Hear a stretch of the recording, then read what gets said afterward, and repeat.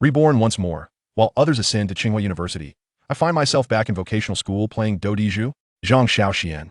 Is it possible? I've been reborn, yet remain a slacker? How am I supposed to navigate this? Initially intending to maintain a low profile, I soon discover that my deskmate is also a reincarnate. She's a hip-hop girl, lollipop in mouth, reveling in chaos. He's the king of mediocrity at the vocational school, subscribing to the belief that the pinnacle for vocational students is early retirement. When two reborn vocational students collide, the world as we know it shatters. Top scholars? Non-existent. The daily life of a vocational student consists of slacking off in class, playing do diju during breaks, feigning seriousness during morning studies, and collectively slacking off during evening self-study. Reversal of fortunes? Also non-existent.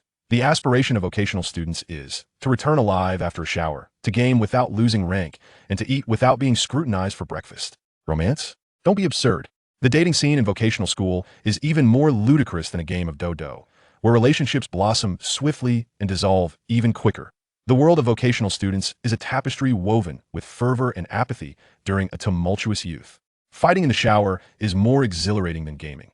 Merely finishing a shower alive makes one the victor. The braggart boasts daily, yet I'm always the only one left waiting for class to end.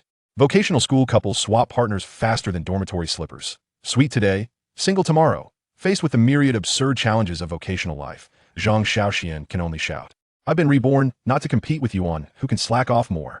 But the vocational students chuckle and tell him, buddy, if vocational students don't slack, are they even vocational students? Chapter 1.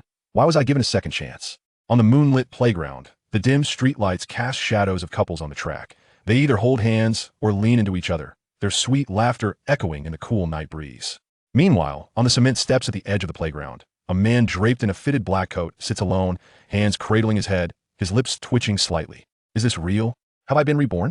Zhang Shaoxuan, a product of vocational school, landed a job as a security guard after graduation, thanks to family connections. Earning a modest salary of $5,000 to $6,000 a month, it isn't extravagant, but it suffices compared to many young people. Years later, he purchased a modest home in his hometown, leading a life that was, for the most part, uneventful. Yet I was quite content. Why has fate suddenly reset my life? Zhang Shaoxuan muses, a swirl of emotions stirring within him. Never had he contemplated rebirth.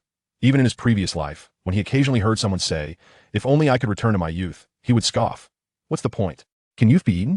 Now it seems youth cannot be consumed, yet he has been unceremoniously thrust back into it. Zhang Shaoxuan casts a glance at his attire. The black coat sways gently in the breeze, complemented by a simple fitted dark turtleneck, cargo pants, and leather boots, exuding an aura reminiscent of a certain villain from old Hong Kong films. Looking around at his fellow vocational students, each chattering excitedly about games, modified cars, fights, and the prettiest girls in class. Everything feels so familiar that he feels an urge to curse. Damn it, has heaven nothing better to do than to make me relive my vocational school days? Zhang Shaoxuan massages his temples.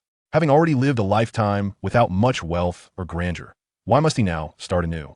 Forget it. Since I'm here, I might as well go with the flow.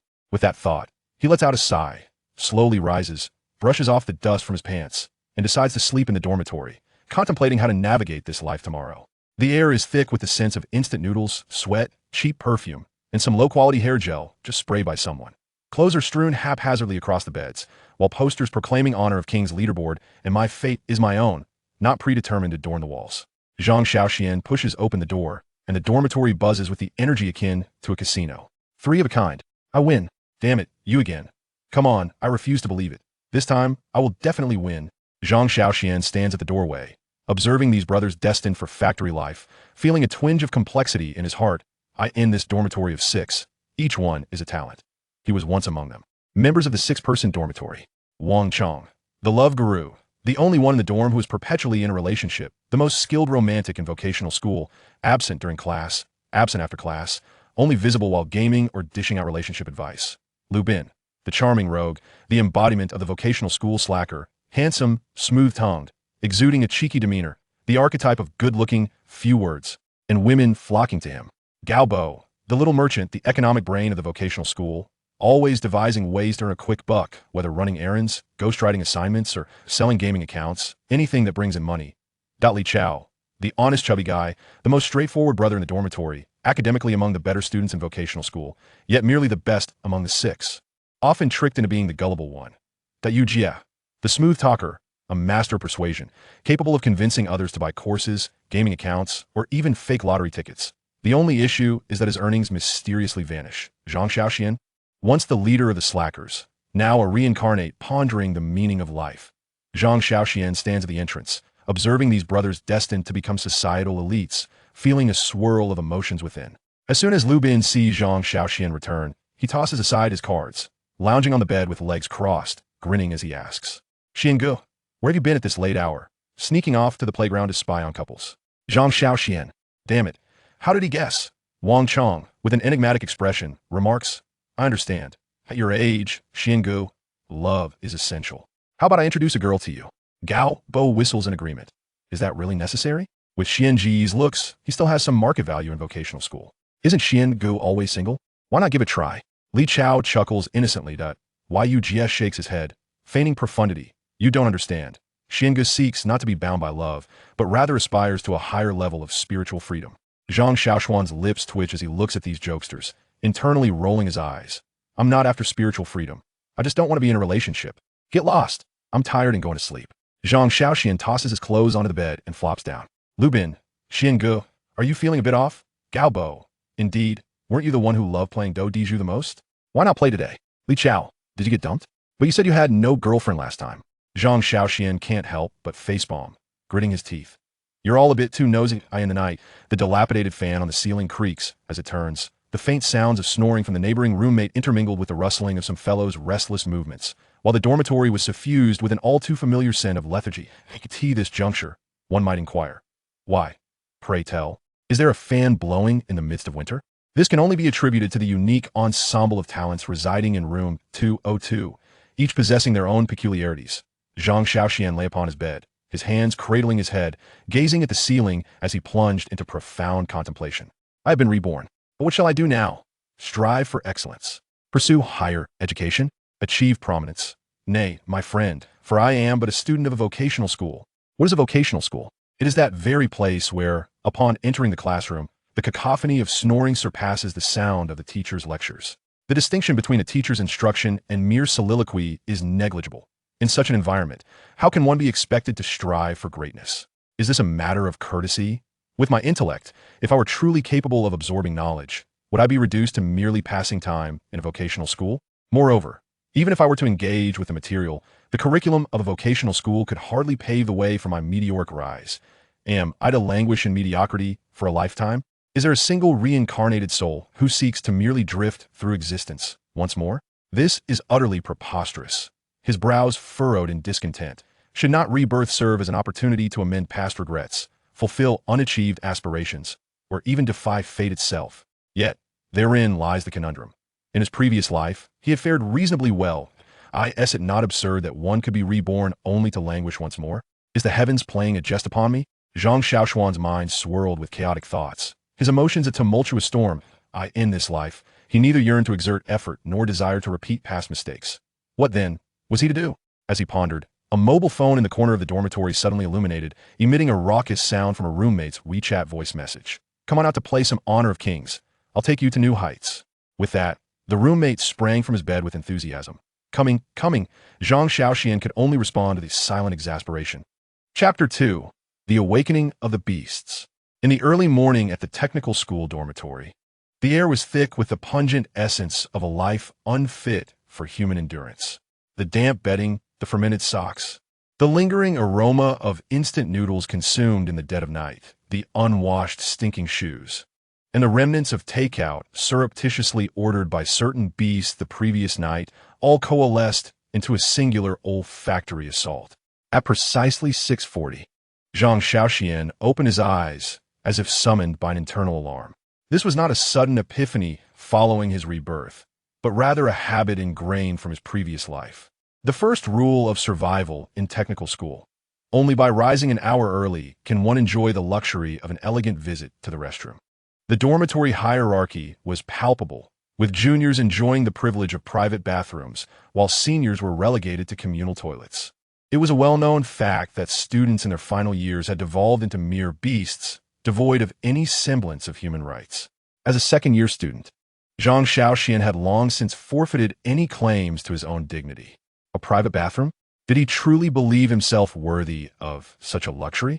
This also meant that should one oversleep, they would be forced to bear witness to a horde of beasts simultaneously unleashing their morning rituals. The scene, the stench, the quality of the air, each element rivaled that of a chemical plant disaster. The dormitory supervisor would often comment, "You are all adults now. It is time to adapt to the harshness of life." Thus, the seasoned veterans would act preemptively. Damn it, even after being reborn, he still found himself enduring this wretched existence. With a toothbrush clenched between his teeth, Zhang Shaoxuan stood before the faucet, gazing into the mirror at his rejuvenated visage, which seemed to mock him with its youthful exuberance. Was it truly the case that he had been reborn only to lead such a life once more? To strive for academic excellence? Impossible. Such an endeavor was utterly unattainable. To continue wallowing in mediocrity? Then what purpose did his rebirth serve? What then should he pursue?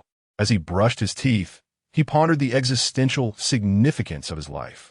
After completing his morning routine, Zhang Shaoxuan returned to the dormitory, where 3 of his roommates were already awake, while the remaining 2, Lu Bin and Yu Jie, remained sprawled on their beds like lifeless swine. A tradition existed within the dormitory. At 7:20 each morning, Lu Bin and Yu Jie must be forcibly awakened. The rationale was simple. They never arose voluntarily. Their alarms remained unheeded, and even when roused, they would merely roll over and return to slumber. Initially, the dormitory residents approached the task with patience, employing gentle methods to rouse them, such as softly tapping, "Bro, it's time to get up," or kindly reminding, "It's time for class. You'll be late if you don't hurry." They would even attempt to pull back the covers, urging, "Stop sleeping, hurry up." However, practical experience proved these tactics ineffective against the beasts. Thus, today, Galbo resolved to resort to more drastic measures. Taking a deep breath, he seized the bed frame and shook it violently. "Get up, get up. If you don't hurry, you'll be late." The bed frame groaned pitifully, causing the entire dormitory to tremble. Lu Bin and Yu Jie.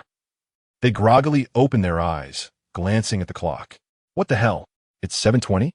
In an instant, the 2 sprang from their beds like they had been injected with adrenaline, dressing in a mere 3 seconds. Shoes left untied as they barreled toward the door. Washing their faces? Brushing their teeth? Such luxuries were non-existent. They would do it after morning study or not at all. For who would notice if they didn't tea-kiss anyone? Zhang Shaoxuan had grown accustomed to this. After all, it was the daily routine of technical school beasts. At 7:30, it was time for morning study. However, morning study at a technical school differed vastly from that at a conventional school. In a typical school, "All right, students, turn to your textbooks. Today we will recite XX lesson." In a technical school, "All right, students, take out your books, open them, and go to sleep." This encapsulated the reality of morning study. Merely managing to keep one's eyes open was an achievement. Reading? That was out of the question. But Class 702 was an anomaly. Their homeroom teacher, Zhang Mei, was a seasoned educator with a wealth of teaching experience and a fiery temperament, affectionately dubbed Mama Mei by the students.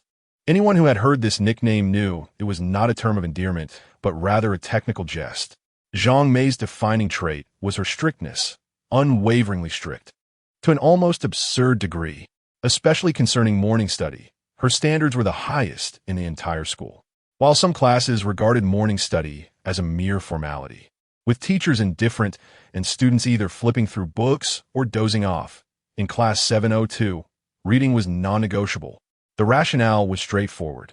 The student council would conduct inspections. They dispatched personnel daily to monitor morning study compliance, and should any class be found lacking, the homeroom teacher would face public reprimand. And who was Mama Mei? She was the formidable force of Class 702, and she would never allow her class to suffer disgrace in such matters. Hence, reading was mandatory. Yet, this very requirement transformed the morning study into a grand spectacle of half-hearted reading. At the podium, Zhang Mei's gaze swept across the classroom like radar, ensuring every student's textbook lay open before them, their mouths mechanically reciting, creating a monotonous backdrop of noise. Yet in reality, a staggering 80 of the students had completely vacated their minds.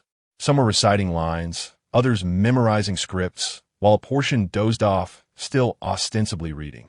Zhang Shaoxuan sat at the back, observing the scene with a slight smirk. The familiar ambience, the familiar routine. Crack! In front of him, Yu Jie had already succumbed to slumber, his head buried in the pages of his book. He reached out to tap Gao Bo, whispering, "Wake me when Mei is patrolling." Gao Bo nodded, continuing to flip through his book, mumbling indistinctly. "This is a pen." Zhang Shaoxuan glanced down, bemused. This was clearly a language textbook. All right, go ahead and sleep." Gao Bo murmured back, feigning engagement with his reading. Meanwhile, sitting in the corner, Zhang Shaoxuan pondered the path a technical school student should take. Having returned to life, what direction should he choose? In this life, he wished to avoid arduous efforts, yet also shun the aimless drifting of his previous existence. He sought a comfortable method to navigate life, one that was easy yet not entirely devoid of purpose. But did such a path truly exist in this world? Why did it feel as though he were merely indulging in a daydream?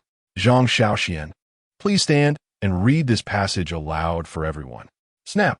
The entire class fell into a stunned silence. All heads turned in unison, fixating on Zhang Shaoxuan. Zhang Shaoxuan, what have I done to deserve this?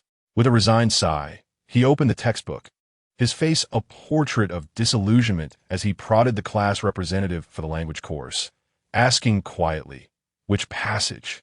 The class representative, stifling laughter, pointed to a specific section. Zhang Shaoxuan glanced at it, then with a lackluster tone began, "In the land of the north, the scenery is splendid. 1,000 miles of ice and 10,000 miles of snow."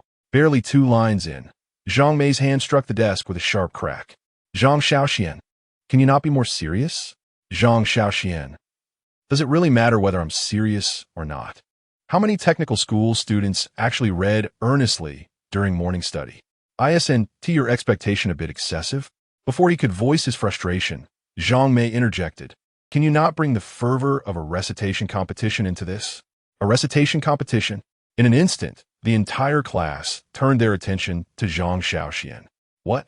Did Shaoxuan actually participate in a recitation competition? Is that for real? Isn't he supposed to be a slacker? How could he possess such an elite skill? You fail to comprehend. This is the multifaceted existence concealed within the life of a mediocre student. Chapter 3. The Breakfast Smuggling Scheme. A vocational school recitation competition? Indeed, at this juncture in his previous life, it appears he genuinely participated. However, it was not of his own volition. Zhang Mei forcibly enrolled him. The rationale was, "You possess a pleasant voice and are not unattractive. You are well suited for the stage." To make matters worse, just prior to the competition, Zhang Mei altered his recitation script. That script was utterly atrocious. Ultimately, while others seized the first prize, he merely received the award for most popular. Even more absurdly, the head of the student affairs department specifically requested that he host the next event. Not a chance. Contemplating this, Zhang Shaoxuan was filled with exasperation. Early morning reading coupled with a speech? This is a bit excessive, isn't it? Is this some sort of conspiracy against me? Yet, Zhang Mei had already set her sights on him, arms crossed, her tone brooking no dissent. "You shall lead today's reading." Zhang Shaoxuan, this is just a covert coercion to force me into a speech? If you refuse to read, your credits will be deducted. Zhang Mei continued to press her advantage, her smile deceptively benign. Zhang Shaoxuan was momentarily dumbstruck. What kind of absurd regulation is this? Deductions for not reading during morning study? Does this vocational school even have credits? The surrounding students were suddenly wide awake, their eyes gleaming with schadenfreude, eager to drum up a ruckus. "Wait, May, get a grip. I only gained 10 points from my last recitation competition, and now you want to deduct 10 points? Isn't that just counterproductive? I toil for 10 points as if it were a matter of life and death. Well, you could just take 10 points away as if it were nothing." Zhang Mei gazed at him with a smile. Her eyes seemed to say, "Keep talking, and I'll deduct 20 points. Zhang Shaoxuan, fine. You are formidable." Zhang Shaoxuan cleared his throat, straightened his posture, and with a deep breath, he assumed the demeanor of the recitation champion from his previous life, declaring, "Ah, the grandeur of youth." The entire class was left astounded by his vocal prowess, with Yu Jia's jaw nearly hitting the floor. As Zhang Shaoxuan recited, members of the student council assigned to check morning readings paused in their tracks, bewildered. No way, the students of Class 702 are genuinely engaged in their reading. Is this real? Isn't vocational school notorious for its lackadaisical approach to morning study? Well, of course, they have May's mother. All right then, Class 702 has passed today's inspection. Meanwhile, Zhang Mei on the podium wore a satisfied smile. As he concluded his final sentence, sporadic applause erupted from the class. Zhang Mei, well done, that was quite good. Zhang Shaoxuan, so, can the credits be restored? Zhang Mei, no. Zhang Shaoxuan, damn it, why is the path of a vocational student becoming increasingly arduous? 7:50 a.m., as the early reading concluded, the vocational students were greeted by one of the most significant moments of their lives. Breakfast time. In the bustling cafeteria, throngs of students shuffled forward, their groggy bodies resembling zombies as they approached the serving window. At this moment, Zhang Shaoxuan stood at the entrance of the cafeteria, deep in thought. What about the sloths in the dormitory? Yu Jie was still dawdling in the dormitory, mumbling whether breakfast mattered, claiming he could catch up on sleep later. Li Chao, on the other hand, was fretting, I'm out of money. Zhang Shaoxuan frowned. Out of money? What happened? Li Chao wore a despondent expression. I splurged on a 648 yesterday. Zhang Shaoxuan. Are you out of your mind? Meanwhile, Wang Chong and Liu Bin had already succumbed to fatigue, resting their heads on the table. Yet, Gao Bo was tasked with a formidable challenge. His objective was 10 eggs, 5 cups of soy milk, 20 buns, and an assortment of miscellaneous items. Zhang Shaoxuan. Are you kidding me? Are our classmates now acting as NPCs assigning missions? Gao Bo, struggling under the weight of 2 trays, slowly maneuvered toward the cafeteria window, muttering, Goodness, today's mission is rather challenging. The weight is quite substantial. Zhang Shaoxuan, exasperated, surveyed the items on his trays and suddenly recognized an inconsistency. Wait, Gao Bo, why are you buying mixed noodles? Gao Bo, Liu Bin ordered them. Zhang Shaoxuan. Can you even bring that into the classroom? The student council will check. Breakfast in a vocational school typically comprises easily portable items like buns, soy milk, eggs, and steamed rolls. After all, students head directly to class post-study, and the student council is vigilant. But mixed noodles, this is clearly a challenge to the authority of the student council.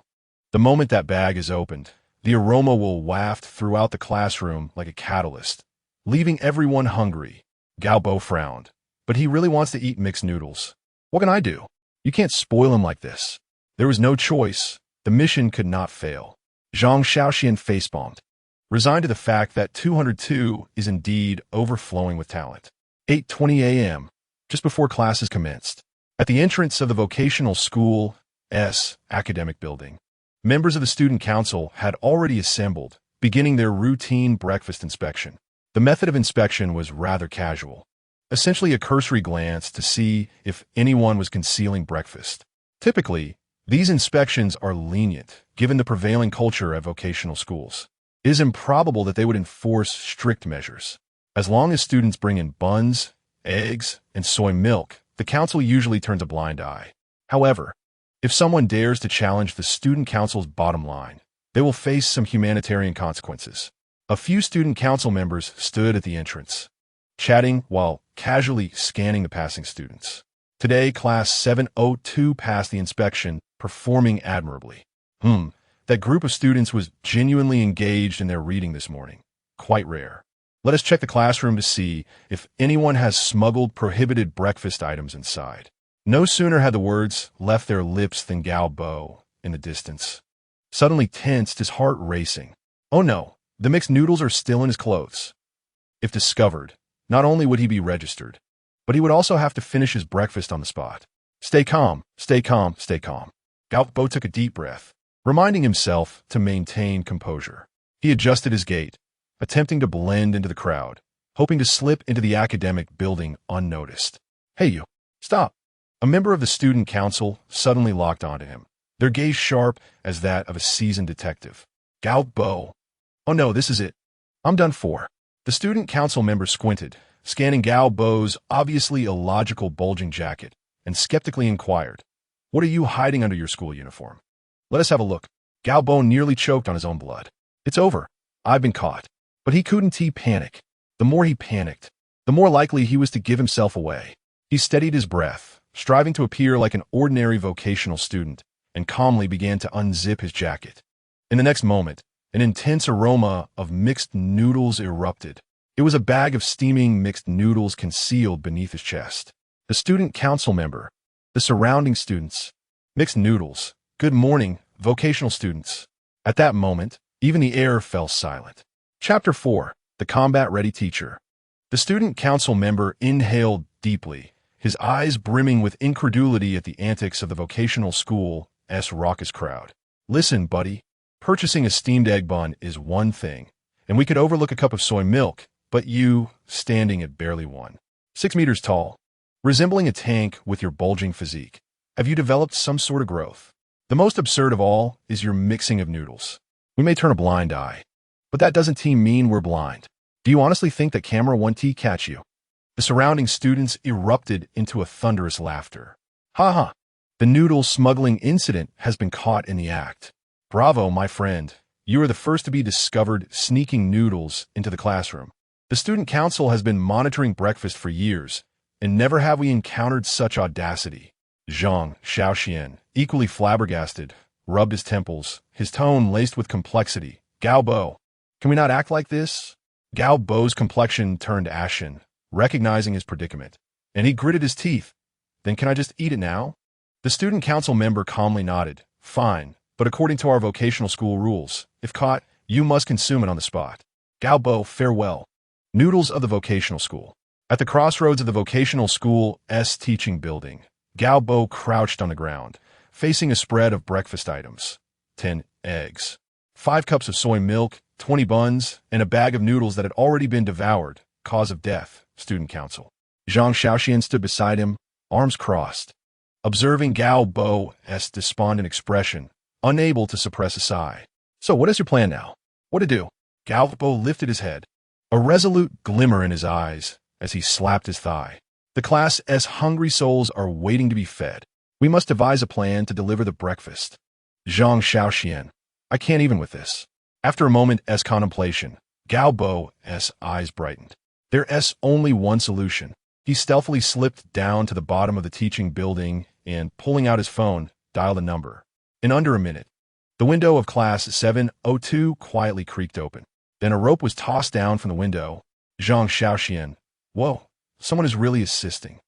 These vocational school students are indeed a resourceful bunch." Gao Bo, brimming with excitement, grasped the rope and meticulously secured the breakfast items, preparing for the delivery mission. Zhang Shaoxian facepalmed, unable to refrain from commenting, "Do you really lack breakfast this badly? Is it now a tactical operation?" Gao Bo nodded earnestly. "Absolutely.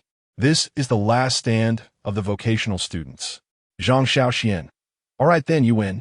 Inside the classroom, the students responsible for the operation began anxiously tugging at the rope, hauling the breakfast items upwards.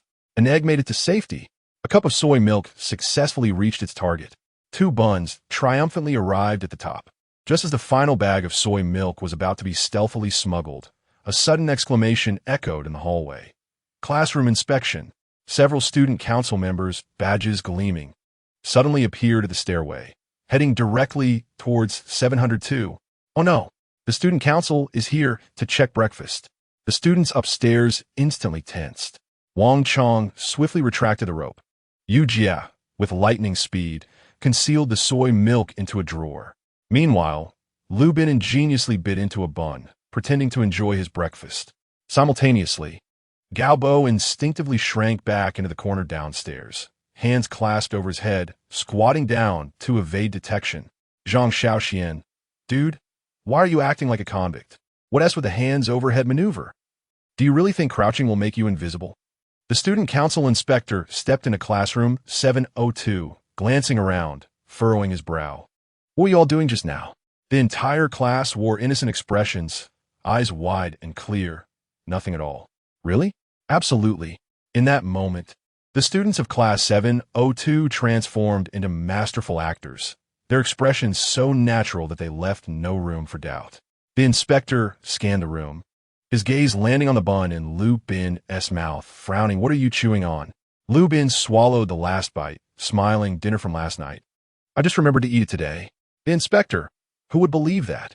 "Are you ruminating?" Yet, the unfortunate reality was that he found no other breakfast items. Left with no choice, the inspector shot them a long, scrutinizing glance before ultimately turning to leave. Class 702 had successfully defended their breakfast. Downstairs, Galbo looked up, exchanging thumbs-ups with the students at the window. They had triumphed in this battle. The camaraderie among vocational students exceeded all expectations. In the first math class of the morning, there exists an unwritten rule within the vocational school's curriculum. All core subjects are scheduled for the morning.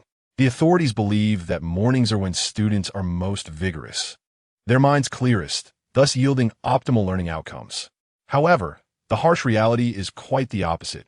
In fact, mornings are when students are at their most fatigued. Those who had stayed up all night gaming were still slumbering. Couples who had been on late-night phone marathons were caught in a chaotic cycle of disrupted biological clocks. Even the earnest souls who had turned in by 10 the previous night bore disheveled hair, their eyes vacant and devoid of life. During this class, not even a single phone was played with, a testament to their overwhelming drowsiness. At that moment, classroom 702 was enveloped in a bizarre atmosphere. The bell rang. Yet everyone lingered in a state of half-consciousness. Those who usually indulged in sneaking out their phones now couldn't even muster the energy to retrieve them. Students by the windows leaned against the walls, entering a state of semi-paralysis. The class representative attempted to keep his eyes wide open, but 10 minutes later, he too succumbed, his eyelids beginning to droop. The math teacher stood at the podium, brow furrowed, vigorously wielding chalk to scrawl an array of formulas on the blackboard. Zhang Shaoxuan stared blankly at the board, his pupils gradually dulling. He simply couldn't comprehend. It was as if he were reading an ancient text. Why was it that protagonists in novels could swiftly excel? Why could they catch up on missed lessons in mere days while he felt as though he were deciphering hieroglyphs? Why could others be reborn into academic prowess while he remained a perennial underachiever? He rubbed his eyes, attempting to awaken his senses. But in the next moment, everyone, pay attention to the lesson. The math teacher slammed the desk, causing chalk dust to swirl around. The entire class 702 jolted at the sound, groggily raising their heads. Yet their expressions remained blank. "Who are you? What are you saying? What do you want?" The sea of puzzled eyes caused the math teacher's face to darken. This was a newly appointed instructor, appearing to be in his early 20s, likely fresh out of his internship, earnest yet irritable. However, he was yet to grasp the survival rules of the vocational school. Vocational school teachers typically fall into 3 categories. 1. The laissez-faire type. Having given up on teaching, they rely on fate during lessons. 2. The resigned type. They wish to teach but realize they cannot control the situation, gradually learning to ease off. 3. The combative type. They attempt to combat the students with high-intensity teaching, but generally do not last more than 2 months.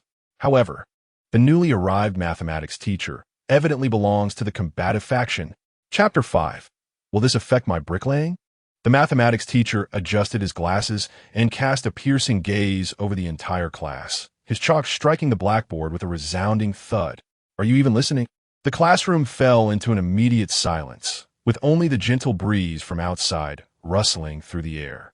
At this moment, the traditional survival instinct of vocational students automatically kicked in, playing the fool. A certain student weakly responded, "Yes." The mathematics teacher retorted, "What nonsense. Then tell me, what I just explained." The class remained silent. After a tense 5 seconds, the class monitor cleared his throat and ventured, "Calculus?" The mathematics teacher snapped, "You vocational students. What on earth do you know about calculus?" The class monitor stammered, while the rest of the class exchanged bewildered glances. 3 seconds later, Class 702 erupted in a stifled laughter. The mathematics teacher's expression darkened further as he inhaled deeply, striving to regain his composure. He surveyed the room full of students before finally fixing his gaze on someone. "Zhang Shaoxuan, stand up." Instantly, everyone perked up, their eyes sparkling with excitement, as though they were thinking, finally, it's your turn." Some even nearly applauded in anticipation. Zhang Shaoxuan stammered, "What the hell? Why is it me again?" Gritting his teeth, he stood up, rapidly devising a strategy to navigate this mathematical crisis. The teacher crossed his arms, his tone stern. "You tell me, what was I just discussing?" Zhang Shaoxuan's mind raced, attempting to piece together a few mathematical terms. Clearly, it was futile. Gazing at the complex equations on the blackboard, his pupils began to glaze over. He fumbled with his words, his finger propped against his chin, resembling someone utterly lost. After a moment of contemplation, he decisively chose to feign ignorance. Clearing his throat, he put on a serious expression and spoke steadily. "Teacher, your lecture was exceptional, elucidating profound concepts in an accessible manner, and I greatly benefited from it." The mathematics teacher was taken aback, while the class remained silent in disbelief. At that moment, a heavy stillness enveloped the classroom. The teacher's expression shifted from sunny to a stormy warning in an instant. Did you really listen or not? He could no longer contain his frustration. Zhang Shaoxuan, with a clear gaze, resolutely nodded. "I did listen." The teacher, exasperated, countered, "Then tell me, what was the derivation process of that formula on the board?" Zhang Shaoxuan glanced at the densely packed mathematical symbols and fell silent. Yet, vocational students never concede defeat. They would deceive if necessary. He pondered for a second, inhaled deeply, and slowly began. "Teacher, I suddenly realize that your class has imparted a profound understanding to me." The mathematics teacher frowned. "What understanding?" Zhang Shaoxuan's expression turned solemn. "The integration of numerical and geometric concepts, the expansion of thought and logical deduction. Mathematics at its core is philosophy." The mathematics teacher's face darkened. "Get out of my class." Zhang Shaoxuan replied without hesitation, "All right." He returned to his seat, unruffled. The teacher's patience had been utterly exhausted. "What is wrong with you all? This is just the first class, and you're all slacking off?" The class fell silent once more. In the next moment, Yu Jie spoke up softly. "Teacher, you have a point, but how does mathematics relate to us laying bricks on a construction site?" The mathematics teacher shouted, "Shut up." The entire class erupted in laughter. The first mathematics class of the morning concluded, and the teacher was left in despair. With a grim face, he returned to his office, hands on his head, feeling as though he had endured a psychological ordeal. How on earth had this group managed to survive until now? He truly did not understand. He was a distinguished graduate from a normal university, filled with educational ideals. Having come to a vocational school with aspirations to ignite a love for mathematics among his students. Yet, reality had slapped him harshly. The students he taught were not only slacking off, but were also adept at deception, resembling seasoned veterans. At that moment, an older teacher in the office, observing his despondent demeanor, couldn't help but pat his shoulder and say earnestly, "Young man, don't strive too hard. Mathematics classes in vocational schools are merely a formality." "What?" The mathematics teacher jolted up, his eyes filled with disbelief and indignation. "What does formality mean? If even we, the teachers, give up on them, what will become of them?" His voice carried a hint of stubbornness and defiance. After all, he had just graduated and still believed that education could change everything. Though their grades were poor, they still had futures. If we teach diligently, they could surely excel in mathematics. The older teacher sighed, his eyes reflecting the weariness of experience. He gently shook his head and replied, "Well, laying bricks is also a contribution to society." The mathematics teacher was left utterly speechless. What does it mean that laying bricks is also a contribution to society? He was here to teach mathematics, not to train construction workers. "Senior, your perspective is far too pessimistic. We cannot treat students this way. It is irresponsible." The older teacher glanced at him, his tone calm. "Then, how do you think that class went?" The mathematics teacher opened his mouth, suddenly at a loss for words. In that class, he had lectured for a full 90 minutes. Yet no one had listened. He had called on students to answer questions, and the class remained silent, with the monitor even giving an absurd answer about calculus. He had attempted to engage students in serious contemplation, only to find them discussing philosophy. He had been defeated thoroughly and completely. Yet, he was still unwilling to concede. "No, I have come to educate and nurture, not to succumb to despair." The older teacher shook his head, sighing, "Young man, heed my advice. Vocational students are not inherently flawed. Rather, their environment has fostered such learning habits." The mathematics teacher furrowed his brow. "What do you mean?" The older teacher leaned back in his chair, calmly explaining, "They have never been part of the educational system selection. Most students in vocational schools began to slack off in middle school, their grades falling behind. By the time they reach vocational school, they're already accustomed to a life of mediocrity. You wish for them to learn mathematics, but to them, mathematics has long become an alien language. To ask them to listen to a lecture is akin to instructing a group of non-swimmers to learn the butterfly stroke." The mathematics teacher fell silent. He had never considered that the students' lack of effort was not merely an attitude issue, but stemmed from their complete inability to grasp the subject matter. However, if we do not teach, they would truly have no hope whatsoever. The mathematics teacher remained resolute. The older teacher chuckled softly, patting his shoulder. "You can certainly try, but you will soon realize that not everyone can become a top student. The paths of vocational students are inherently different from those of students in prestigious high schools or universities. Do you wish for them to attend university? That is unrealistic. Do you hope for them to tackle advanced mathematics? Even less so. You can only teach them the most fundamental concepts, enabling them to at least earn a living in the future. As for mathematics, rest assured, it is not needed on the construction site." At this moment, the mathematics teacher was engulfed by an unprecedented sense of frustration. He had once believed that vocational students merely required a capable instructor to ignite their passion for learning. However, he was now beginning to comprehend that the challenges were far more intricate than he had initially perceived. He lowered his head in contemplation, remaining silent for an extended period. The veteran teacher, observing his demeanor, chuckled softly, picked up his water cup, and strolled towards the window, casually adding, "Nevertheless, if you truly wish to teach them well, it is not an impossible task." The mathematics teacher's eyes brightened, and he abruptly raised his head. "How can I achieve that?" The veteran teacher turned back, a playful smile gracing his lips. "First, learn how to engage in a battle of wits with these young rascals." Chapter 6. Are you opening a door for me? In stark contrast to the tumultuous battlefield of the previous mathematics lesson, the atmosphere in the English class was markedly more harmonious. The English teacher, Ms. Lin, in her 30s, exuded a gentle demeanor, imbued with a sense of tranquil wisdom.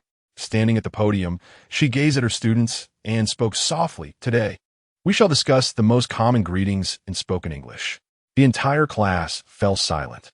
Below the podium, the majority of students remained teetering on the brink of slumber.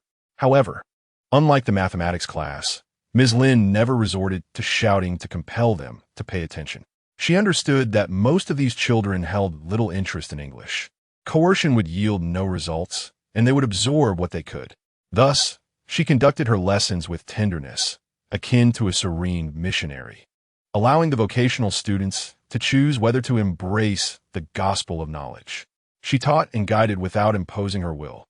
It was as if she existed in a secluded paradise, relishing her solitary teaching journey. The vocational students held her in high regard because she never pressured them.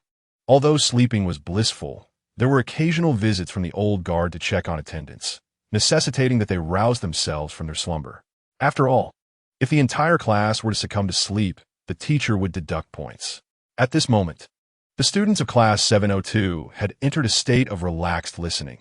Some earnest students sat upright, diligently taking notes, though they hardly understood. Others pretended to pay attention, their gazes focused, yet their minds had already soared into the realms of gaming. The remaining students had begun to exploit the freedom of the class, slipping into relaxation mode. For instance, Yu Jie was leisurely savoring the soy milk buns he had smuggled in from the last lesson. Galbo leaned back in a chair, his eyes half closed, engaging in a state of conscious napping. Li Chao, with a pen clenched in his mouth, stealthily flipped open a novel, immersing himself in another world. Zhang Shaoxuan continued to gaze blankly at the English words on the blackboard, lost in thought. Why? Why is my English still abysmal? Zhang Shaoxuan furrowed his brow, staring at the words on the blackboard, his mind flooded with memories of his previous life's dismal English exam experiences. He had begun to suspect that he was the antithesis of a protagonist in a novel. What did others experience in their rebirths? They awoke with extraordinary prowess, their talents shining brightly, able to learn subjects instantaneously, transforming from academic underdogs to top scholars. English flowed from their lips with fluent ease, effortlessly outshining all the teachers in school. And what of him? Mathematics remained an enigma. English still eluded him. He was still that vocational student who couldn't even memorize the 26 letters of the alphabet. It was utterly absurd. Was there a bug in his rebirth version? Why did others experience rebirth as a cheat code, while he merely continued to languish? Shouldn't this be the moment when the English teacher pointed out his flaws, and he could magnificently retort? The narrative seemed amiss. Just as Zhang Shaoxuan was grappling with existential doubts, Ms. Lin gently posed a question. What do you all think is the most important aspect of English in daily life? The classroom fell silent for a moment. Then Galbo suddenly raised his hand, his expression earnest. Teacher, I think it's ordering food. Ms. Lin responded with a puzzled glance. The class erupted in laughter. Galbo declared with conviction, the most practical use of English is, after all, ordering at McDonald's, right? You chimed in exactly. This one, that one. I've relied on those two phrases countless times to place my orders. Ms. Lin gazed at the rowdy class with a bemused smile, refraining from reprimanding them. Instead, she patiently replied, then let us learn how to order food in English today. Instantly, the vocational students perked up. Hooray! Teacher, I want to learn how to order this spicy McChicken. Can you teach me how to ask for fries without salt? Teacher, how do I say ID like an extra Coke? Ms. Lin looked at the suddenly ignited enthusiasm for learning, torn between laughter and tears. She thought, well, any learning is better than none. In the vocational school cafeteria, at 12:10 p.m., the place was packed, resembling a scene from the Spring Festival travel rush.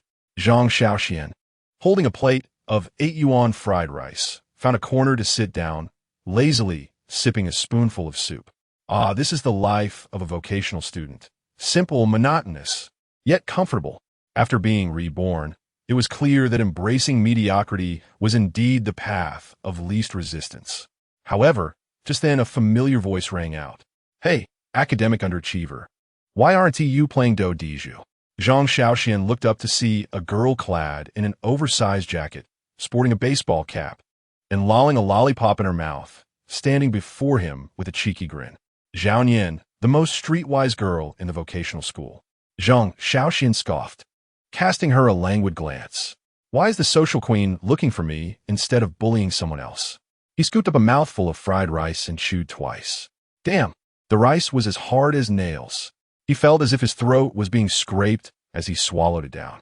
The fried rice in the vocational cafeteria was, as expected, as terrible as ever. He should have just ordered takeout. Reminiscing about youth was undeniably foolish. Zhao Nian stood across the table, hands in her pockets, a sly smile curling her lips. Bullying you? She raised her eyebrows, popping the lollipop into her mouth with a snap. Academic underachiever. Do you think you're worthy of that? Zhang Shaoxuan was at a loss for words. This girl had everything going for her, except for her overbearing attitude. Whether I'm worthy or not is not for you to decide. I believe I am. Zhao Nian snickered and plopped down directly across from him, flipping her baseball cap backwards, crossing her legs, and casually pulling out a pack of spicy strips. What has gotten into you today? Don't you usually play do diju? Zhang Shaoxuan's lips twitched slightly. Damn, was there really someone in the vocational school who thought playing do diju was the serious business, while embracing mediocrity was the oddity? I've always embraced mediocrity, he replied matter-of-factly. Playing do diju is the pride of vocational students. Mediocrity is the ultimate life goal. Zhao Nian studied him for a moment before bursting into laughter. Well, look at you. After being reborn, you've become even more of a slacker than before. Zhang Shaoxuan. Wait a minute. What did she just say? What did you say? Zhang Shaoxuan's smile suddenly froze, his gaze sharpening as he focused intently on Zhao Nian. What did she just said? You've become even more of a slacker, Zhao Nian shrugged, tearing open the spicy strips and tossing one in her mouth. What is wrong? Academic underachiever. Can't comprehend plain language? Something fell off. It was far too off. Zhang Shaoxuan abruptly set down his spoon and fixed his gaze upon her, his brow furrowing in confusion. How could this woman utter the words reincarnation? Could it be that she too had been reborn? Zhao Nian, what do you mean? He asked, scrutinizing her with a probing tone. Literally, Zhao Nian replied nonchalantly, slurping on a spicy strip. I just didn't expect that after your rebirth, you would still be so useless. Zhang Shaoxuan retorted. Are you also reborn?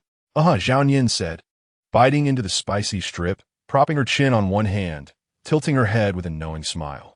Surprised? How did you know I was reborn? Did you check my account? Seriously, which vocational school students eyes every day like an old man? Zhang Shaoxuan's mood could only be described with one word: exasperation. Chapter 7. Can girlfriends be bought in bulk? The two exchanged glances, an odd atmosphere enveloping them. Two vocational students reborn? This was absurd, wasn't it? Zhao Nian continued to munch on her spicy strips, seemingly unfazed. All right, slacker brother, I knew you wouldn't achieve much. Even after reincarnation, you remain a slacker. Zhang Shaoxuan shot back, and what about you? Miss Socialite of the vocational school, do you plan to continue your idle lifestyle? Or will you choose a different path this time? Zhao Nian chuckled lightly. Of course, I'll still be in the social scene, but this time, I'll do it more professionally. What do you mean? Zhao Nian licked her spicy strip, squinting her eyes. After graduating from vocational school, it's a waste to become a cog in the corporate machine. If I'm reborn, I should engage in something legitimate. Otherwise, wouldn't it be a squandering of heaven's gift? Zhang Shaoxuan paused, contemplating her perspective. So, you're looking to make money? What else? Zhao Nian scoffed, her eyes glinting with disdain. Are you suggesting I waste my life like you? Zhang Shaoxuan fell silent. To be honest, after his rebirth, he lacked any drive. Although his previous life was ordinary, it wasn't particularly terrible. Yet, if he could enjoy a more comfortable life while making money, perhaps it wouldn't be such a loss. He gazed at Zhao Nian, his expression becoming increasingly complex. So what do you intend to do? Zhao Nian smiled slightly while chewing on her spicy strip. Start with small businesses to test the waters. To earn money, one must first experiment to find the right approach. For instance, think about what vocational students love most. What is it? Zhang Shaoxuan raised an eyebrow. Video games? Snacks? Girlfriends? Zhao Nian laughed. Can you really buy girlfriends in bulk? Zhang Shaoxuan replied, if you're savvy enough. It might just work. Zhao Nian sighed. Never mind. Let us focus on games and snacks first. Zhang Shaoxuan pondered. Although vocational students generally had limited spending power, if they could discover a suitable method for making money, it might indeed be feasible to develop a side business. He looked at Zhao Nian across the table and suddenly felt that this woman had some potential. How much startup capital do you have? He inquired. You can't just rely on talk to run a vocational school business. Without money, don't even think about getting rich. But to Zhang Shaoxuan's astonishment, Zhao Nian's eyes widened as if she were saying, wait, startup capital? How come I never thought of that? Zhang Shaoxuan exclaimed. You've already mapped out the vocational school economic market, yet you didn't consider where the money would come from? Is this for real? This isn't entrepreneurship. It's a recipe for disaster. Thus, the vocational school wealth freedom plan was abruptly aborted before it even began.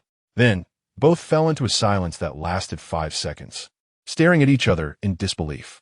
Zhao Nian broke the silence. How about we just slack off for now? Zhang Shaoxuan replied. Slack off? What kind of logic is that? Thus, the two who had just been discussing how to become the strongest capitalists of the vocational school turned into competitors for the title of the most useless students in mere minutes. Zhao Nian slouched back in her chair, a bundle of lethargy, munching on her spicy strips with a languid air. I can sleep for 15 hours a day. Does that count as slacking off? Zhang Shaoxuan smirked. Please, I can sleep for 18 hours a day. Your 15 hours are nothing. Zhao Nian retorted. That should be classified as paralysis, right? Zhang Shaoxuan answered. Seems like it indeed is. Zhao Nian added. I can consume 5 packs of spicy strips a day without drinking water. Zhang Shaoxuan replied. I can go 3 days without washing my hair and still get by with a hat. Zhao Nian declared. I can wear a piece of clothing for a week without washing it. Zhang Shaoxuan quipped. That's not slacking. That's being a vagabond. Zhao Nian protested. A vocational student ought to save wherever possible. If laziness is an option, I'm all for it. Zhang Shaoxuan conceded, you win. In the vocational school cafeteria, the atmosphere was eerily quiet. Zhang Shaoxuan continued to chew on his hard, gritty fried rice, his expression as numb as that of a condemned man. Zhao Nian, on the other hand, squinted at him with a hint of skepticism in her gaze. But you can't seriously intend to live like this for the rest of your life after being reborn, can you? Otherwise, am I supposed to turn my life around? Become the President of the United States? Zhang Shaoxuan replied with a look that clearly said, are you out of your mind? Zhao Nian was taken aback. This guy really doesn't plan to put in any effort at all. Did you live like this in your past life too? Zhang Shaoxuan casually scooped another mouthful of fried rice, mumbling it was all right, at least it's better than working in a factory tightening screws. And what about this life? What can I do? Just keep slacking off. Zhao Nian looked at him, unable to suppress a laugh tinged with contempt. You're something else. Not even wanting to improve after being reborn. What is the meaning of your life? Zhang Shaoxuan paused, lifting his head to glance at her impatiently. You're the one with the problem. Who says reincarnation necessitates struggle? Not everyone who is reborn aspires to become a billionaire, attend Tsinghua University, or reach the pinnacle of success. I lived comfortably in my past life, and naturally, I wish to continue that comfort. Besides, aren't you the same? Why don't you pursue a graduate degree and start a business, instead of choosing to linger in vocational school? Zhao Nian hesitated. She opened her mouth to retort, but found herself momentarily speechless. After a few seconds, she let out a soft snort. You're quite the talker, aren't you? Thank you. Thank you, Zhang Shaoxuan said dismissively, returning to his fried rice, his expression as apathetic as ever. Zhao Nian lowered her head, gnawing on her spicy strips, feeling a bit restless. Although she claimed to be continuing to slack off upon returning to vocational school, deep down, she felt a twinge of unwillingness. She didn't want to end up like in her previous life, drifting aimlessly and ultimately relegated to the lowest rungs of society, treated as a mere tool by others. Yet, she also didn't want to follow the monotonous path of an ordinary person, studying hard for university, finding a job, getting married, and having children. What she despised most were those preordained life plans. But she hadn't anticipated that Zhang Shaoxuan would be even more lackadaisical. He had no desire to strive, slacking off with an air of justification, even convinced he was in the right. She shot a glance at Zhang Shaoxuan and couldn't help but ask, don't you really think that just drifting through life like this is a waste? Without looking up, Zhang Shaoxuan replied nonchalantly, what is there to waste? Everyone lives only once. In the end, we all return to dust. Zhao Nian was taken aback. Wow, that is surprisingly philosophical. The philosophical acumen of vocational school students has reached such heights? She couldn't help but chuckle, her tone laced with a hint of disdain. So, do you intend to remain an ordinary person for the entirety of your life? What's wrong with being ordinary? It's quite comfortable, actually. Don't you find it dull? Don't you feel the urge to accomplish something significant? Why not aim for Tsinghua or Peking University? Zhang Shaoxuan calmly retorted. Aren't you the same? Reborn and still muddling through vocational school? Isn't that an even greater waste? Zhao Nian was momentarily taken aback. She pressed her lips together, feeling slightly perturbed. His words, while seemingly devoid of ambition, upon closer inspection, revealed a certain contentment in his existence, unlike hers. She professed a desire to earn money and transform her life, yet in truth, she had not even clarified her own aspirations. She perceived him as a failure, yet he seemed to navigate life with far greater ease. Such irony. Chapter 8. Running naked around the track. In the vocational school cafeteria, an eerie silence descended once more. Zhao Nian chewed on a spicy snack, her gaze fixed disdainfully on Zhang Shaoxuan. Having been reborn, don't you feel the need to pursue a romantic relationship? Isn't it boring otherwise? Zhang Shaoxuan, exasperated, nearly choked on his fried rice. What a peculiar way of thinking you have. Zhao Nian replied. Am I wrong? She glanced at the carefree vocational students around her, then back at Zhang Shaoxuan, her expression one of frustration. With your decades-old soul having returned, you ought to be the most mature man in this vocational school. Why not dominate these youngsters? Isn't courting girls more enticing? Zhang Shaoxuan chuckled softly, shaking his head as he retrieved his phone and opened a shopping app, thrusting the screen towards Zhao Yin's face. She furrowed her brow. What is this? You must strip and run 2 laps around the cafeteria. Zhao Yin exploded. Are you out of your mind? You are the one who's crazy. Zhang Shaoxuan rolled his eyes, slamming his phone onto the table. Look, I don't possess a hypnosis app, and you haven't been hypnotized. How could I possibly build a harem? Zhao Yin retorted. Have you read too many novels? Like the overbearing CEO falls in love with me. So, you genuinely plan to forego romance for the rest of your life. I'm open to romance, but it must be a normal one, not some reincarnation fantasy where every girl in school adores me. What fated heroine could there possibly be in a vocational school? It would be a miracle to find someone who truly likes you. In this day and age, without wealth, how can one aspire for multiple relationships? Are you imagining yourself in a fantasy world? Zhao Yin pondered for a few seconds, unable to suppress a nod of agreement. She surveyed her surroundings. The ratio of girls in the vocational school was alarmingly low.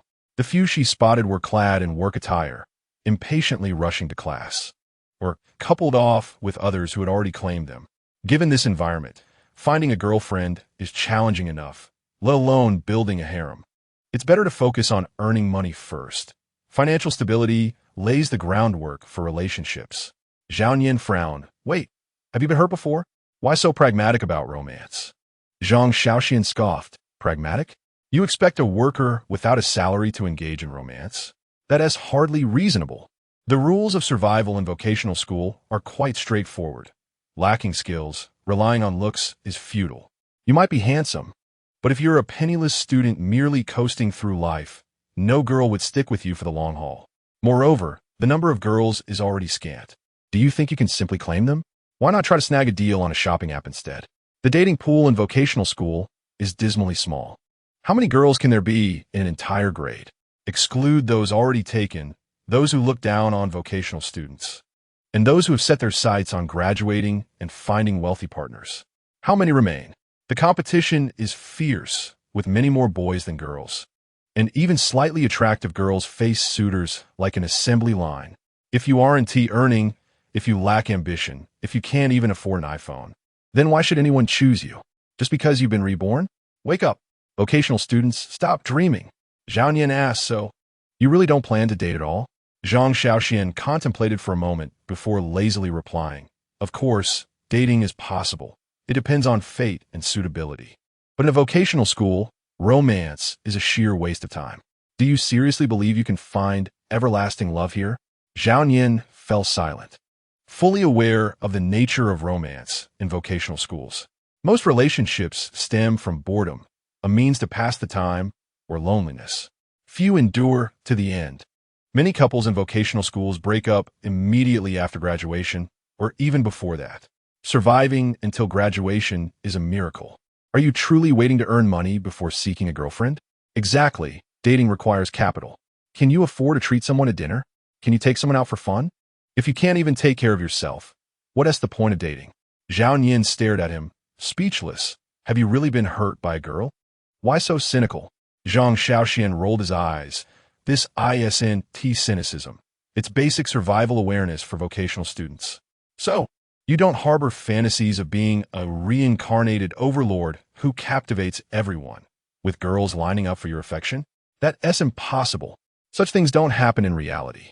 Do you think an ordinary vocational student can inspire girls to chase after him? Wake up. Girls aren't fools who want to spend a lifetime with a loser. Unless. Zhao Yin frowned. Unless what? Zhang Shaoxuan smirked. Unless you have money. Zhao Yin was momentarily at a loss. Although it sounded brutally realistic, it seemed to hold a kernel of truth. Money is indeed the most potent charm.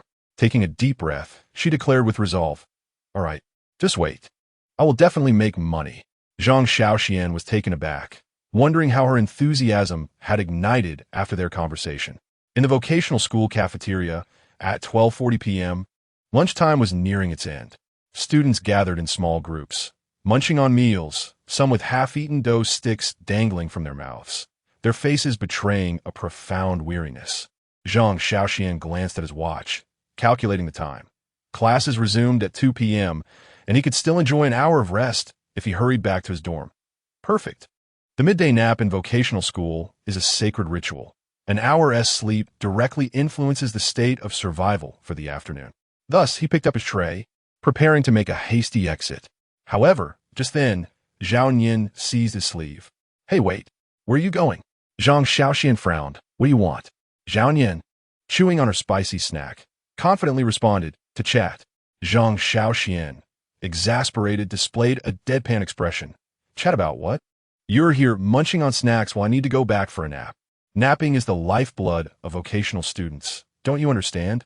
Zhao Nian remained unfazed, lounging lazily in her chair, swinging her legs and nibbling on her snack, her face a picture of ennui. "If you love sleeping so much, why not just lie down here in the cafeteria?" Zhang Shaoxuan retorted. "If I did that, the dorm supervisor would have to call an ambulance."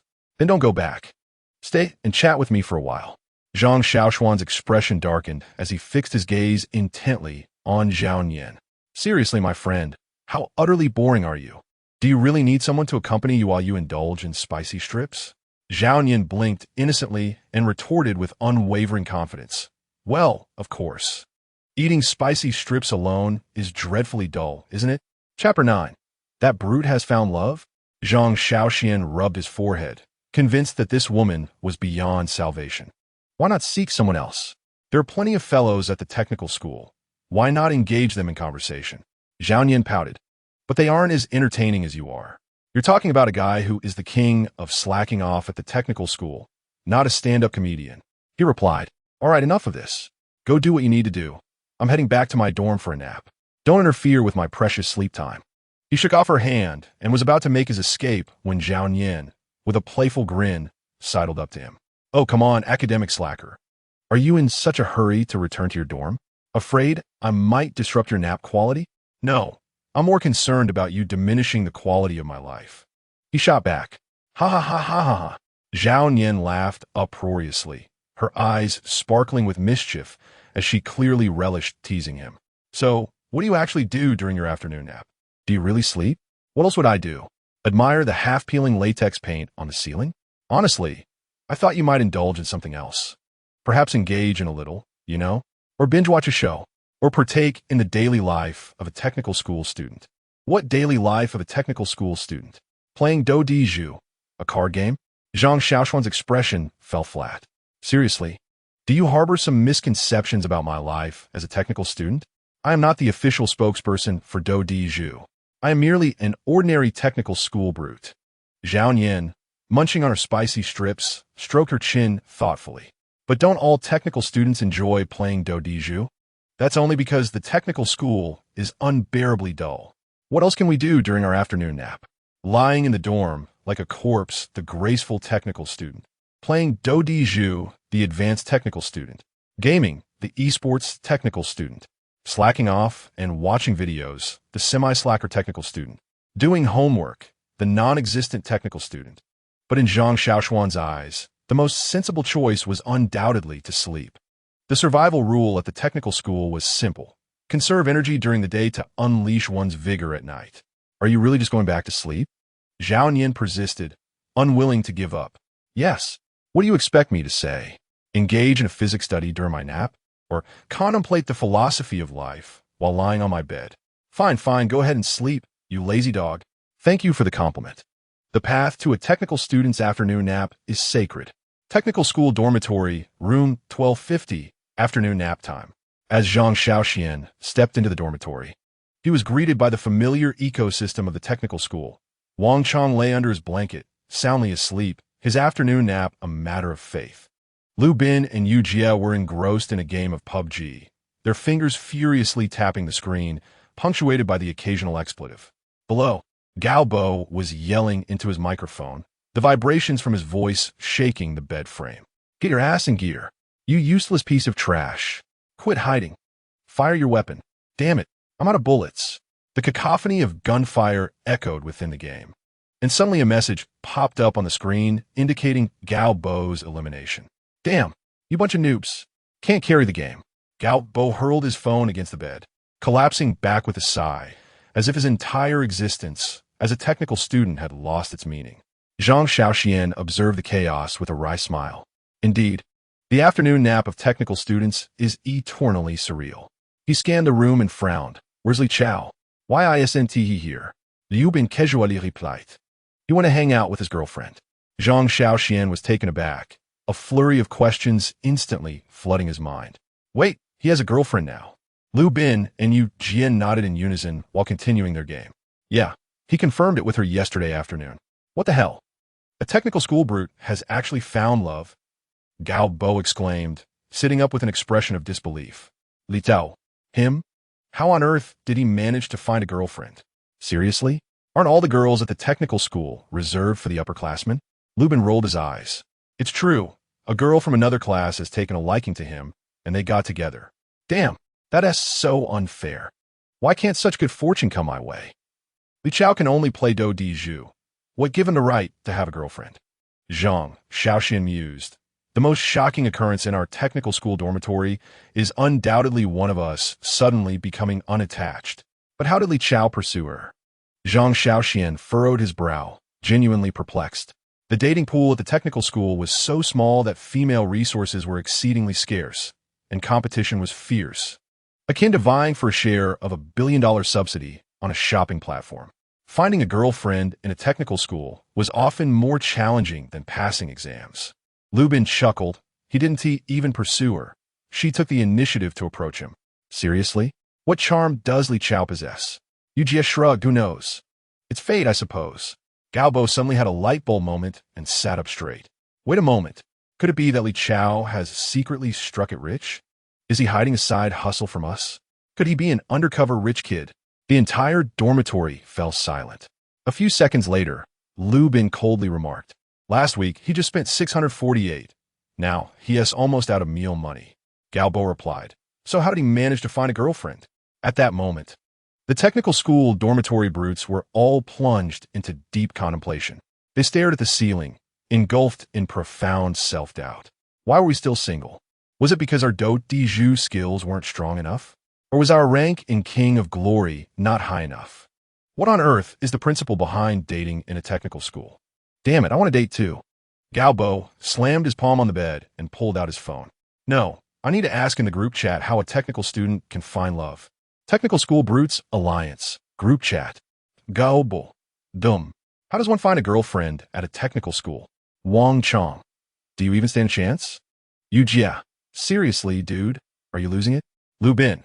I'm dying of laughter. I suggest you first spend 648 and see if it boosts your charm. Gao Bo. Chapter 10. Nothing seems right. As a group of vocational school students remained engulfed in the shocking news that Li Chao was dating, Wang Chong turned over in bed, bleary-eyed, and inquired, what does she look like? Yu Jia burst into laughter, a hint of pity in his eyes, exclaiming, a tank? Haha. Gao Bo puzzled asked, what tank? Zhang Shaoxian shot him a glance and coolly remarked, he isn't picky. Wang Chong, bewildered, responded, he doesn't mind. Lubin rolled his eyes and replied nonchalantly, mind? Does he even qualify? A turtle and a mung bean have no right to be choosy, right? It's a deadlock. He is practically half-hearted, just a smidgen away from being a tank. The entire dormitory fell silent for 3 seconds before erupting into uproarious laughter. Indeed, in the vocational school dating market, there are no eternally single dogs, only those who have not lowered their standards sufficiently. The romance landscape for vocational students is notoriously harsh. With an abundance of males and a scarcity of females, competition is fierce. However, as long as one is not choosy, there are opportunities to find a partner. As the saying goes, the philosophy of love among vocational students can be distilled into a single sentence. Love is not about finding the best, but about finding someone who can accept you. Li Chao evidently grasped this principle with precision. Goodness, how swift can one be? Just yesterday, he was a bachelor, and today he has a girlfriend? Gao Bo's expression turned complex. This skill, I must learn. Zhang Shaoxian lay on his bed, hands behind his head, lost in thought. The dating life of vocational students is indeed beyond the comprehension of ordinary individuals. The survival rule in vocational school is simple. If you wish to date, you must either possess wealth or be unselective. If you desire attractiveness, first assess your own qualifications. Those willing to play cards with you may not necessarily be true love. but they are certainly devoid of options. Li Chao's approach, remarkably, aligned perfectly with the romantic formula of vocational students. Taking the initiative and lowering expectations led to successful coupling. Damn it, I enrolled in vocational school to acquire skills, yet I have been compelled to learn the philosophy of life. Within the dormitory, the students continued to deliberate over Li Chao's romantic saga. Meanwhile, Li Chao's QQ signature had been updated to, "In a relationship, please do not disturb." Zhang Shaoxuan mused, "All right then, vocational student, I wish you happiness." In dormitory 1310, as the students remained astonished by Li Chao's relationship status, the door was suddenly pushed open. Li Chao entered, a contented expression on his face, holding a rose. The dormitory fell silent in an instant. Subsequently, all eyes were fixated on that rose.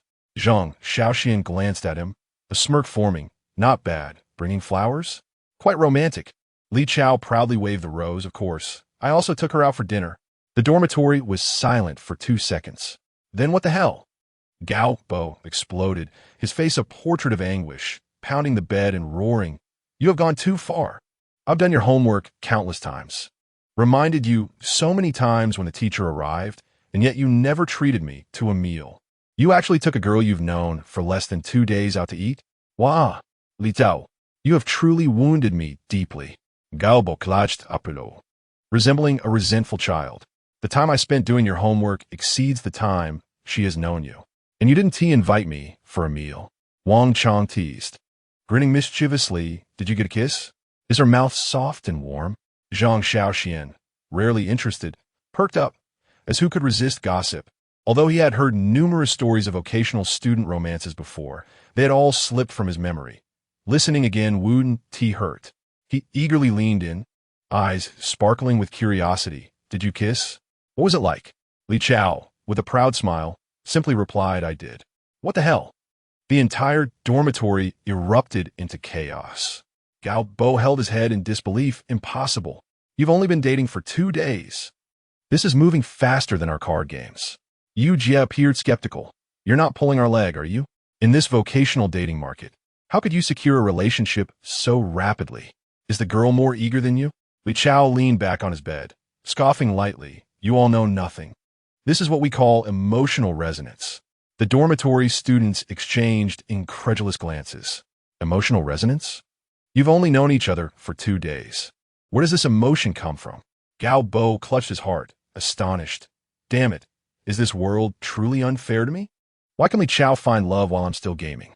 I refuse to accept this. The dormitory was filled with cries of despair as the vocational students began to reflect on their lives. I want to date. No, I must devise a plan to find a partner. What is the secret to vocational student romance? However, Zhang Shaoxuan had grown weary of the incessant clamor. He yawned and stated, "All right, enough noise. We still have class this afternoon." The matter of vocational student romance is not reliant on mere thought, but rather on fate. In the afternoon during the Chinese class at 2:10, Zhang Shaoxuan sat in his chair, staring blankly at the blackboard. Logically speaking, Chinese should be the simplest subject. Yet why must one decipher what ancient scholars wish to convey? Seriously, are you mad? The reading comprehension section of the Chinese exam is eternally a nightmare for vocational students. On the blackboard, the teacher had just inscribed a line of poetry. The setting sun is infinitely beautiful, yet it is close to dusk. The standard answer was, the poet expresses a lament for the helplessness of life. Yet Zhang Shaoxuan thought, isn't that just the literal meaning? The sunset is beautiful, but night is approaching. What does that have to do with life? He recalled a certain master's words. If the standard answer hasn't been revealed, how can I know what I wish to express? The reading comprehension of vocational students typically unfolds like this. Chinese question, what does the author wish to express? Vocational student's answer, perhaps he is just bored? Standard answer, the author, through the depiction of scenery, conveys his inner feelings of melancholy and confusion. Vocational student's mentality explodes. He merely described a scenery. How is that confusion? Nevertheless, the new Chinese teacher was quite commendable. He remembered the old Chinese teacher from his previous year, who coughed half the class away. After class, he would stand in the corridor smoking. After finishing, He would return to class, still coughing. A man in his 60s or 70s, with scant hair and a rather short temper. The most absurd part was, during the final exam, he required an essay. Zhang Shaoxuan submitted his essay, and the teacher claimed there was an issue. Thus, a classic scene unfolded between the two. Zhang Shaoxuan: "What is wrong with my essay?" Old Chinese teacher: "What problems do you think you have?" Zhang Shaoxuan: "If I knew what problems I had, would I be asking you? Is this a conversation with a madman?" The summary of vocational students' essays is as follows. If you write simply, the teacher accuses you of lacking culture. If you write elaborately, the teacher remarks that you are ostentatious. If you write profoundly, the teacher claims you are pretentious. If you write humorously, the teacher says you are not serious. In summary, no matter how one writes, it feels incorrect. Chapter 11. The Pinnacle of Indifference. Zhang Shaoxuan lay sprawled on the desk, his gaze gradually becoming unfocused, his thoughts on the verge of drifting into a dream. Suddenly, he felt a tap on his shoulder. Groggily, he turned his head to find Zhao Nian crouched beside him, her eyes peering at him with a mischievous glint, a lollipop dangling from her mouth. She arched an eyebrow at Zhang Shaoxuan and beckoned him with a finger, signaling him to follow. "Let's skip class." Zhang Shaoxuan blinked, glancing around the classroom. The boys were engrossed in their games, the girls were busy with their makeup, and the Chinese teacher was passionately delivering his lecture. The door stood wide open. Had this been his former self, he would have bolted at once without a second thought. But now, he chose not to go. Zhao Nian raised an eyebrow in surprise. "Are you serious?" "Of course. I'm earnestly embracing my indifference." Zhao Nian responded with a puzzled expression. "You, my friend, are still too young." Zhang Shaoxuan leaned back in his chair, arms crossed, lazily proclaiming, "Skipping class is fleeting, but indifference is eternal." Zhao Nian's lips twitched in disbelief. "You can't be so tired of skipping class that you're too lazy to even escape now, can you?" "Precisely."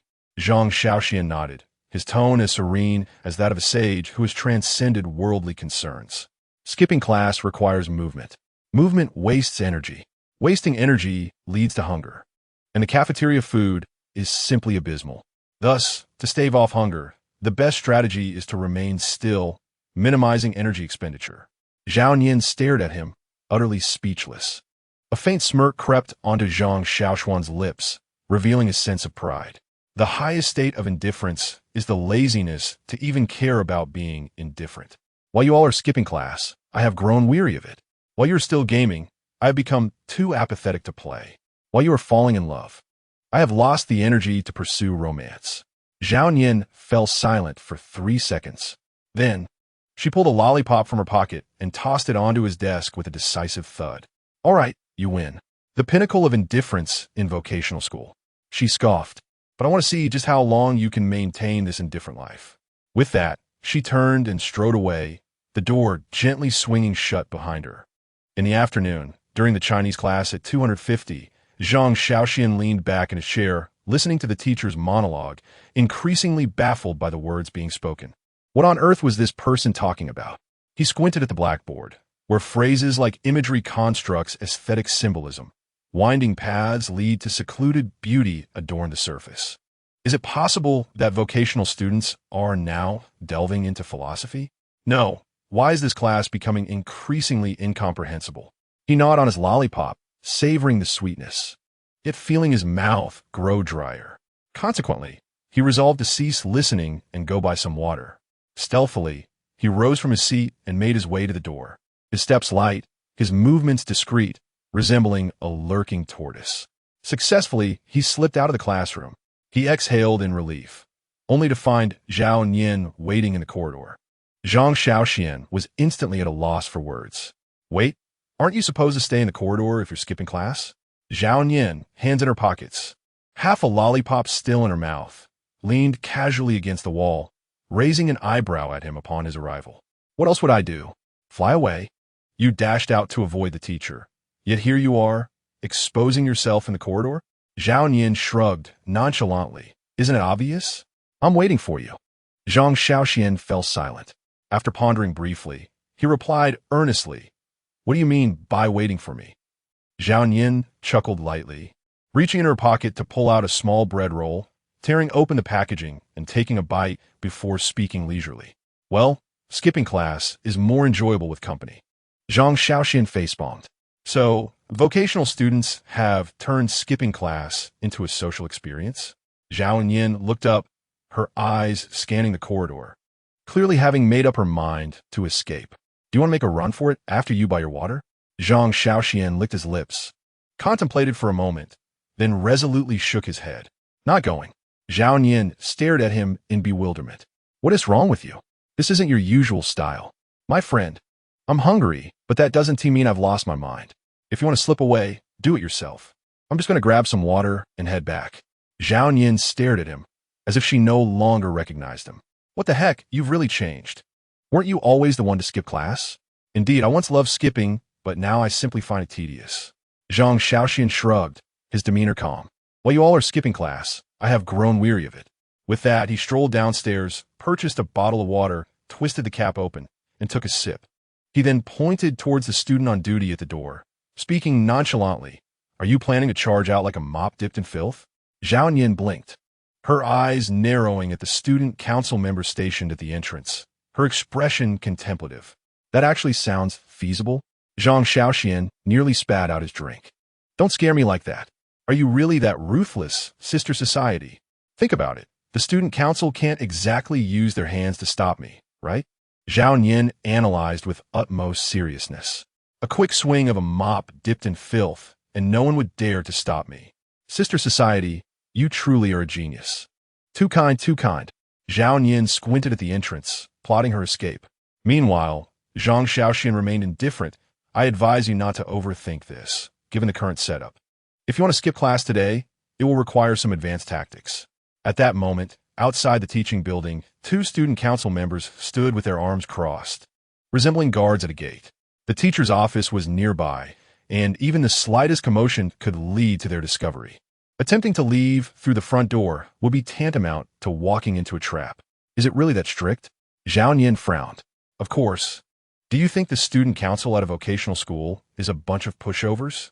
After all, they are the elite among the herd, tirelessly hunting down skippers and honing their skills in escape prevention. Zhao Yin scrutinized the entrance, contemplating for 3 seconds before asking quietly, is there a back door? Zhang Shaoxian shot her a glance, scoffing. Do you think this is a prison? Where would you find a back door? Zhao Yin raised her hands in defeat. Then what should we do? Go back to class for real? Exactly. Unless you truly intend to charge out like a mop dipped in filth? Zhao Yin raised an eyebrow. How about you scout the classroom first? If the teacher is also indifferent, we can continue our leisure. Zhang Shaoxian rolled his eyes, tilting his head back to drink more water. You go ahead and wander. I'm going back. The philosophy of the indifference king is to neither initiate, reject, nor skip class. Skipping class doesn't necessarily equate to freedom. Sometimes, remaining in class is the true liberation. Zhao Yin was left dumbfounded. Are you a vocational student or a philosopher?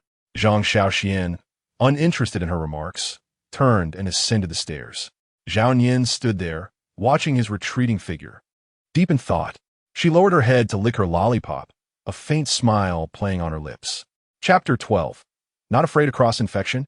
At 3:05 p.m., the Chinese class continued. Just as Zhang Shaoxian settled back in his seat, Zhao Yin leaned in closer. Without any preamble, she seized Li Chao's ear. What the heck? Li Chao, still bewildered, wiped his mouth, having just awakened without grasping the events that transpired. What is going on?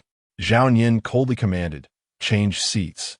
Li Chao, perplexed, looked up to see Zhao Yin pointing at the most undesirable seat in the corner, adjacent to the trash can. He fell silent, memories of his entire vocational school experience flashing through his mind. After a contemplative blink, he finally remarked, Are you a beast? Zhao Yin was momentarily taken aback before decisively delivering a punch to Li Chao. Stop talking nonsense and hurry up. Li Chao, cradling his head in despair, stood up slowly, trudging toward the trash can. Upon sitting down, he surveyed his surroundings with a grave expression. The trash can overflowed with an uncountable number of lunchboxes, scraps of paper, and remnants of instant noodles discarded by some inconsiderate soul. Damn it, what sins did I commit in my past life? Zhang Shaoxuan observed the scene, utterly speechless. Seriously, buddy? You were just accepting your fate like this? With a sigh, Li Chao crossed his arms, his face reflecting the survival philosophy of a vocational student. In vocational school, sometimes it's not about intelligence, but about strength. If I were to confront her, could I possibly prevail? Zhang Shaoxuan merely chuckled. Moreover, there are indeed advantages to sitting next to the trash can. What advantages? You don't have to worry about anyone stealing your seat. The survival instincts of vocational students were indeed unfathomable. Zhao Nian lazily settled into Li Chao's former seat, crossing her legs and smugly licking her lollipop. Now, that is more like it. I knew you were a sensible beast. Li Chao retorted, but what is your actual motive for changing seats? Zhang Shaoxuan, puzzled, stared at Zhao Nian. Obviously, it's to be closer to you, she replied confidently, raising an eyebrow and grinning with a mischievous air. King of the slacker students. I'm becoming increasingly intrigued by you. Zhang Shaoxuan gaped at Zhao Nian, incredulous. What the hell? Are you out of your mind? Zhao Nian frowned, her tone sharp. Watch your language. Be more civilized. Leaning on her chin with a lollipop in her mouth, she exuded an aura of streetwise bravado. And besides, you really are quite interesting. Tell me, who else in the class is as entertaining as you? Zhang Shaoxuan scoffed dismissively. There are plenty. In dormitory 202 alone, there are 5 others like me. Zhao Nian paused, silence enveloping the moment before she sighed. This is too dull. How about we go out? Suddenly animated, her eyes sparkled. I'll take you to a bar. Zhang Shaoxuan wore a blank expression, as if observing a fool. A bar? What is so fun about that? Isn't it just drinking, playing games, and kissing? He laughed derisively, adding, and aren't you worried about cross-infection after someone else has kissed you?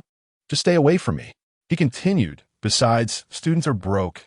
A bunch of us pooling money just to play ridiculous games? Zhao Nian nearly burst out laughing. Do you have some misunderstanding about bars? I have no misunderstanding, just a lack of interest. Zhang Shaoxuan reclined lazily in his chair, speaking as if discussing mundane matters. I cannot accept that my roommates and I would kiss the same woman within 10 minutes. Zhao Nian's eyes widened, her lollipop nearly falling from her mouth. What the hell? Has your image as a vocational student shattered? Isn't that what bars are for? Do you think they're high-end social venues? A bunch of broke students, each with barely a few bucks, thinking they can enjoy life at a bar? What happens? They pool money for the cheapest bottle of wine, not enough to drink, and end up playing truth or dare, kissing everyone. Forget it. I'm not cut out for that. Zhao Nian pondered for a moment, then nodded thoughtfully. It seems that is quite accurate. Recalling her own bar experiences, she felt a wave of nausea wash over her. You go to a bar, spend 100 on drinks and 500 on games. A group of fools rolling dice, getting so close their lips almost touch. Before long, everyone kissed the only girl there. She shuddered involuntarily. Damn, hearing you say that suddenly makes bars seem unappealing. Of course, I have no desire to kiss someone who has been kissed multiple times before. Can you really accept kissing a woman who your roommate has already kissed? Zhao Nian replied. I suddenly don't want to go anymore. Thanks for the invite, but I never wanted to go. They exchanged glances, suddenly realizing that their reincarnation had rendered them immune to certain activities of vocational students. Zhao Nian scratched her head. All right, if we're not going to the bar, what shall we do tonight? Do you even have to ask? Of course, we're going back to sleep. Zhang Shaoxuan replied lazily. The pinnacle of slacking off is to ensure early to bed and early to rise for good health. Zhao Nian looked at him incredulously. Why don't you just go back and bow to the homeroom teacher, proclaiming you've turned over a new leaf? How would he go that far? But early sleep really is quite comfortable. Zhao Nian paused. So you're genuinely so laid back that you want to even go to a bar? It's not laziness. It's a principle. The entertainment of vocational students must have a cost-benefit ratio. Spending money on fake drinks and low-quality social games is not worth it compared to lying flat in the dormitory. By staying in, I eliminate potential problems. I don't go out partying, my money remains intact, and I avoid strange encounters. Zhao Nian was momentarily speechless. She realized this guy's perspective was a bit profound. What's the logic behind that? Zhao Nian contemplated, squinting her eyes and leaning back in her chair, speaking slowly. All right then. If we're not going to the bar, what else is more interesting? Zhang Shaoxuan simply uttered one word. Sleep. Zhao Nian's mouth twitched. Her face filled with existential doubt. Are you really a vocational student? You live like a retired old man. Vocational students are also human. And lying flat is also a lifestyle choice. If you don't slack off, you won't understand the joy in it. Besides, in my past life, I was a security guard, which isn't much different from an old retiree. Zhao Nian paused, giving him a deep look, her lollipop held firmly in her mouth. Unable to contain a smile. All right then, king of the slackers, you win. Chapter 13. The Intermission of Evening Study. During the intermission of evening study, in the corridors of the vocational school building, the night breeze drifted through, filling the air with familiar scents. Cheap perfume, instant noodles, spicy snacks, sweat, and the aroma of pancakes smuggled from the cafeteria by some rogue. Some students were sprawled out asleep, having exhausted all their energy during the day. Others were engrossed in games, believing that life should not be solely about study. Some were caught up in romantic entanglements, convinced that the affections of vocational students were exceptionally precious. At this moment, Zhang Shaoxuan stood by the corridor window, his posture resembling that of a retired old man. Sighing deeply. The long, drawn-out sigh carried the weight of time itself. As Li Chao passed by, he patted Zhang's shoulder, frowning as he inquired, Hey, buddy, what is going on? Why the long face? You're standing there like an elderly gentleman. Zhang Shaoxuan paused, momentarily taken aback. My friend, I've been reborn, so naturally, I resemble an old man. He muttered to himself, thinking it unwise to divulge to his roommate. Dude, I've already lived a full life, bought a house, and established a stable job, only to inexplicably be reborn in a vocational school. My mindset is struggling to keep pace. If he were to voice such thoughts, Li Chao would undoubtedly consider sending him to a mental institution. Thus, he simply sighed again. Li Chao exclaimed, What the hell? You're not actually a reincarnated old man, are you? He gazed at Zhang with disdain. Come on, you're not even 20 yet. Why sigh as if you were 70-year-old? There's a difference. It's the mindset that ages, not the body. Youngsters are still fretting over which game to play today, while I'm contemplating the meaning of life. Li Chao couldn't help but retort, Are you sure you haven't been meditating in a temple? There are different factions among vocational students, you know. Zhang Shaoxuan took a gentle sip of mineral water, his tone leisurely. Some vocational students are keen on idling away their time, playing games, fighting over cards, or devouring instant noodles. Others frequent bars, internet cafes, and billiard halls. As for me, I belong to the category of static vocational students. Li Chao asked, What is that? Static vocational students, Zhang reiterated. We avoid unnecessary movements and conserve energy. We prefer to sit rather than stand, and to lie down rather than sit. During breaks, while others dash about, I simply stand. When they make noise, I observe. While they plot their escape from class, I ponder how to minimize my own movement. Li Chao regarded him with a complex expression, admiration evident in his gaze. I get it, man. You've mastered the art of lying flat and becoming a transcendent being. At that moment, a few students in the corridor were jumping and trying to touch the ceiling, surrounded by a group of girls who occasionally gasped and giggled. Zhang Shaoxuan felt exasperated. Student life often brims with such absurd antics. For instance, suddenly attempting a free throw while walking or only stepping on red tiles on the street. Now, these vocational students were staging a ceiling-touching contest. Observing them fail to reach the ceiling, Zhang couldn't help but chuckle. Then, with a casual bounce, he effortlessly touched the ceiling. The movements of the boys came to an abrupt halt.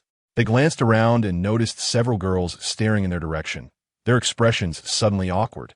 One of them puffed up his chest and approached Zhang with an unfriendly tone. Hey, what you try to show off? Zhang was momentarily taken aback. What? I just jumped casually. Is that such a big deal?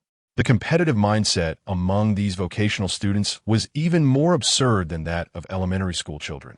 At that moment, Li Kao Lindin, I left. Dude, do you think they're about to throw hands? Just those three? Zhang stifled a laugh, whispering, Are you ready to fight? The faces of the three boys changed instantly, stepping back a pace. But soon, one of them, with a defiant glint in his eye, huffed, Just wait until after class. Zhang was unimpressed. Wait for what? Are you planning to ambush me after class? What a joke.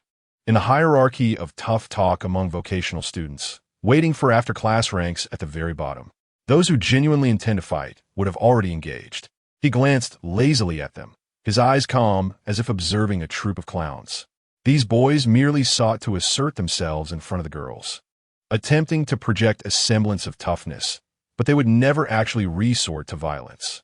After all, vocational students are quite pragmatic, fighting ISNT-free, and medical bills are burdensome. Hence, he ignored them and continued to lean against the corridor, awaiting the next class. At this juncture, Zhao Yin approached, a lollipop dangling from her mouth, casually asking, "Hey, are those guys bothering you?" "Don't mind them. They're just all talk." Zhao Yin raised an eyebrow, grinning mischievously. "Wanting to help? I'm at the pinnacle of vocational combat prowess." Zhang's expression grew somewhat peculiar. He glanced at the trio, his eyes betraying a hint of incredulity. "But those three are only about 1 meter 60 tall, and you're 1 meter 72. You'd practically flatten them." Zhao Yin squinted, licking her lollipop, and replied with a grin. "That just makes it more entertaining." Meanwhile, the trio of tough talkers walked away, loudly proclaiming, "Just him? We'll deal with him after class. Don't think you can show off just because you can jump a bit. We'll make sure he knows that vocational school isn't a place for pretentiousness." Zhang Shaoxuan regarded them with indifference, utterly unfazed. In the realm of bold assertions among vocational students, the hierarchy was clear. You just wait. Never fulfilled. We'll deal with you after class. 99 just talk. I'll take you down. Then they returned to their phones. If you're brave enough, don't walk away. Only for the other party to leave without any action. It became evident that vocational students excelled in empty bravado. Those genuinely ready to fight would have charged in long ago, who would wait until after class. Zhao Yin grinned at Zhang Shaoxuan, nibbling on her lollipop, her eyes sparkling with excitement. "So, do you think they really dare to come at you? Who knows? But the tough talk from vocational students is as reliable as a weather forecast. Mostly wrong. And what if they do come?" Zhang exhaled softly, his gaze steady as he looked toward the end of the corridor. "If they truly dare, then so be it. After all, aren't you the pinnacle of vocational combat prowess?" Zhao Yin smirked, narrowing her eyes as she licked her lollipop, the corners of her mouth curling into a sly smile. This could be interesting. Chapter 14. Educated by the Tough Talker. The night air was slightly cool as the evening study session at the vocational school finally concluded. At the entrance of the teaching building, students ambled towards the dormitories in small groups. Some boasted about the latest price hikes from internet CAF owners, while couples nestled against each other, their romance under the night sky feeling particularly cheap. A cluster of students gathered around a phone, captivated by the gameplay of a top player in a battle royale, erupting in gasps and shouts. Meanwhile, Zhang Shaoxuan leaned against the door, his expression calm as he awaited something. Zhao Yin, hands in her pockets and lollipop in her mouth, leisurely stood behind him, occasionally whistling. Zhang cast a sidelong glance at her, frowning as he asked, "Why are you following me?" "I'm here to see you take on 3 of them." Zhao Yin retorted confidently. Zhang scoffed, looking at her with disdain. "Are you out of your mind? Just sit back and watch how you'll take down those 3. As time ticked by, the students at the vocational school gradually dispersed, and the night grew quieter. 10 minutes passed. The surrounding crowd had mostly cleared out. Even as student council patrols had vanished. However, those 3 braggarts, who had boasted so loudly, had completely vanished.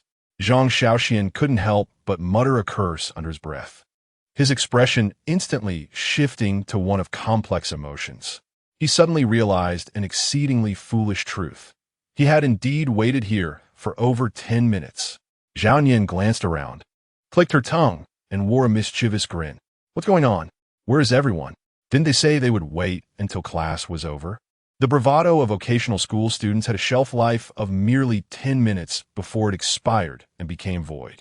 Zhang Shaoxuan rubbed his forehead, his expression one of utter desolation. "Damn it, I really waited here for over 10 minutes? Zhao Yin, chewing on a lollipop, leaned against the wall, her tone dripping with sarcasm. "All right then, today these 2 reincarnated idiots have learned a new lesson. The bravado of vocational school students can be categorized into 3 levels. Level 1 boasts, 99 hot air, I'll wait until class is over. By the time class is over, They've already forgotten about it. You just wait. As they wait, they leave on their own. Don't think you can escape. In reality, they never ran. They just left first. Level 2 boasts might lead to a scuffle, but often gets postponed until next week. I'll find you on Friday. By Friday, they've completely forgotten what happened. Don't let me see you again. When they do meet again, they pretend not to know each other. If you have the guts, don't go back to your dorm. But the dorm is theirs, so they will definitely return. Level 3 boasts, the true tough guys, no nonsense, they just fight fuck you. Once this is uttered, the battle has essentially begun. Come on, let's talk upstairs. Once upstairs, they typically do not come back down. Just start fighting, no need for chatter. 100% likelihood of combat, no waiting required. Zhang Shaoxuan shot a glance at Zhao Nian, his tone calm. So, are you following me to witness the spectacle? Zhao Nian's lips curled into a smirk, her expression particularly roguish. Indeed, you fell for it. Damn it. Zhang Shaoxuan was so infuriated he nearly kicked her, but he restrained himself. Fine, I've learned my lesson. From now on, when vocational students boast, I'll treat it as air and not waste my time. Zhao Nian grinned mischievously. Then why did you wait here for over 10 minutes? Damn it, I just reincarnated. And I didn't react in time. The longer I waited, the more I felt like a fool. Zhao Nian burst into laughter, giving his shoulder a playful pat, her tone laden with meaning. All right then, the king of slacking in vocational school has been schooled by the boastful guy, huh? Zhang Shaoxuan sighed, silently summarizing to himself. The bravado of vocational students has always been a transient phenomenon. Its duration often hinges on whether there are girls nearby watching, whether there are comrades egging them on, or whether there are more pressing matters to attend to. Once the class has ended, the influence of their bravado plummets to zero. The bravado of vocational students is not meant for fighting. Rather, it serves to maintain their temporary social persona. After the evening study session concluded, the atmosphere of the vocational school at night became exceedingly relaxed. Students strolled in groups, making their way back to the dormitories under the cover of night. Yet, on this path leading back to the dorms, Zhang Shaoxuan felt an odd discomfort. It wasn't until he turned his head that he noticed Zhao Nian casually trailing beside him, hands in her pockets, lollipop in her mouth. Zhang Shaoxuan, utterly bewildered, asked, "What are you following me for?" Zhao Nian squinted, her tone nonchalant, heading back to the dorm. "Hey, that's the boys' dormitory. Are you really planning to go back with me?" Zhao Nian feigned innocence, tilting her head. "Is that a problem?" "Of course it is. You're a girl." "Wow. Are we vocational students really so strict about gender? What nonsense are you spouting? If gender restrictions weren't so rigid, then why is there a distinction between male and female dormitories? And the boys' dormitory is filled with the stench of sweat, instant noodles, and dirty socks. Can you handle that? That's just the characteristic of vocational schools." Zhao Nian shrugged, seemingly unfazed. Besides, what's so mysterious about vocational school dormitories? When vocational students date, which girl hasn't been in a boys' dormitory? As second-year students, we're already adults. The boys' dormitory doesn't even have a dorm supervisor downstairs. Isn't there a student council? They patrol. If I wear a hat, who would even notice? Zhang Shaoxuan was at a loss for words, looking at Zhao Nian with an expression that screamed, "Are you out of your mind? Do you realize how absurd what you're saying is? What? Are you scared?" Zhao Nian raised an eyebrow, a roguish smile gracing her lips. "Of course. If I get caught, the entire grade will know about it. All right, you should hurry back to the girls' dormitory." "No. What do you want to do?" "Just wandering around." "Wandering around my foot?" Zhang Shaoxuan rubbed his forehead, his tone laced with exasperation. "What are you coming in for? To admire the culture of smelly socks in the boys' dormitory? No, I just want to see your bed." The beds in vocational school dormitories are rumored to be as filthy and chaotic as a garbage dump. I want to see if that's true. You truly are an interesting character. The ecosystem of the boys' dormitory in a vocational school is quite bizarre. Some can find their chargers amidst the piles of trash. Others have instant noodle bags under their beds that have grown mold yet refuse to throw them away. And some can calmly eat pancakes beside 2-week-old unwashed socks. Zhao Nian's eyes sparkled with curiosity, clearly eager to witness this human marvel firsthand. Zhang Shaoxuan saw through her intentions. His expression cold. "You might as well give up on that thought." "Why?" "Because my dorm is relatively clean. Zhao Yan appeared somewhat disappointed. In a vocational school, there are actually people who are clean. It's not about being clean, it's about having standards. A vocational student's bed can be messy, but it cannot be filthy. Your standards are quite peculiar. Zhao Yan chuckled, giving Zhang Shaoxuan a pat on the shoulder. All right then, my eyes have been opened today. She yawned, stretched lazily, and finally decided to head towards the girls' dormitory. All right, I won't bother you any longer. I'm going back. You should have done that sooner. Zhao Yan walked away, lollipop in her mouth, a knowing smile lingering on her lips. Chapter 15. The Eccentricity in the Bathroom. Zhang Shaoxuan returned to his dormitory, and without a word, stripped off his clothes, picked up a plastic bucket, and headed for the shower room. The bathing time for vocational students is notoriously a battleground. Not only must one compete for hot water, but they must also contend with the bizarre behaviors of a multitude of individuals. The moment Zhang Shaoxuan stepped into the shower room, he fell into silence. The destructive capacity of vocational students is truly formidable. Originally, the vocational school showers in the South had doors, providing at least a semblance of privacy.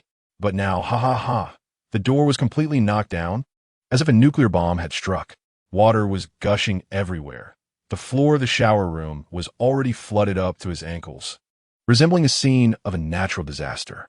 Steam filled the air, giving the impression of entering a fairy tale land, except this land was populated solely by naked brutes. Was this really a shower, or were they in the midst of demolition? No, was this a shower or a brawl? Zhang Shaoxuan rubbed his forehead, his brain utterly malfunctioning as it refused to comprehend the chaos. He surveyed his surroundings and formulated a few survival principles for the vocational school shower room. Seize the hot water if you can. If you're second late, you'll be met with cold water. Do not use new towels. The water quality in the vocational school shower room can turn your towel black. Avoid standing in the center. There's always someone scrubbing themselves and reveling in merriment there. Refrain from making eye contact with others, as peculiar exchanges are strictly prohibited in the vocational school shower. Steer clear of puddles, for you can never ascertain the composition of that water. At that moment, a ruffian suddenly scrawled the character on the wall with shower gel, bursting into laughter. Brothers, this wall is indeed slick. Without hesitation, he positioned himself with both hands on the ground, preparing to slide along the wall. However, with a resounding thud, he fell face first, landing in a most undignified manner, water splashing everywhere. Damn, that hurt like hell. Yet, the nearby ruffians were already in fits of laughter. Ha ha ha, you're truly a dog. Brother, the shower room forbids acrobatics. Zhang Shaoxuan stood in the corner, lost in deep contemplation. Having been reborn, he found himself experiencing such scenes once again. Life as a vocational student is indeed arduous. He silently turned on the faucet, allowing the hot water to cleanse his soul while striving to ignore the chaos surrounding him. Damn it, are you out of your mind? Who the hell is pouring things on my head? Damn, I'll make you pay. A sudden roar of anger erupted from the adjacent stall, plunging the entire shower room into an eerie silence. Zhang Shaoxuan was momentarily stunned, his mind a whirl of questions. What on earth had occurred? With immense confusion, he wiped the water from his face and stepped out of the shower, glancing towards the direction of the commotion. What he beheld left him astounded. A ruffian stood atop a stool, wildly squeezing shampoo onto the head of another ruffian who was showering below. Damn! Zhang Shaoxuan couldn't help but exclaim, his expression too complex to articulate. When the world is transpiring in this shower room. Of course, do not inquire why there is a stool in the shower. It is simply a place where nothing is surprising. The ruffian drenched in shampoo had completely lost his temper. Get the hell down from there. You filthy beast. Are you even human? The ruffian on the stool laughed like a madman, showing no fear. You won't be able to finish washing, will you? Ha ha ha. I'm going to kill you. In the next moment, the ruffian below seized a bottle of shower gel, aiming it at the one above with deadly precision. Bang! The plastic bottle struck the ruffian's head, bursting open and showering everything in a cascade of shampoo, filling the air with a refreshing lemon scent. Damn, why are you hitting me? You poured shampoo on my head, and you ask why I'm hitting you. This is what I call a charitable act. Providing you with complimentary care services. Care services my ass.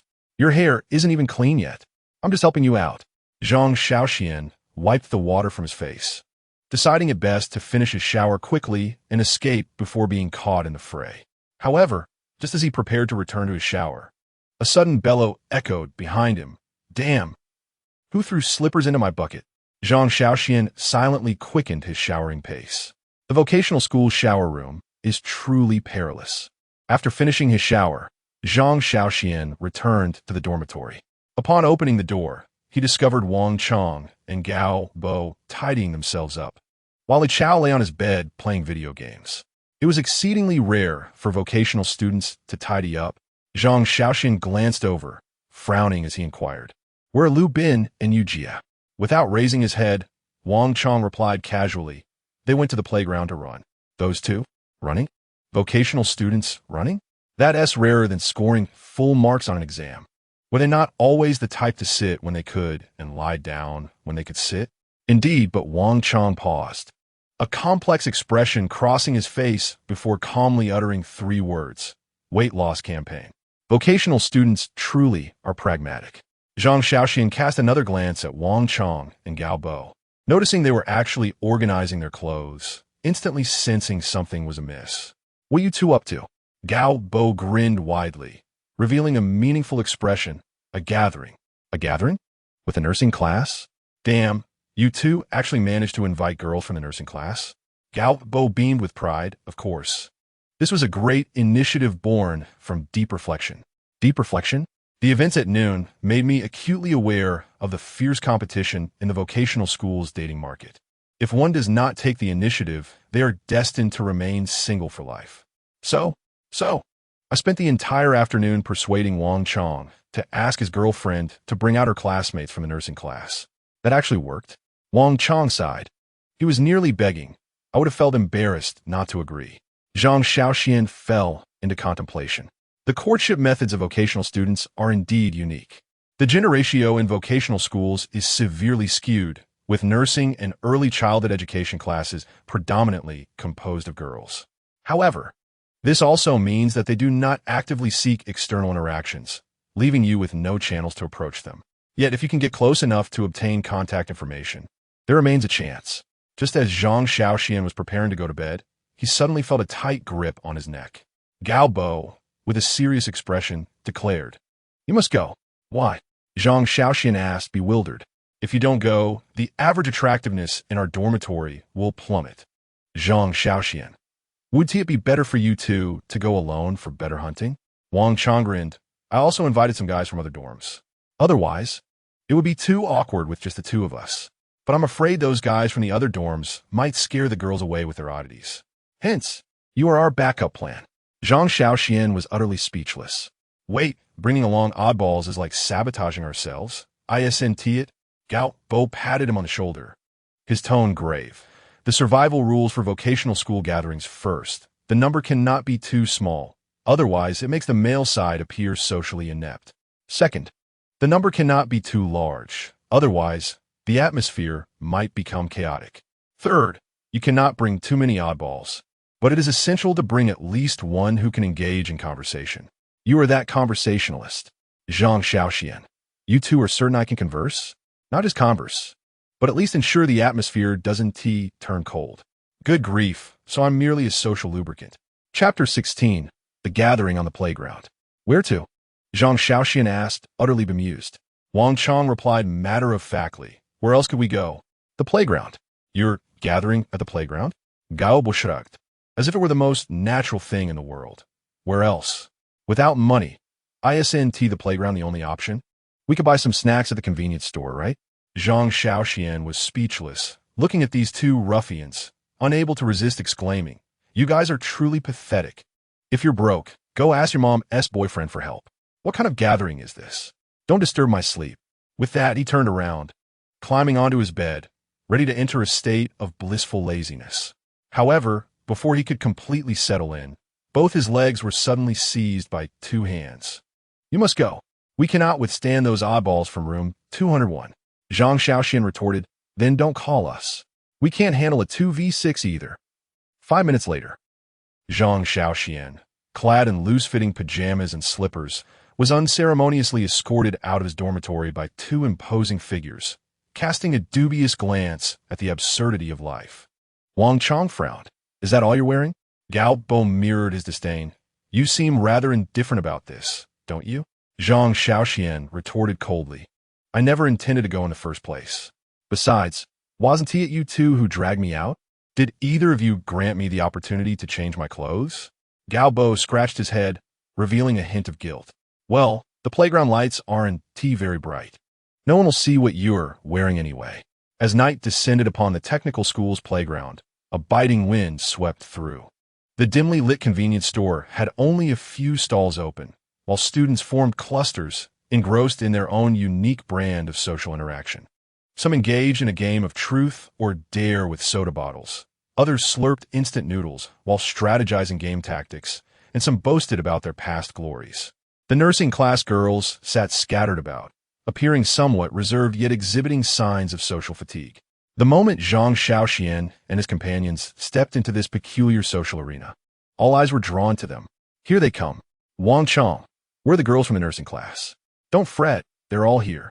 A few technical school students rubbed their hands together in excitement, each adopting the demeanor of a social guru. Zhang Shaoxuan scanned the crowd and spotted several unfamiliar faces. Indeed, a few nursing class girls were present, yet all were adorned with masks. Why are they wearing masks? It's a professional habit. The social milieu of technical school students was indeed peculiar, with even nursing students emphasizing professional decorum.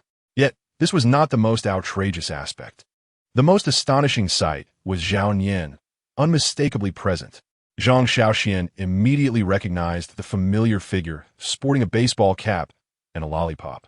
Zhao Nian, with a lollipop in her mouth and her legs crossed casually, raised an eyebrow at Zhang Shaoxuan. Oh, the king of slacking off has decided to join us? Zhang Shaoxuan, perplexed, turned to Wang Chong. Are you sure this is a nursing class gathering? Wang Chong confidently replied.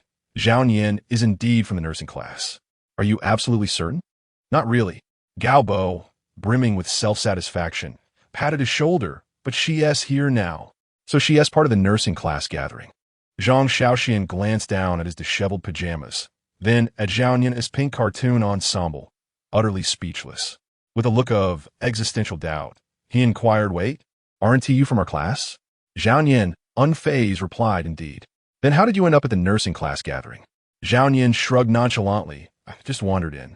I went to visit my roommate in the nursing class for a game of do Ju, and they mentioned a gathering, so I tagged along out of boredom. So, we are the only two in pajamas at the entire playground? Zhao Nian glanced around, noticing that all the other students and nursing class girls were dressed normally. Jeans, sportswear, hoodies, and some had even donned a bit of makeup, creating an atmosphere that surprisingly resembled a formal social event.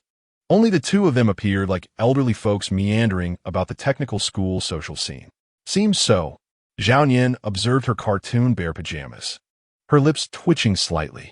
Are we being a tad too casual? You're just now realizing this? The social activities of technical students are indeed distinctive. While gatherings in ordinary schools might involve KTV, bars, or upscale restaurants, technical students opted for the playground, bringing sunflower seeds and a bottle of Sprite for an evening of leisure. In such an environment, the methods of initiating conversation were equally characteristic of technical students. Hey, do you play Honor of Kings? What rank are you? Where's that barbecue place you posted about? I want to try it too. Do you like playing mahjong? We could form a 4-player game. The social interactions of technical students perpetually revolve around 3 main themes: gaming, dining, and slacking off. Thus, even the nursing class girls swiftly adapted to the atmosphere, engaging in light banter with the boys. However, within this gathering, the hierarchy of social status among technical students was vividly on display. The most coveted status belonged to those with cars, followed by those with side hustles, then the good-looking ones, and at the very bottom were those without skills, purely slacking technical students.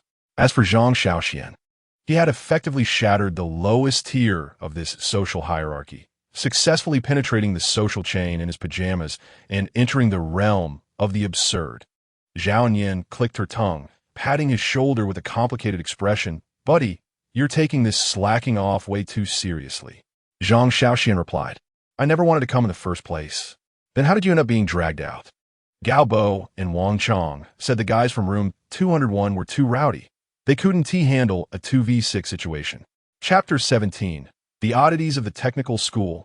The nights at the technical school are invariably steeped in an atmosphere of absurdity. On the playground, a group of students gathered to witness the legendary figures from dormitory 201 showcasing their unique survival philosophy as technical students. Brothers, do you know why technical students are never afraid of the dark? Why? Because the future of a technical student is darker than the night. An uproarious laughter erupted from the students of room 201, clutching their bellies and rolling on the ground, gasping for breath. One student thumped his thigh, exclaiming, "Damn, that's brilliant. I could laugh about this all day. This is a philosophical level joke. So true. I graduated from technical school, and I fear nothing, not even the dark." Zhang Shaoxuan. Gao Bo. Wang Chong.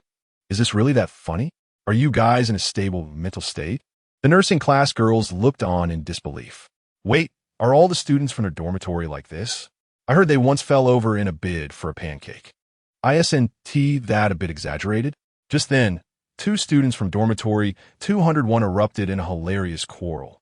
Damn, you're the oddball, aren't you? Who was it that cheated me during Do Diju last time and refused to admit it? You're talking nonsense. My cards were just terrible that time. Nonsense. You did that on purpose. Damn you. In the next moment, the two students tumbled onto the grass, rolling around like children. The crowd stood in stunned silence. The nursing class girls? Everyone on the playground was taken aback. But the most outrageous part was that these two students rolled on the grass for 5 seconds, suddenly stopped, got up, straightened their clothes, and patted each other on the shoulder, saying, "All right, we're good now. Yeah, you've shown some sense." A moment of silence enveloped the crowd, followed by an eruption of laughter. What on earth is going on with the students from 201? Are they wild animals? They were just fighting, and now they're reconciled? The students from dormitory 201 were thoroughly immersed in their unique technical school culture. Some engaged in a game of who blinks first has to buy milk tea, resulting in a group of students with reddened eyes, staring at each other like fighting cocks, creating an utterly bizarre scene. A spirited debate erupted among a group of individuals, fervently arguing over who the mightiest hero in honor of kings truly was. Their faces flushed and voices raised. One even leapt into the air to demonstrate an intricate skill combo. Suddenly, someone attempted to shoot a basketball from the playground, shouting three-pointer. The ball, however, was merely an illusion, and the force of his jump sent him crashing to the ground, resulting in a loud yelp of pain. Zhang Shaoxuan, utterly at a loss for words, cast a complex gaze upon this motley crew. He turned to Zhao Yin, speaking with a calm demeanor. "Do you think these individuals are lacking in common sense?" Zhao Yin, with a lollipop in her mouth, replied coolly, "No, they may be deficient in more than just that." Ultimately, this peculiar gathering of vocational school students on the playground concluded in an odd fashion. The inhabitants of dormitory 201, after rolling about on the grass, collectively declared, "We're done chatting. Let's head back to our dorm to play Do Diju." They then rose, dusted themselves off, and marched off the playground, leaving a group of bewildered nursing students and a handful of stupefied onlookers behind. Gao Bo, watching them depart, couldn't he help but exclaim, "It seems they are truly beyond redemption." Wang Chong nodded in agreement. Their mental state is indeed precarious. Zhao Yin, with a look of disdain, remarked, "What on earth are they doing? Is this a mating ritual in the vocational school arena?" "Pretty much," he replied. "Do they possess wealth?" "No." "Are they attractive?" "No." "Then what do they have?" "Confidence." Zhao and Yin paused for a moment before bursting into laughter. "Are you certain they Haven Tea skipped their medication today?" Just then, all eyes turned towards Wang Chong. "Is your class always like this?" He hastily waved his hands, his expression shifting dramatically as he fervently insisted, "No, no, no. Our dorm is quite normal." However, at that moment, a figure came barreling toward them, bare-chested and exuberant. Yujia, one of the eccentrics from dormitory 702, sprinted in with an excited expression, clapping his hands and emitting a cacophony of strange sounds as he ran. "What the hell? You didn't call me for snacks. You're all animals." In the next instant, He abruptly halted, snatching the spicy strips from Wang Chang's hands, tearing open the packaging without hesitation, and shoving one into his mouth. Crunch! Ah, so delicious! With that, Yu Jie continued his bare-chested sprint, disappearing into the night. The crowd was left in an eerie silence. The nursing students stared at Wang Chang in disbelief. And you say it's not like that? Is your dormitory a madhouse? Wang Chang stammered, No. It truly isn't. He shook his head vigorously, beads of sweat trickling down his face, preparing to explain further. However, suddenly bang! Wang Chang felt a chill run down his back. In the next moment, a powerful force knocked him over, sending him sprawling to the ground. What the hell? Everyone gaped in shock at the figure that had just rushed past. Lu Bin, with a cold expression and an air of menace, he stood behind Wang Chang, his gaze sharp. How dare you eat spicy strips here? Do you even deserve it? Wang Chang retorted, What? How was he even eating? Why do you think you can? Without another word, Lu Bin seized the remaining spicy strips and devoured them with a voracious appetite. In mere seconds, the entire package was reduced to nothing but ashes. After wiping his mouth, he displayed an indifferent demeanor and dashed off into the night alongside Yu Jie. The onlookers, particularly the nursing students, were left utterly speechless. Their expressions were a mix of confusion and astonishment. Zhao Nian glanced at the empty spicy strip bag and then at the fallen Wang Chang. Her expression complex as she uttered, Is it really necessary for vocational students to fight over spicy strips? Zhang Shaoxuan rubbed his forehead, exasperated. If they don't fight for it, they won't get any. The nursing students remained silent. Gao Bo observed the scene quietly, his tone laced with incredulity. Is this what qualifies as elite socialization in vocational school? Wang Chang, having risen from the ground with a grim countenance, fixed his gaze on the direction Lu Bin had fled, gritting his teeth as he muttered, The survival conditions at vocational school are becoming increasingly dire. Social activities among vocational students are perpetually infused with an element of the surreal. The core principle of vocational students can be distilled into a single notion. No one ever knows what will transpire in the next moment. While students from other schools indulge in karaoke and nightlife, enjoying conventional college, socializing, vocational students find themselves scrambling for spicy strips, brawling over card games, and even toppling their roommates for a single snack. The nursing students, thoroughly a loss for words, soon stood up, brushing off the dust from their pants. All right, we're heading back to the dorm. Wang Chang was taken aback, huh? You're leaving just like that? Of course. We came here hoping to meet some normal guys, not to participate in some vocational student gladiatorial contest. With your social dynamics, we simply cannot integrate. We're returning to our own realm in the City Rail class, a world we understand. The vocational students could only stare in silence. Chapter 18, Born to Climb Walls. At 10:20 p.m., in Dormitory 202 of the vocational school, the atmosphere was as chaotic as a livestock market. It was only after the lights went out that the real activities of the day began. Wang Chang, furiously rubbing his phone screen, seethed, Damn it, I'm just one card short of a 3-star 5 waist. Is this a joke? Li Chao lounged on his bed with a smug grin, laughing triumphantly. You're just a waste, Amaterasu. Wang Chang exclaimed, What the hell? Are you from the ghostly realm? Li Chao raturta. Amaterasu. Wang Chang shot back, Shut up. I'll win, and you're blocking my cards. Below him, Gao Bo pounded the bed with his phone, yelling, Come on. Fight. You waste. Damn it. All you do is farm. Can't you initiate a team fight? Who bought the support items? Damn it, you filthy junglers. Meanwhile, Lu Bin and Yu Jie were engrossed in a cacophony of gunfire from their game. Second floor. Russian. Their S1 on the left. Damn, he dodged. Help. Stop looting the bags. The entire dormitory erupted into a din reminiscent of a livestock market. Zhang Shaoxuan lay on his bed, phone in hand, utterly at a loss for what to do. Games? Forget it, he couldn't be bothered. Scrolling through short videos? After 3 minutes, boredom set in. Chatting with friends? A glance at his WeChat list revealed he had hardly anyone to converse with. He sat up, eyeing the instant noodles on the table, contemplating for a moment. Ultimately, he made the quintessential late-night decision of a vocational student, to head to the internet CAF.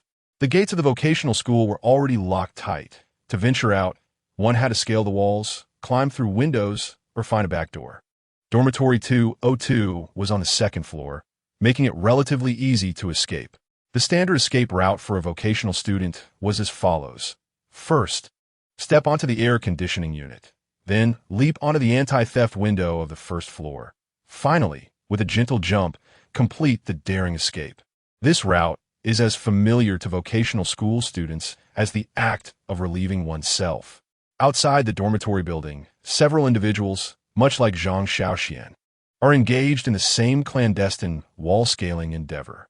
For vocational school students, the night is truly the domain of the internet CAF.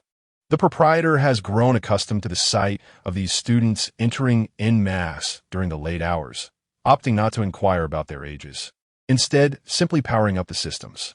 The nocturnal revelry of the 1050 vocational students is now set to commence. Inside the internet CAF, the ambience is dimly lit, with the blue glow of the screens casting reflections on the faces of the students. The survival rules of vocational students require no elaboration. One comprehends them upon entry. In the League of Legends zone, this area serves as a battleground for the highest-ranked players, where fierce conflicts erupt, punctuated by shouts of frustration, such as, "Can you not throw the game?" In the PUBG zone, this space is predominantly occupied by vocational students, where gunfire reverberates continuously, accompanied by laughter as someone exclaims, "Haha, I just headshot with a 98K." In the movie-watching zone, you know what I mean here, the students, adorned with headphones, fixate intently on their screens, silent, with enigmatic smiles gracing their faces. Zhang Shaoxuan selects a seat in the corner, adeptly orders a cup of ice-cold cola, and is just about to start his game when someone suddenly plops down beside him. It's Zhao Nian. "What are you doing here?" Zhao Nian, lollipop in mouth, grins mischievously. Aren't vocational students supposed to sneak into internet CAFs at midnight? "You came too?" Zhao Nian responds with unyielding confidence. "Of course. What else would I do? Sleep?" The lifestyle of vocational students is, by nature, antisocial. They sleep during the day and engage in gaming at night. Classes are neglected when possible, and all-nighters are the norm. The internet CAF is their true haven. Zhang Shaoxian furrows his brows, staring at Zhao Nian, his expression a mix of shock and confusion. "Wait a minute, I just climbed out from the second floor to get here. If I remember correctly, the girls from our class live on the 5th floor, right?" The dormitory's supervisor locks the doors after checking the rooms. "How did you get out?" Zhao Nian, casually leaning back in her chair, sports a cheeky smile. "Huh, you underestimate vocational students too much. Do you think only boys can scale walls? The girls' dormitory is just as secure as the boys', locked up tight at night, with the dorm supervisor patrolling regularly. However, vocational girls are quite adept at escaping." Leaning languidly against the chair, her tone remains unfazed. "There are many ways to get out, but most people lack the courage to try. Method 1. Climb down from the balcony. Suitable for floors 2 and below. Anything above 3 is practically a death wish. Success rate, 60, dependent on physical strength and the load-bearing capacity of what's outside. Risk, if caught, immediate social death and a call to parents. Method 2. Sneak out the back door. Suitable when the dorm supervisor is in a good mood. Success rate, 30, requires acting skills and a sob story. Risk, if denied. You'll be monitored all day. Method 3. Feign illness to slip away. Suitable for the theatrically inclined. Success rate, 50. Risk, you must convincingly act sick. Otherwise, you'll be caught and sent back. Method 4. The classic vocational school rope escape. Suitable for 5th floors and above. Success rate, 80, requires tools. Risk, if the rope breaks, it's game over. Zhang Shaoxian listens in disbelief, his brows knitting together. "You didn't actually climb down from the balcony, did you?" Zhao Nian shoots him a disdainful glance. "You really think I would do something that foolish?" She raises an eyebrow, pride evident in her tone. "I escaped using a rope." Zhang Shaoxian is taken aback. "You lowered a rope from the 5th floor?" Zhao Nian nods smugly. "Exactly. Are you a vocational student or a special forces operative?" Zhao Nian calmly explains, "It's quite simple. What is one essential item in a vocational girls' dormitory? Bed sheets. Tear them into strips and tie them together to make a rope, securing it to the balcony railing. Then simply slide down the rope from the 5th floor. Land safely, and voile, a perfect escape. Zhang Shaoxuan falls silent, contemplating the implications of tearing bed sheets. Aren't you worried about falling? He can't help but ask. Why would I be scared? The wall scaling skills of vocational students are honed out of necessity, Zhao Yin scoffs. Do you think our truancy skills are developed overnight? Vocational students are born wall climbers. Skipping classes? Climbing walls. Exiting the internet CAF? Climbing walls. Dating? Climbing walls. Whatever you want to do, just climb walls. In this day and age, how can a vocational student survive in society without mastering the art of climbing walls? Do you think that's why vocational students excel at escape rooms? Zhang Shaoxuan sips his ice-cold cola and glides his fingers over the mouse. Yet he feels an overwhelming sense of monotony in his life. At that moment, Zhao Yin suddenly laughs, her tone laced with mystery as she holds her lollipop. Laid-back guy, would you like to try a different way to play? Zhang Shaoxuan's brows furrow, sensing something amiss. What are you scheming now? Zhao Yin raises an eyebrow, leaning in conspiratorially, and whispers, the real fun begins deep in the night at vocational school. Did you think the internet CAF was the only destination? How naive. Do you want to experience the true nightlife of vocational students? Zhang Shaoxuan squints, sensing a hint of danger in Zhao Yin's tone. You're not suggesting we engage in any illegal activities, are you? Zhao Yin chuckles, patting his shoulder casually. Relax. It's not illegal. It's purely an experience of the deeper survival tactics of vocational students. If you're not afraid, follow me. Chapter 19. A thorough interrogation awaits. The cacophony of the vocational school internet CAF gradually fades, replaced by the atmosphere of a billiards hall, thick with the scent of chalk powder and nicotine. The sound of billiard balls clashing, the flick of a lighter igniting, and the boastful banter of vocational students meld together, creating a unique ambience for a vocational night. Under the dim yellow lights, several billiard tables are surrounded by students wielding cues. Some are intensely focused on their games, others are animatedly giving pointers, while a few are merely there to show off. Bang! A boy takes aim and gently pushes the cue. The ball sinks. The surrounding students erupt in exaggerated exclamations of approval, the scene delightfully ostentatious. Incredible. Absolutely stunning. That shot left me in awe. My goodness. The angle on that shot rivals that of a professional. Zhang Shaoxuan stands at the entrance, observing the spectacle, lost in profound contemplation. Is this it? This is what you call the deepest nightlife of vocational students? Zhao Yin nods, her tone matter of fact. Of course. Who could resist an exhilarating game of billiards? Exhilarating? Playing billiards? Is this really it? Zhang Shaoxuan feels utterly perplexed. He had anticipated that Zhao Yin would lead him to underground racing, illegal fighting rings, or even the casinos where vocational students strike it rich. Instead, it's a billiard hall. Zhao Yin strides inside, confidently tapping the bar. 2 games. Let us get a table. The attendant nods, handing over 2 cues and gesturing towards a table in the far corner, table 13. Zhang Shaoxuan remained utterly astonished. So, my friend, is the nightlife of vocational school students merely confined to playing billiards? Zhao Yin, with a lollipop in her mouth, flashed a mischievous smile. What else could it be? She brandished her cue stick and raised an eyebrow. The ranking of nocturnal pastimes most favored by vocational students is as follows. First, billiards. Second, dodiju, a card game. Third, stealthily climbing over walls to indulge in late-night barbecues. Fourth, loitering in internet cafes until dawn. Fifth, aimlessly wandering the streets near the vocational school, observing stray dogs brawl. As they approached table 13, Zhao Yin skillfully set up the balls with a flick of her cue. Come on, let's get started, master of mediocrity. Zhang Shaoxuan, with a look of utter reluctance, fixed his gaze on the table. I don't know how to play. I'm really awful. Zhao Yin smirked, her expression brimming with mischief. Her voice languid yet teasing. No worries, master of mediocrity. I'll just have to give you a good thrashing. Zhang Shaoxuan. Is there something wrong with this woman's choice of words? Zhao Yin narrowed her eyes, licking her lollipop, and with a playful smile, said, For every ball you miss, I'll mock you once. If you manage to win a game tonight, I'll cover the table fees. Do you take me for a gambling addict? Playing billiards should not involve betting on table fees. Zhao Yin stood at the table, gently flicking her cue, and expertly broke the rack. Bang! The balls scattered, and the one ball rolled smoothly into a pocket. Wow, that was quick. Zhang Shaoxuan frowned, sensing something amiss.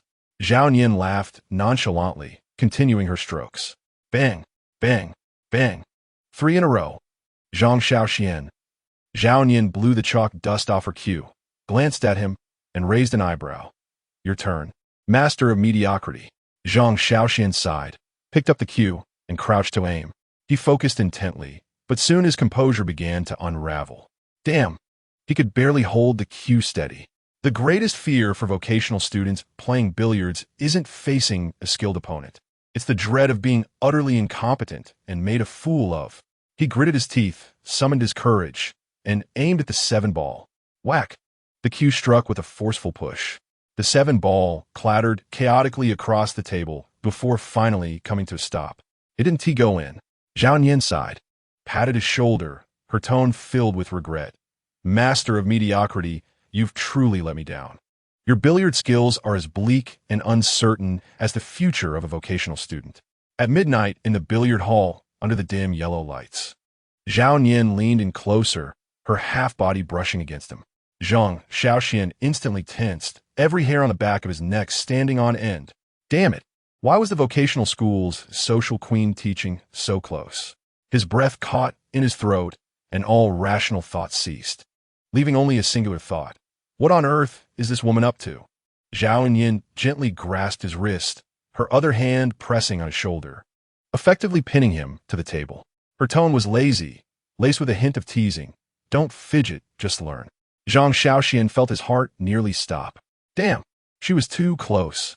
So close, in fact, that he could smell her shampoo's fresh fragrance, along with the sweet aroma of the strawberry lollipop in her mouth. When did the social interactions of vocational students become so perilous? In the realm of vocational students playing billiards, there are typically only a few scenarios. The high-stakes game where drinks, table fees, or a late-night meal are wagered. The show-off game, where one deliberately clears the table to demonstrate overwhelming prowess before the ladies. The casual game, where players engage in a round of do di ju while playing billiards, utterly distracted. And the fun game, where players simply hit the balls haphazardly, counting whoever sinks one as the winner. But now, Zhao Nian's intimate instruction completely shattered the hierarchy of the billiard hall among vocational students. How did it turn into a scene straight out of a romantic drama? Zhao Nian leaned against him from behind, adjusting his posture. Her wrist gently clasped his hand, her voice calm and unhurried. Your stance is incorrect. Billiards requires a sense of touch. Keep your elbow relaxed. Zhang Shaoxuan's brain was completely offline. He could not absorb anything. How on earth could anyone remain composed while learning to play under such circumstances? Zhao Nian smirked, clearly noticing his stiffness, but chose not to release him.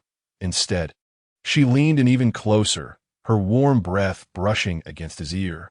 What are you so nervous about? She chuckled softly, her tone playfully mocking. Could it be that you've never been this close to a girl before? Zhang Shaoxuan's face darkened. Damn it, was she looking down on him? What was there to be nervous about? He gritted his teeth, striving for calmness. That's better.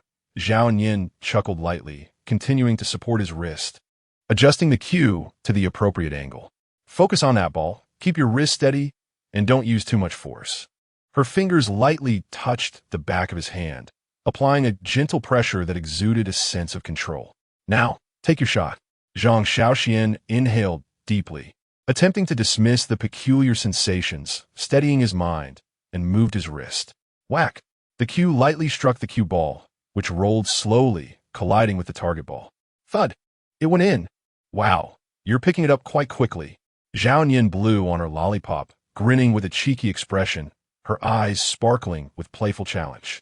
So, how does it feel to enjoy my guidance? Zhang Shaoxuan's expression was complex, his mouth twitching slightly. Damn, this woman truly knew how to have fun. Chapter 20. She really knows how to have fun. Zhang Shaoxuan shot a glance at Zhao Nian, his tone calm, yet laced with skepticism. Aren't you usually just hanging out with vocational students? Why the sudden earnestness in teaching me? Zhao Nian smiled sweetly, shrugging nonchalantly. Who knows? Maybe it's because you're just that terrible, and I can't bear it. I don't believe you for a second. Zhang Shaoxuan narrowed his eyes. Sensing something off, the social queen of the vocational school was voluntarily teaching him billiards, even offering hands-on guidance. Damn it, it didn't add up. He scrutinized Zhao Nian, squinting slightly, a smirk forming at the corner of his lips. You're not deliberately trying to take advantage of me, are you? Zhao Nian paused for a moment, her expression momentarily taken aback. Then her lips twitched. What the hell are you thinking? I'm genuinely trying to help you learn billiards. And you dare to slander me? You're doing it on purpose, Zhang Shaoxuan replied calmly. You could easily stand further away, yet you insist on getting close. Zhao Nian was momentarily rendered speechless by his retort, her gaze becoming somewhat complicated. She stared at Zhang Shaoxuan for a couple of seconds before suddenly breaking into laughter. She leaned in a bit closer, her tone languid. So, do you think I'm doing it intentionally? This woman truly knew how to play the game. In the vocational school, few girls were adept at billiards. Most billiard halls served as battlegrounds for the students. Yet, Zhao Nian was different. Not only was she skilled, but she also had a remarkable talent for manipulating emotions. Zhang Shaoxuan chuckled softly, then suddenly posed a question. Do you usually teach others like this? Zhao Nian frowned slightly, seemingly not grasping the implication. What do you mean? Zhang Shaoxuan smirked, his tone teasing. Do you often get this close to others while teaching billiards? Zhao Nian was momentarily taken aback, but soon her expression transformed into a smile. She cast a sidelong glance at him, her gaze laced with a teasing undertone. What is this? Are you feeling jealous? Goodness, this woman truly knows how to play. Zhao Nian leisurely positioned the cue ball, her lips curling into a playful smirk, then stood up, clapping her hands and raising an eyebrow at Zhang Shaoxuan. All right, my dear slacker, it's your turn to break. Don't worry, I want to assist you this time. You're on your own. She grinned mischievously, akin to a sly fox, challenging him to see if he could clear the table in one stroke. Zhang Shaoxuan picked up the cue stick, a slight twitch at the corner of his mouth. He focused intently on the neatly arranged balls on the table, narrowing his eyes as he assumed his stance. The rules of billiards for vocational students were quite straightforward. Those who could play would show off their skills with fancy spin shots, while those who couldn't would just take wild swings. The loser would have to pay for milk tea. Yet, at this moment, he was determined not to lose. Grinding his teeth, he struck a pose that looked quite professional, taking aim ever so slightly before raising the cue and delivering a powerful push. Smack! The cue ball shot off at a bizarre angle, darting forth with incredible speed, akin to a fierce tiger, crashing into the target ball. In an instant, it ricocheted off, soaring through the air in an unfathomable parabolic arc, landing with pinpoint accuracy behind him. What the hell? Zhao Nian, seated and sipping water, had just placed her bottle down when smack. The cue ball struck her forehead directly. Zhao Nian. Zhao Nian. What the hell? She froze for 3 seconds, then gasped sharply, clutching her forehead, utterly dumbfounded. The billiards hall fell into an eerie silence. All the vocational students stared blankly at the surreal scene. How could this even hit? Wait, she was sitting right behind him, wasn't she? Seriously, dude, is your skill really that absurd? Goodness, even a physics teacher would struggle to explain how that shot flew like that. Even the front desk of the billiards hall was left bewildered, eyes wide in disbelief at the unfolding spectacle. Zhao Nian. She fixed her gaze on the cue ball lying on the ground, a dull ache in her forehead. Damn it, she had been sitting behind him, minding her own business, and yet she got hit. Is this billiards or an assassination scene? Taking a deep breath, she slowly raised her head to look at Zhang Shaoxuan, who was now completely petrified in front of the table. She glared at him, her eyes gleaming with danger. Slacker, are you trying to murder me?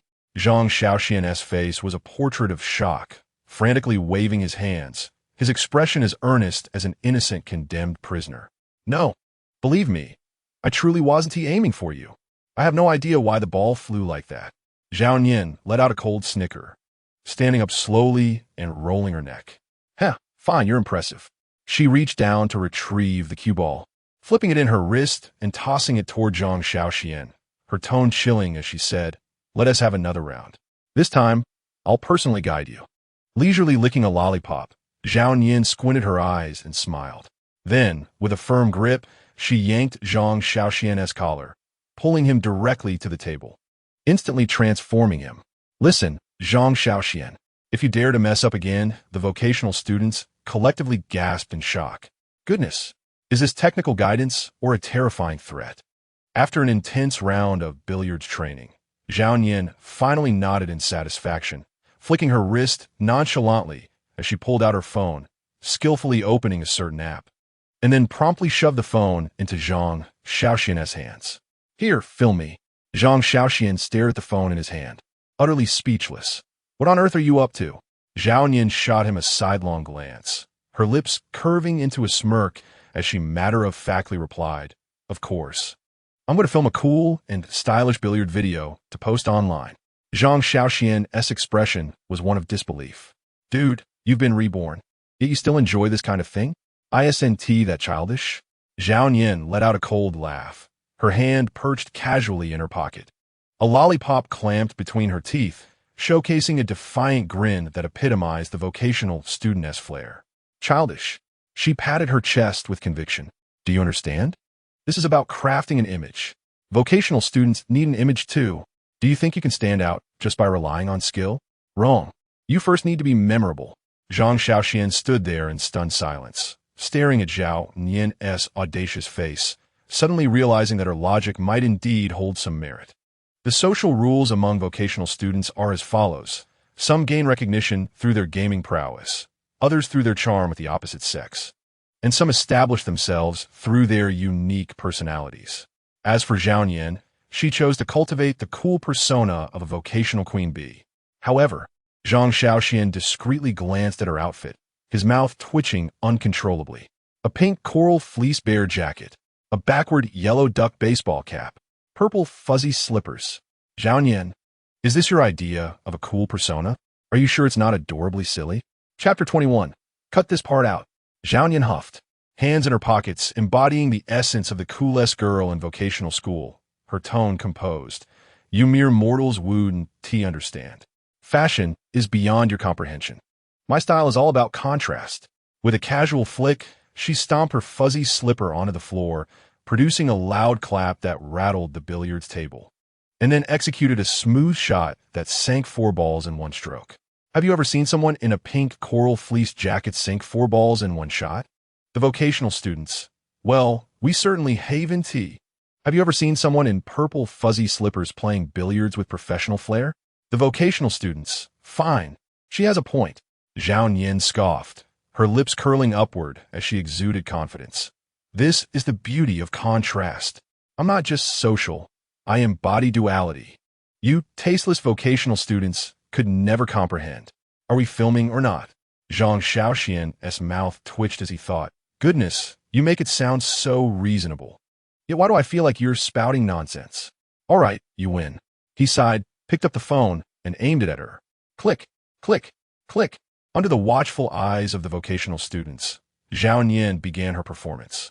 With an air of exaggerated flair, she sank 1 ball after another, each time tossing her hair and striking the coolest pose imaginable.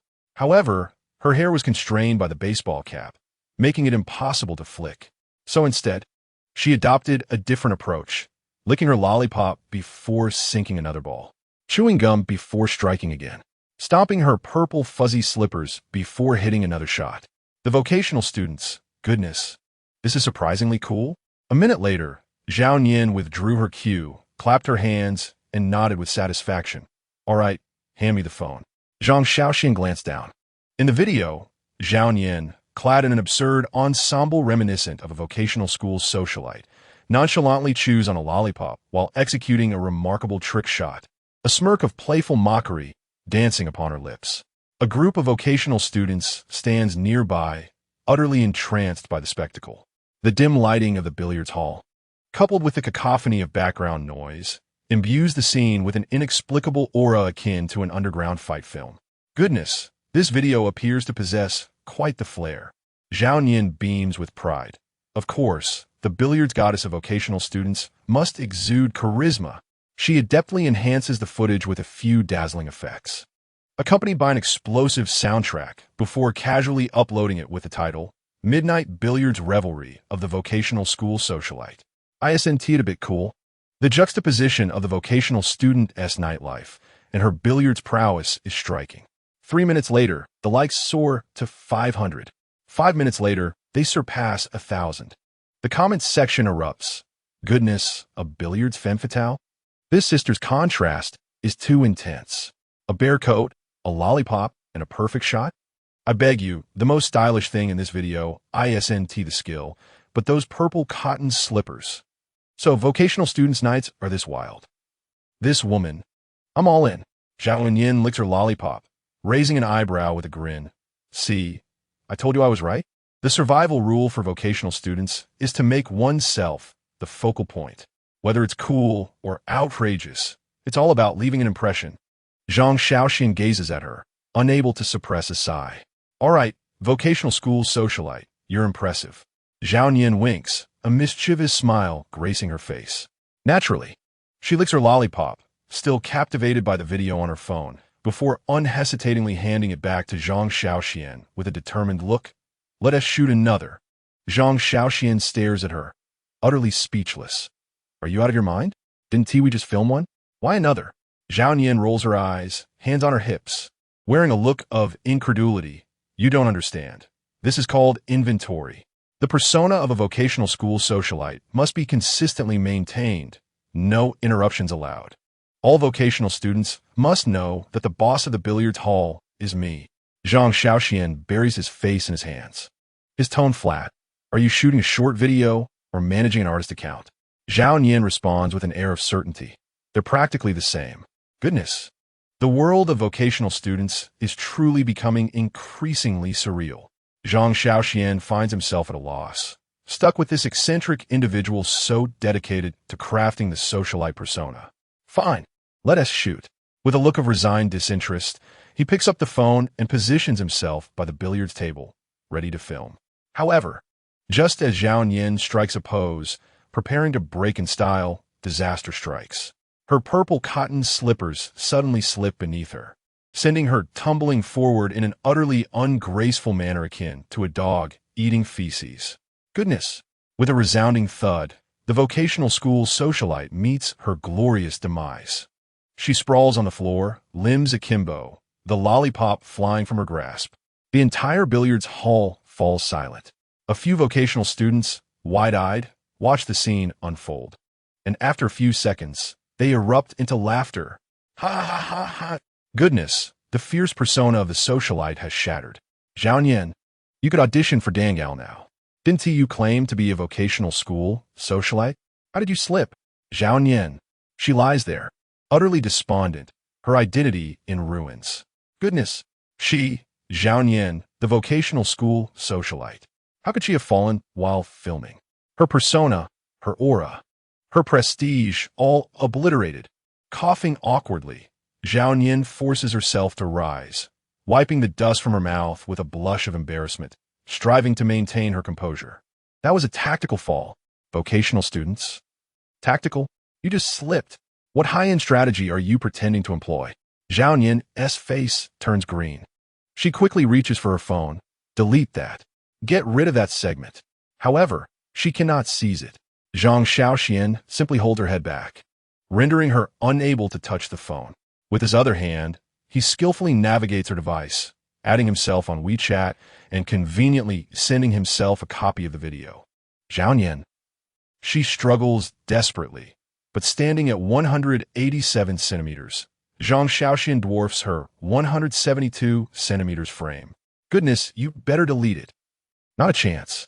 If you dare keep it, I swear. Zhao Yin. Goodness. At this moment, she wishes nothing more than to strangle this scoundrel.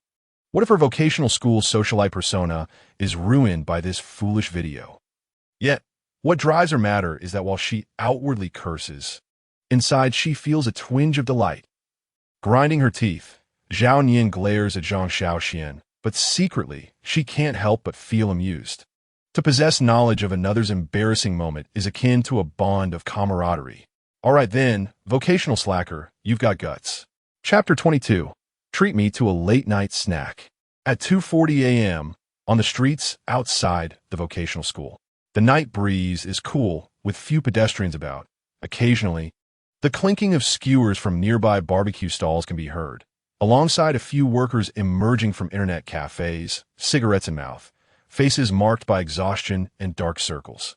Discussing gaming achievements, Zhang Shaoxuan, hands in his pockets, ambles along lazily, appearing entirely disinterested in being out. He is indeed forced into social interaction. Meanwhile, Zhao Nian walks beside him, lollipop in mouth, casting glances at the barbecue stalls, her eyes betraying an unmistakable desire to indulge. Finally, she can't resist any longer. "Hey, slacker, take me for a late-night snack?" Zhang Shaoxuan halts, looking at her with disbelief. "Why are you so brazen?" Zhao Nian blinks innocently, her demeanor exuding self-assurance. "What? You unwilling?" "Of course I am." Zhang Shaoxian immediately rebuffs her, his tone firm and resolute. "I have no money." "Zhao Nian." She sizes him up, her gaze dripping with sarcasm. "Goodness, are you really that stingy?" "It's not stinginess, it's a lack of funds." "You're broke? Aren't vocational students all poor? Do you think you're an exception?" No. The poverty of vocational students comes in two varieties." Zhang Shaoxian raises two fingers, calmly explaining. One type talks about being broke, but still spends as needed, finishing instant noodles and heading to KTV for drinks. The other type, like me, is genuinely broke, too lazy to buy instant noodles, meticulously budgeting even for internet cafe fees. Zhao Nian rolls her eyes in silence. Goodness, this slacker truly embodies the art of giving up. "So, are you treating or not?" "Not treating. Are you really that tight-fisted? Not a single cent to spare? Why would I treat you to a meal?"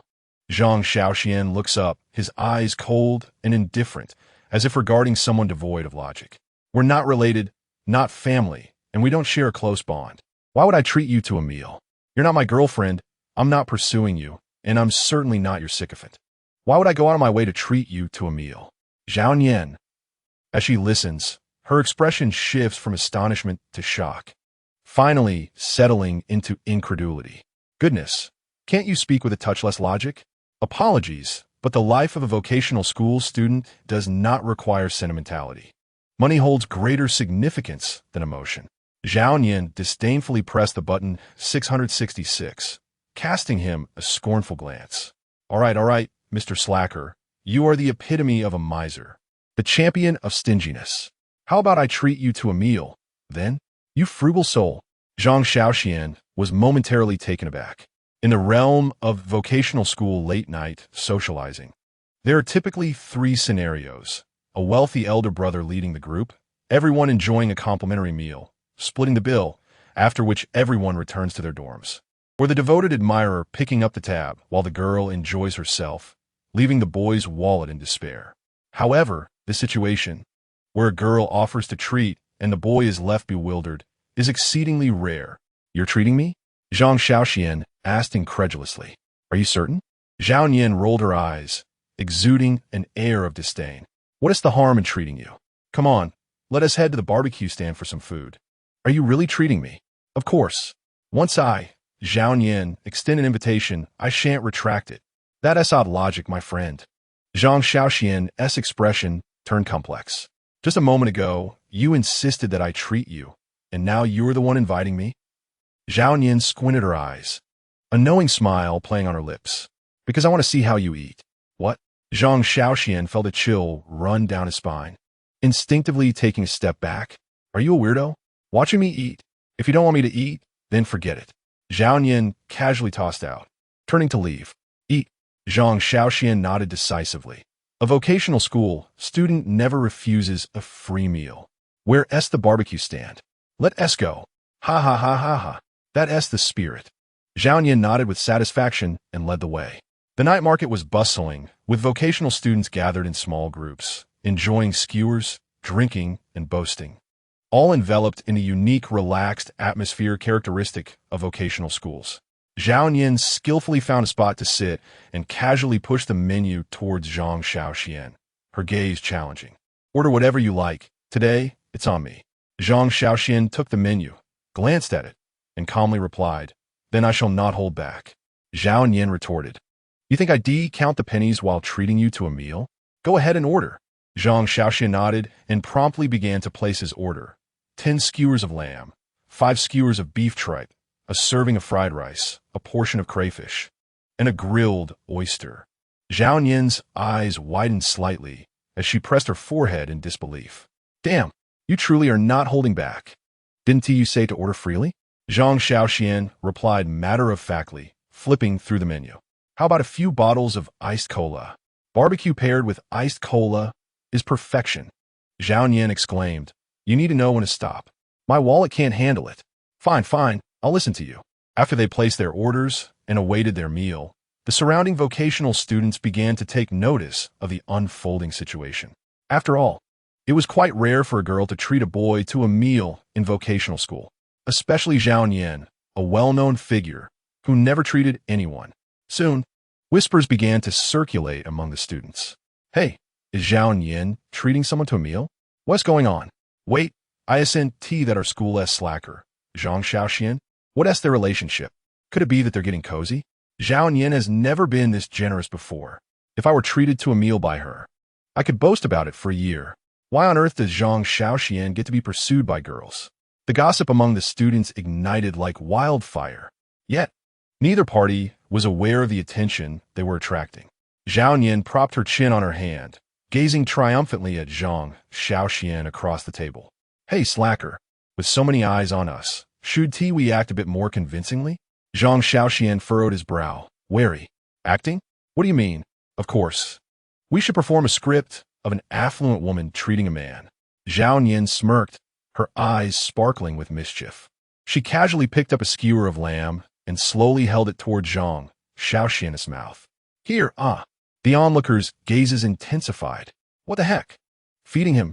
What level of celestial drama is this? The social queen not only treats him to a meal, but also feeds him? The students were utterly taken aback. My vocational school life doesn't deserve such treatment. Envious, truly envious. What have I done wrong? Why hasn't Zhao Yin treated me to a meal? I must be in a false vocational school. Why does he get fed by a girl while I'm stuck with instant noodles? Chapter 23. What a waste of your upbringing. Zhang Shaoxuan was in despair. He stared at Zhao Yin, horrified. Are you insane? Zhao Yin wore a mischievous smile, pushing the skewer closer, her tone teasing. Eat up. I'm feeding you. This is the top-tier treatment in vocational school. I'm treating you to a meal, and you can't even play along? Get lost. Zhang Shaoxuan snapped, swatting Zhao Yin's hand away, his expression deadpan. If you dare push that skewer any closer, I'll hang your fluffy bear coral jacket at the school gate for everyone to see how ridiculous the social queen's taste is. Zhao Yin paused. She glanced down at her pink bear coral jacket and her purple fuzzy slippers, her face transforming into a masterpiece of embarrassment. Damn, can you not expose my social persona? Zhang Shaoxuan replied. Just don't do anything so bizarre. Zhao Yin gritted her teeth, casting him a fierce glare, ultimately stuffing the lamb skewer back in her own mouth, biting down hard while muttering incoherently. Damn it, what a waste of your upbringing. The vocational students around them were left dumbfounded. What in the world was their relationship?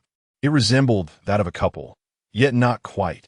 More like two vocational school lunatics competing against each other. The students were utterly bewildered, beginning to wildly speculate. Damn, I think they're flirting. Nonsense. I believe the social queen is genuinely supporting the slacker.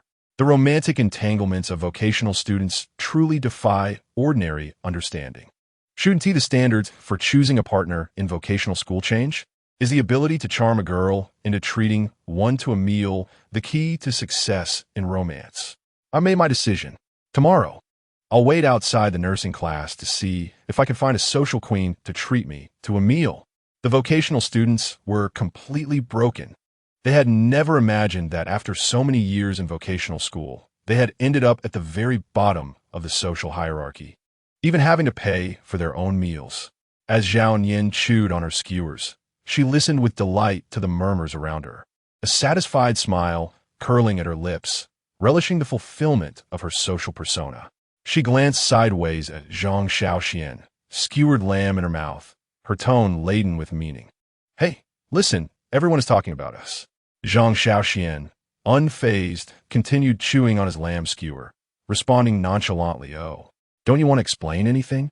Zhao Yin tilted her head, a playful grin on her face. Explain what? You're the one treating, not me begging you to. Zhang Shaoxuan shrugged, taking a bite of the grilled oyster, mumbling, let them think whatever they want. You know how vocational students think. Zhang Yin replied, right indeed. The mindset of vocational school students is perpetually whimsical. She lowered her head, contemplating the inherent cognitive biases of her peers at the technical school. The notion of a girl taking the initiative to treat someone to a meal certainly piques curiosity. Are you two already entangled? An evening outing suggests an intimate connection. Are you clandestinely dating? Meeting at an internet CF undeniably carries romantic undertones. Are you secretly engaging in covert rendezvous? The rarity of a socialite inviting a boy to dinner is indeed extraordinary. That lad must be extraordinarily fortunate. Zhao Nian. Goodness, the social logic of vocational students is utterly absurd. Aren't you afraid of being misunderstood? Zhao Nian raised an eyebrow. What is there to fear? Zhang Shaoxuan languidly reclined in his chair, sipping an icy cola with an air of nonchalance, asserting, if they misunderstand, it's not my loss. Zhao Nian. Seriously, how can you be so shameless? If you treat me to a meal and others think I'm your girlfriend, how is that not a loss for me? Zhang Shaoxuan calmly lifted a skewer of lamb. If others were to discover that I was treated to a late-night snack by a socialite from the vocational school, my status would skyrocket. My time at the technical school would be worth it. Zhao Nian. She was rendered speechless. How could this guy be so brazen in his irresponsibility? Unable to restrain herself, she kicked Zhang Shaoxuan's calf onto the table. Her tone fierce. Are you asking for a beating? Zhang Shaoxuan indifferently picked up a piece of crayfish, casually commenting. The late-night snacks of vocational students are indeed spectacular. Zhao Nian rolled her eyes, casually grabbing a skewer of grilled intestines, taking a bite, and speaking in a tone laced with irritation. Slacker, with your voracious appetite. Aren't you worried I might suddenly change my mind and make you foot the bill? Zhang Shaoxuan raised an eyebrow nonchalantly. If you were to back out, let's see who could afford the bill. Zhao Nian paused momentarily. Then she glanced at the prices on the menu and her wallet-esque balance. Goodness, is this guy doing this on purpose? It's too late for her to back out now. Damn it. The wallets of vocational students are not made for extravagance. Zhao Nian's composure began to unravel, gritting her teeth and glaring fiercely at Zhang Shaoxuan. Unable to contain her frustration. Fine, slacker, you win. Zhang Shaoxuan's lips curled into a slight smirk as he lifted his cola, leisurely taking a sip. Thanks for the invite. My time at the vocational school just gained another illustrious chapter. At 3:10 a.m., at the barbecue stall outside the vocational school, Zhao Nian stared at the 200 yuan bill, her mouth twitching uncontrollably, her composure thoroughly shattered. How could she have uttered the words, I'll treat you? The late-night consumption hierarchy of vocational students, low-end, instant noodles and hot dogs, capped at 5 yuan. Average, fried rice and iced cola, resolve within 15 yuan. Advanced, spicy hot pot and barbecue, between 30 to 50 yuan. High-end, skewers, crayfish, and chilled beer, around 60 to 100 yuan. Absurd, ordering a feast and still pretending to be affluent, over 200 yuan. Ridiculous, KTV all night with exquisite supper and internet CAF overnight, over 300 yuan. Damn it, a 200 yuan late-night snack has definitely landed her in the absurd category. The living expenses of vocational students are generally modest. An average vocational student has a monthly budget of 1,000 to 1,200 yuan. Those from slightly better off families may have 1,500 to 1,800 yuan. A rare few rich second-generation students might have 2,500, but such specimens are exceedingly rare in vocational schools. Zhao Nian, with a monthly budget of 1,200 yuan, essentially fits the standard profile of a vocational schoolgirl. Her spending habits have always been, a meal at the cafeteria costs 6 to 8 yuan. She splurges on bubble tea only once every 3 days. When shopping at the convenience store for snacks, she never exceeds 10 yuan. Being able to save up a little for cosmetics in a month is already a source of satisfaction. However, how could she possibly spend 200 yuan on a single late-night snack, consuming 1/6 of her monthly living expenses in one sitting? Chapter 24. What a double standard. Damn it, have I been scammed by you? She fixed her gaze on Zhang Shaoxuan, teeth clenched. Zhang Shaoxuan reclined leisurely in his chair, picking at his teeth with a toothpick, his tone serene. Wasn't it you who offered a treat? Didn't you tell me to order freely? Look, if I don't order, you call me stingy. If I do order, you say I'm taking advantage of you. You really are a master of double standards. Zhao Nian. She inhaled deeply, striving to suppress her urge to hit him. How could she have forgotten just how wicked this slacker's tongue could be? Zhao Nian gritted her teeth. Damn it, I want to kill you. This is the social trap of vocational students. Zhang Shaoxuan, sipping his icy cola with an air of tranquility, stated matter-of-factly, you think it's just treating to a late-night snack. But one meal can leave you with instant noodles for the next month. Zhao Nian. Damn it, this guy makes a compelling point. The social spending of vocational students is indeed an endless pit. Clubbing? A night starts at 200. KTV? At least 150. Overnight at an internet CAF? 35 for the room and 100 for food and drinks. Skewers?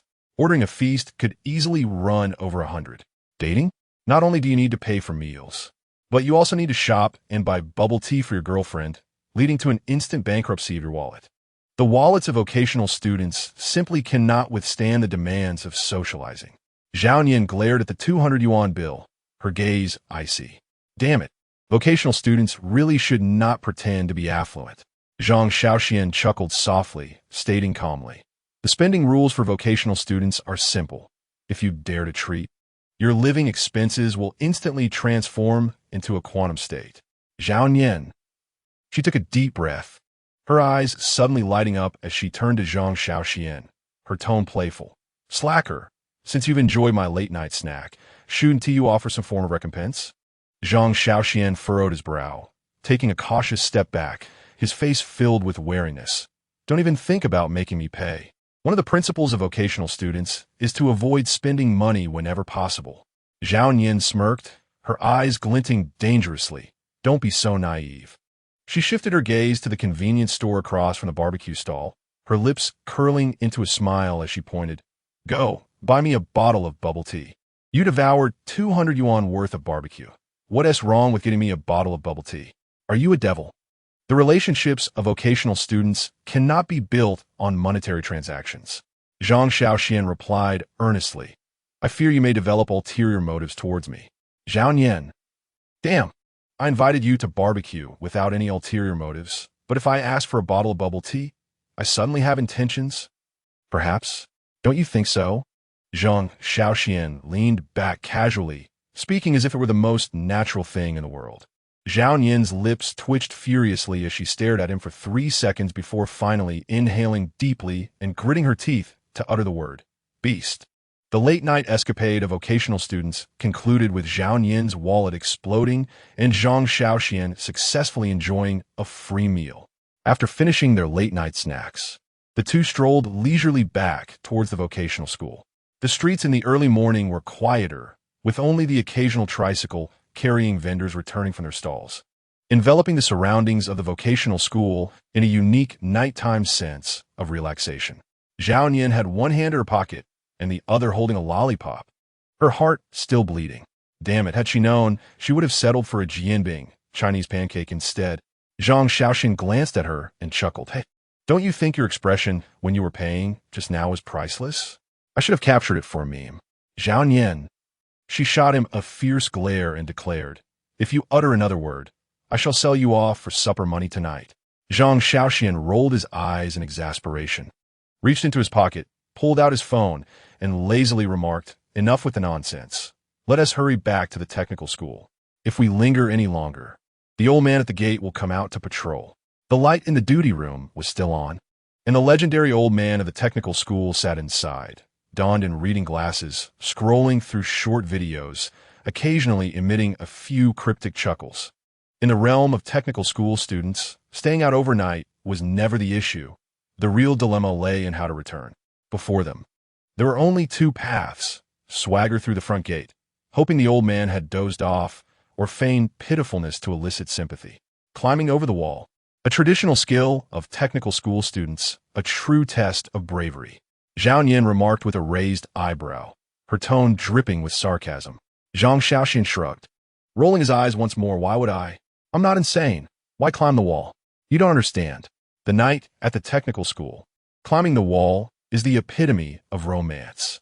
Zhao Nian retorted, her hands nestled in her pockets, a lollipop clutched between her lips, her eyes sparkling with excitement. Dare to take on the challenge.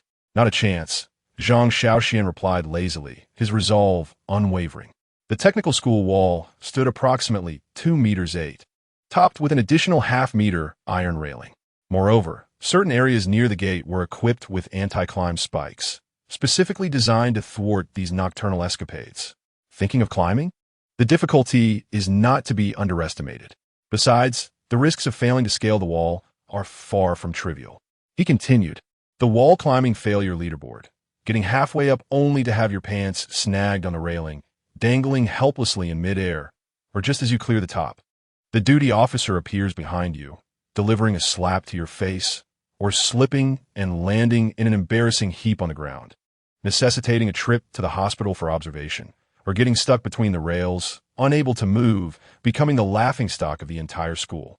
Failing to climb over the wall means hanging onto the railing with both hands, feet dangling, swaying like a pendulum.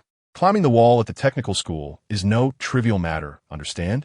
Zhang Shaoxuan stated calmly. If you get stuck up there, don't expect me to rescue you. Who would need your help? Zhao Nian scoffed, cracking her knuckles and rolling her wrists. Are you really going to climb? Zhang Shaoxuan looked at her, his gaze complex. Zhao Nian licked her lollipop, grinning mischievously, of course. I'm a streetwise girl. Climbing a wall is nothing. Very well. The ultimate challenge for technical students is entrusted to you. Zhang Shaoxuan crossed his arms, lazily leaning against the gate, adopting the demeanor of an amused spectator.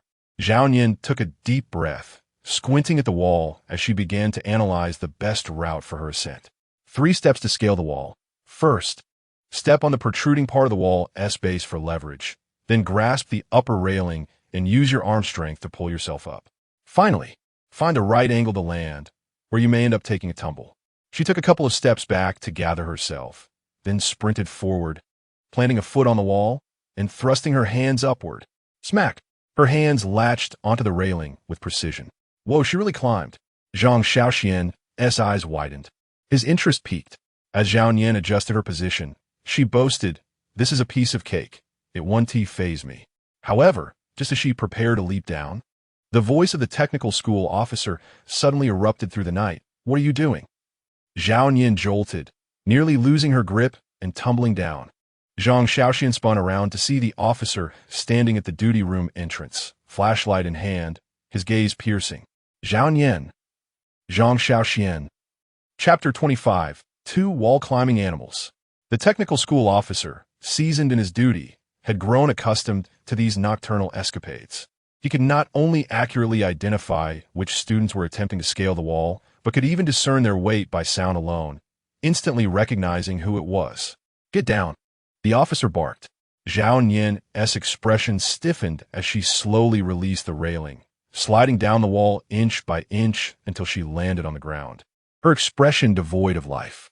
Suppressing a laugh, Zhang Shaoxuan maintained his composure. Streetwise girl, this time you flopped. Zhao Nian shot him a withering glare, her eyes conveying a clear message. Shut up. Getting caught halfway over the wall, what a disgrace. The officer huffed, crossing his arms, his gaze scrutinizing them sharply. Which class are you 2 from? In the face of the officer's inquiry, the survival rule for technical students was to never reveal their actual class. The dormitory officer had a notorious reputation for cracking down on night owls. Should they be caught, they could easily be reported, or worse, receive a demerit. Zhao Nian licked her lips, squinting her eyes as she began her performance. Sir, we're not from this school. We're from another school. She lied earnestly. Right? We took a wrong turn. Zhang Shaoxuan quickly chimed in, adopting an expression that screamed, I truly don't belong to this school. The officer narrowed his eyes, scrutinizing them for a few seconds before calmly stating, Oh, from another school? Very well. I'll call security and have them take you to the police station to be picked up by your school. Zhao Nian, what the hell? Zhang Shaoxuan, don't do this, sir. The technical school officer never wasted words and would go straight for the jugular. You, from an external school, attempting to climb over the wall of our school? Care to explain? No ID? Then it's definitely a trip to the police station. Zhao Yan's mouth twitched uncontrollably as she desperately waved her hands. Sir, it's a misunderstanding. We're from this school. Zhang Shaoxuan was also dripping with cold sweat. Surrendering instantly. Yes, we're from the technical school. Not from another school. The officer chuckled coldly.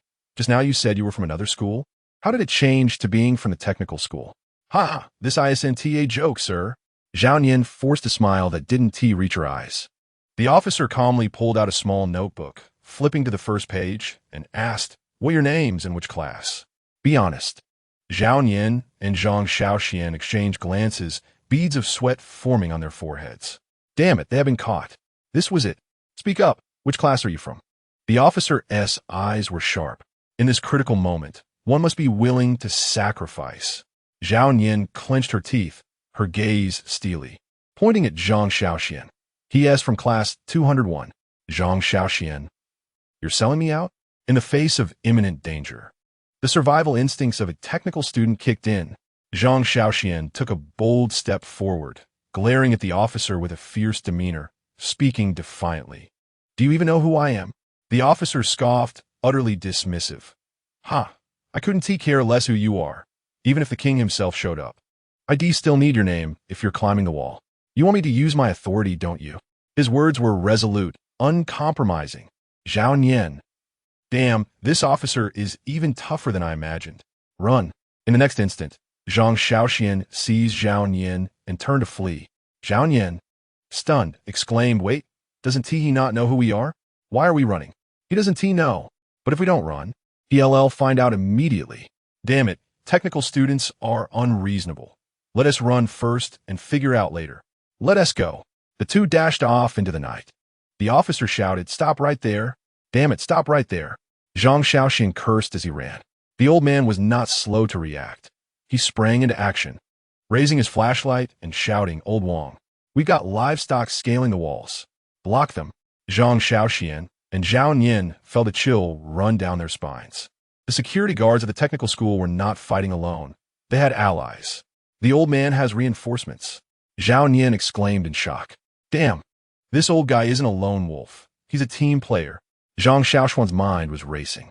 The security guards at the technical school formed an exceptionally cohesive unit. Their defense system was a hellish existence. The gatekeeper was responsible for frontline interception. The patrolling guards handled mobile capture. The dormitory guards executed ultimate blockades. And even the dogs on the playground provided psychological warfare. Run. The two of them dashed into the narrow alleys surrounding the technical school, sprinting past shops, squeezing through iron railings, and evading surveillance, finally shaking off the old man's pursuit. At 4:00 a.m., outside the back gate of the technical school, they leaned against the wall, panting heavily and nearly exhausted. Zhao Yan rested her hands on her knees, gasping. How can the old man at the technical school run so fast? Zhang Shaoxuan, leaning against the wall with a grave expression, replied, Don't underestimate them. They've defended this school for decades. They've seen all sorts of troublemakers. To them, we're just easy pickings. There's no way we can breach their defenses. Zhao Yan looked astonished. Are you saying they've developed a system for capturing students? Of course. The old men's reaction times are even faster than you can imagine. Zhang Shaoxuan scoffed. You think scaling the wall would anger them? No, they would just laugh, knowing you will eventually fall into their trap. Zhao Yan remarked, Damn, that is pretty terrifying to think about. The nights of technical school students involve not only dodging teachers, but also avoiding the old guards. So what do we do now? She glanced at the towering wall, her expression turning thoughtful. The main entrance is out of the question, and we can't scale the wall. Are we going to be homeless tonight? Scaling the wall? Impossible, Zhang Shaoxuan countered. The technical school's walls are too high and equipped with anti-climb spikes. If we try now, we'd likely be captured again. Going through the main entrance? Even less likely. The guards have already entered alert mode. Getting through the front gate is harder than accessing a bank vault. Keep running? If we run any longer, daybreak will arrive. Zhang Shaoxuan scoffed, his expression one of disdain for the technical school's guards. He pointed toward an old neighborhood in the distance. Let us circle around from there. Zhao Yan was taken aback. Circle around the neighborhood adjacent to the technical school? Exactly. There's a side of the technical school that connects to the old neighborhood. If we can make our way in and find the side gate to the school, we can slip in undetected. Zhao Nian squinted, contemplating the plan, her expression growing serious. Are you sure we can manage that? She asked, half convinced. Zhang Shaoxuan flashed a confident smile and patted her shoulder. Trust me, the survival instincts of technical school students are far stronger than you might think. Chapter 26. The Ultimate Infiltration Plan. The dilapidated residential buildings stood under the flickering glow of dim streetlights, while the occasional sound of a cat echoed through the corridors, making the entire neighborhood eerily quiet, reminiscent of a midnight stealth mission. Come on, let us enter the neighborhood, Zhang Shaoxuan whispered, advancing stealthily like a special forces operative. Zhao Nian couldn't help but tease. Seriously? Do you need to be this cautious? It's not like we're sneaking across a border. You don't understand. During night operations, well, we fear most isn't the guards, but... He paused, his eyes sharp, lowering his voice. The old men out for their morning exercise. Zhao Nian was dumbfounded. The morning exercise, old men? Yes, they're the ultimate nemesis of technical school students. Zhang Shaoxian's expression turned serious, his tone grave. You never know what time those old men will step out to stroll. Some go out at 5, others at 4:30, and some even at 4 in the morning. If they spot us, we'll be immediately deemed suspicious. Zhao Nian exclaimed, damn, the more I hear, the more real it sounds. She scanned her surroundings anxiously, fearing a morning exercise old man might suddenly appear and mistake them for nighttime thieves. All right then, let us keep a low profile. The two of them stealthily entered the old neighborhood, executing their ultimate infiltration plan as technical school students. At 4:30 a.m., the neighborhood was eerily quiet, illuminated only by a few flickering streetlights. They moved cautiously down an abandoned alley, with Zhang Shaoxuan leading and Zhao Nian following closely, carefully avoiding any spots where the old men might appear. Suddenly, Zhang Shaoxuan halted abruptly, causing Zhao Nian to nearly bump into him. What is wrong? She whispered. With a sharp gaze, Zhang Shaoxuan raised a finger, pointing into the distance. A morning exercise old man has appeared. Beside a flower bed, an old man in a gray tracksuit ambled along, holding a radio that was playing the theme music from the news broadcast. Zhao Nian gasped, what the hell? This old man gets up at 4:30 to listen to the news. The students at the technical school better put in the effort, otherwise. The old men will always rise earlier than you, Zhang Shaoxuan murmured in awe. Though elderly, the morning exercise old man's observational skills and reaction times surpassed even those of the school guards. If they charged forward recklessly and were spotted, it would spell disaster. What now? Wait for him to leave? Zhao Nian asked, lowering her voice. Impossible. Time is running short. If any more old men appear, we'll be completely trapped in this neighborhood. Zhang Shaoxuan frowned. He scanned the vicinity and noticed the trash can nearby. Follow me. Zhao Nian looked puzzled, but followed him quietly. Soon, they crouched behind the trash can. Zhao Nian muttered seriously. Zhang Shaoxuan remained silent. They held their breath as the old man strolled past, the radio's sound fading away while the news anchor continued reporting passionately. Our nation's economy is steadily growing, with GDP in various regions. Inside, Zhang Shaoxuan was shouting, hurry up, old man, move along. Zhao Nian was equally anxious, terrified that the old man would turn around and discover two technical school students crouching behind a trash can in the dead of night, leading to an immediate call to the police. A minute later, the morning exercise old man finally disappeared down the alley. The two sprang up and dashed toward the school wall. The side gate of the technical school was an old, crumbling wall with a small hole just barely large enough to squeeze through, serving as the last escape route for students who stayed out late. Zhao Nian stared at the hole, her expression uncertain. Isn't this too small? It's just a bit cramped. We can make it through, Zhang Shaoxuan assured her, his demeanor calm. Countless students have squeezed through this. Zhao Nian hesitated, but, gritting her teeth, decided to crawl through. Ouch, don't kick my butt, she snapped. Hurry, there might be more old men patrolling, Zhang Shaoxuan urged. With a roll, Zhao Nian finally wriggled through. Phew, done. She wiped the sweat from her forehead and turned to Zhang Shaoxuan. You'd better hurry. Before she could finish her sentence, bang, Zhang Shaoxuan got stuck. Zhao Nian's eyes widened. Have you gained weight? Damn it, I'm too tall. I'm stuck. Zhang Shaoxuan exclaimed in despair. Put in some effort already. If the old man catches you, it's all over. I'm trying my best. Zhao Nian gritted her teeth, suddenly stretching out her hand to grasp Zhang Shaoxuan's wrist. Yanking him forcefully. Whoosh! Zhang Shaoxuan finally broke free, tumbling into the school grounds and rolling over once. Damn! You nearly tore my arm off. He gasped, cursing. Less chatter, just run. In front of the technical school dormitory at 4:50 a.m., the cold wind howled as the streetlights flickered with a weak glow, and the world of technical students gradually returned to tranquility. Zhang Shaoxuan and Zhao Nian stood at the base of the dormitory, exchanging glances. All right, I'll just climb back up to the second floor in a jiffy, Zhang Shaoxuan declared, clapping his hands and flexing his wrists, already plotting his next move. The route back to the second-floor dormitory for technical students was remarkably straightforward.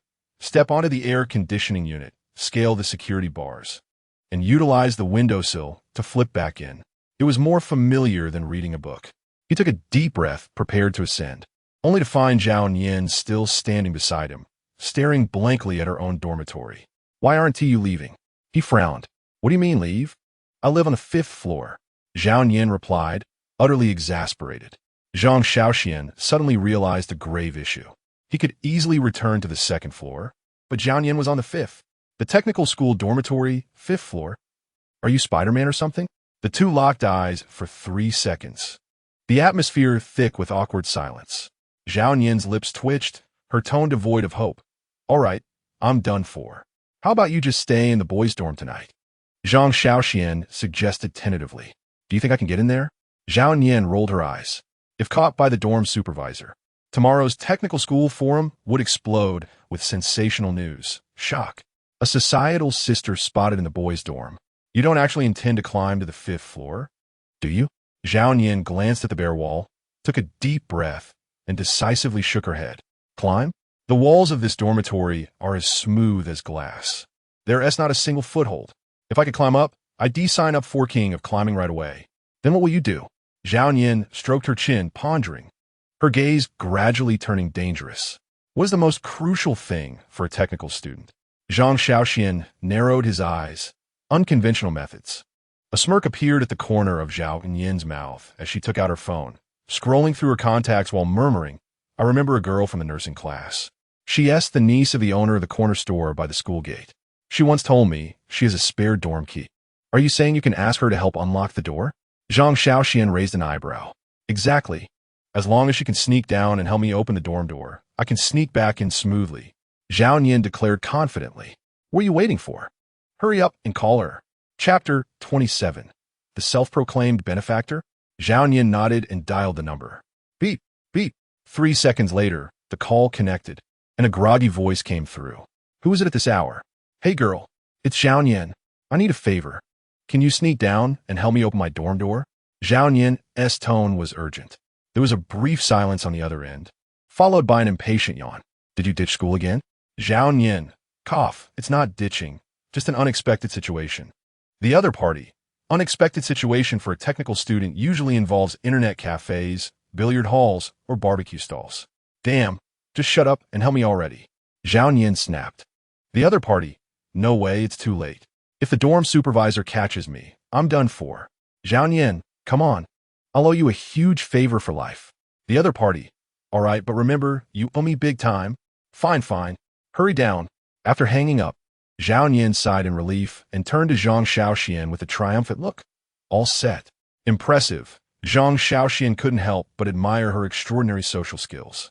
However, he also understood that in a technical school, such networks of mutual assistance were vital for survival. All right, I'll head up first then, he said, stepping onto the air conditioning unit and effortlessly climbing into the dormitory. He glanced back at Zhao Nian. Be careful. Zhao Nian waved him off. Don't worry. The survival skills of a societal sister are beyond your imagination. She then quietly hid on the side of the dormitory, awaiting her accomplice's arrival. Inside the girls' dormitory, it should have been silent after lights out, but tonight, a door quietly opened, and a shadow swiftly peeked out. It was Zhao Nian's ally, a nursing student named Lishan. She looked around cautiously, confirming the absence of the dorm supervisor before quickly beckoning Zhao Nian. Hurry, now is your chance. Zhao Yin took a deep breath and leaped into the dormitory, stealthily following Li Shan up the stairs. However, just as they were about to reach the 5th floor, a sudden sound of footsteps echoed in the stairwell. Crap! The dorm supervisor. Li Shan panicked. Quick, hide here! Zhao Yin acted swiftly, pulling Li Shan into the corner between the 4th and 5th floors, concealing them behind a water pipe. Thud! Thud! Thud! The footsteps of the dorm supervisor grew louder, the beam of her flashlight sweeping across the walls of the stairwell. Zhao Yin and Li Shan held their breath, barely daring to make a sound, their hearts racing. Thud! Thud! The dorm supervisor stopped on the 4th floor, looking around before muttering, "Strange, I thought I heard something just now." Her flashlight swept toward the stairwell corner, nearly illuminating Zhao Yin's face.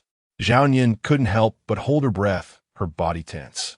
If they were caught, it would be over. Just at that critical moment, a girl in a 5th-floor dormitory turned over, the bed creaking.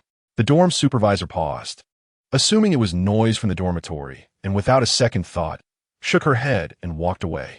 Phew! Zhao Yin and Li Shan simultaneously exhaled. They waited a full minute, confirming the dorm supervisor had truly gone far before continuing their ascent to the 5th floor. 5 minutes later, Zhao Yin finally returned to her dormitory. Damn, the nights in the technical schoolgirls' dormitory were even more perilous than in the boys' dormitory. She plopped down on her bed, patting her chest. Li Shan shot her a glare, exasperated. You owe me a massive favor. Zhao Yin chuckled. Don't worry. I'll treat you to a late-night snack. Get lost. Your late-night snacks are too expensive. I can't afford them. At 5:10 a.m., Zhang Shaoxuan successfully climbed back into dorm 202, while Zhao Yin stealthily returned to the girls' dormitory. The extreme escape plan of the technical students concluded perfectly. The survival rule for technical students. There's no dormitory a technical student cannot enter, only those unwilling to take risks. At 11:20 a.m. in the technical school classroom, the atmosphere was thick with apathy. The bell for the break had long rung, but the entire classroom remained lethargic, the technical students wandering further down the path of idleness. The students engrossed in games continued with swift fingers.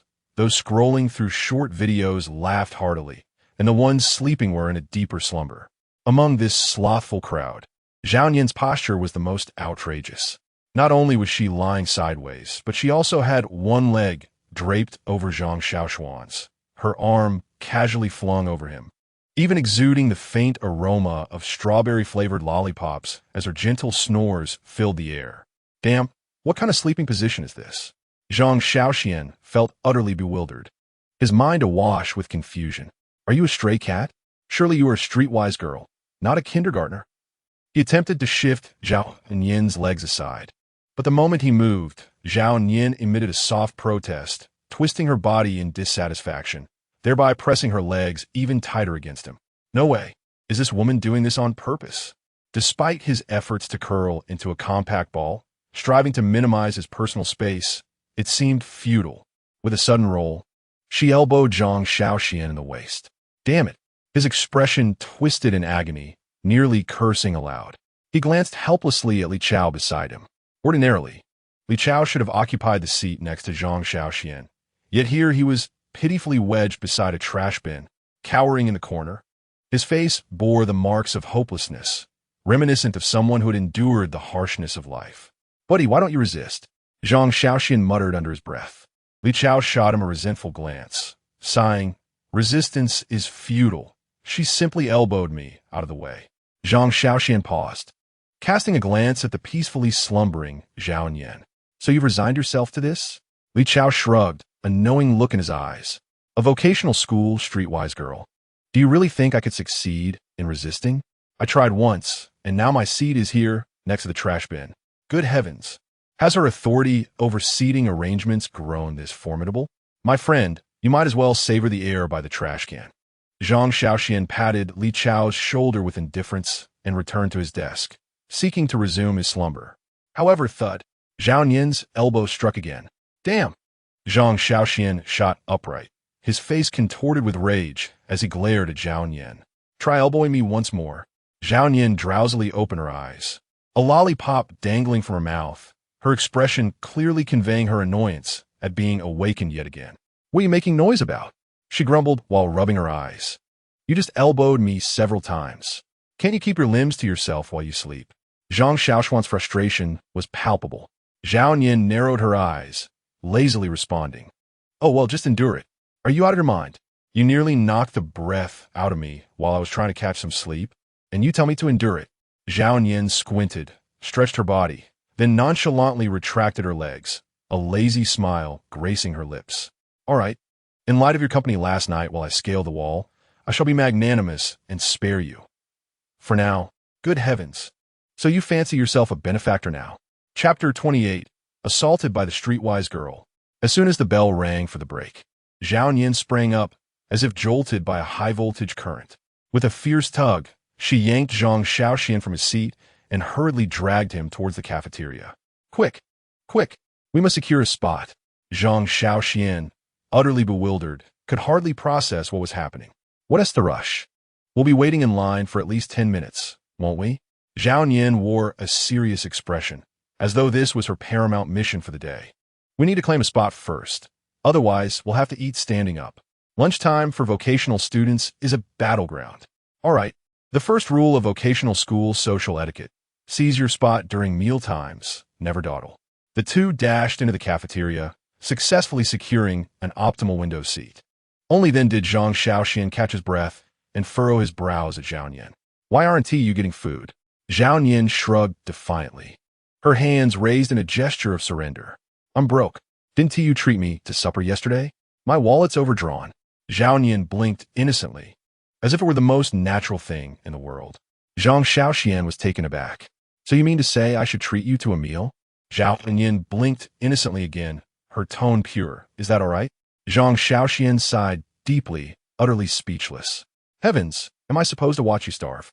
He threw out the words and immediately stood up to fetch food. The second rule of vocational school social etiquette. If a streetwise girl treats you, you must repay her the next day. After collecting their meals and sitting down, Zhao Yin slurped her rice, suddenly looking up at Zhang Shaoxuan with a mischievous glint in her eyes, her voice dripping with jest. Hey, you slacker. You didn't take the opportunity to grope my leg while I was asleep? Zhang Shaoxuan nearly choked on his food. What kind of absurd question is that? Zhao Yin supported her chin with her hand, a playful smile on her face. TSK, looks like you're rather respectable after all. What do you mean? Are you expecting me to grope your leg? Zhang Shaoxuan placed his chopsticks down, calmly analyzing the situation. I'm not some pervert, all right. And, he paused, a subtle smile creeping onto his face as he added nonchalantly, could it be that your allure is simply too lacking? Zhao Yin's eyes widened in shock. Say that again. Before Zhang Shaoxuan could utter another word, Zhao Yin had seized his ear with a fierce grip. Damn, open your eyes and take a good look at this figure.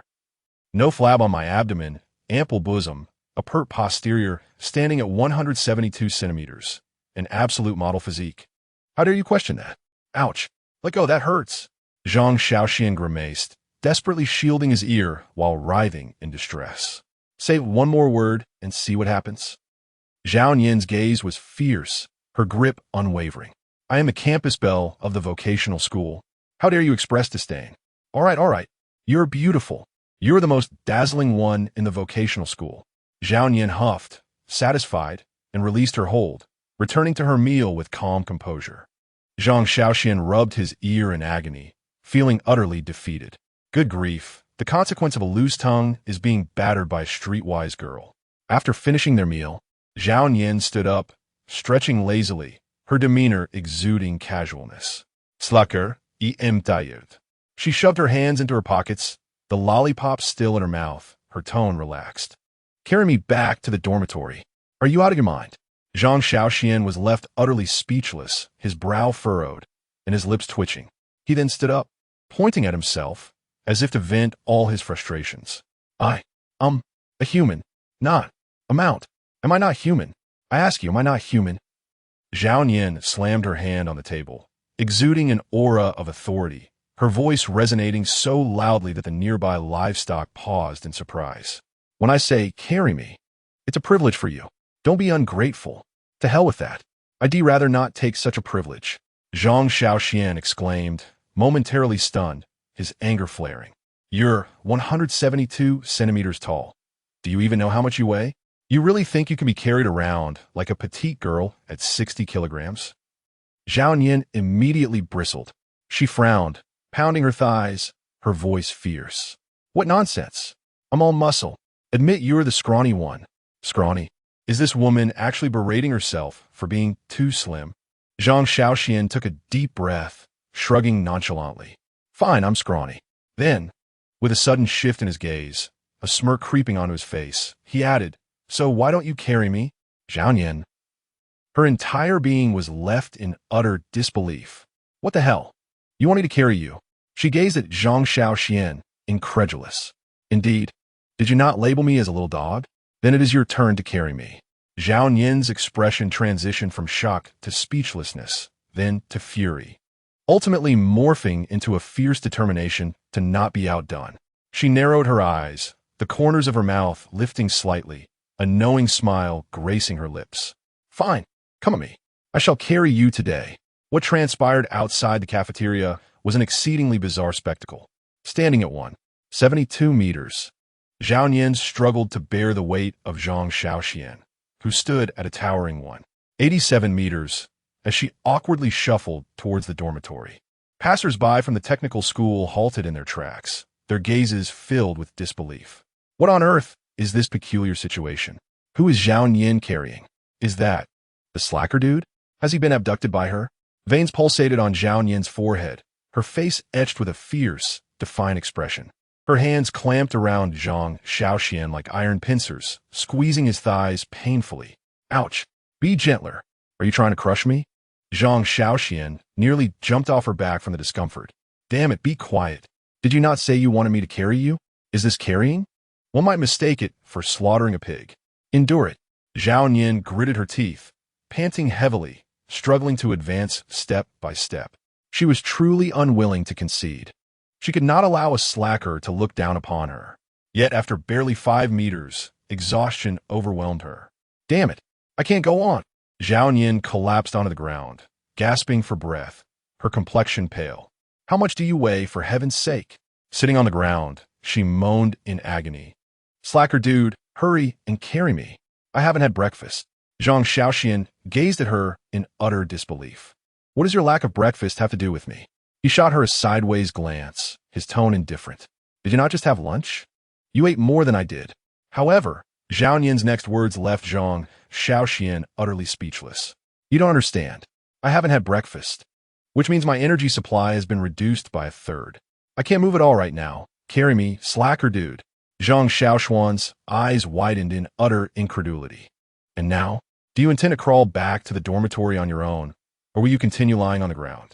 With a determined bite of her lip, Zhao Yin abruptly stood up, her gaze dangerously fierce. Oh, so you refuse to carry me? Then I shall return in my own way.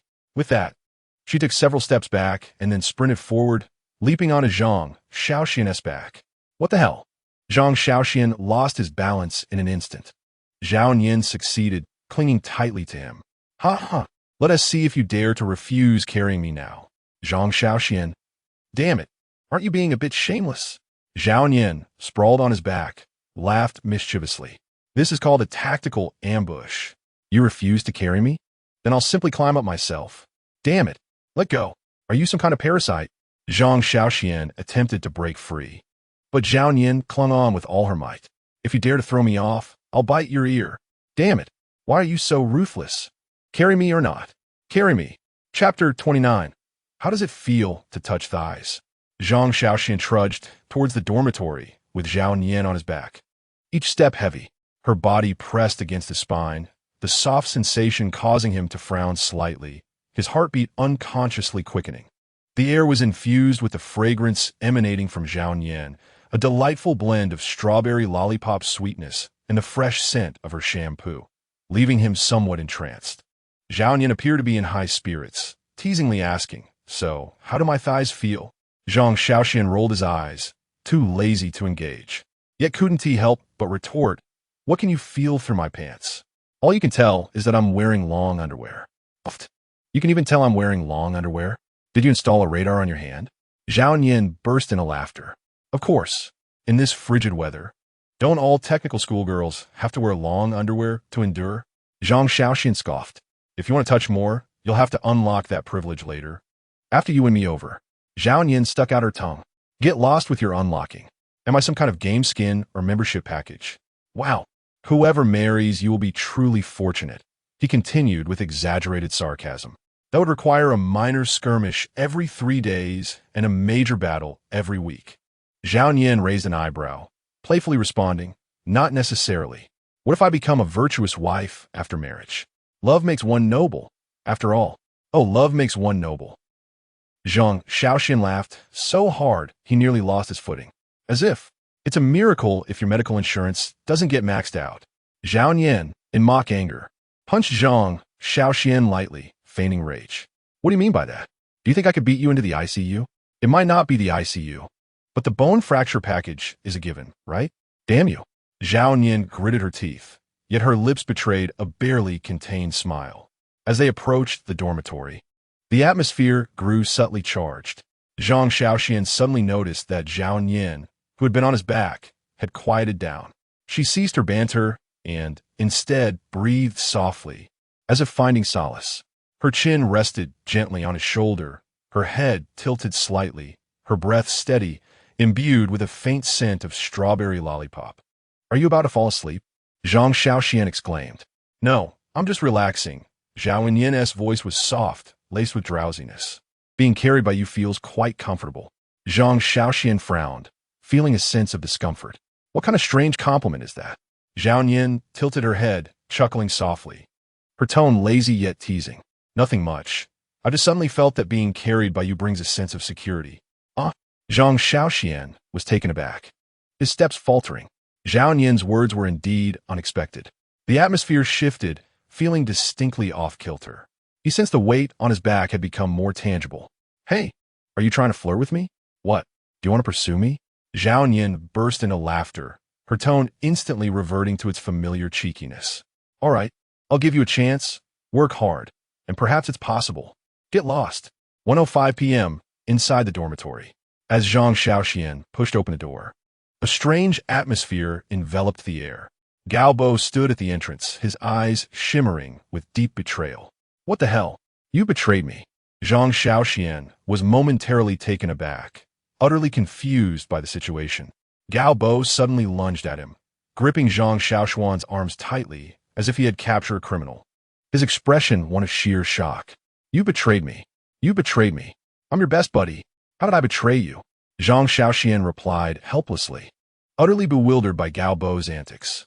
Are you dating Zhao Yin? Are you? Gao Bo's eyes widened, his tone filled with disbelief and panic. Zhang Shaoxuan, utterly flabbergasted, nearly burst into laughter. Gao Bo, are you out of your mind? How could that even be possible, buddy? Zhang Shaoxuan let out a scoff, contemplating how this fellow had completely misconstrued his intentions.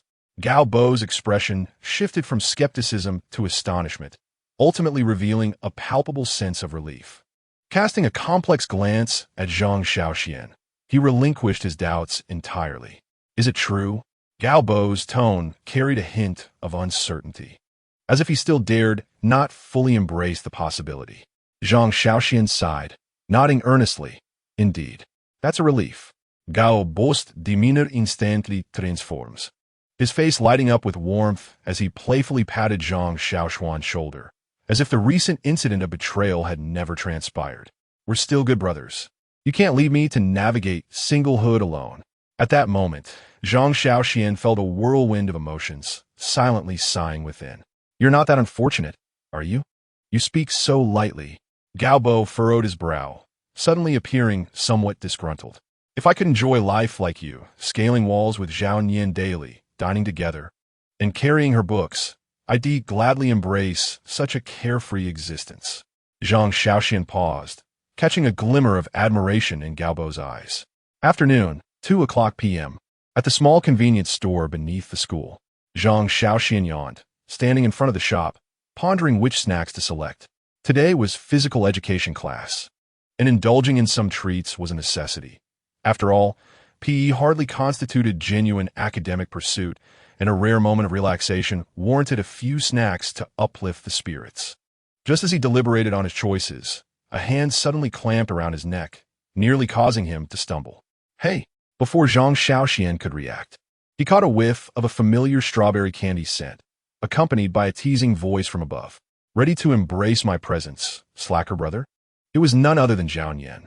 She swiftly grabbed 2 packets of spicy strips and some other snacks, her movements brisk, completely unconcerned about the fluctuating prices of the items. Zhang Shaoxuan felt a mix of resignation and amusement as he observed the sly smile gracing her lips. Aren't you short on cash? How come you're buying so much? Zhao Yin chuckled, waving the snacks in her hand, her gaze playful. Slacker brother, don't be so stingy. PE class is meant for enjoyment. With a sigh, Zhang Shaoxuan begrudgingly replied. So that means I'm footing the bill? Zhao Yin immediately lifted a packet of spicy strips, winking cheerfully. Of course. And don't forget to buy me a grilled sausage. Zhang Shaoxuan was utterly speechless, silently reaching for his wallet. Every visit to this convenience store, merely for snacks and a sausage, would cost him 40 to 50 yuan. The technical school's convenience store was truly a money pit. Chapter 30. Is that not taken for granted? After purchasing the snacks, Zhao Yin swung the bag in her hand, a grilled sausage dangling from her mouth as she sauntered ahead. Zhang Shaoxuan shook his head, watching her triumphant figure, feeling a blend of exasperation and amusement. Yet, despite his complaints, he felt compelled to follow Zhao Yin. After all, accompanying her on these antics was a form of enjoyment in itself. Let us go, hurry up. Otherwise, we'll be late for PE. Zhao Yin turned back, still munching on the sausage, playfully waving at Zhang Shaoxuan.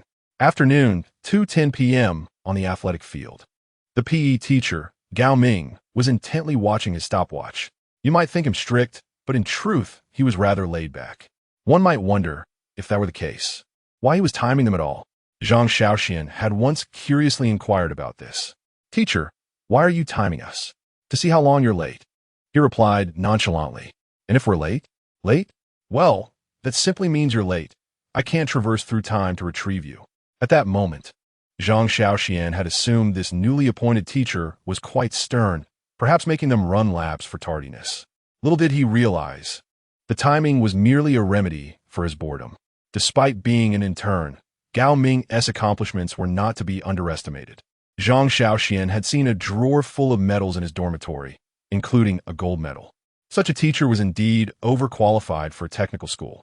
Most PE teachers there were rather ordinary, some only capable of leading the class in laps, though Gao Ming could only guide the students in running laps as well. As the students gradually assembled, their attitudes varied. Some appeared lethargic, others were brimming with excitement, yet the majority seemed to be stalling, attempting to evade the run. Gao Ming stood at the front, hands on his hips, his expression serious. He surveyed the students clad in flip-flops, shorts, and tank tops, his face a mask of confusion and frustration. I want to comment on the flip-flops, Gao Ming said, his tone exasperated, glancing at the eclectic attire of the students. But what else with the shorts? It's winter. He scanned the group again, his gaze finally landing on a student in shorts before shifting to another. Even in summer, you should wear long pants to prevent injuries. Wearing shorts in winter? Aren't you freezing? And you Lubin, a tank top with flip-flops? In winter? A few girls standing nearby watched Gao Ming's bewildered expression, unhurriedly retorting, You don't understand. This is called fashion. We wear shorts for style. I genuinely don't get it. Chains on your pants, looking like prisoners. Is that fashion? What style are you emulating? Prisoner chic? The girls exchanged smug smiles. Exactly. This is called street culture. You're still cosplaying as an American vagabond at your age. Gao Ming's tone carried a hint of nostalgia, as if he had just realized something profound. Perhaps I've grown old, but that can't be right. I'm not even 25 yet. All right, let us get started. Today, you'll run 5 laps for training. On the playground, the students of class 702 were struggling mightily. Those sluggish figures moved at a crawl, panting as if they had just emerged from a battlefield. They occasionally paused to rub their knees, their expressions vacant. Most couldn't even manage to finish a single lap. However, ahead of them, the students of class 201, those wild dogs, continued to sprint around the field. Unsurprisingly, after a few laps, they too began to gasp for breath. Leaning on their knees, looking pained, Zhang Shaoxuan, observing the frenetic energy of Class 201, felt a twitch at the corner of his mouth. A sense of helplessness washing over him. Zhao Nian walked ahead, glancing back occasionally, signaling him to speed up. Hey, slacker brother, run faster. Look at how far ahead they are. Ugh, don't let me see that smug look of yours again, Zhang Shaoxuan muttered internally, though he maintained a facade of indifference. Suddenly, an ingenious idea struck him. He could traverse through the center of the track. Without hesitation, Zhang Shaoxuan made his way towards the middle of the field. Zhao Nian halted, raising an eyebrow. What on earth are you doing over there? Zhang Shaoxuan shrugged, his voice laced with resignation. Why run so much? I'll just cut through and save some energy. As time progressed, the moment of respite finally arrived. Some students lay sprawled on the ground. Others leaned over the railings to catch their breath. In contrast, Zhang Shaoxuan appeared utterly unfazed. Not a single bead of sweat adorned his brow, his posture still remarkably upright. Standing there with an air of composure, he took a sip from his water bottle. Meanwhile, on the other side, the rascals of Class 201 were sprawled on the ground, their bodies writhing vigorously. Ugh! Just then, Zhao Nian unexpectedly reached from behind and snatched his water bottle. I've already drunk from that, Zhang Shaoxuan quickly interjected. What's the matter? Zhao Nian paid no heed, unscrewing the cap and gulping it down with fervor. No worries as long as you're happy, Zhang Shaoxuan shrugged, a resigned look in his eyes. Although he felt a twinge of distaste, he was powerless to stop her. Once Zhao Nian drained the bottle, she carelessly tossed it back to Zhang Shaoxuan, exclaiming here, "It's yours." He caught it with reluctance, his gaze filled with disdain. You drink it all and then just discard it. Really? Zhao Nian lazily teased. You're acting like an old man. I thought you were going to sell it for scrap. Zhang Shaoxuan rolled his eyes, a hint of a smile tugging at his lips. You've truly made me laugh out of exasperation. The two of them settled on the concrete steps by the playground. Indulging in snacks, Zhao Nian picked up a spicy strip, chewing while staring blankly ahead, her mood evidently downcast. Damn, why am I still so broke after being reborn? Shouldn't a reincarnator be rolling in wealth and living as a winner in life? After all, I've been given a second chance. Yet I'm fretting over a 200 yuan late-night snack. Is this reasonable? Absolutely. So, give me a compelling reason. Isn't it obvious? You sleep in class every day, play games at night, and don't work. What do you expect to get the money to squander? Zhao Nian, do you think that just because you're an adult with a paycheck, earning 3,000 or 5,000 a month, you can afford 2 barbecues a day? Zhao Nian was left speechless. Damn it. Why does that sound so familiar? Isn't that exactly what happened in my past life when I joyfully received my first paycheck, treated everyone to dinner, only to end up broke by the month's end? No, wait. I've been reborn. How can I still work? I should be seizing business opportunities, dominating the world, becoming a shining star in the business realm, or a political tycoon. How could I possibly worry over a mere 200 yuan late-night snack? Zhang Shaoxuan looked at her, his expression turning increasingly complex. Have you been reading too many web novels? Zhao Nian, do you really think you can become a business mogul like the protagonist of those stories just by being reborn? Or that you'll start with 100 billion and take off right away? Be realistic. Just because you know the future doesn't mean you have the capital to invest. Do you have the channels to make money? You can't even afford a 200 yuan late-night snack, yet you talk of dominating the world? Chapter 31. One look, and it might explode. The sky was gradually darkening, yet the playground remained populated with scattered vocational school students. Groups of 3 or 4 gathered, some smoking, others chatting, while a few were already planning their post-class arrangements. Zhang Shaoxuan and Zhao Nian sat on the concrete steps, savoring this fleeting tranquility. Nevertheless, Zhao Nian's chatter never ceased. She shook Zhang Shaoxian's arm, interrupting his contemplative silence. Hey, lazy guy, I'm thirsty. He sighed, preparing to rise and fetch water, continuing to play the role of the generous fool.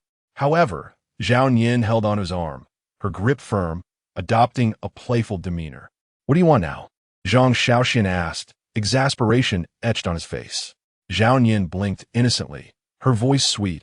I want coffee. Zhang Shaoxuan was at a loss for words. Come on. Don't push your luck. Zhao Nian blinked again, pulling out a hair tie, swiftly gathering her hair into a high ponytail. Then she stood up, placing her hands behind her back, leaning slightly forward, her tone dripping with charm. Pretty please? Zhang Shaoxuan felt himself teetering on the edge of frustration. His eyes wide. Get any closer and I might just explode. Don't gross me out.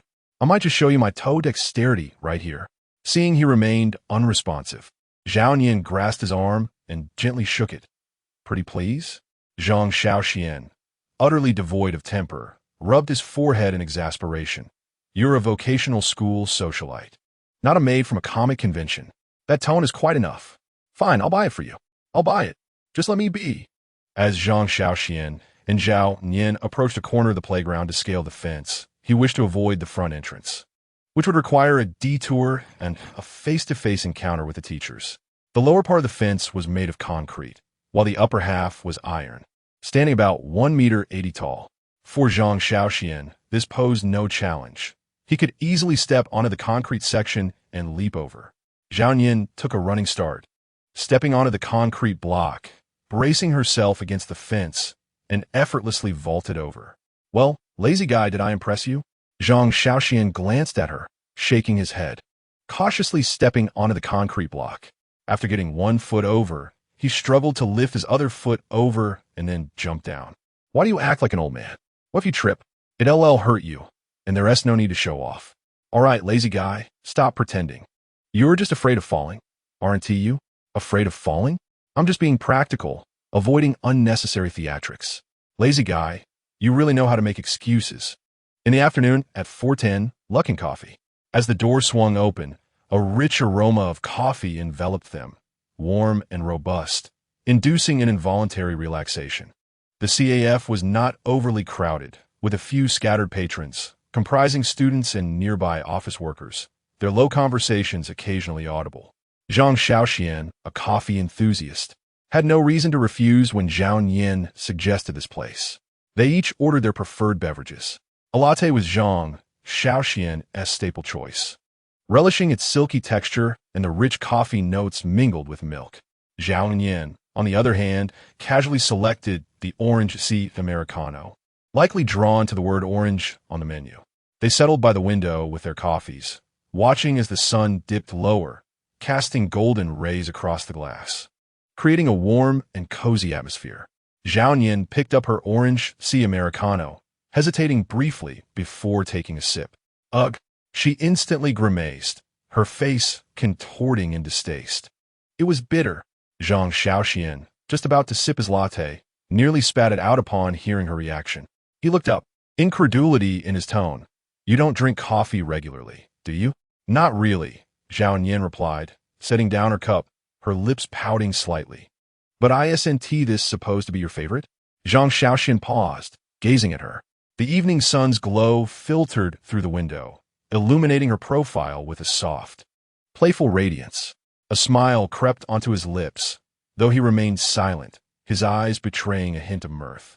So, are you here to try something new, or are you simply accompanying me?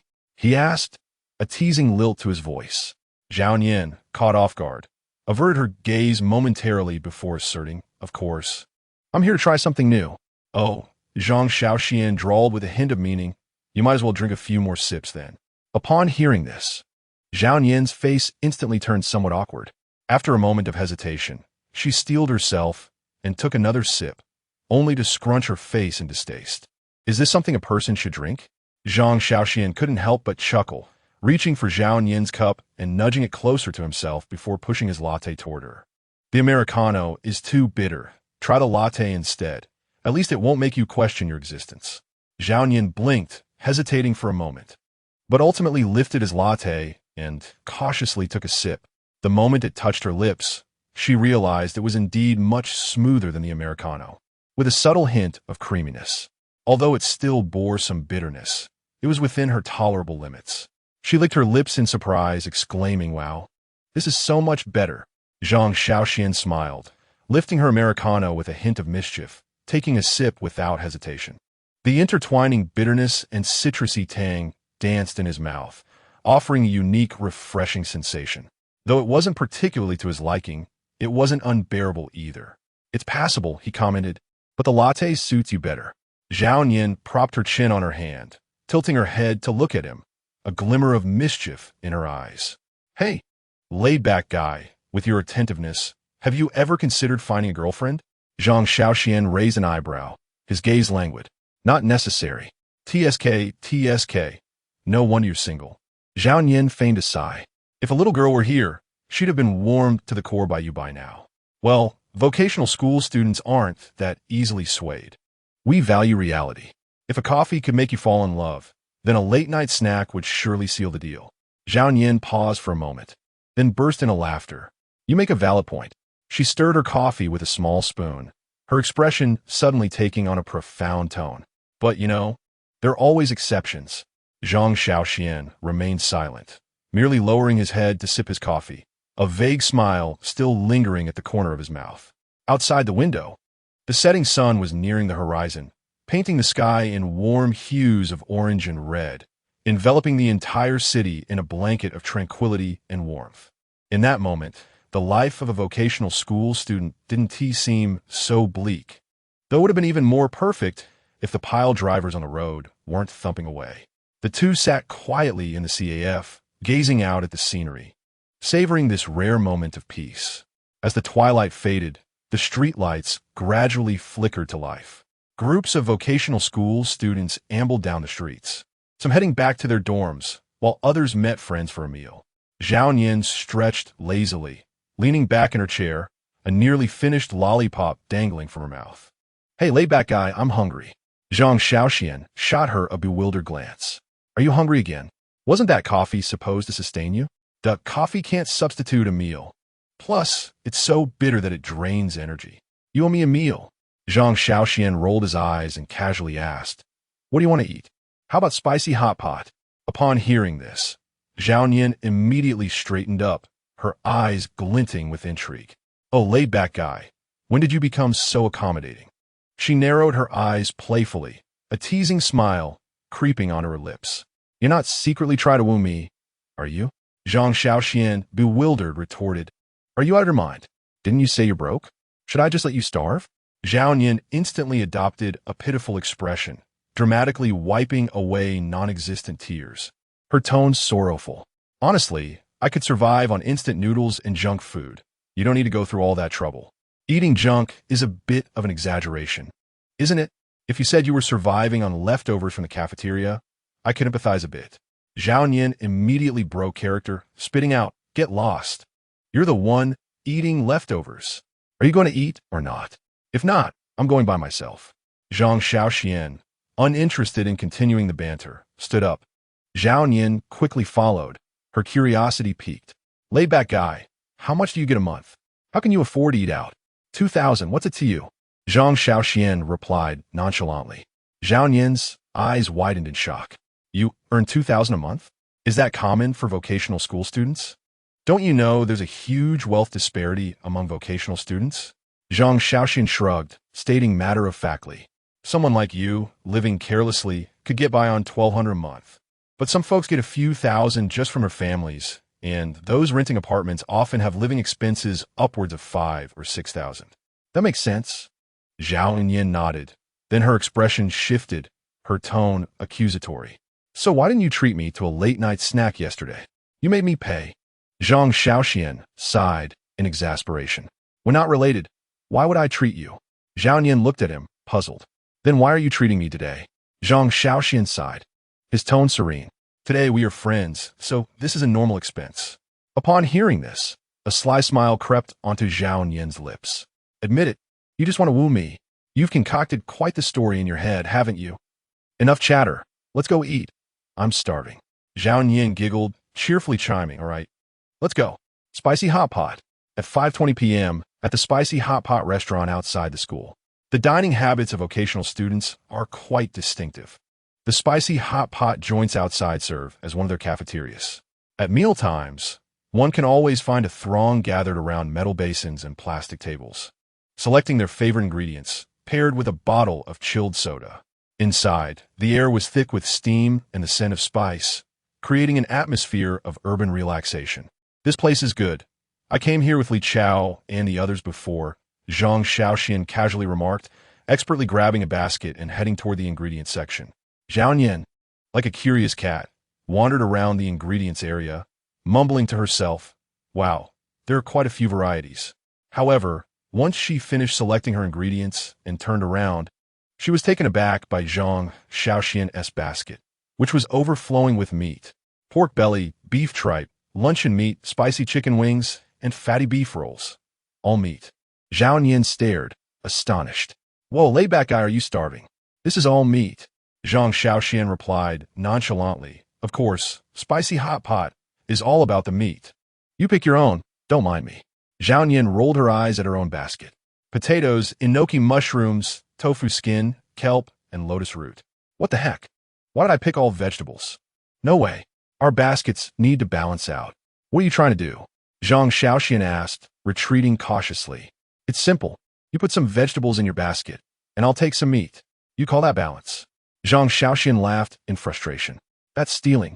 Unapologetically, Zhao Nian reached for his beef tripe. Come on, you've got so much meat. Sharing a little isn't too much to ask, right?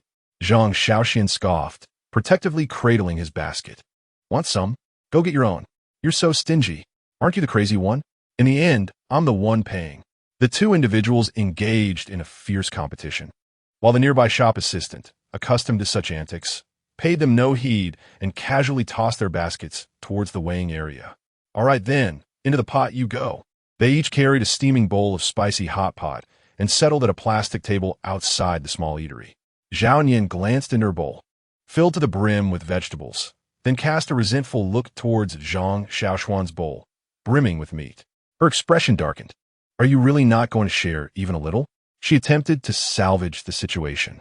Zhang Shaoxuan leisurely sipped his soup, his tone indifferent. Not sharing. Zhao Nian replied, All right, remember this. Resolutely, she seized a chicken wing and took a fierce bite, her gaze brimming with provocation. What I'm devouring isn't merely a chicken wing. But your dignity. What? Where did you snag that? Zhang Shaoxuan exclaimed, astonished. Zhao Nian beamed with pride. Humph. Did you underestimate the speed of a vocational school sister? You win. Zhang Shaoxuan conceded, exasperated. Zhao Nian savored her chicken wing, took a sip of her drink, and cheerfully asked, So, slacker bro, who do you usually dine with? Li Chao and the others. Zhang Shaoxuan replied casually. Zhao Nian tilted her head, pondering, So, why are you having meals with me every day now? Zhang Shaoxuan paused, looked up at her, and his eyes held a profound meaning. Perhaps it's because you're pitifully broke, he chuckled. Get lost, she retorted, slapping the table with force, her expression fierce.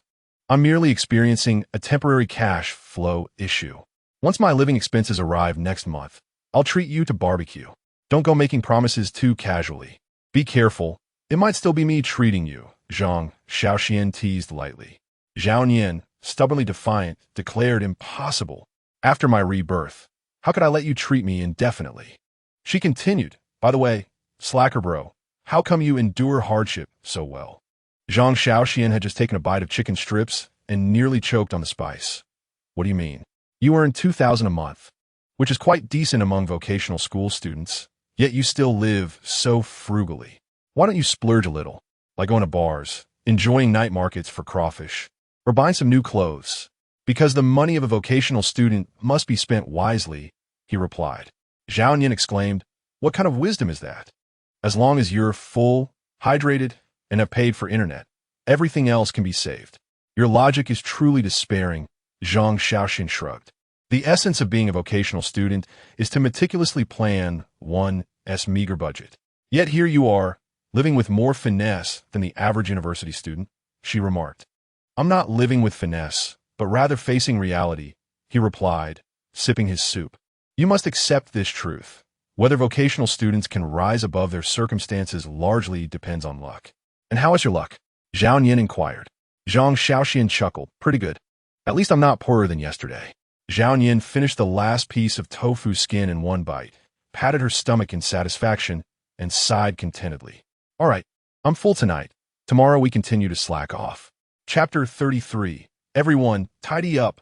At 6:30 in the afternoon, on the small paths of the vocational school campus, the last rays of the setting sun bathed the asphalt road beside the playground in a warm orange glow, casting a serene and leisurely ambience over the campus.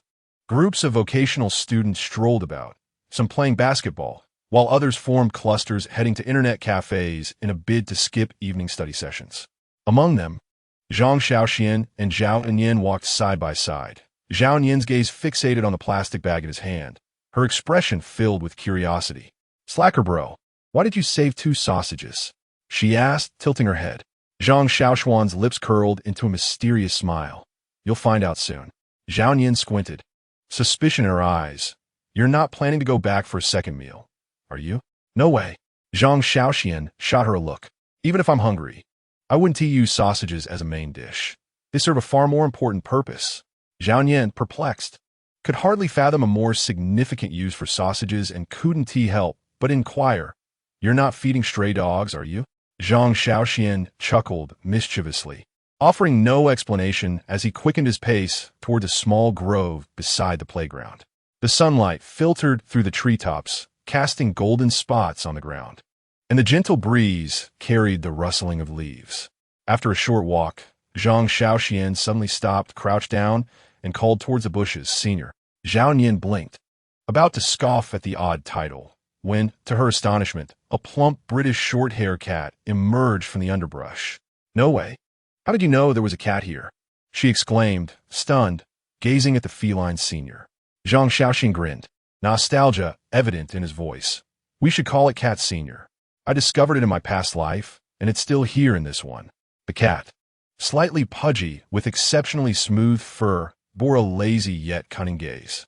Upon seeing Zhang Shaoxuan, it approached without hesitation, rubbing against his leg as if they were old acquaintances. "This fellow is definitely not a stray. Its fur is too sleek, indicating someone has been secretly caring for it," Zhang Shaoxuan noted while unwrapping the sausages. "Probably taken care of by nearby residents or some mysterious benefactor at the school." Zhao Enyan was utterly captivated by the cat, crouching down and cautiously extending her hand to gently stroke its face. "So adorable." Her voice softened, her eyes glimmering with excitement. The cat narrowed its eyes in pleasure, relishing her affection, occasionally licking its lips with its tiny pink tongue, clearly embodying the attitude of a king in its domain. "I want a cat too.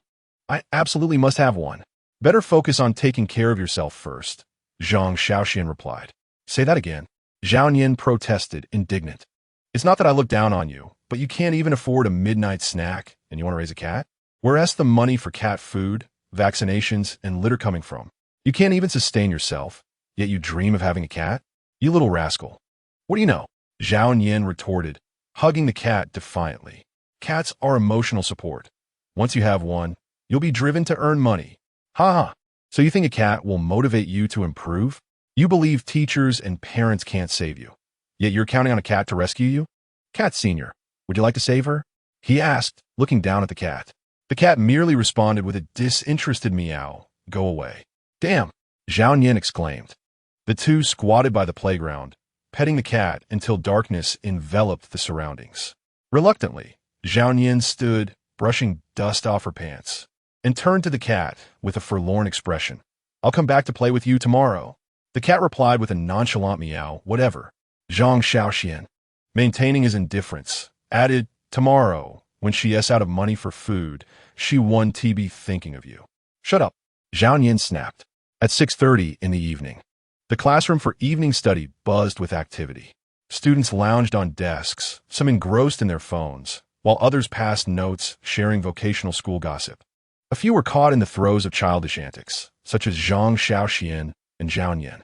At that moment, Zhang Shaoxuan was scrutinizing a lollipop that Zhao Enyan had peeled for him, suspicion etched on his face. "You peeled it before giving it to me? It's not something you've already eaten, is it?" He raised an eyebrow. Upon hearing Zhao Enyan's words, she arched an eyebrow and delivered a punch to his shoulder, her tone laced with indignation. "Go to hell. Do you think you deserve it?" Zhang Shaoxuan wore a look of disbelief, rubbing his shoulder as he replied, all right. I don't deserve it. You keep pretending." He lowered his gaze to inspect the lollipop, ensuring there were no suspicious traces of saliva before cautiously placing it in his mouth. "Not bad. This flavor is quite delightful," he remarked nonchalantly while savoring the lollipop. "However, Just 2 seconds later, Zhao Nian suddenly erupted into laughter. Zhang Shaoxuan blinked, a sense of foreboding creeping in. What are you laughing at? Zhao Nian laughed so hard that tears almost brimmed her eyes, a teasing smirk on her lips. Actually, that lollipop fell on the ground. Boom!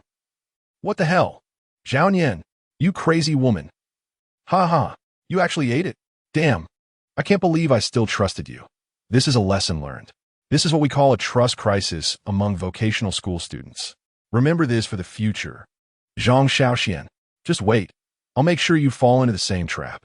As the two continued their playful banter, the classroom door was abruptly flung open, revealing a familiar figure, Ms. Zhang Mei, the homeroom teacher. The classroom fell silent in an instant. All right, everyone, stop the commotion and listen to me.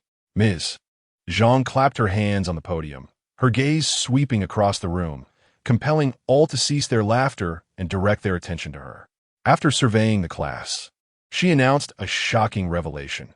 From today onward, Class 702 and Class 701 will be merged. The new classroom has been arranged, so everyone, gather your belongings and switch classrooms. The entire class? Within 5 minutes, chaos erupted in the classroom, reminiscent of a bustling market. Some students clutched their books and approached the door, only to find the line too long, prompting them to turn back and resume their phone games. Others dragged chairs across the floor, creating a cacophony of screeching sounds while moving desks. Some carelessly tossed their books into their bags, zipped them up, and departed without a second thought for their desks and chairs. Even more absurdly, 2 students attempted to cut corners by hoisting a desk together towards the exit, only to find themselves stuck in the narrow doorway. The intellectual capacity of vocational school students plummeted to a negative number within those few minutes. Ms. Zhang stood at the podium, her expression transitioning from stern to exasperated, ultimately culminating in despair. Chapter 34. Is this not a bitch of behavior? After the classrooms merged, the vocational school students quickly acclimated to their new environment, returning to their favorite pastimes of slacking off, idling, and playing card games. However, Zhang Shaoxuan found himself unable to sink into the usual mode of disengagement and instead focused on one individual, Wang Qian. His expression was complex, tinged with nostalgia and a hint of resignation. Noticing this, Zhao Nian jabbed him with her elbow, a playful tone in her voice. Oh, Zhang Shaoxuan, don't tell me you have a story? Zhang Shaoxuan remained silent for a moment before nodding. Zhao Nian's interest peaked instantly, her lips curling into a grin as she propped her chin on her hands, eager for him to share. Do tell, it's gossip time. Zhang Shaoxuan exhaled lightly, his gaze steady on Wang Qian as he spoke in a calm tone. You see, I pursued her in my past life. Zhao Nian raised an eyebrow, intrigued. Oh? So what was your relationship then? We broke up, Zhang Shaoxuan shrugged, his voice devoid of any emotional fluctuation. Zhao Nian blinked, her curiosity ignited. How did that happen? Did you cheat? Or what did she? Zhang Shaoxuan smirked slightly, his smile laced with playful irony. Neither. Zhao Nian pressed further. Then how did you two part ways?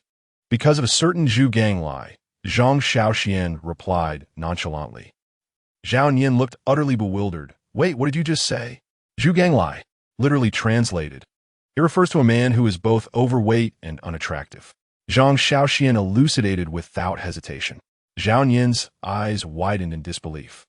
Hold on, you aren't deliberately slandering him, are you? Zhang Shaoxuan scoffed with a hint of amusement, his tone unfazed. I'm not that petty, all right? The man was indeed both fat and ugly, truly at the level of Zhu Gang Lai, and his demeanor was equally pathetic, incapable of articulating his thoughts. And then she ended up with that man? Zhao Nian expressed her skepticism. Indeed, Zhang Shaoxuan pressed his lips together, speaking as if recounting someone else's tale. He transferred her 8,000 yuan in one go, and she agreed to date him. Zhao Nian was utterly speechless. She blinked, seemingly unable to comprehend. Just 8,000 yuan? And that settled it? Yes, Zhang Shaoxuan shrugged. Reality is often like this. Zhao Nian fell silent for a moment, a subtle expression of disbelief crossing her face as she grappled with this harsh reality. But I always thought that even vocational school romances would at least have some emotional foundation. You've overthought it. Vocational school relationships come in various forms. Zhang Shaoxuan replied matter-of-factly, then extended his hand to count off his fingers, commencing his analysis of the rules of vocational school romance. First, purely based on looks. Handsome students generally find partners easily. Even if there are fewer girls in vocational schools, someone will always be willing to pursue them if they are attractive. Second, social butterflies. These students possess strong social skills. Even if they are average-looking, their charm and emotional value can easily win over girls. Third, the financial type. This refers to relationships bought with money, like Zhu Ganglai, who transferred 8,000 yuan at once, and she immediately agreed. This is the epitome of a transactional romance. Fourth, the devoted admirer. These individuals go out of their way to please girls, bringing them breakfast, carrying their bags, fetching water, delivering milk tea, and offering everything. Yet the girls only see them as backups. Fifth, the fast food romance. This is the most common type, where couples form relationships in just a day or two. Breaking up after a few months, most vocational school romances fall under this category. Sixth, the long-term cultivation type. This is the rarest, akin to a vocational school myth, where couples manage to stay together from school into the workforce, a true rarity. Wow, your analysis is so thorough. Have you researched the philosophy of vocational school romance? Zhang Shaoxuan chuckled softly, shaking his head. Research? Not all. Having lived through it once, I could summarize without any study. Sometimes, you might think vocational schoolgirls would seek someone they like, but the reality is that they value stability and security more. Looks may not matter much. Personalities can be lacking, but if one can provide financial support, that grants them the necessary sense of security. Zhao Yin pondered this for a moment before encapsulating her thoughts succinctly. It's somewhat cruel, yet it seems irrefutable. That's just the reality, Zhang Shaoxuan shrugged, his tone light and carefree. So, I eventually came to understand that her choice of Zhu Ganglai indicates her preference for money, which is nothing to lament. It's simply mutual benefit. She didn't deceive me, and I owe her nothing, so it is what it is. Zhao Yin fell silent for a moment before breaking into a smile. So, how do you feel about her now? Indifferent, Zhang Shaoxuan replied decisively. Romantic feelings among vocational students can dissipate in 3 months, fading into obscurity within 4, and half a year later, they become strangers. Moreover, having already lived through a lifetime, what feelings could I possibly harbor? Zhao Yin narrowed her eyes, a meaningful smile gracing her lips. Ah, the words you utter may seem nonchalant, but who can truly fathom the depths of your thoughts? Within the classroom, the vocational school's students engage in their usual distractions, some idly passing the time, others engrossed in a game of cards. The atmosphere appears serene, yet beneath the surface, tumultuous currents swirl. Just as Zhang Shaoxuan completed his declaration of indifference towards Wang Qian, she seemed to possess an uncanny intuition, abruptly turning to gaze in his direction. Her eyes settled upon him, and a subtle smile graced her lips. For a fleeting moment, Zhang Shaoxuan was taken aback, instinctively responding with a smile of his own. In the unwritten rules of vocational school socialization, failing to smile back after making eye contact is deemed exceedingly impolite.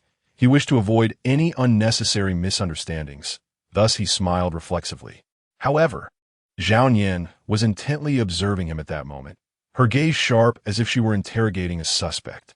She suddenly prodded Zhang Shaoxuan's arm, her voice laced with skepticism.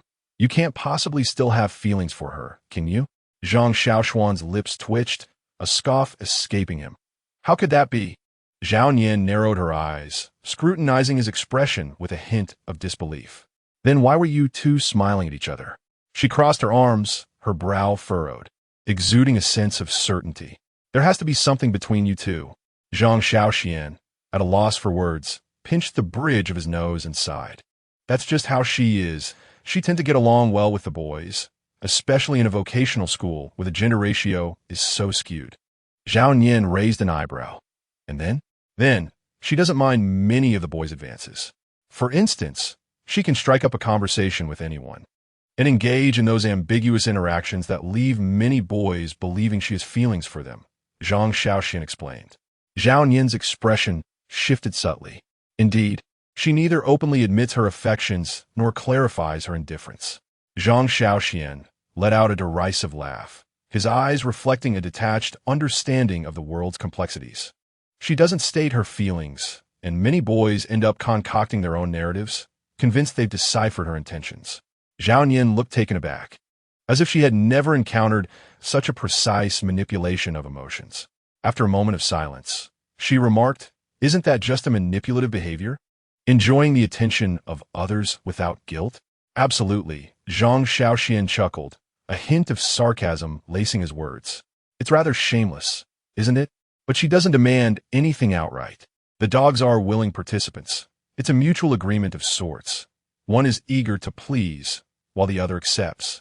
Chapter 35. The Departure of the Dog. Zhang Shaoxian shrugged, his tone unperturbed. One doesn't need to study the social ecology of vocational schools to summarize it. He casually picked up a pen from the desk and scribbled a few lines on a scrap of paper. Reading aloud, Rule 1 of the dog. A girl's smile does not equate to affection. Rule 2. Purchasing her bubble tea does not imply a relationship. Rule 3. If you take the initiative and she does not reject you, it does not signify a chance. Rule 4. Her replies to your messages do not indicate interest. Rule 5. If she neither accepts nor rejects you, it suggests you are merely one of her backups, or perhaps not even worthy of that. Zhao Nian gasped. "Have you ever been a dog?" Zhang Shaoxian slammed the pen down, retorting coldly, "I certainly have not." Zhao Nian rolled her eyes, a teasing smile on her lips. "I don't believe you. If you've never been a dog, how could you articulate this so astutely? Observing others can yield insights, can it?" Zhang Shaoxian shot her a glance, his tone indifferent. The phenomenon of dogs in vocational schools is all too common. Typically, a girl who is merely average in looks yet possesses social acumen will have at least 3 dogs vying for her attention. Those particularly stunning will attract no fewer than 5, sometimes even forming a dog collective. Can you imagine that? Zhao Nian blinked, her face a mask of astonishment. A dog collective? What on earth? It's a group of dogs banding together to serve a particular girl. Some fetch bubble tea, others assist with homework, some sing her praises on social media, while others serve as chauffeurs. Moreover, these dogs compete amongst themselves to see who can be the most attentive. Zhao Nian's worldview seemed to waver. "Listening to you makes me almost feel sympathy for the dogs of vocational schools. No need for pity, it's all voluntary on their part. The dogs operate on the logic that as long as they put in enough effort, even if they don't end up with her, they can still find solace in their own devotion. In the end, it's merely a self-indulgent act." Zhao Nian exclaimed, "Goodness, that's brutally honest." She rubbed her temples, taking a deep breath. "So, the bitches and dogs of vocational schools are essentially in a symbiotic relationship?" Zhang Shaoxian chuckled lightly, his tone dripping with irony. "Of course. The relationship between dogs and bitches in vocational schools resembles that between a dairy cow and its farmer. The cow provides milk while the farmer milks it." Zhao Nian blinked in realization. But the dogs never see themselves as cows. They believe they are the farmers. "Isn't that absurd?" she exclaimed. "Indeed. Yet the dogs seem to thrive on this delusion," Zhang Shaoxian sighed. "Ultimately, those who persist as dogs will discover that they neither gain the affection nor the companionship they sought, leaving them with nothing but an overwhelming sense of emptiness." Zhao Nian erupted into laughter, collapsing onto the table, her eyes glistening with tears of mirth. "Are you a stand-up comedian? Your observations are ruthlessly sharp." Zhang Shaoxian shrugged, a look of resignation on his face. "Just the product of life experience." Zhao Nian inhaled deeply, her gaze now serious as she regarded him. "So, you won't fall into the dog trap again, will you?" Zhang Shaoxian smiled faintly, his eyes drifting toward Wang Qian. "Huh, having played that role in a past life, what need have I to play it again?" Zhao Nian crossed her arms, a mischievous grin playing on her lips, her eyes sparkling with mockery. "So, how did you pursue her in your previous life? Do share." Zhang Shaoxian sighed deeply, his tone reflective, as if recounting tales of a bygone era. "In truth, I wouldn't classify myself as a dog." Zhao Nian raised an eyebrow, her skepticism evident. "Oh really? That is hard to believe." Zhang Shaoxian pinched the bridge of his nose as he began to nostalgically recount his melodramatic past. At that time, he found himself ensnared in a so-called ambiguous phase, neither lovers nor mere friends, but something painfully in between. During this tumultuous period, what dog behaviors did he exhibit? He would buy all her favorite snacks, even opting to purchase bubble tea while subsisting on instant noodles. When she mentioned her fondness for horror films, he, despite his trepidation, dutifully bought tickets. When she casually expressed a desire for a handcrafted wooden sculpture, he dedicated several days to painstakingly create one for her. He never forgot to send gifts during holidays, even secretly acquiring a limited edition doll she had merely mentioned in passing. Zhao Yin felt her scalp prickle. Unable to refrain from interrupting, "You've definitely crossed a line there." Zhang Shaoxuan rolled his eyes. The issue was the sheer number of male friends she had around her. And then? Yet, she paid me no mind, he replied with a soft laugh, tinged with self-deprecation, as he continued to recount the most painful memory. One day, while he was napping in the dormitory, he discovered that Wang Qian was downstairs playing badminton with a whole group of boys. The crux of the matter? She hadn't even bothered to inform him. Li Chao was the first to awaken, stirring Zhang Shaoxian with a tone laden with significance. "My friend, are you about to be cuckolded?" "Huh?" Zhang Shaoxian, utterly bewildered, turned over and sat up in a daze. He then hurried downstairs, only to find Wang Qian had vanished. All that remained were a group of men and a class monitor wearing a complex expression. His mind exploded in an instant. He spun around and returned to his dormitory, attempting to sleep again, but his thoughts were already in disarray. It wasn't until the residents of the neighboring dormitory came to remind him that he realized something was amiss, prompting him to rush out in search of Wang Qian. Eventually, he cornered her in a secluded area of the technical school as playground. He intercepted Wang Qian, his tone calm. "Why didn't you tell me?" Wang Qian frowned. "Tell you what? About playing badminton with them." Wang Qian scoffed. "Are you being a bit too nosy? I'm just hanging out with friends. Do I need to report that?" "Not a report, but at least a heads up would suffice," Zhang Shaoxian replied, taking a deep breath, his tone restrained. Wang Qian crossed her arms, her tone growing increasingly impatient. "You're really annoying. Do I need to inform you every time I go out to eat or play?" At that moment, Zhang Shaoxuan's composure shattered completely. He recalled all his prior sycophantic behaviors and suddenly felt like a fool. What hurt him the most was that Wang Qian was actually allergic to ultraviolet rays. He had made a point to remember this detail and would remind her every time they went out. So, he coldly remarked, "Aren't you afraid of getting sunburned?" Wang Qian paused for a moment, then replied indifferently, "Even if I get sunburned to death, it's none of your business." With that, she turned and walked away. Thus, their relationship reached a definitive game over.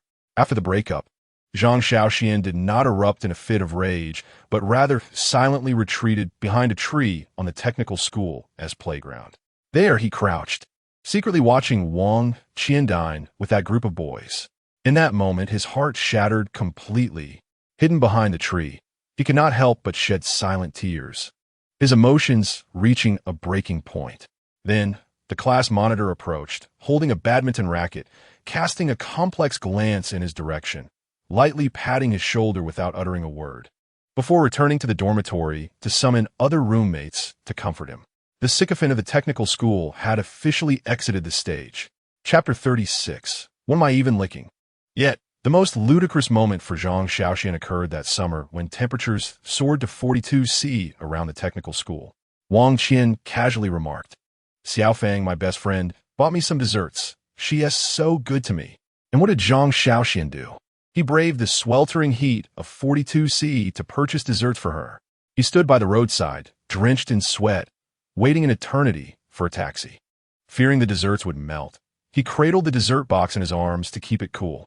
Finally, he delivered the desserts to Wang Qian. And what was the outcome? Wang Qian received the desserts with not a hint of gratitude, barely glancing at him before ascending the stairs. They didn't even engage in conversation. Zhao Yin, upon hearing this, couldn't help but inquire, "Were those desserts expensive? Were they delicious? Can you treat me to some?" Zhang Shaoxian rolled his eyes. His tone resigned. "Just like that, $80 a piece. I bought two, all for her." Zhao Yin's eyes widened in disbelief. "What? A technical school student can afford such luxuries?" "You're splurging." It's not too bad, Zhang Shaoxuan shrugged, maintaining a calm demeanor. 160 ISN too much, though it might be a bit steep for a technical school student. Desserts don't increase in price out of love, nor do they decrease when love is absent. Yet, the crux lies not in the price of the desserts, but in the fact that I braved 42C to procure them. The value of desserts doesn't fluctuate with love, but the intelligence of a sycophant plummets in the throes of affection. Zhao Yin stared at Zhang Shaoxian, mouth agape, before breaking into a mischievous grin. However, I care. So, can you treat me? Zhang Shaoxian sighed and then grinned. In your dreams. Zhao Yin, munching on sunflower seeds, fixed an eager gaze upon Zhang Shaoxian, her eyes sparkling with curiosity. Hey, what is the deal with Zhu Ganglai? You haven't elaborated yet. Zhang Shaoxian sighed deeply, as if unlocking a long-buried secret. But after graduation, what happened? Zhao Yin urged. Then I was at home sleeping when I received a call from Chun Xiaofang. Huh, that's hilarious. You went to such lengths to win Wang Qian over that you even garnered her best friend's favor? Zhao Yin laughed heartily, completely oblivious to the exasperation etched on Zhang Shaoxian's face. Ah, the standard procedure for a sycophant. Zhang Shaoxian rolled his eyes and continued. But after graduation, I had intended to lounge around and enjoy my time at home. However, my phone rang unexpectedly. The caller ID read, Chun Xiaofang, Wang Qian's best friend. How ironic, he thought. While pursuing Wang Qian, he inadvertently endeared himself to her best friend as well. What is the highest realm of sycophancy? It's not merely to fawn over the goddess, but to charm her friends, circles, siblings, and even pets, thoroughly conquering them all. Thus, when Wang Qian's best friend called, he felt compelled to answer. Hello, what is up? On the other end, Chun Xiaofang's tone was casual. Want to come out and work? It's so boring. We need people. Are you coming? Zhang Shaoxian was taken aback. As the reigning king of loafing around at the technical school, how could he possibly consider working? But the next moment, Chun Xiaofang added nonchalantly, Wang Qian will be there too. Zhang Shaoxian hesitated, compelled by some unseen force, and agreed. Although he claimed he had no intention of pursuing Wang Qian again, his body betrayed him as he stepped out the door. After all, Wang Qian's demeanor remained lukewarm towards him, occasionally offering a bit of sweetness, yet never clarifying their relationship. This ambiguity was the most tormenting aspect for a sycophant. She didn't outright reject him, but she also refrained from confirming their relationship, leaving him with the illusion of potential. It was akin to a technical school student feeling confident about passing an exam just 5 minutes before it ended, only to later discover a paper filled with red crosses. The inner monologue of sycophants. She hasn't rejected me, so it means she must still have some feelings for me, right? She replied to my message, indicating she still has some expectations of me, right? She smiled at me today, which means she cares about me, right? But the reality is that she merely finds you, the sycophant, somewhat useful. She hasn't told you to go away, but she has no intentions of building a future with you. For this job, he dare not go alone. Fearing the awkwardness, he invited Yu Jie along. At that time, Yu Jie was at home, shirtless and engrossed in a game of PUBG, with a sausage dangling from his mouth when he answered the call. Are they reimbursing the fare? If they are, I'll go. Zhang Shaoxian replied, fine, they reimburse. Thus, Yu Jie, the intellectual of the technical school underworld, was also dragged into the fray. It proved to be a wise decision to have Yu Jie along. The four of them embarked on their journey as recruiters for the technical school. As the title suggests, recruiters are tasked with luring students into the school, earning a commission for each student they successfully bring in. However, this job turned out to be a trap. At the entrance of the vocational school, the students either had already enrolled or harbored no desire to pursue their studies. They were utterly ignored. Who would have thought that vocational students would begin to select their schools? Yu Jie fiercely gnawed on a spicy strip, his expression one of astonishment. Do you think those who enter vocational schools are all fools? Zhang Shaoxian retorted coldly. What else could it be? Aren't we also vocational students? Chun Xiaofang added with a sharp remark. Within less than 6 days, the four of them resolutely decided to abandon this job.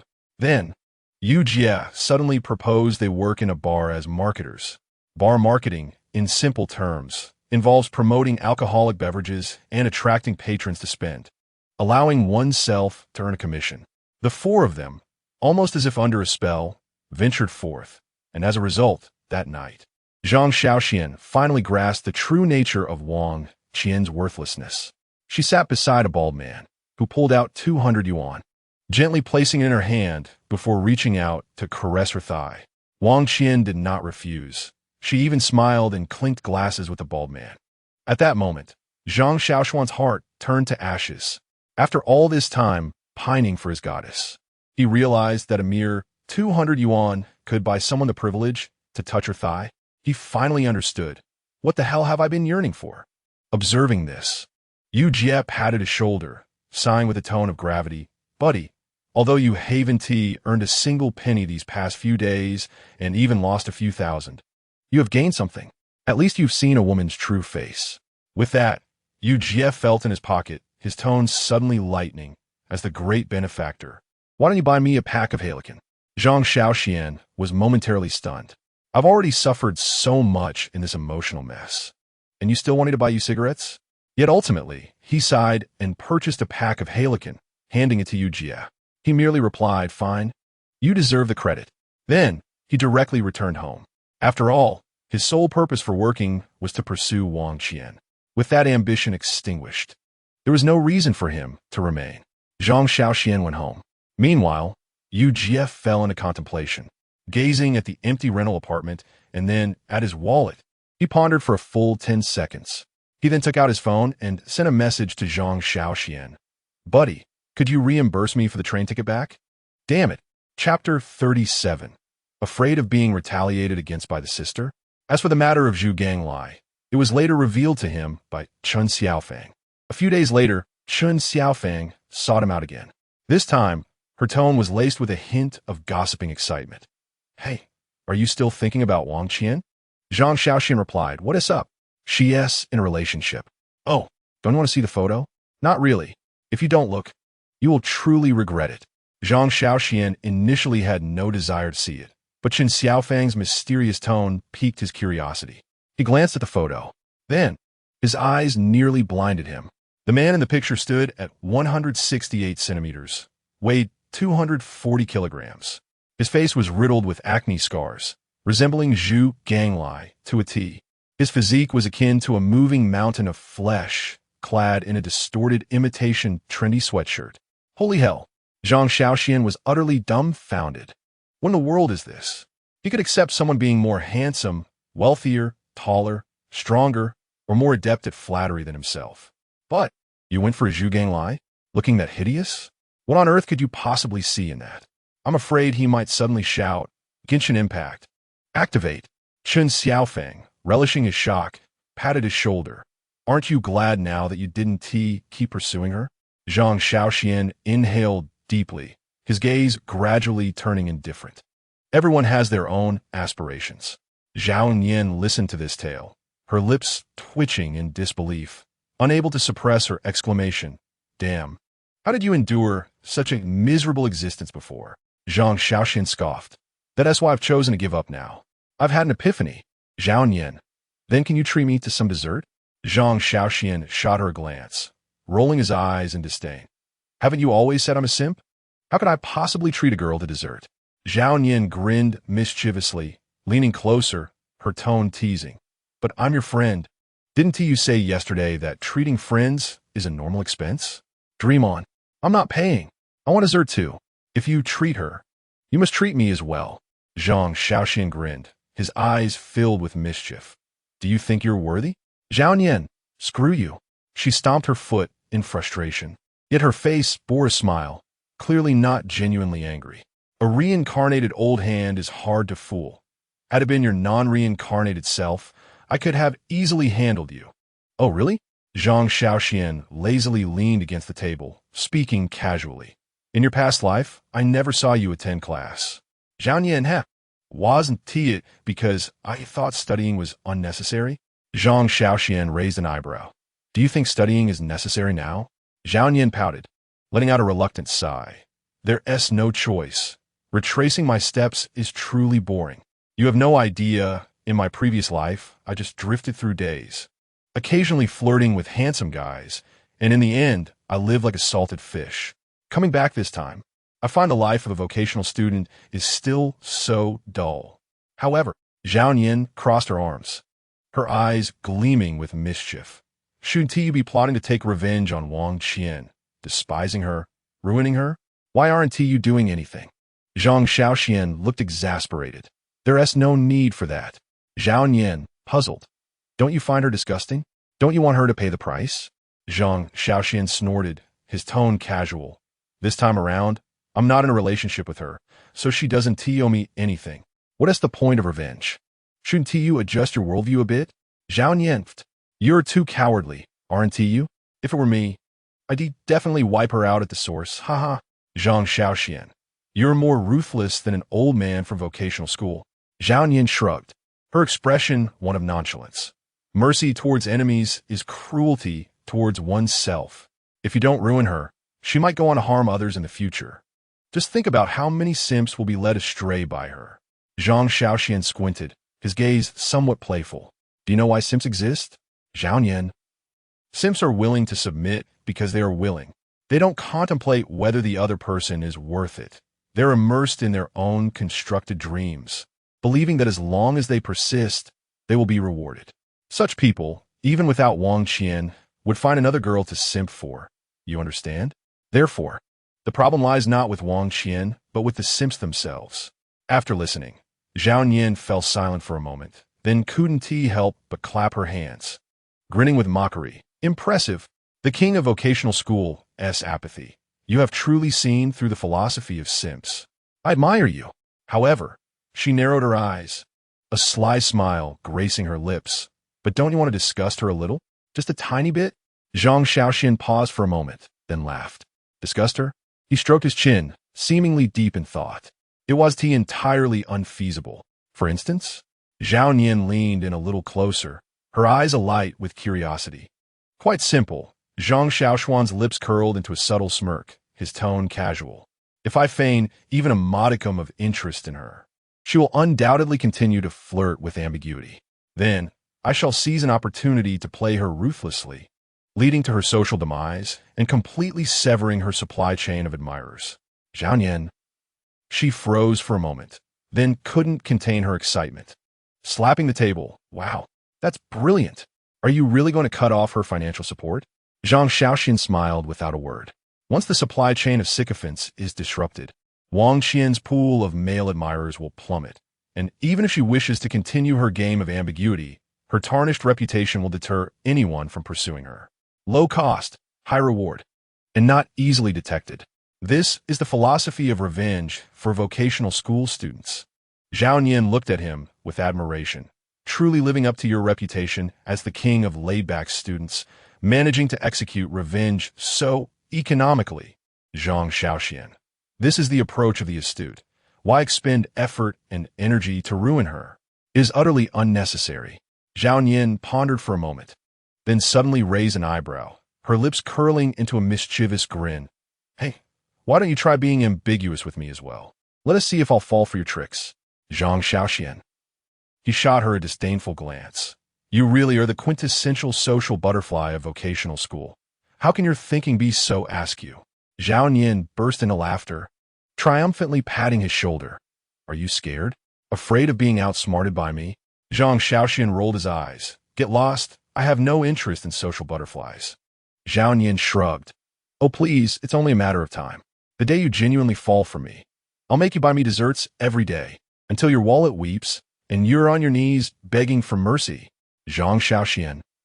He rolled his eyes again, stood up, and walked away, muttering, This crazy woman will eventually send you to a psychiatric hospital. Zhao Yin laughed heartily behind him, filled with pride. Don't be stubborn, laid-back king. It's only a matter of time. You can't escape. Chapter 38. You must pay. Night, 7:15 p.m., during evening self-study break. The bell rang promptly, and the classroom instantly came alive, the vocational students seemingly granted a momentary freedom, wandering about. Some lay on their desks, catching up on sleep. Others pulled out their phones to play games, while a few eager souls prepared to sneak out for snacks, with some even contemplating skipping class altogether. The only two themes during the break for vocational students are buying food or making a run for it. At this moment, Zhao Yan had her sights set on Zhang Shaoxuan. Hey, laid-back king, let us go out for snacks. Zhang Shaoxuan glanced at her, his eyes laced with skepticism. Do you have money? Zhao Yan cleared her throat, wiped her nose, her expression resolute. Just kidding, you have to pay. How can you lack a sense of shame? Zhang Shaoxuan, speechless, gave her a light slap to the face in an attempt to rouse her from her delusions. Stop thinking you can always exploit me, all right? Zhao Yan scoffed, crossing her arms, glaring at him disdainfully. You don't understand. In other people's idol dramas, the male lead actively buys food for the female lead, fearing she might go hungry. And you're hesitating even to treat me to a snack. Are you worthy of me? Zhang Shaoxuan. He was utterly dumbfounded, his lips twitching as he looked at her, letting out a derisive laugh. That kind of pathetic sycophant routine is so outdated, you know? The sycophantic male lead from those dramas was a sycophant in his past life, and he is still a sycophant in this life. Nothing has changed. Not to mention those dim-witted female leads who can't do anything for themselves and rely entirely on the male lead for sustenance. Do you really believe they wouldn't have starved long ago in reality? Zhao Yan. She was momentarily at a loss for words, but quickly shot back defiantly. Nonsense. I'm here to enjoy life. Understand? Besides, you're not unwilling to treat me to snacks. It's your honor, all right? Saying this, she grabbed Zhang Shaoxuan's arm and shook it vigorously. I don't care, I want to eat. Zhang Shaoxuan's forehead was about to burst with veins. How can a woman be so shameless? With a resigned expression, he finally relented. Fine, enough of this nonsense. Let us go. Snacks it is. Zhao Yan instantly broke into a victorious smile, patting Zhang Shaoxuan's shoulder, exuding an air of triumph. That is more like it. Let us go. At night, the small shop in the vocational school is eternally a haven for its students. The cafeteria's food is notoriously unpalatable, so those who leave dinner unsatisfied will rush to the small shop during the evening's self-study break for a final resupply mission. The crowd density in the small shop has reached hellish levels. Students crowd before the snack shelves, with checkout lines stretching endlessly and the aroma of spicy strips, instant noodles, and sausages fills the air. Quick, spicy strips, instant noodles, sausages, bottled water. This quartet must be complete. Damn, who touched my snail noodles? I only stepped away for 2 seconds. Boss, 2 grilled sausages, add extra spice, and a bottle of Coke. The vocational students are ravenous, their purchasing speed astonishing. Zhao Yan skillfully squeezed into the crowd, her technique remarkably adept. In the blink of an eye, she had filled a bag with snacks. Spicy strips, chips, milk, jelly, sausages, everything one could desire. Yet, she didn't spend a single penny, simply shoving the bag into Zhang Shaoxuan's hands. Hey, time to pay. Zhao Yan grinned mischievously. Zhang Shaoxuan stared at the bag of snacks in his hands, lost in thought. He suspected Zhao Yan must have relied on this method to swindle food in her past life. Damn, how much do I owe you? Zhao Yan feigned innocence, blinking her eyes innocently. Who told you to be a reborn person like me? The laid-back king must bear this responsibility. Zhang Shaoxuan sighed, finally yielding and paying the bill. The two strolled leisurely along the campus path, snacks in hand. Zhao Yan opened a bag of chips, munching thoughtfully. The most healing thing about a vocational school night is definitely this bag of spicy strips. Do you understand? The deep night culture of vocational students must include small shop snacks and boasting. Zhang Shaoxuan chuckled. Boasting? You girls boast too? Zhao Yan tore open the spicy strip package, slurping it down while calmly stating, of course. The way vocational schoolgirls boast is even more outrageous than boys. Boys boast about their own prowess, while girls boast about others' prowess. Zhang Shaoxuan became intrigued, raising an eyebrow. How so? Zhao Yan. For example, we girls want to say how amazing we are. We'll say how amazing our friends are. Like, I have a friend whose boyfriend gives her $10,000 a month. I have a friend who got her meal at Haidaleo for free. I have a friend who gets hit on outside and has someone treating her to dinner every day. I have a friend whose suitors could form a group. Zhao Nian imitated the tone of vocational schoolgirls, exaggerating their boasting style. And Zhang Shaoxuan nearly laughed himself to death. Ha ha ha ha ha. I must say, you're quite accurate. Zhao Nian smiled with delight. Do you understand now? The boastful ways of vocational schoolgirls often involve embellishing their lives through the guise of friendship, transforming themselves into princesses. Yet, in truth, the tales of their friends are, more often than not, mere reflections of their own lives. Zhang Shaoxuan chuckled. That's absolutely brilliant.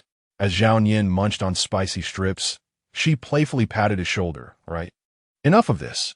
Let us head back. If we linger any longer, your wallet will surely suffer another blow. Upon returning to the classroom, Zhang Shaoxuan placed the snack bag on the desk, resigning himself to fate. Meanwhile, Zhao Nian sat beside him, relishing her treats with a smug smile curling at the corners of her lips. Hey, slacker brother, don't you think it's a blissful affair to be tricked into treating me? Zhang Shaoxuan sighed deeply, his gaze reflecting a complex mixture of emotions. If only you were a little lowly, that might be acceptable. Zhao Nian shot him a glare, seizing his arm as she threatened. Repeat that once more. Zhang Shaoxuan, expressionless as he chewed his gum, replied nonchalantly. I merely stated that the money of vocational students is truly not meant to last. Damn it. I earn $2,000 a month, and you're steadily draining it. Clearly, I must have owed you from past life. Chapter 39. You betrayed me. As soon as he stepped into the classroom, Gao Bo caught a whiff of snacks, rushing over in an instant. Hey, Shaoxuan, you bought snacks? Good brother. Share some with me. Before he could finish, his hand reached for the snack bag, only to be caught fiercely by Zhao Nian. Hiss! Gao Bo yelped in pain, turning to find Zhao Nian fiercely guarding the snacks, her eyes filled with hostility, akin to a lioness protecting her cubs. What do you think you're doing? Zhao Nian glared, clutching the snack bag tightly and stepping back defensively.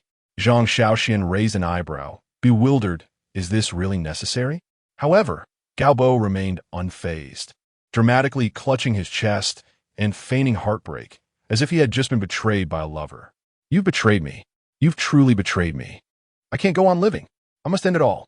In a fit of madness, he clutched his neck, shaking his head wildly, his tongue lolling out, drool flying everywhere. Wah, are you in a relationship? Is that it? I've been deceived. You're secretly with Zhao Nian, you heartless scoundrel. The classroom fell into an eerie silence. All eyes turned towards them, the atmosphere thick with tension. Holy moly! The drool attack. Retreat. Zhang Shaoxuan reacted swiftly, diving under the desk. Zhao Nian promptly followed suit, clutching her snacks while pulling her chair in tightly, both crouching under the desk, exchanging wide-eyed glances as the atmosphere became exceedingly peculiar. Isn't this a tad excessive? Zhao Nian exclaimed. Is this your first encounter with a vocational student in a frenzy? Zhang Shaoxuan quipped. Just then a voice rang out. What the hell? Who splashed water on my head? Li Chao jumped from his seat, bewildered, touching his head in horror. The classroom erupted in laughter as Gao Bo returned to his senses. He yanked Zhang Shaoxuan from beneath the desk, demanding, Tell me, are you dating Zhao Nian? His voice reached a fever pitch, capturing the attention of the entire class. All gazes converged. Even Wang Qian turned her head, her eyes glinting with intrigue as she scrutinized Zhang Shaoxuan. The atmosphere shifted awkwardly. Zhao Nian grinned mischievously at Zhang Shaoxuan, seemingly enjoying the spectacle. Zhang Shaoxuan groaned, exasperated. No, don't spread such nonsense. Yet Gao Bo remained unconvinced, pressing on. Then why didn't you buy me snacks? Zhang Shaoxuan retorted, What does my buying snacks for Zhao Nian have to do with you? It matters. Not buying me snacks is akin to betraying our brotherhood. Brothers are like limbs, while women are but garments. You've forsaken me for a woman. I will not accept this. I am aggrieved. I want to cry. Zhang Shaoxuan, feeling helpless, insisted, No, stop your nonsense. Gao Bo frowned, clearly unconvinced. Then why didn't you buy me snacks? You bought them for her. So you're neglecting your brother? Have you been blinded by love? You traitor, prioritizing romance over friendship. Zhang Shaoxuan was at a loss for words. So not buying you snacks means I'm in a relationship? Can you be a tad more rational? Gao Bo crossed his arms, huffing. By not buying me snacks, you're treating us differently. There should be no favoritism among brothers. Zhang Shaoxuan, exhausted by the conversation, turned to Zhao Nian. Hey, social sister, be generous and share some snacks with him? Zhao Nian immediately recoiled, clutching her snacks with a fierce glare. Get lost. Why should I share my snacks with him? Zhang Shaoxuan pinched the bridge of his nose in frustration. You're really stingy. Zhao Nian retorted defiantly. I'm not rich. Why should I share? The snacks of vocational students are earned through hard work. Every sausage is blood, sweat, and tears. Spare me the lecture. A 1T share. Finally, Zhang Shaoxuan could no longer hold back and gave her a sharp flick on the forehead. Ow! Zhao Nian exclaimed, glaring at him with discontent, yet reluctantly pulled out a pack of spicy strips from the bag and tossed it to Gao Bo. Gao Bo's expression instantly transformed into one of joy. Shaoxian, you're indeed my best brother. I knew you wouldn't forget me. With the spicy strips in hand, he excitedly patted Zhang Shaoxian's shoulder, nearly moved to tears. Wang Qian observed this scene, a hint of amusement dancing at the corners of her mouth as she rested her chin on her hand, pensively twirling her pen, seemingly lost in thought. In the end, she simply smiled faintly, her gaze drifting casually over Zhang Shaoxian before returning to her own musings. No one knew what thoughts occupied her mind. At 8:10 p.m., after class, Gao Bo munched on spicy strips, earnestly telling Zhang Shaoxian, if you start dating, you must let me know. Zhang Shaoxian's lips twitched. Why do you care so much? Gao Bo replied, because I cannot allow myself to be the only one single. Brother, you can't leave me behind. We promised to slack off together and develop in a quirky manner, and now you're secretly dating. I refuse to accept this. Gazing at Gao Bo's near-tearful expression, Zhang Shaoxian ultimately relented. Don't worry, I want to be dating. Really? Really? Gao Bo sighed in relief, patting his shoulder. That's good. Come on, brother, let us hit the internet CAF tonight. I went just yesterday and was chased by Grandpa all night. Zhang Shaoxian yawned, about to stretch, when suddenly, smack! Zhao Nian suddenly leaped onto his back from behind. Ouch, what are you doing? Zhang Shaoxian stumbled, nearly tossing her off. Unfazed, Zhao Nian proudly waved the sausage in her hand, her eyes sparkling with excitement. Of course, I'm going to feed our dear cat senior. Zhang Shaoxian replied. But doesn't the cat senior need to be fed every day? It's not a stray. There are plenty of people feeding it. Zhao Nian immediately countered. No way. What if it starves to death? Just imagine it, all alone and shivering in the cold wind, desperately licking its own paws. As she spoke, her exaggeration grew, and she accompanied her words with gestures, mimicking a pitiful little kitten while gazing at Zhang Shaoxian with sorrowful eyes. Chapter 40. Prepare for bankruptcy. It looks at you with those expectant eyes, meowing softly, as if saying, Brother Shaoxian, I'm so hungry I long to eat the sausage you give me. You are the kindest boy in the world. You wouldn't bear to let me go hungry, would you? Please, meow. Her voice dripped with sweetness, even adding a meow for effect, her tone overly coy. Zhang Shaoxian was left utterly bewildered. What is wrong with you? Are you trying to be disgusting? Damn it, you're a technical school socialite, and yet you employ this bizarre tone. Stop with the meows. I'm going to be sick. Zhao Nian remained unfazed, shaking her legs triumphantly as she pressed on. Come on, you really lack romance. Don't you think this is adorable? The little kitty is hungry. You want to feed it, yet you scold me? How cold-hearted. My poor cat senior, woo. Suddenly, her expression switched, and she pretended to cry. Her eyes filled with longing as she stared at Zhang Shaoxian. Are you not a man? How can you stand by and watch it suffer in the wind? Zhang Shaoxian thought to himself. This woman is more adept at acting than those sycophantic green tea types. He was utterly speechless, but Zhao Nian, still unsatisfied, bent down and playfully bit his earlobe. Oh! Zhang Shaoxian gasped with shock. Zhao Nian, are you out of your mind? Stop biting my ear. Zhao Nian released her bite and laughed mischievously. Ha ha ha. Come on, are you going to give in or not? If you don't agree, I'll bite you again. Zhang Shaoxian finally surrendered, his tone resigned. Fine, I'll go with you.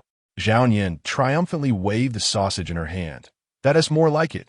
Nearby, Gao Bo watched their interaction, utterly petrified. His eyes glazed over, his face pale, his expression vacant. He had just witnessed a live display of their affection, Oh no, this is really the end. He felt as though he were witnessing the complete downfall of his best friend. Clenching his fists at his chest, he bowed his head, engulfed in a monochrome haze of sorrow.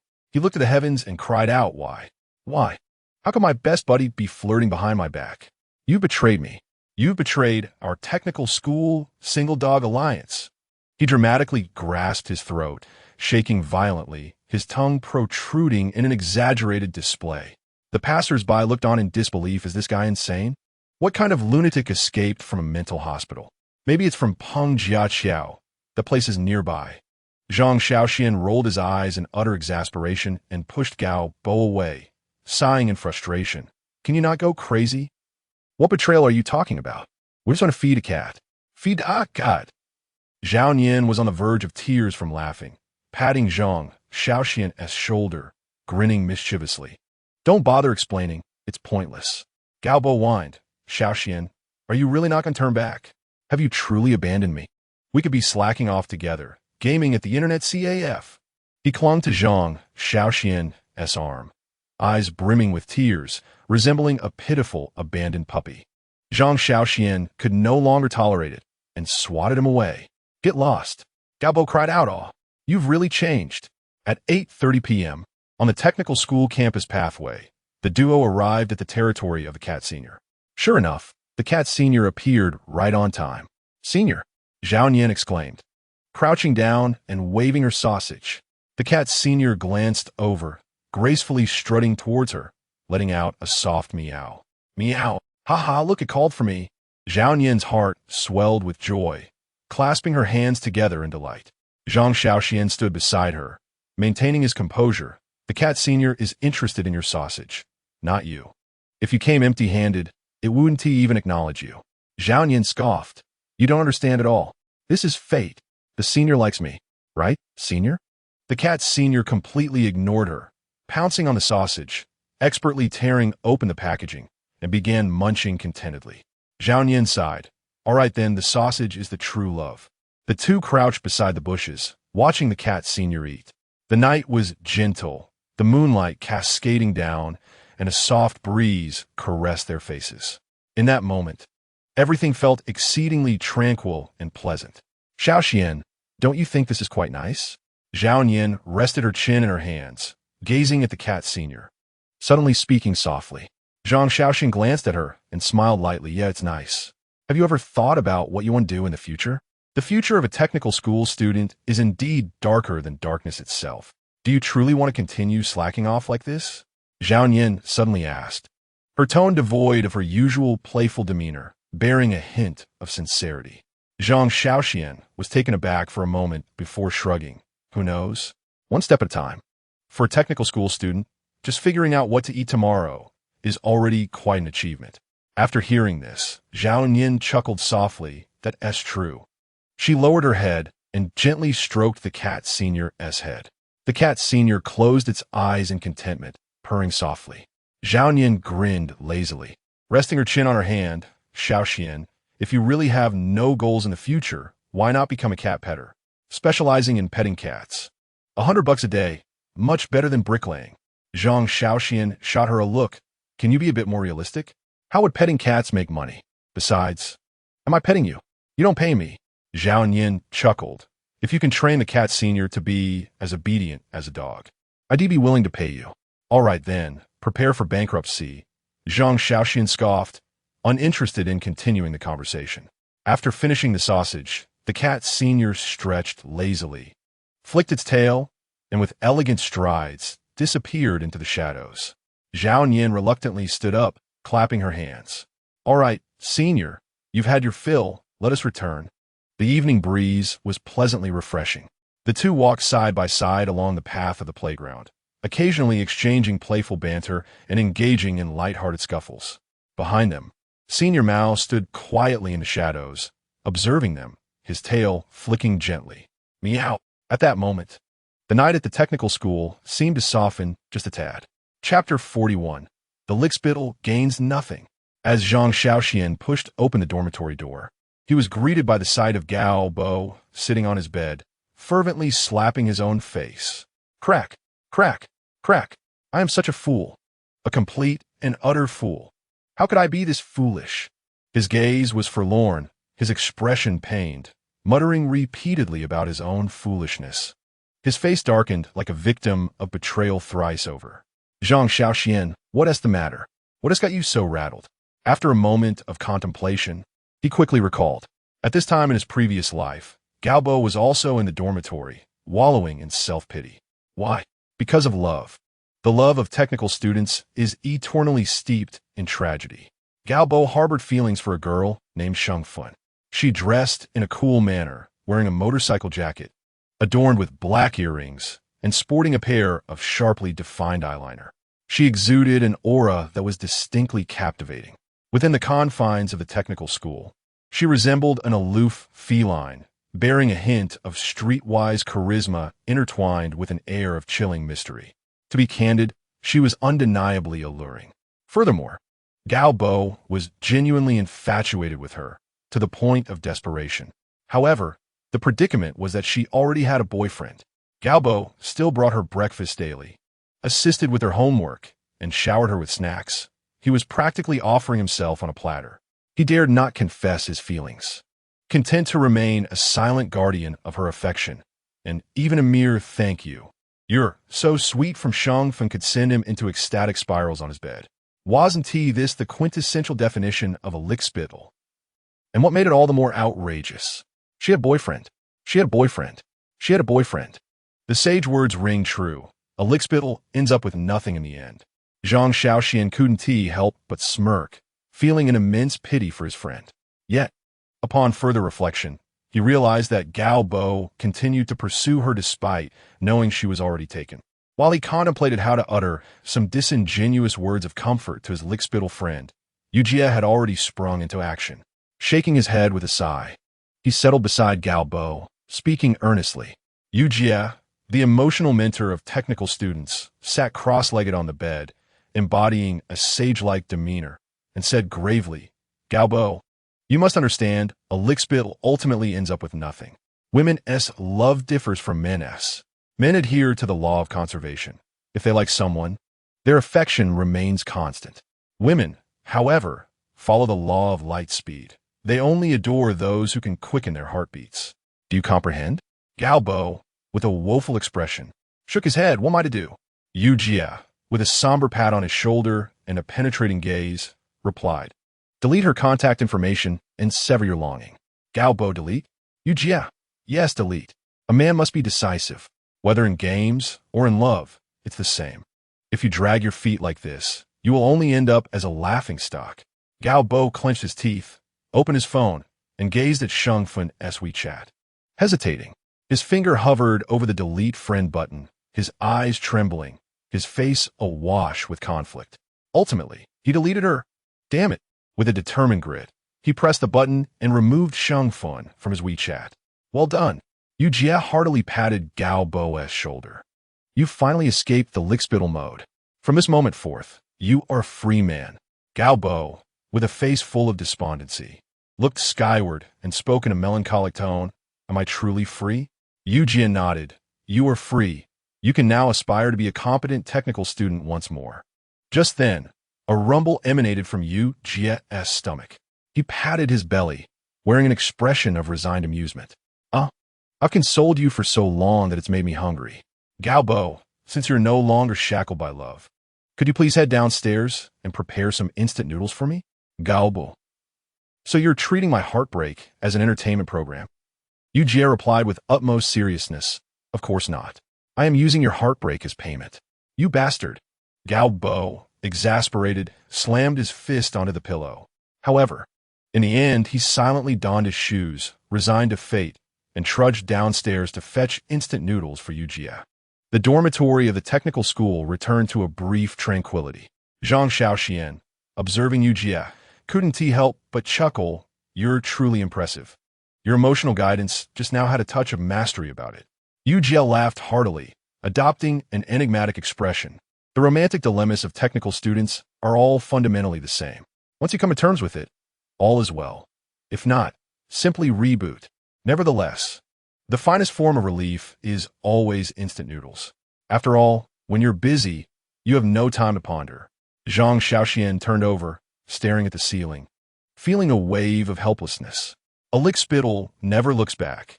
Today he might weep bitterly, yet by tomorrow he will rise anew, charging forth in a battle, perhaps even with greater fervor. Were these words spoken by an outsider, he might find them somewhat exaggerated. Yet, this was a reality he had witnessed firsthand in his rebirth. Gaobo rose each morning to procure breakfast, eagerly initiating conversation after each class, and after school, he would attentively accompany Sheng Fun in conversation, even picking up her discarded eraser as if it were a treasure. But what of Sheng Fun? She was in a relationship. Her boyfriend was far away, engaged in a long-distance romance, with their communication sporadic at best. Yet, she continued to relish Gao Bo's kindness, taking his attentiveness for granted, even growing accustomed to his presence. This scene was enough to make one want to facepalm. Were it Yujie, he might have directly swooped in for the steal. After all, in a long-distance relationship, those in the know understand the unspoken rules. Such a dynamic should not be too blatant. Subtlety is key. Play the role of a backup, patiently waiting for the main player to falter, for the woman's affections to waver. The fruits of victory are often plucked in such a manner. But Gao Bo was different. He was too soft-hearted, incapable of embodying Yujie's cunning. He pursued openly, passionately, yet without any finesse. His affections had become so routine for Sheng Fun that they no longer evoked any sense of gratitude. Reflecting on this, Zhang Shaoxuan truly wished to refrain from further commentary. This fellow had spent an entire year licking away, yet had failed to capture even a single shared photograph, let alone a cherished memory upon graduation. To reach such depths of devotion, he had become a legendary figure in the realm of lickspittles at the technical school. Zhang Shaoxuan buried his face into his pillow, letting out a sigh. Damn it, such a lack of ambition. He had initially intended to offer some words of advice, but recalling the circumstances of his previous life, he ultimately decided against it. Lickspittles are always driven deeper into submission by counsel. No words would suffice. Don't ask Zhang Shaoxuan how he knows this. His own experiences with Wang Qian had been no less fervent, perhaps even more so. Chapter 42. Is my new deskmate Wang Qian? At 7:20 a.m. The aroma of breakfast wafted through the air along the path to the technical school as students ambled towards their classrooms in small groups. Zhang Shaoxuan yawned lazily, pondering how to thoroughly squander the morning reading session. Here comes the young lady. Everyone stand aside.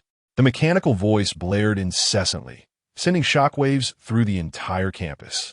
Zhang Shaoxuan turned abruptly, and in the next moment, he was utterly flabbergasted. Zhao Nian, astride a pink electric scooter adorned with a high-decibel horn, sped towards him with an audacious flair. The scooter's exterior was emblazoned with Hello Kitty, and pink ribbons fluttered at the back, while the horn blared the same announcement on loop, seizing the attention of every passerby. With sunglasses perched on her nose and a lollipop in her mouth, Zhao Nian exuded an aura of wildness characteristic of a socialite from the technical school. Oh my goodness! Zhang Shaoxuan's pupils dilated. He leaped aside, just in time to avoid being run over by the gaudy pink contraption. Zhao Nian executed a dramatic drift, kicking up a cloud of dust before coming to a stylish halt. She removed her sunglasses, tossed her hair back, and with a slight tilt of her chin, beckoned Zhang Shaoxuan with her finger, exuding an air of dominance. Get on. Zhang Shaoxuan was left utterly stunned. This is just too embarrassing, isn't it? Around him, the students of the technical school were casting looks of shock, envy, and a myriad of complex emotions. Some had even taken out their phones to record the spectacle.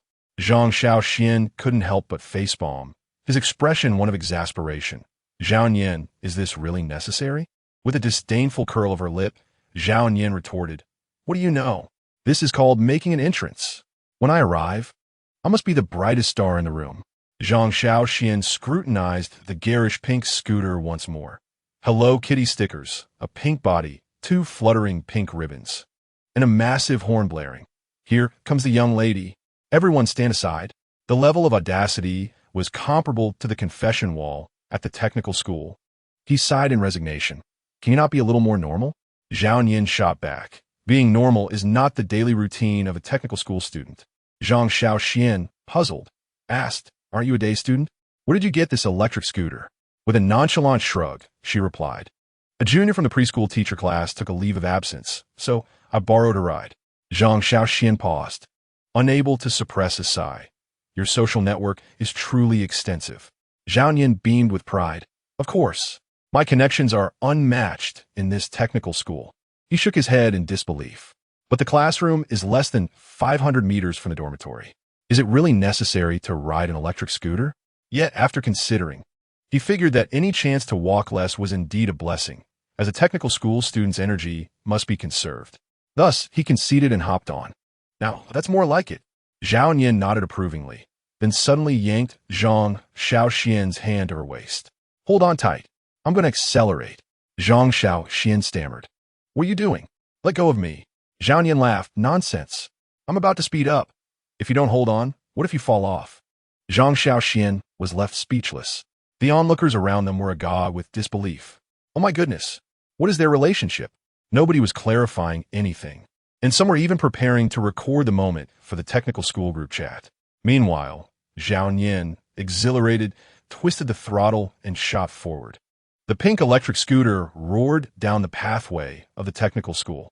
"Whoa, slow down," Zhang Shaoxian shouted. Zhao Yin cackled. "Slowing down is not an option. Here comes the young lady. Everyone stand aside." The scooter zipped past, and all on the path made way, their mouths agape as they watched this flamboyant pink scooter, adorned with fluttering ribbons, speed away. Upon reaching the entrance of the teaching building, Zhao Yin executed a dramatic stop, the scooter coming to an abrupt halt with a flourish of ribbons. She tossed her hair and declared with authority, "Get off." Zhang Shaoxian jumped down, his expression a mix of confusion and disbelief. "Are you freaking Lightning McQueen?" Zhao Yin grinned triumphantly. "Of course. I'm the socialite of the technical school. My driving skills must be top-notch." The onlookers erupted with chatter. Could they really be an item? The slacker and the socialite? What a fierce combination. In the crowd, Wang Qian's gaze fell upon them, her expression enigmatic, a subtle smile playing at the corners of her mouth as she silently observed Zhang Shaoxian. The atmosphere thickened with an odd tension. Just then, Gao Bo rushed over, his face a mask of shock as he confronted Zhang Shaoxian. His voice filled with outrage. "Shaoxian, you have indeed betrayed me. Woe is me. Are you truly with Zhao Yin? You have changed. You have genuinely changed. Brothers are like limbs, and women are like clothing. You would forsake your brother for her?" With tears in his eyes, Gao Bo pounded his chest in despair, as if he had lost the closest of allies. Zhang Shaoxian flatly replied, "Get lost." Zhao Yin laughed heartily, giving him a playful pat on the shoulder. "Slacker, it seems your life at the technical school is about to stir up quite the storm." Zhang Shaoxian muttered a curse under his breath. At 7:30 a.m., as the morning study session commenced, the students of the technical school were gearing up to embrace their slacking mode. However, before they could lay down and prepare for sleep, the homeroom teacher, Zhang Mei, slammed her hand on the podium and announced in a grave tone, "From today onward, we will be rearranging the seating." The classroom erupted into chaos. "What? Rearranging seats? No way. I quite like my spot. Please, don't put me in the front row."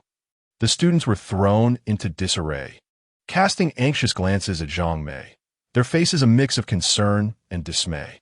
With an expression of indifference, Zhang Mei surveyed the room, her gaze sharp as a hawk, pinpointing the troublemakers. "Lu Bin, you and you just sit together, playing cards every day, right? Switch. Gao Bo, you have the loudest voice. To the back row with you. Zhao Yin, you're always causing a ruckus in class. You need to switch too." One by one, the students were called out, and the dismantling of their established partnerships began. The classroom was filled with groans of discontent. Not again. Rearranging seats. The social ecosystem of the technical school is about to be reshuffled. This is as painful as realizing your game save was lost after dying. The students lamented, as if the apocalypse had arrived. Yet, Zhang Mei was unfazed. Her sole objective was to disperse the noisy elements of the class. "Come on, Zhang Shaoxian. You'll move over here. Your new deskmate is Wang Qian." Zhang Shaoxian. Chapter 43. Maintain the pretense of playing dead. The moment the arrangement was announced, the air in the classroom froze for an instant. The surrounding students instantly transformed into gossiping spectators. Zhang Shaoxuan was momentarily taken aback, only to have a faint, elusive smile grace his lips soon after. Indeed, it was that time again. They had changed seats and found themselves beside one another. In his previous life, he had also begun sharing a desk with Wang Qian at this very moment. The romances of vocational school students often commence from a place of ambiguity, with the shared desk fostering a naturally intimate dynamic. Why is this so? Because the classroom layout in vocational schools typically accommodates 2 students per desk, thereby instinctively narrowing the distance between individuals. Day after day, they attend classes together, engage in idle chatter, sneak snacks, critique their teachers, and indulge in frivolous discussions. Over time, even those devoid of romantic inclinations find the lines between friendship and affection becoming increasingly blurred. Who hasn't harbored a fondness for their deskmate? The logic of romance among vocational school students tends to be rather simplistic. He treats me well. Does he like me? She and I get along splendidly. Might she have feelings for me? Is he treating me with a certain specialness? Thus, ensnared by these ambiguous feelings, the students gradually succumb. In his last life, Zhang Shaoxuan had fallen into this very trap. Wang Qian's tactics could be deemed clever, yet they were not particularly sophisticated. However, for the lovesick students, her subtle gestures of flirtation were akin to precise strikes. She would smile and offer him a lollipop, saying, "Would you like to try?"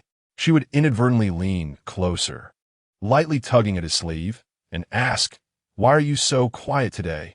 When he bent over to complete his homework, she would lean in and whisper, "Your handwriting is quite lovely."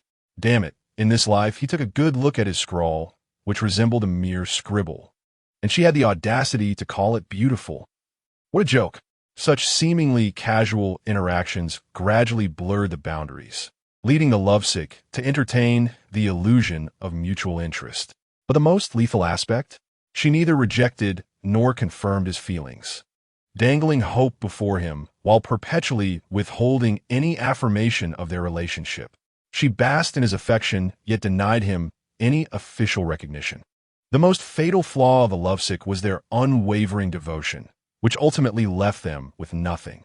After a year of unreciprocated affection, he found himself heartbroken when Wang Qian ended up with Zhu Ganglai. Ah, truly a classic tale of a lovesick vocational school student. As he approached, Wang Qian was already seated. Her gaze gently fell upon him, a subtle smile gracing her lips as she softly remarked, "What a coincidence." Zhang Shaoxuan replied, "Indeed." He then lowered his head and unhesitatingly rested it on the desk, preparing to sleep. Wang Qian's smile faltered for a moment, but she quickly regained her composure. She refrained from further conversation, casually flipping open a book, her eyes scanning the pages as if deeply engrossed in reading, while her fingertips lightly tapped the desk. Lost in thought, she had expected some interaction with her new deskmate, yet his demeanor was unexpectedly aloof.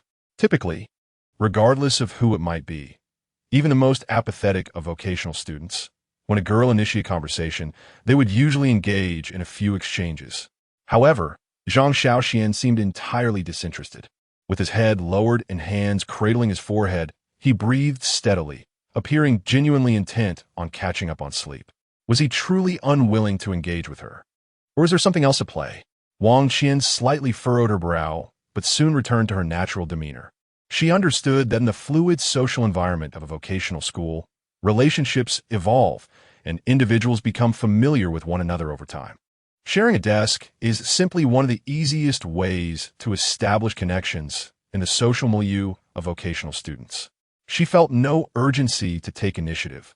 Rather, she opted to observe. Sunlight streamed through the window, gradually restoring tranquility to the classroom.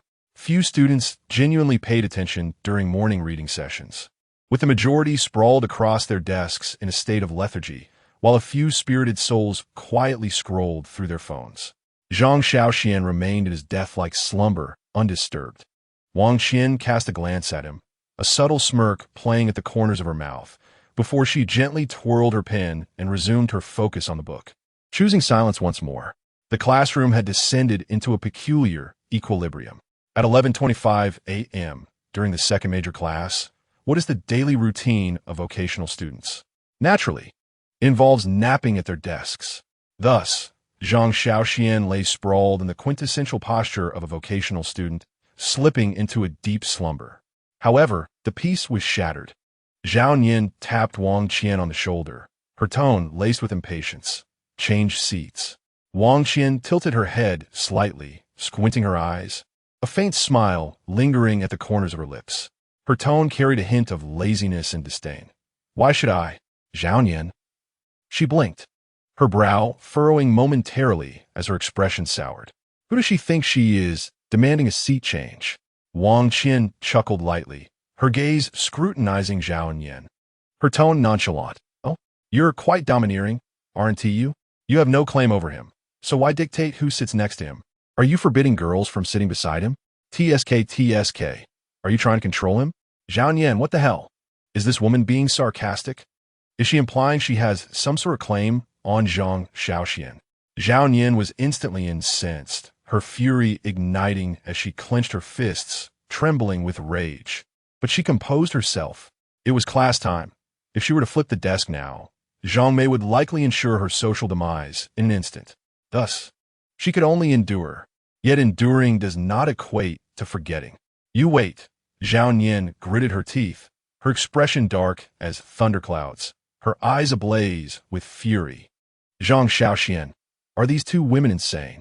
Their ruckus has disrupted my passive skill of sleeping early and rising early as a vocational student. Wang Qian's taunts were undeniably lowbrow. Her remarks about controlling him and forbidding girls from sitting beside him were reminiscent of the petty jabs he had endured in his last life. Where was the sophistication? The finesse? The cunning? What exactly had he been pining over? Moreover, Zhao Nian had been given a second chance at life. Yet she could still be provoked by a student. Impressive indeed, Zhang Shaoxuan mentally scoffed, but before he could voice his thoughts, Zhao Nian had already taken action. Wham! Zhao Nian seized Zhang Shaoxuan's arm and yanked him away with force. Zhang Shaoxuan. Before he could process what was happening, he was unceremoniously dragged away by Zhao Nian. What the hell are you doing? Zhao Nian ignored his protests, turning to Wang Chong beside her with a fierce glare. You, switch seats. Wang Chong. He looked utterly bewildered, his mouth twitching as he struggled to comprehend the situation. Who am I? Where am I? I am merely an innocent vocational school beast. Wang Chong glanced around, taking in the formidable presence of Zhao Nian and the subtly complex expression of Wang Qian. Finally, he let out a long sigh, patting Zhang Shaoxuan's shoulder with a face full of sorrow. Brother, take care. With that, he quietly gathered his belongings and shifted to occupy Zhang Shaoxuan's previous seat. Chapter 44. You call my mother sister? Zhao Nian plopped down in Wang Chang's place, legs crossed, her face alight with triumph as she regarded Zhang Shaoxuan. Her tone laced with mockery. Hey, slacker brother, you're not actually going to grovel again, are you? Zhang Shaoxuan rolled his eyes, utterly speechless. How could that even be possible? Zhao Nian nodded with satisfaction, but her expression suddenly turned fierce. If you dare to lick once more, I'll swallow your ID card whole. Zhang Shaoxuan. What kind of ludicrous threat is that? You'll swallow my ID? Aren't you afraid of an upset stomach? Zhao Nian scoffed, arms crossed, her tone resolute. Whether it hurts or not is irrelevant. What matters is, if you dare to lick, I'll dare to act. Zhang Shaoxuan face-palmed, utterly at a loss for words. All right, you're impressive. He conceded, admiring the peculiar logic and unique style of this girl for vocational school, truly unparalleled. Zhang Shaoxuan rubbed his eyes, yawning lazily as he casually remarked, You have quite the controlling nature. Squinting at Zhao Nian, a smirk played at the corners of his mouth. Honestly, do you secretly harbor feelings for me? Zhao Nian. She paused, her cheeks visibly flushed. With a sudden burst of energy, she landed a punch on Zhang Shaoxuan's shoulder. Stop being so vain. I'm just worried my long-term meal ticket might become someone else's. She glared at him, hands on hips, exuding a sense of righteous indignation. Yet, her ears were slightly flushed, and a subtle smile tugged at her lips. Zhang Shaoxuan massaged his shoulder, rolling his eyes with a resigned sigh. All right. I'm your long-term meal ticket. Fine. Are you really so at ease with me milking you dry? Zhao Nian grinned mischievously, her eyes glinting with mischief. Of course. You're a reincarnator. Your family has a fortune, and your wallet is ample. The ultimate survival skill for vocational students is to find a long-term meal ticket. If I don't milk you, who else should I milk? Zhang Shaoxuan. This girl's audacity was astonishing. Communication was utterly futile. He shook his head in disbelief, casually replying, "If you hadn't mentioned it, I might have thought you were secretly in love with me." Zhao Nian. Her eyes narrowed suspiciously as she leaned in closer, scrutinizing Zhang Shaoxuan with a playful grin. "Oh dear, slacker brother, are you hinting at something? You would want to pursue me, would you? If you truly fancy me, I might consider it." As she spoke, she playfully pinched Zhang Shaoxuan's chin. A wicked grin plastered on her face. "Zhang Shaoxuan, if you utter another word, I'll revoke your meal ticket privileges right now." Zhao Nian burst into laughter. "Just kidding. Don't worry, I'll cherish your long-term meal ticket status." Zhang Shaoxuan facepalmed, scoffing. "Your reasoning is truly unbeatable." Zhao Nian narrowed her eyes, a smug smile gracing her lips. "You would understand, would you? I've hit the jackpot finding you as my long-term meal ticket. After this meal, I'll depend on you for the next." Zhang Shaoxuan. Fine, y concede. He could no longer be bothered to banter with her. Indeed, every vocational student had their own remarkable survival philosophy, yet Zhao Nian's audacity was truly awe-inspiring. As the class bell rang, the vocational students rose in unison, ready to head to the cafeteria. Zhao Nian patted Zhang Shaoxuan's shoulder, her smile devilish. "Hey, slacker brother, what as for lunch?" Zhang Shaoxuan rolled his eyes, lazily responding, "I knew it.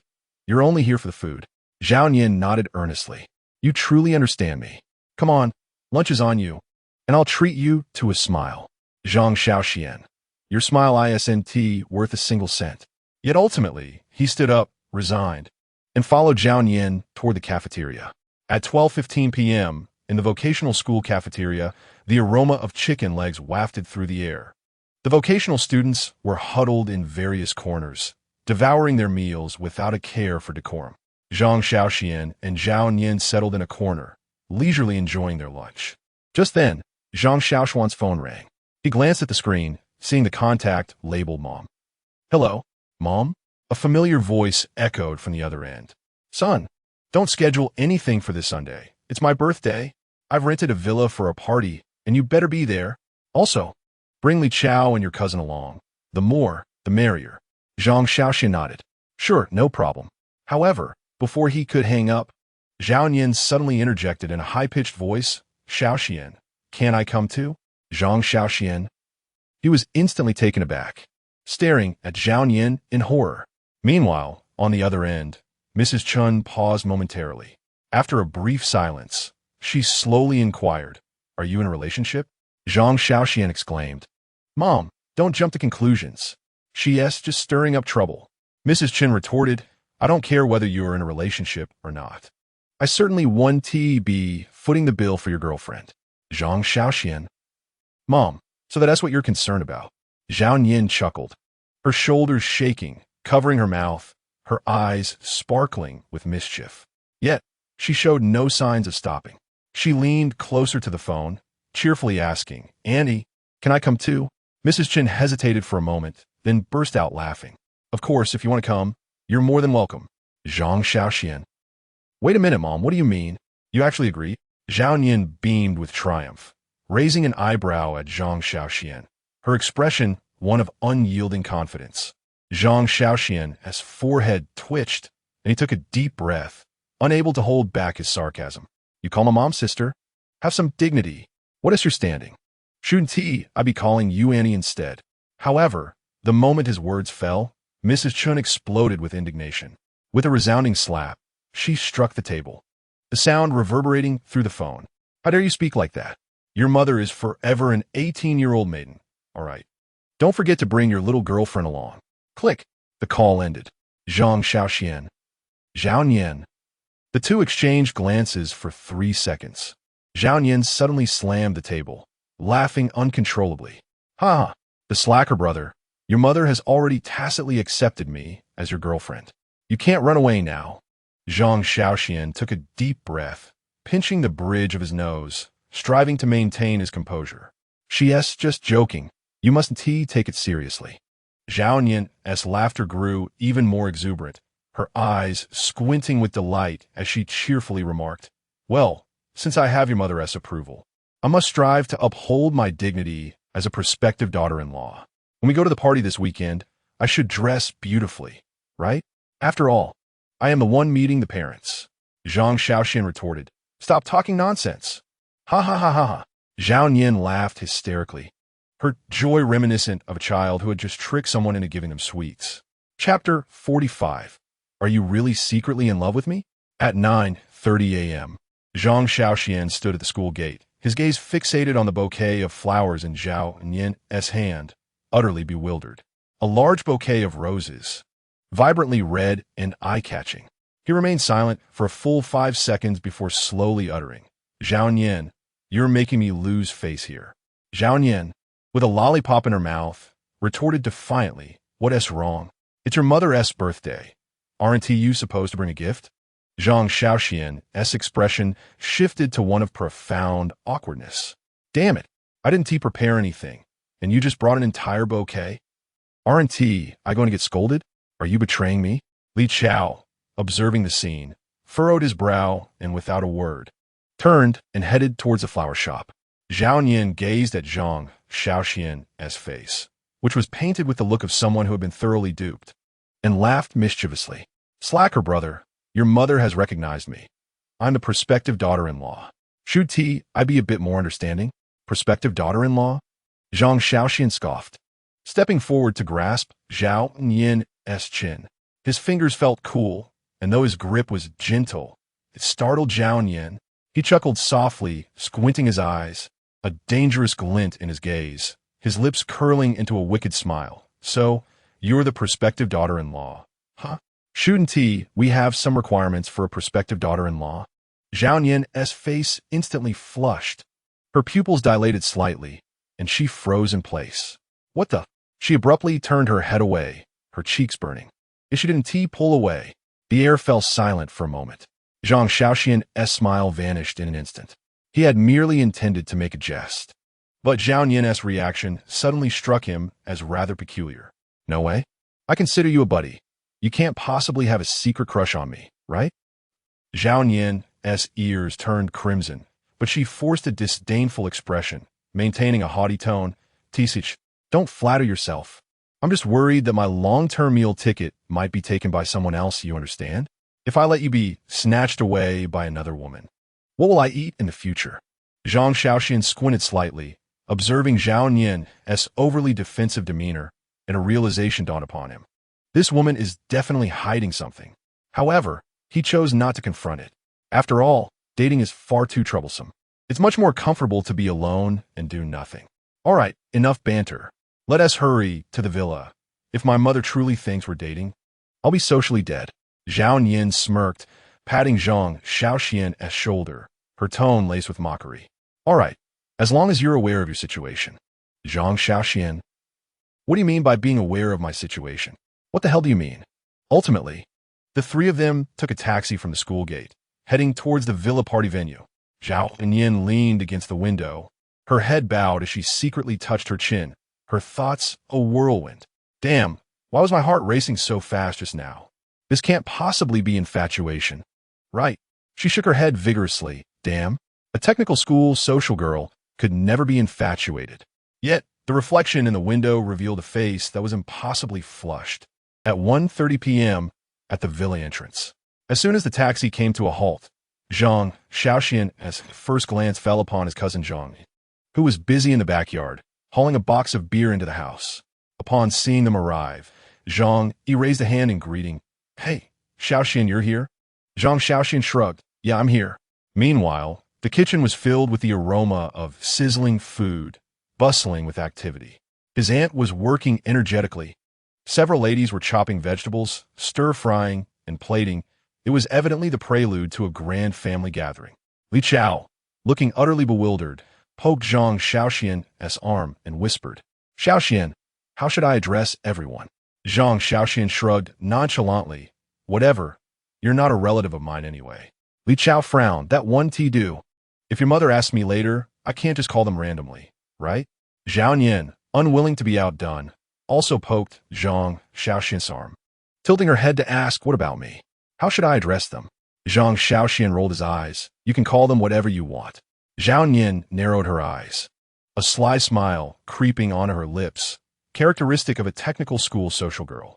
Zhang Shaoxuan remained oblivious, but Li Chao sensed something amiss. At that moment, Mrs. Chun descended the stairs. Dressed in an elegant dress, impeccably put together, she exuded the aura of a high society matron. Oh, you're finally here. Upon hearing this, Li Chao immediately stood up straight, politely greeting, hello, Annie. Mrs. Chen nodded, her smile turning to Zhao Yin. And you? Zhao Yin unexpectedly blurted out, Mom. The entire hall fell into a stunned silence. Mrs. Chun froze. The aunt halted her chopping, and Cousin Zhang looked up in astonishment. Li Chao was left utterly petrified, his face a mask of shock. Zhang Shaoxuan. What the hell? Zhao Yin, what are you doing? Zhao Yin wore a cheeky grin, her eyes sparkling with mischief. Didn't you say to call them however I wish? So I'm calling you Mom, right? Realizing what had happened, Mrs. Chen suddenly laughed, patting Zhao Yin's shoulder, her tone laden with significance. Well, it seems my son has good taste. You, young lady, are quite bold. Zhao Yin chuckled, completely unfazed, and handed over the bouquet she had been holding. Mom, happy birthday. At that moment, Li Chao hurriedly pulled out flowers from his pocket, eager to chime in, Annie, happy birthday. Mrs. Chun beamed, her smile radiant. Oh, you two are quite thoughtful. Zhang Shaoxuan stood there utterly dumbfounded. He slowly turned to Li Chao, his face a portrait of shock. Li Chao actually bought flowers? Li Chao nuda? Yeah. Zhang Shaoxuan asked. Then did you get me any? Li Chao decisively shook his head. No. The atmosphere fell into an awkward silence. Zhao Yin couldn't help but laugh, collapsing onto the table, tears nearly spilling from her eyes. Ha ha ha ha. Slacker brother, you have no gift. It's your mother's birthday, and you brought nothing. Mrs. Chen looked at her son, her smile gradually fading, her tone heavy with disappointment. So Li Chao has a gift, Zhao Yin has a gift, but my dear son has brought nothing? Zhang Shaoxuan was flabbergasted. No, Mom, let me explain. I was going to buy something. I thought Li Chao would bring it for me. This is a betrayal. Chapter 46, The True King of Arcades. Madame Chun let out a cold snort, but ultimately chose not to pursue the matter further. Forget it. I shan't press you too hard. However, you, young man, truly need to take heed. Just take a look at your classmates. They are far more attuned than you. Zhang Shaoxuan remained silent.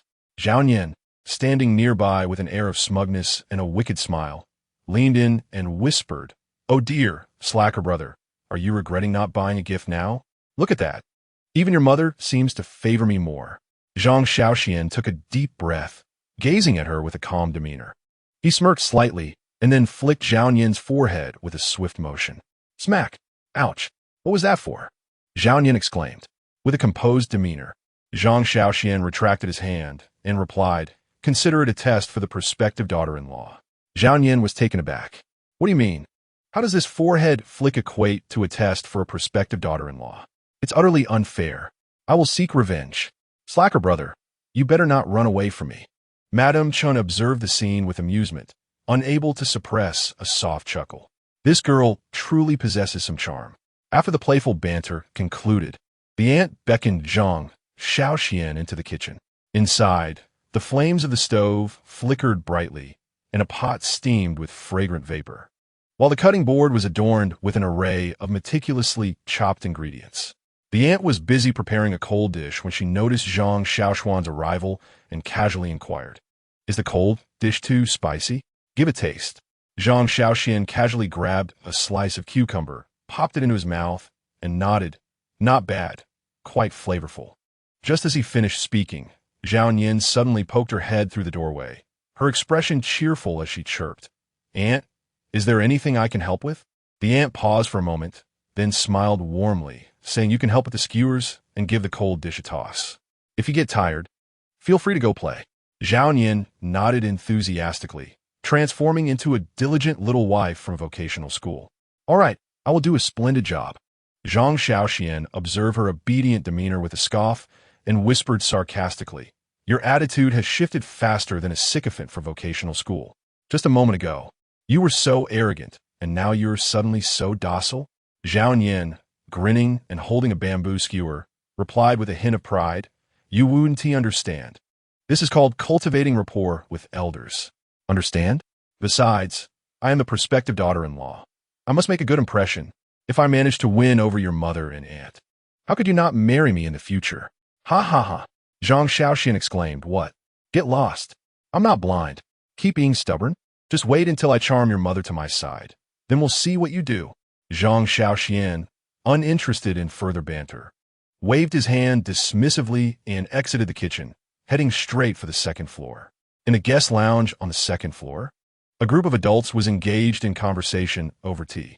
Madame Chen's superiors and colleagues sat scattered across the sofas, discussing matters pertaining to their workplace, including personnel changes, project approvals, and business adjustments.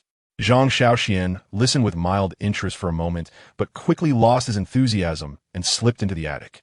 The attic, though not vast, was exquisitely cozy. A large television, plush sofas, 2 mattresses, thick blankets, and bookshelves surrounded the space, creating an inviting atmosphere. This place was truly a paradise for vocational students. Without hesitation, Zhang Shaoxuan nestled into blankets, sighed contentedly, and prepared to drift into slumber. However, smack! Li Chao burst in unexpectedly, seizing Zhang Shaoxuan's arm and yanking him from the warmth of the blankets. "Get down here. There's an arcade in the lobby. Hurry, hurry. Let us play." Zhang Shaoxuan exclaimed. "What? There's an arcade in this villa?" Li Chao nodded vigorously. "Yes. King of Fighters 3 Kingdoms Battle. Metal Slug, all of them are here." Zhang Shaoxuan paused for a brief moment. Then, he leapt out of bed, bounding down the stairs with fervor. Upon reaching the lobby and spotting the vintage arcade machines, his breath quickened. King of Fighters 97, 3 Kingdoms Battle, Metal Slug. Goodness, these are the nostalgic treasures of vocational students. Quick, quick, quick. Insert coins. Let us get started. The entertainment of vocational students was about to descend into arcade chaos. First match, Li Chao versus Zhang Shaoxuan. Li Chao selected Kyo Kusanagi, Iori Yagami, and Mai Shiranui. Zhang Shaoxuan opted for Terry Bogard, Dong Zong, and Tizok. The match commenced. Whoosh! Li Chao's Iori Yagami dashed forward, unleashing a flurry of rapid strikes. What the heck? You know the 8-character girl? Do you think a vocational student wouldn't know how to play her? Don't get cocky. Take this, Raging Storm.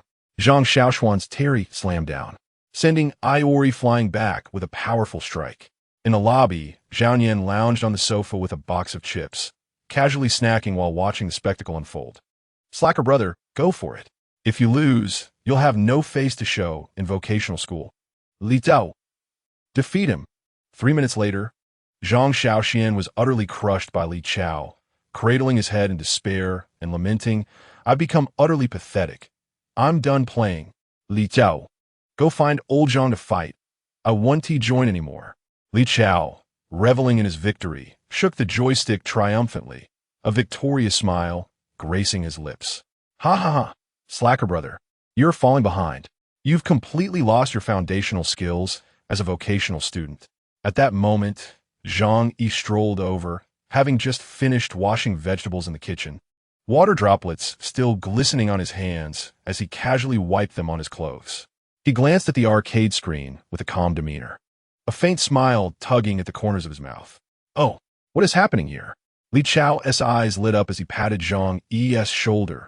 "Old Zhang, come on, show these rookies what a true arcade king from vocational school looks like." Zhang Yi adjusted his glasses, a serene smile gracing his lips, exuding an air of confidence. "All right, I'll give you a chance. Let us battle." The first match began. Li Chao versus Zhang Yi.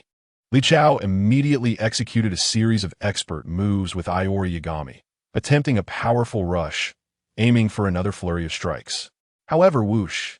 Zhang Yi skillfully retreated, avoiding the attack. Then bang! Zhang Yi unleashed a perfect dragon punch, sending Li Chao's Iori Yagami flying. What the heck? The second match commenced. Li Chao switched tactics, attempting to use my Shiranui's agile jumps to keep Zhang Yi at bay. Smack! Zhang Yi executed a flawless counterattack, achieving a KO. The third match began. Li Chao's composure began to fracture as he frantically maneuvered his characters in a desperate attempt to reclaim a victory. However, wave motion fist, dragon punch, counterattack. Within 30 seconds, Li Chao was mercilessly crushed by Zhang Yi once again. 3 matches concluded, and Zhang Yi emerged victorious in all. Chapter 47. You are not like this. Li Chao concealed his face, sinking into his chair, feeling as though his dignity as a vocational student had sustained a catastrophic blow. Damn, he has too strong. Zhao Yan, meanwhile, continued munching on her seeds, her legs swinging leisurely as a smirk of derision played on her lips. TSK, TSK, TSK. Is this really how bad you are? How dare you mock the slackers? Li Chao's expression stiffened as he turned, exasperated. If you're so capable, why don't you step up? Zhao Yan narrowed her eyes slightly, a dangerous smile curling at the corners of her lips. Oh, I will. Allow me to show you all what a genius vocational student truly is. The first round commenced. Zhao Yan, controlling the character Mai Shiranui, swiftly maneuvered across the screen. Zhang Yi's Kyo Kusanagi attempted to close in, aiming to unleash a brutal combo.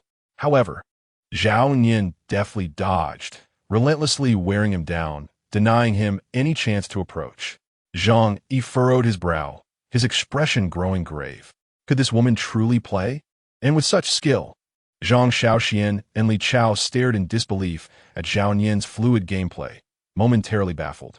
What the? The socialite is actually a hidden arcade master? Ultimately, cool. Zhang Yi's Kyo Kusanagi fell victim to Zhao Yan's precise onslaught, gradually succumbing. Round 1 concluded with Zhao Yan's victory. Zhang Yi took a deep breath, his gaze finally turning serious. Adjusting his glasses, he murmured, "You've got some skills. But do you really think you can win?" The second round began. Zhang Yi immediately switched to his strongest lineup: Rugal, K9999, and Yamazaki. Yet, Zhao Yan remained unfazed, dancing around with my Shiranui, mercilessly tormenting him. Zhang Yi's K9999 was forced to retreat repeatedly, searching for an opening, but Zhao Yan executed a flawless counterattack, delivering a combo that obliterated him. Round 2 went to Zhao Yan. Li Chao, what the? Zhang Shaoxuan. Zhang Yi took a deep breath, his fingers tightening around the controller, beads of sweat trickling down his forehead. The third round, final showdown. Zhang Yi launched a fierce assault right from the start, attempting to corner Zhao Yan. Yet, she evaded with grace, launching a furious counterattack and striking with precision. Ultimately, KO. Zhao Yan emerged victorious. Zhang Yi utterly defeated. The hall fell into a profound silence. Li Chao. Zhang Shaoxian. Zhang Yi. Zhao Yan tossed her hair back, lazily reclining in her chair, her eyes gleaming with pride. You vocational students are hopelessly inept. If you're so bad, just practice more, got it? Zhang Shaoxian. Li Chao. Zhang Yi. The vocational students collectively crumbled under the pressure. Just then, Ms. Chun descended from upstairs after finishing her work, patting Zhang Shaoxian on the shoulder, her tone casual. Son, how about a game of billiards? Zhang Shaoxuan's mind instantly conjured up memories of his abysmal billiards career. The cue ball striking his opponent's head. A chaotic scene akin to a car accident. A single shot gone awry, the carnage appalling. Without hesitation, he waved his hand in refusal, maintaining a steady facade as he declared, "Mom, I'm a good student. I don't play billiards." Ms. Chun. With a scoff, Ms. Chen's eyes brimmed with disdain. Useless. Zhang Shaoxian. He rolled his eyes in exasperation, aware that he couldn't let the image of a vocational student falter. Yet his dignity was undeniably at stake. Just then, Ms. Chun turned to Zhao Yan, her tone nonchalant. "Can you play billiards? Come, accompany your sister for a game." Zhao Yan's lips curved into a sly smile, her expression sweetly innocent. "Oh, Annie, I know a little but not too much." Zhang Shaoxuan's eyes widened, his lips twitching as his mind raced with sarcasm. "Oh, Annie, I know a little but not too much. Just keep pretending. You weren't like this when you cleared the table. You weren't like this when you made me pay for the table." You weren't like this when you claimed to be the billiards champion of vocational students. Zhao Yan and Ms. Chun strolled leisurely to the billiards table, commencing a friendly match. However, Zhao Yan was a master of pretense. She occasionally offered poor shots, deliberately misfired, and even applauded Ms. Chun enthusiastically when she pocketed a ball, keeping her in high spirits. Zhang Shaoxuan watched in horror, goosebumps prickling his skin. Damn it, how can this woman act like this? She always mocks me. Yet here she is, a perfect little darling in front of my mom. Her ability to switch personas is truly Oscar-worthy. Yet, Ms. Chun was clearly delighted. Her laughter infectious, transforming the atmosphere into one of warmth and joy. Flattered by compliments, her smile widened, her grip on the cue becoming steadier. A middle-aged woman, surrounded by flattery, suddenly became twice as formidable. In the end, Ms. Chun claimed victory. In high spirits, she pulled out 200 yuan from her pocket, handing it to Zhao Yan with satisfaction. Here, take this and buy some bubble tea. Zhao Yan's face registered surprise, her hands waving in feigned refusal. Oh, auntie, this is too generous. Yet, her hands swiftly accepted the money. Zhang Shaoxuan, you're laying on a bit thick, aren't you? Feeling a surge of frustration, Zhang Shaoxuan stood up, his eyes burning with indignation, his voice laced with accusation. Mom, you're not like this with me. Ms. Chen turned to him, her tone casual. You haven't complimented me. What gives you the right to the money? Zhang Shaoxuan. I'm done. This world is so unfair to me. He nearly spewed blood in exasperation. Seeing Zhang Shaoxuan on the verge of exploding, Zhao Yan couldn't help but chuckle, teasingly waving the 200 yuan in her hand. Oh dear, I'm so sorry, slackers. Look at that. Not only am I recognized by your mom, but I also got a reward. TSK, TSK, TSK. Don't you think your status as her son is a bit low? Zhang Shaoxuan. Just you wait. He inhaled deeply, resolutely turning toward Zhang, his gaze filled with newfound determination. Old Zhang, teach me how to play billiards. Zhangyi, are you serious? I'm as bad at billiards as a dog. Zhang Shaoxuan clenched his fists, his voice unwavering like a warrioress. I will win back that 200 yuan. Zhao Yan nearly died laughing, clutching the billiards table as she howled with laughter. Ha ha ha ha ha! You didn't get the money, and now you're trying to reclaim my 200 yuan? Have some ambition. Zhang Shaoxuan. Chapter 48. Fiscal Frauster. As Zhang Shaoxuan prepared to continue their banter, his phone suddenly buzzed. Looking down, he saw a message from Ms. Chun. Transfer, 600 yuan. Note, if you dare keep this to yourself, I swear I'll spin you like a top. Zhang Shaoxuan. Damn it. A threat from my own mother is undeniably effective. His lips twitched, instantly abandoning any thoughts of misappropriation. Though greed gnawed at him, the survival instinct of a vocational student warned him against self-sabotage. With resolute determination, he sprang to his feet, gesturing grandly as he proclaimed, Let us go. To procure snacks. Li Chao's eyes instantly sparkled with excitement, exclaiming, Holy cow! A shopping spree?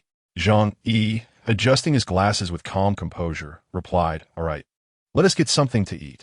However, Zhao Yan squinted playfully at Zhang Shaoxuan, a teasing smirk adorning her face. Oh dear, Mr. Slacker. Your tone suggests you're a corrupt official about to launder money. Zhang Shaoxuan retorted sharply, Shut it.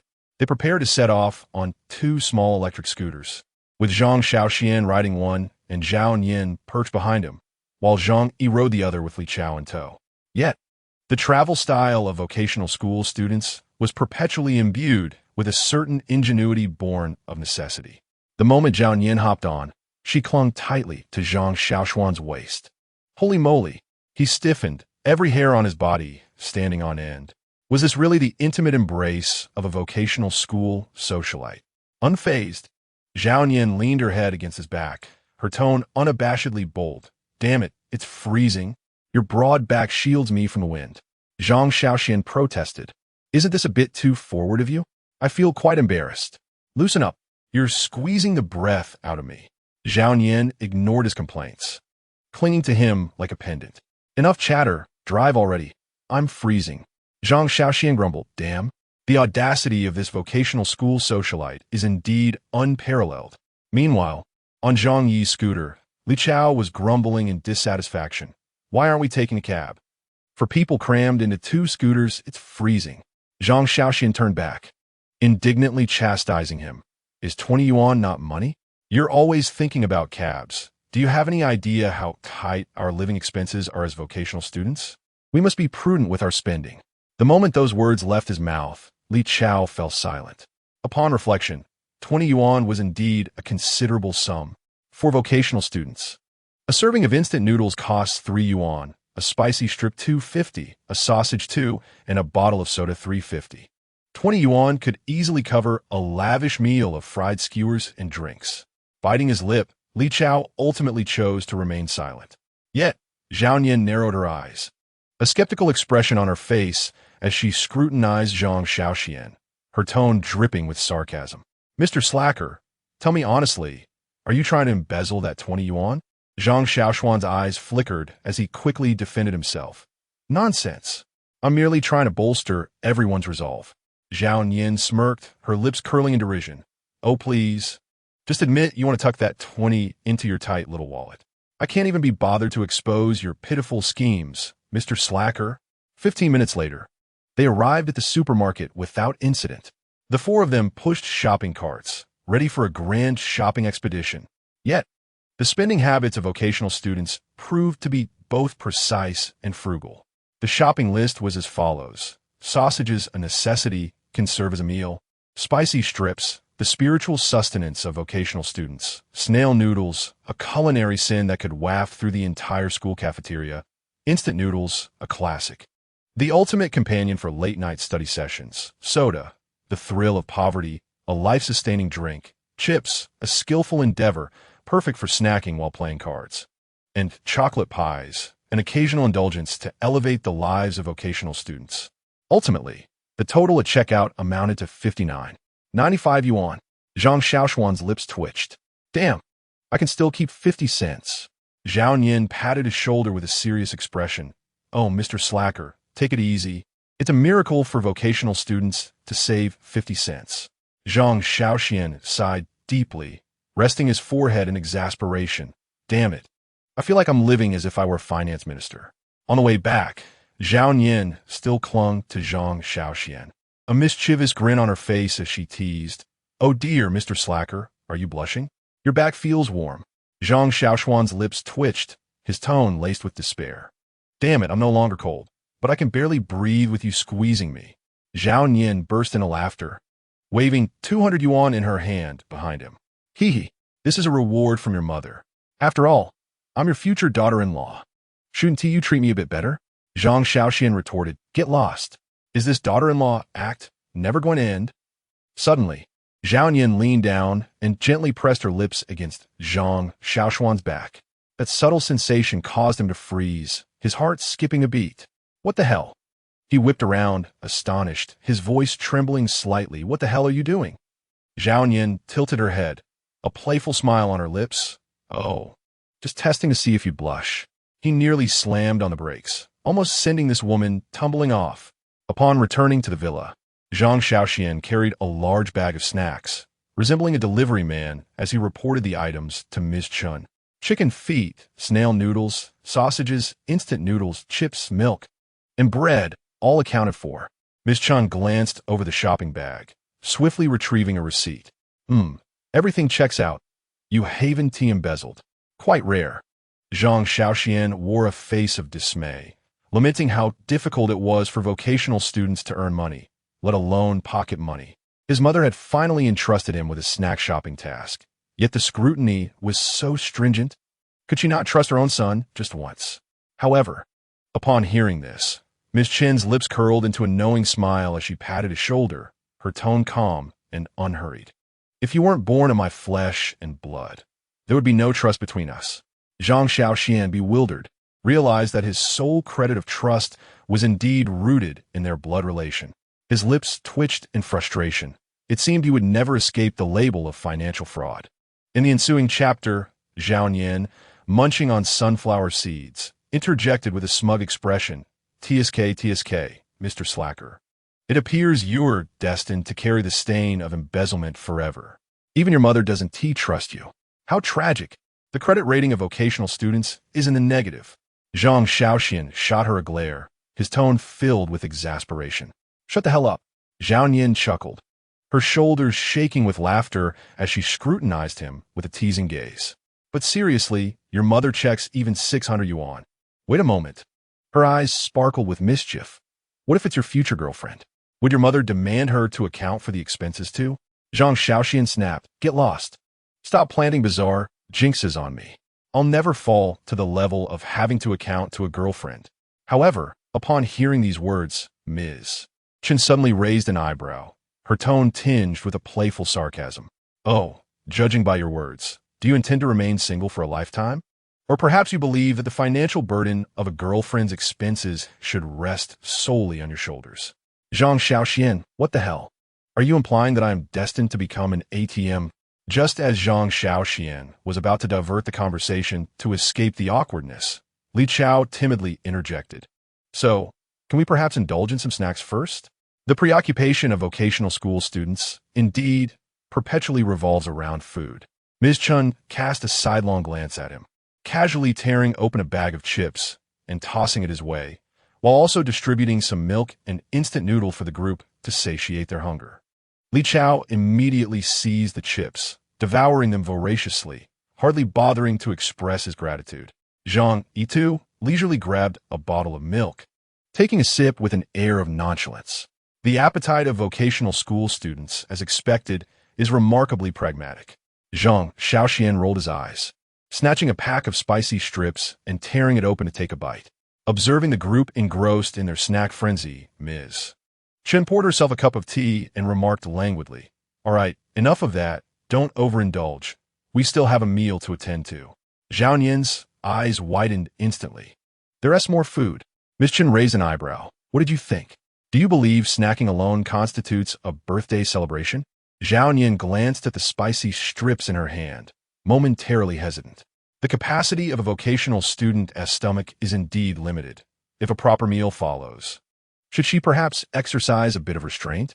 Yet, in the next instant, she observed Li Chao, who was already shoving instant noodles into his mouth with reckless abandon, and promptly abandoned her contemplation. Forget it, eat. A vocational student's life revolved around food. Thus, the group continued their riotous consumption of snacks, devouring them with the ferocity of a whirlwind. This snacking extravaganza lasted a full half hour. By the time the official birthday feast commenced, all the vocational students were nearly full. Zhao Yin let out a contented burp, rubbing her belly, and sighed. Ah, the most blissful thing in life is having an endless supply of snacks. Zhang Shaoxian shot her a glance, his tone flat. Too bad. The wallet of a vocational student can never sustain such a lifestyle. Zhao Yin. She sighed deeply, her voice heavy with a sense of resignation. Vocational students are destined to be impoverished. Zhang Shaoxian observed her expression, one that seemed to penetrate the very essence of life, and nearly burst into laughter. Goodness, this woman really knows how to put on a show. Yet, she didn't seem entirely incorrect. At 5:40 p.m., the birthday banquet officially transitioned into the grilling segment, the favorite of vocational students. An array of ingredients was laid out on the table. Beef skewers, lamb skewers, pork belly, chicken wings, and sausages, rivaling the opulence of a bustling night market. Ms. Chen stood nearby, hands on her hips, commanding with authority. Zhang Shaoxian, you two set up the grill and take charge of grilling the meat. Zhang Shaoxian, what? Mom, you want me to grill the meat? Have you forgotten the last time we barbecued? I turned the chicken wings into charcoal.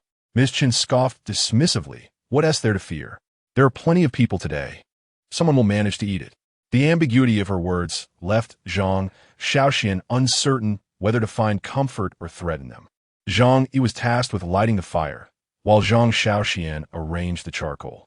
Once everything was prepared, the grilling commenced. As the charcoal ignited, oil dripped down, causing flames to leap up 30 centimeters high. A plume of black smoke billowed into the sky. Zhang Shaoxian was instantly engulfed in smoke, his eyes unable to open. Cough. What the hell? Is the fire too fierce? Am I going to go blind? Zhang Yi looked up, exasperated. Don't put so many skewers on at once. The oil is dripping onto the charcoal, creating open flames. This isn't grilling skewers, it's incinerating them. Zhang Shaoxuan. Then I'll just sit back and wait to eat. With a disgruntled expression, he sat beside the grill, frantically fanning the flames with a small fan. After a gust of wind, the fire finally stabilized, the embers returning to a normal red glow. Zhang, he held up 2 freshly grilled lamb skewers, glancing down at them, only for his mouth to twitch in disbelief. You too, try this charred lamb skewer. He handed the skewers to Li Chao and Zhao Yan. Both stared at the completely blackened skewers, their faces filled with despair. Can we really eat this? Li Chao picked up a skewer, bracing himself to take a bite. Crunch! He bit straight into the charcoal. Li Chao slowly raised his head, his expression vacant, voice hoarse. Wow, this lamb skewer must be freshly grilled charcoal, right? Zhang Shaoxuan. Zhao Yan coldly chuckled, snapping the skewer in half effortlessly. Snap! Zhang Shaoxuan angrily tossed aside the fan, giving up entirely. I'm done grilling. A vocational student's meal should consist of instant noodles and hot dogs. When did we ever have to learn to grill? This is beyond the culinary realm of a vocational student. Zhao Yan rolled her eyes, looking at him with disdain. You have the wrong attitude, slacker. If you can't even grill skewers, how do you expect to find a girlfriend? Zhang Shaoxuan. What does that have to do with anything? Zhao Yan replied matter-of-factly, of course it does. A man who can cook is far more appealing. How about this? If you manage to grill the chicken wings properly, I'll consider marrying you. Zhang Shaoxuan, you can forget that. I'm not diving headfirst into the grave of marriage just over grilling a chicken wing. Ultimately, Zhang Shaoxuan was completely ousted from the grilling arena, the task taken over by his aunt and Ms. Chun. Meanwhile, Zhao Yan naturally transitioned into the role of the assistant chef, standing by the grill, flipping skewers, occasionally casting a triumphant glance at the slacker. Hey, slacker, take a look at my skills. This is how you grill skewers. She expertly brushed sauce, sprinkled cumin, and grilled a whole plate of fragrant lamb skewers. The aroma wafting through the air. Zhang Shaoxuan. He glanced down at the charred remains of his own grilling efforts. Damn it. My dignity as a vocational student has been utterly obliterated. Li Chao bit into one of Zhao Yan's grilled lamb skewers and immediately let out a satisfied moan. Wow. This is real food. Zhang Shaoxuan gritted his teeth, his frustration boiling over. Damn it. The grilling prowess of vocational students has been completely overshadowed by a woman. Zhang Shaoxuan took a deep breath, ultimately surrendering as he grabbed a skewer of Zhao Yan as a perfectly grilled lamb, biting into it with vigor. Damn, this is delicious. Chapter 50.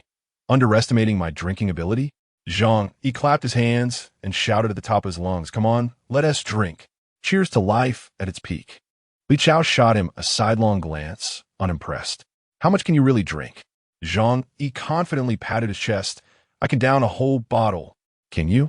Li Chao chuckled derisively. A bottle? That's nothing. I can handle 2. Zhao Yan crossed her arms, squinting slightly, the corners of her mouth curling up. Uffed. You two are both useless. I can down 3 bottles. Can you keep up? Zhang Shaoxuan. He fell into a contemplative silence. According to the logic of vocational school rascals, should I not declare I can down 4 bottles? Zhao Yan immediately detected his hesitation, hands on her hips. She mocked him directly. Oh dear, the slacker. What's the matter? Afraid to drink? If you can't handle it, then don't pretend to be tough here. Useless. Zhang Shaoxuan took a deep breath, shrugged his shoulders, and with a defeated expression said, all right, I'm useless. Zhang, witnessing this, patted Zhang Shaoxuan on the shoulder, his tone hearty. No worries. Whether you drink or not is inconsequential. Tonight, let me take them both down. Zhang and Li Chao promptly seized 2 bottles of beer, clinking them together and downing them. Gulp, gulp, gulp. Yet, merely 3 seconds later, Li Chao suddenly covered his mouth, his cheeks bulging. Zhang's expression transformed as well, a look of agony crossing his face. Puff! The 2 of them spewed beer everywhere. Foam erupted, splattering all around, even ruining the skewers on the table. Zhao Yan remarked, you two are truly useless. Ms. Chen's friend, Zhang Hua, clad in high heels and holding a bottle of Jägermeister, swayed over and plopped down next to Zhang Shaoxuan, a teasing gleam in her eyes as she regarded the group of vocational school rascals. "Oh, look at the little kids trying to drink like adults," Zhang Shaoxuan immediately retorted, sitting up straight with righteous indignation. "I'm of age, all right. Why can't I drink? Are you looking down on the drinking capacity of vocational school rascals? I am the king of slacking at vocational school. Even the big brothers in society respect me."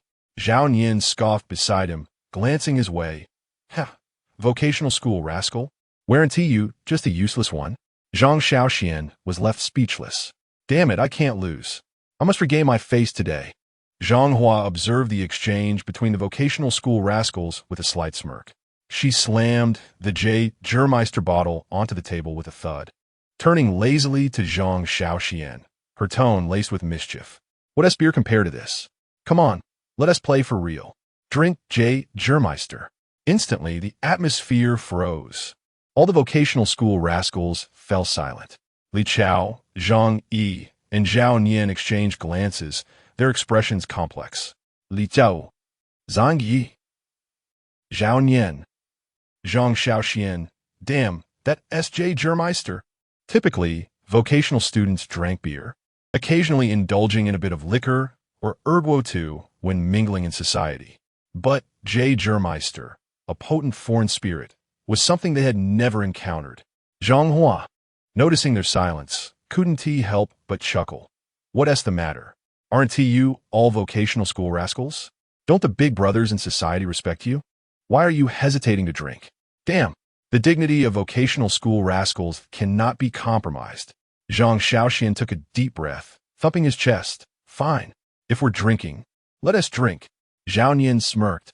"Ha, I'm indifferent." Li Chao inhaled deeply. "Damn it. Let's go for it." Zhang Yi gritted his teeth. "Damn it. We vocational school rascals, today we'll put our lives on the line."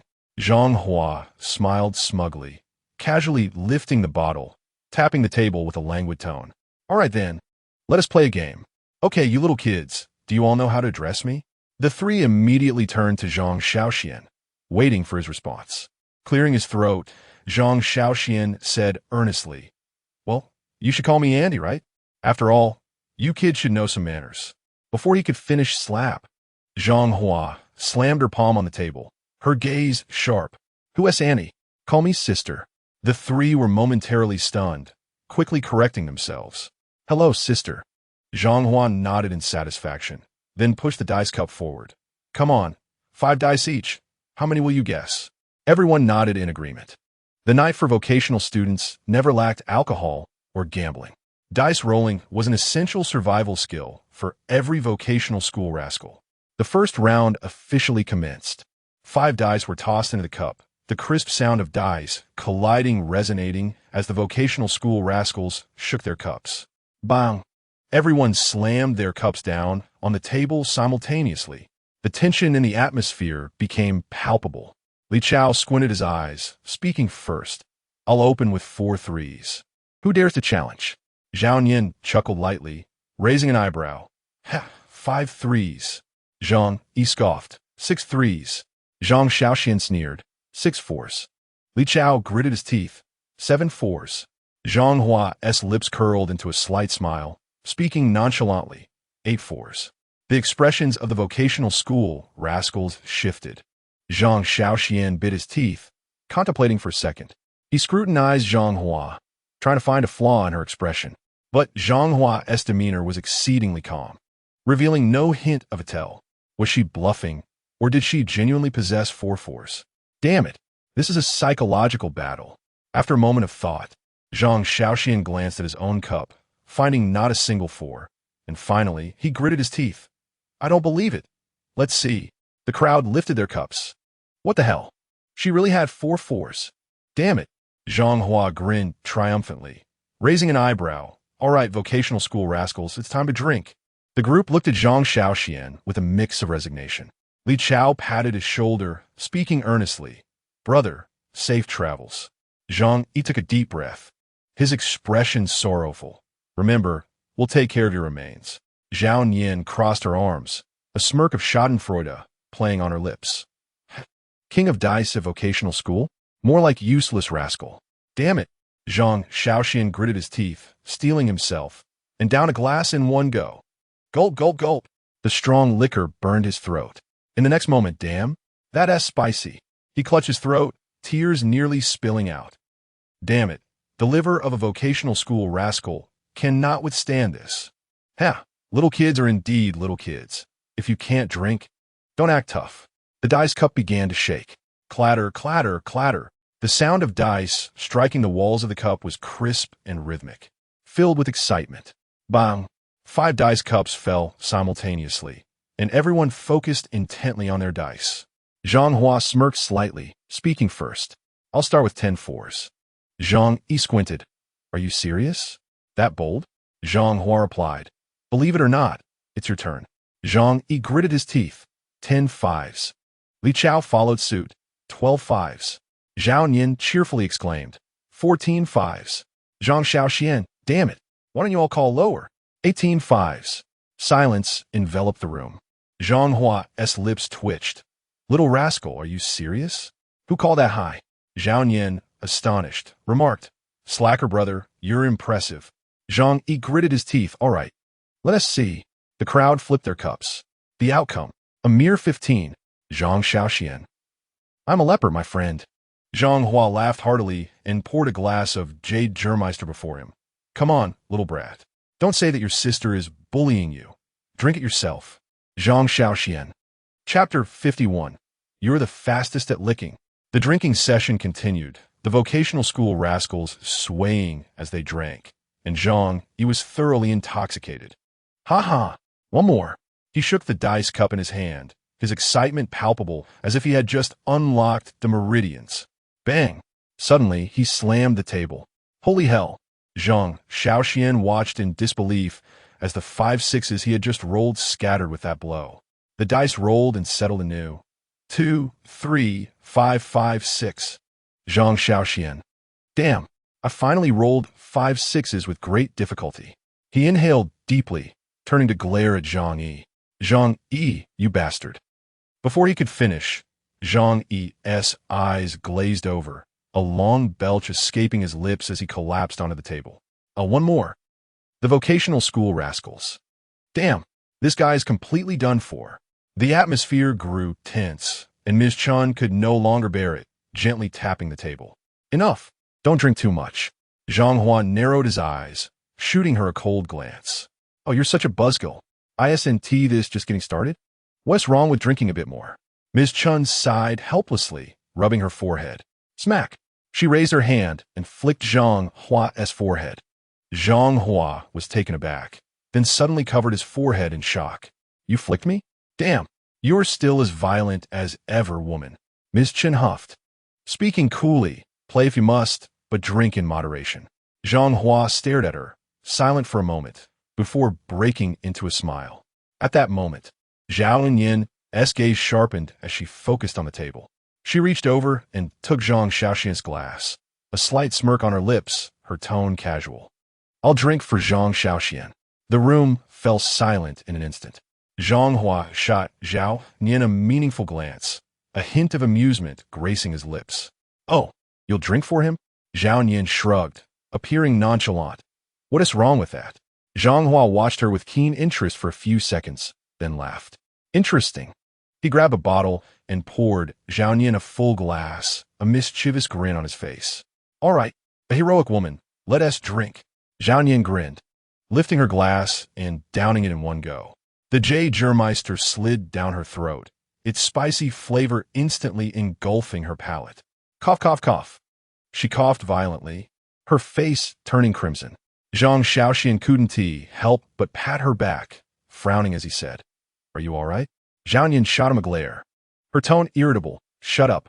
Then, taking a deep breath to compose herself, she fixed her determined gaze on Zhang Hua. One more. Damn, is this girl out of her mind? Zhang Shaoxuan looked at Zhao Nian, utterly speechless. He glanced down at his glass, suddenly comprehending Zhao Nian's intentions. She wasn't merely putting on a show. She genuinely didn't want him to drink too much. Zhang Shaoxuan's lips curled up slightly. an unusual emotion flickering in his eyes. This woman, though often wild and dramatic, truly has a good heart when it counts. However, he glanced at Zhao Yin's flushed face, his lips twitching. Damn it, she won't end up passed out, will she? As time passed, the vocational school rascals began collapsing. Zhang Yi lay on the table, drunk out of his mind. Li Chao clutched a stool, dead asleep. Zhao Yin leaned against the sofa, tipsy and mumbling incoherently. Zhang Shaoxuan. He surveyed the chaotic scene, glancing at the rascals sprawled around him, a look of helplessness on his face. The drinking session of the vocational school rascals had completely fallen apart. Zhang Hua observed the scene and suddenly burst into laughter. Ha ha ha, you little brats are indeed still so naive. Ms. Chun sighed. All right, that's enough, let them rest. Zhang Hua nodded, stretching lazily. Fine, we'll call it night. These little brats are completely subdued now. Late into the night, the drinking session came to an end. The vocational school rascals lay scattered. The villa permeated with the atmosphere of a hangover. Just then, Zhang Hua pulled out a stack of pristine red bills from her bag. The rascals' eyes instantly lit up. Zhang Hua stood imposingly at the table, handing each person 200 yuan. However, at that moment, she extended her hand, placing the 200 yuan before Zhang Shaoxuan. Zhang Shaoxuan's eyes sparkled at the sight of the vibrant bills. Holy hell, am I getting shared too? His heart raced with excitement as he prepared to reach for it. But Zhang Hua flicked her wrist, snatching the money back. She grinned mischievously, a sly smirk playing on her lips. Not calling out, you don't deserve to take it. Not giving. Zhang Shaoxuan. Holy hell. The vocational school rascals actually need to pass an assessment to earn their wages. In that moment, he was utterly stunned. 200 yuan, clearly within reach. Yet cruelly snatched away. This was even more painful than being denied altogether. The rascals looked at him, their expressions complex. Zhang Yi, inebriated, glanced up at him, sighing deeply. Brother, choose between your dignity and the 200 yuan. Li Chao, clutching the 200 yuan, stammered. Shaoxian, 200 yuan is really tempting. Zhao Yin couldn't help but burst into laughter on the sofa. Ha ha ha. Slacker bro, are you really going to bow down over just 200 yuan? You are a vocational school rascal, the king of the slacker realm. You must hold your ground. Zhang Shaoxuan looked at the 200 yuan, struggling internally for a full 5 seconds. Finally, he abruptly lifted his head, taking a deep breath. Sister, good sister, I beg you, please give it to me. The vocational school rascals. Zhang Hua regarded him, nodding in satisfaction, a smile gracing her lips. Now that's more like it. She tossed the 200 yuan into Zhang Shaoxian's hands, laughing. You've got potential. Here you go. Zhang Shaoxian. He looked down at the 200 yuan in his hands, his expression complex. The rascals gazed at him, their faces filled with despair. Zhang Shaoxian, you have fallen. Li Chao, I never imagined you could be bought off for 200 yuan. Zhang Shaoxian, are you two idiots? Who was just showing off in front of me? Zhao Yin clutched her stomach, laughing so hard she could hardly breathe. Ha ha ha ha, slacker bro, who just said that vocational school rascals can't grovel. Yet you're the quickest to do so. Zhang Shaoxian sighed deeply, clutching the 200 yuan, a knowing smile appearing on his face. The dignity of a vocational school rascal? Heh, can dignity fill your stomach?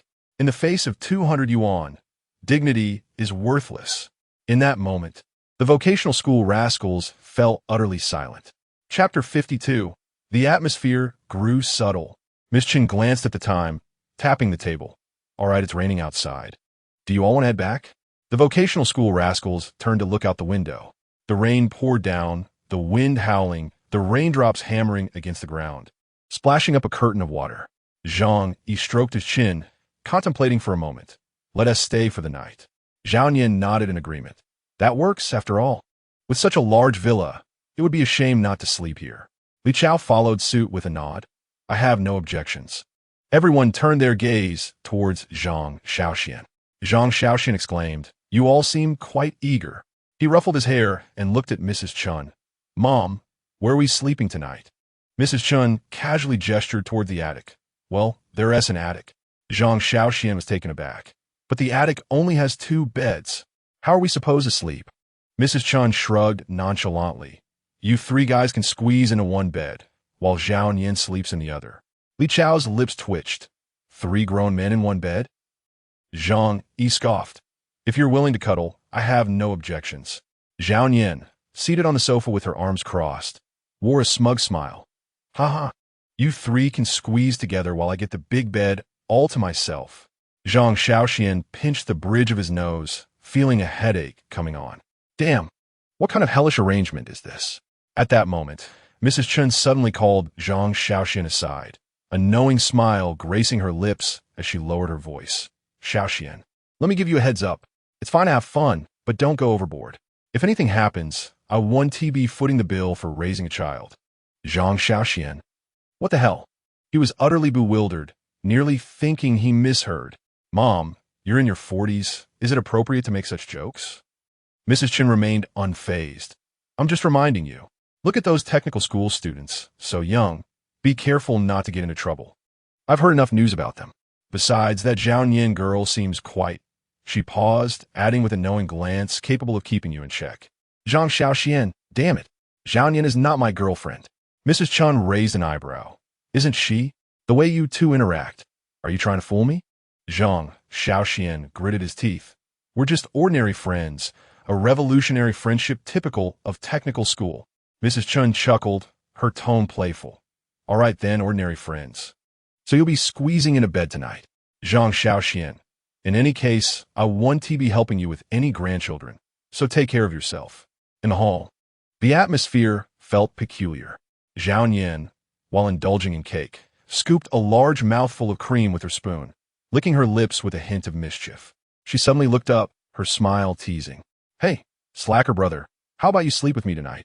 Her gaze was provocative as she lightly tugged at Zhang Shaoxuan's collar. A dangerous smile playing on her lips. Sister could be very caring, you know. Zhang Shaoxian, what the hell? Instantly, his hair stood on end, and he was left dumbfounded. He leaned back abruptly, staring at Zhao Yin with suspicion. Have you been drinking too much? Zhao Yin raised an eyebrow, her smile enigmatic. I've been drinking too much? Huh, what exactly are you afraid of? She squinted, resting her chin on her elbow, her tone laced with mockery. What? Afraid I might eat you up? Zhang Shaoxuan's mouth twitched. No. Are you really not afraid I might do something to you? Zhao Yin chuckled softly, suddenly leaning closer, her gaze intense. You? Slacker brother? Do you have the guts for that? If you dare to make a move, then sister will just accept it. Zhang Shaoxian, damn it. That statement was extremely insulting. Can a technical school student tolerate this? The answer is, of course, yes. No, don't joke around like that. You're making me really anxious. Me joke around? Are you sure? Zhao Yin blinked innocently, her smile wicked. The nights of technical school students are the easiest to turn into stories. Look, tonight is such a great opportunity, don't you think? We should create some unforgettable memories? Zhang Shaoxian. Damn it, this crazy woman is really insane. Just don't go overboard. Heh, slacker brother, you're not. Scared, are you?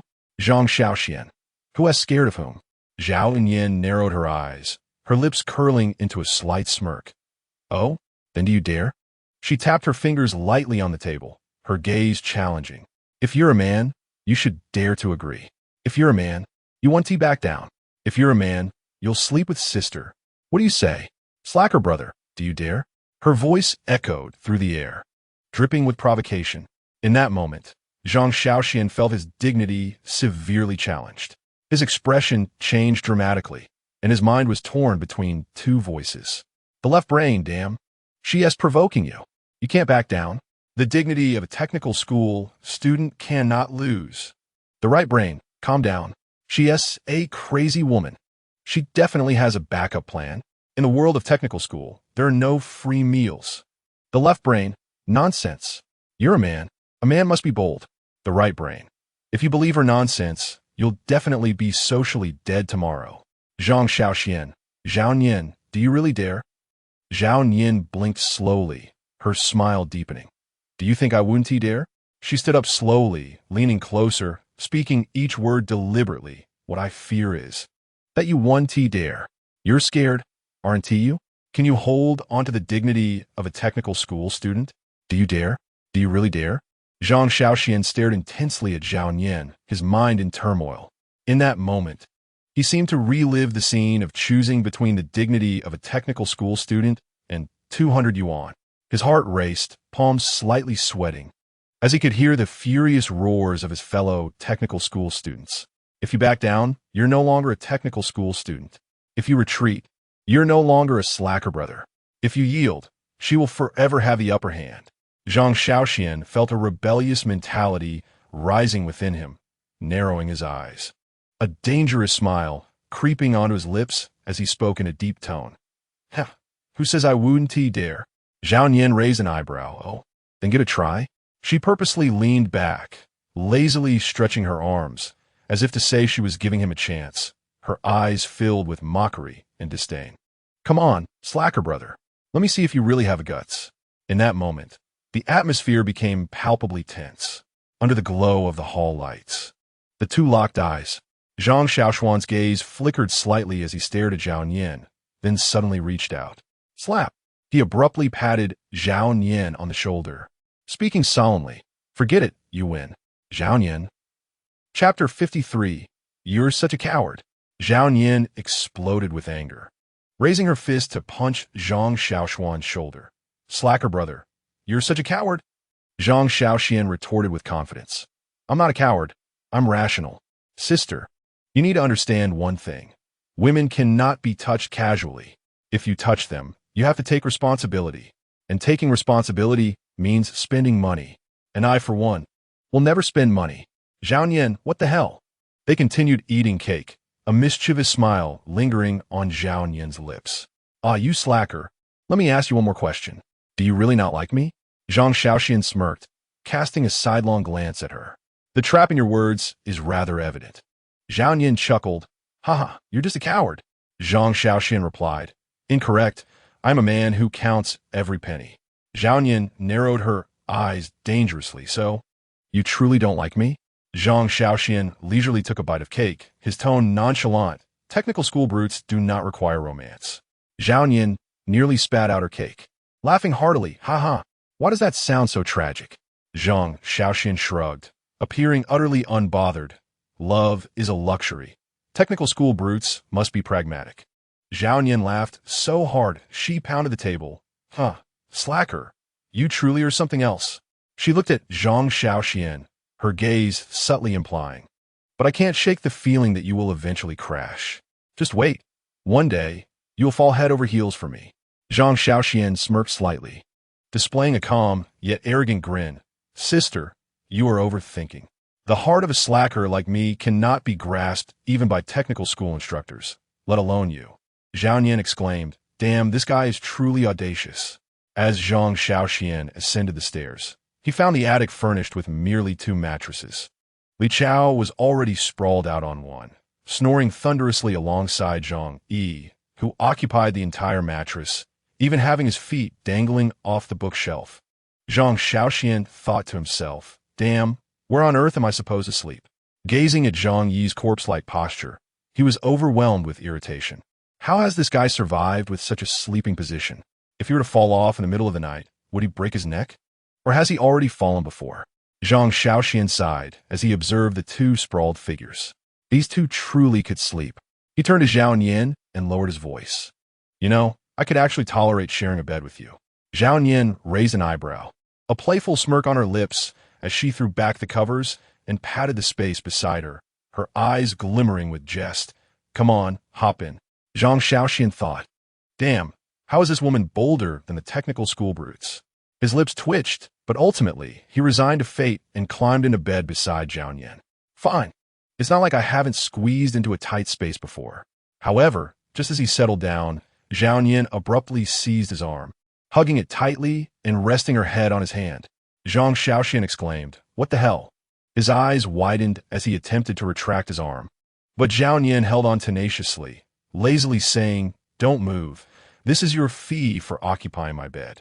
Zhang Shaoxuan was taken aback. What? You're charging for bed space? Zhao Nian nodded. Unabashed, of course. Why should you get to sleep here for free? Zhang Shaoxuan's lips twitched with exasperation. You're the best at business among technical school students. Zhao Nian raised an eyebrow, proudly declaring, after all, I'm a business prodigy from technical school. Zhang Shaoxuan was too weary to argue with her and let her be. The issue was Zhao Nian was genuinely resting her head on his arm, showing no sign of moving. Hey, you have a pillow. Why are you using my arm? Zhang Shaoxuan looked down at her, his expression filled with disdain. Zhao Nian, her eyes closed, replied lazily, You don't understand. A person's arm has warmth. It feels safe. Zhang Shaoxuan scoffed, Haha, you really know how to take advantage. He rolled his eyes but ultimately ceased to struggle, lazily lying there, thinking to himself, Let her be. Yet, Zhao Nian suddenly chuckled softly, her voice laced with mischief, Slacker. You aren't shy, are you? Zhang Shaoxuan's lips twitched slightly, and he coldly replied, Technical school brutes don't know the meaning of shy. Zhao Nian grinned widely, deliberately poking his cheek with her finger. Really? Zhang Shaoxuan, unable to contain his frustration, grasped her wrist firmly, his tone turning ominous. Sister, you're crossing the line. Zhao Nian raised an eyebrow. Oh, what do you plan to do? Zhang Shaoxuan sneered. If you keep this up, I might just toss you out. Zhao Nian retorted, Damn, you're ruthless. Ultimately, she settled down, closing her eyes and adjusting to a comfortable position, resting her head on Zhang Shaoxuan's arm, gradually drifting into slumber. Zhang Shaoxuan glanced down at Zhao Nian, a subtle smile playing on his lips, his expression somewhat complicated. This woman can be quite endearing at times. But then he swiftly extinguished that thought. Technical school brutes do not require romance. Technical school brutes only need sleep. With that thought, he gently closed his eyes, letting the sound of the rain lull him into slumber, gradually slipping into dreams. The night was heavy. The rain fell in a gentle patter, and distant thunder rumbled ominously. A dazzling flash of lightning split the night sky, and the wind outside howled, causing the windows to creak. Boom! Zhang Shaoxuan jolted awake, his eyes wide with confusion, taking a moment to gather his senses. Whose house is unleashing thunder? He rubbed his temples irritably, preparing to turn over and continue sleeping when he suddenly felt a warm presence trembling in his embrace. Looking down, he saw Zhao Nian curled up, leaning against him, her body slightly quivering. Zhang Shaoxuan pondered, Is this woman afraid of thunder? He stared at Zhao Nian, unable to suppress his murmuring. Why are girls always afraid of thunder? When they're bold and fierce, cursing everyone online while gaming or downing drinks like champions. Yet, the moment it thunders, they turn into frightened kittens. Is that reasonable? However, Zhao Nian remained silent, drunkenly nestled against him, murmuring sleepily, Slacker. You mustn't be deceived by women in the future. Zhang Shaoxuan was momentarily taken aback. His gaze flickered in the dark as he looked at Zhao Nian in his arms, his emotions a swirl of complexity. This woman, why does she say such bizarre things when she's intoxicated? Zhang Shaoxuan sighed helplessly, finally giving in. He extended his arms, gently embracing Zhao Nian, his hands softly patting her back in a soothing gesture. Zhao Nian's body continued to tremble slightly, but as he held her, she gradually calmed down. All right, I won't be deceived. I'm clever now. Zhao Nian mumbled something incomprehensible, but he caught a few key words, future daughter-in-law. Zhang Shaoxuan thought, Damn, this woman can't possibly have a crush on me. Can she? He sighed helplessly, ready to make a snarky comment when a faint, intoxicating scent mixed with the aroma of alcohol wafted into his nostrils. It was Zhao Nian's unique fragrance, laced with a subtle fruity note and a hint of strawberry. Strangely, it was somewhat enchanting. Chapter 54. Slacker is mine. Zhang Shaoxuan stared blankly, blinking as he gazed at Zhao Nian nestled in his arms. Her cheeks were flushed a rosy hue, her lips slightly pursed, brows gently furrowed, and eyelashes trembled softly, as if she were unsettled even in her dreams. The night was cloaked in darkness, and the air was permeated with the cool, damp essence that follows rainfall. He suddenly realized that this madwoman was, in fact, quite attractive. His fingers tightened slightly, and his heart inexplicably quickened. Damn it, a vocational school brute does not require love. A vocational school brute should not feel such emotions. His gaze fell upon Zhao Nian's slightly pouting lips, and a dangerously mischievous thought surfaced in his mind. Surely, a clandestine kiss would go unnoticed? He gently lifted his fingers, tapping Zhao Nian's chin and tilting her face upward. That familiar yet somewhat stubborn face appeared particularly docile at that moment. His heart raced, and his breath momentarily hitched. He leaned down, drawing closer. Yet, just at that critical juncture, boom, another thunderclap erupted. Zhao Nian abruptly rolled over, colliding forcefully with Zhang Shaoxuan's chin. Holy hell! Zhang Shaoxuan nearly bit his tongue off, completely dazed. Damn it!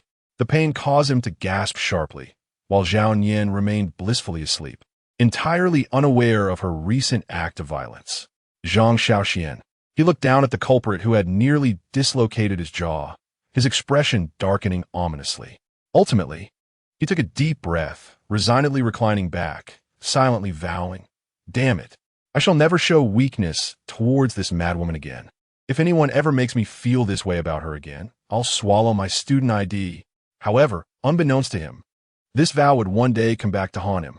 Morning sunlight filtered through the gaps in the curtains, casting a soft glow upon the disheveled bed. Zhao Nian groggily opened her eyes, intending to stretch, only to find herself tightly embraced. Her face was pressed against Zhang Shaoxuan's chest, and she was momentarily dazed. The slacker guy is holding me while he sleeps?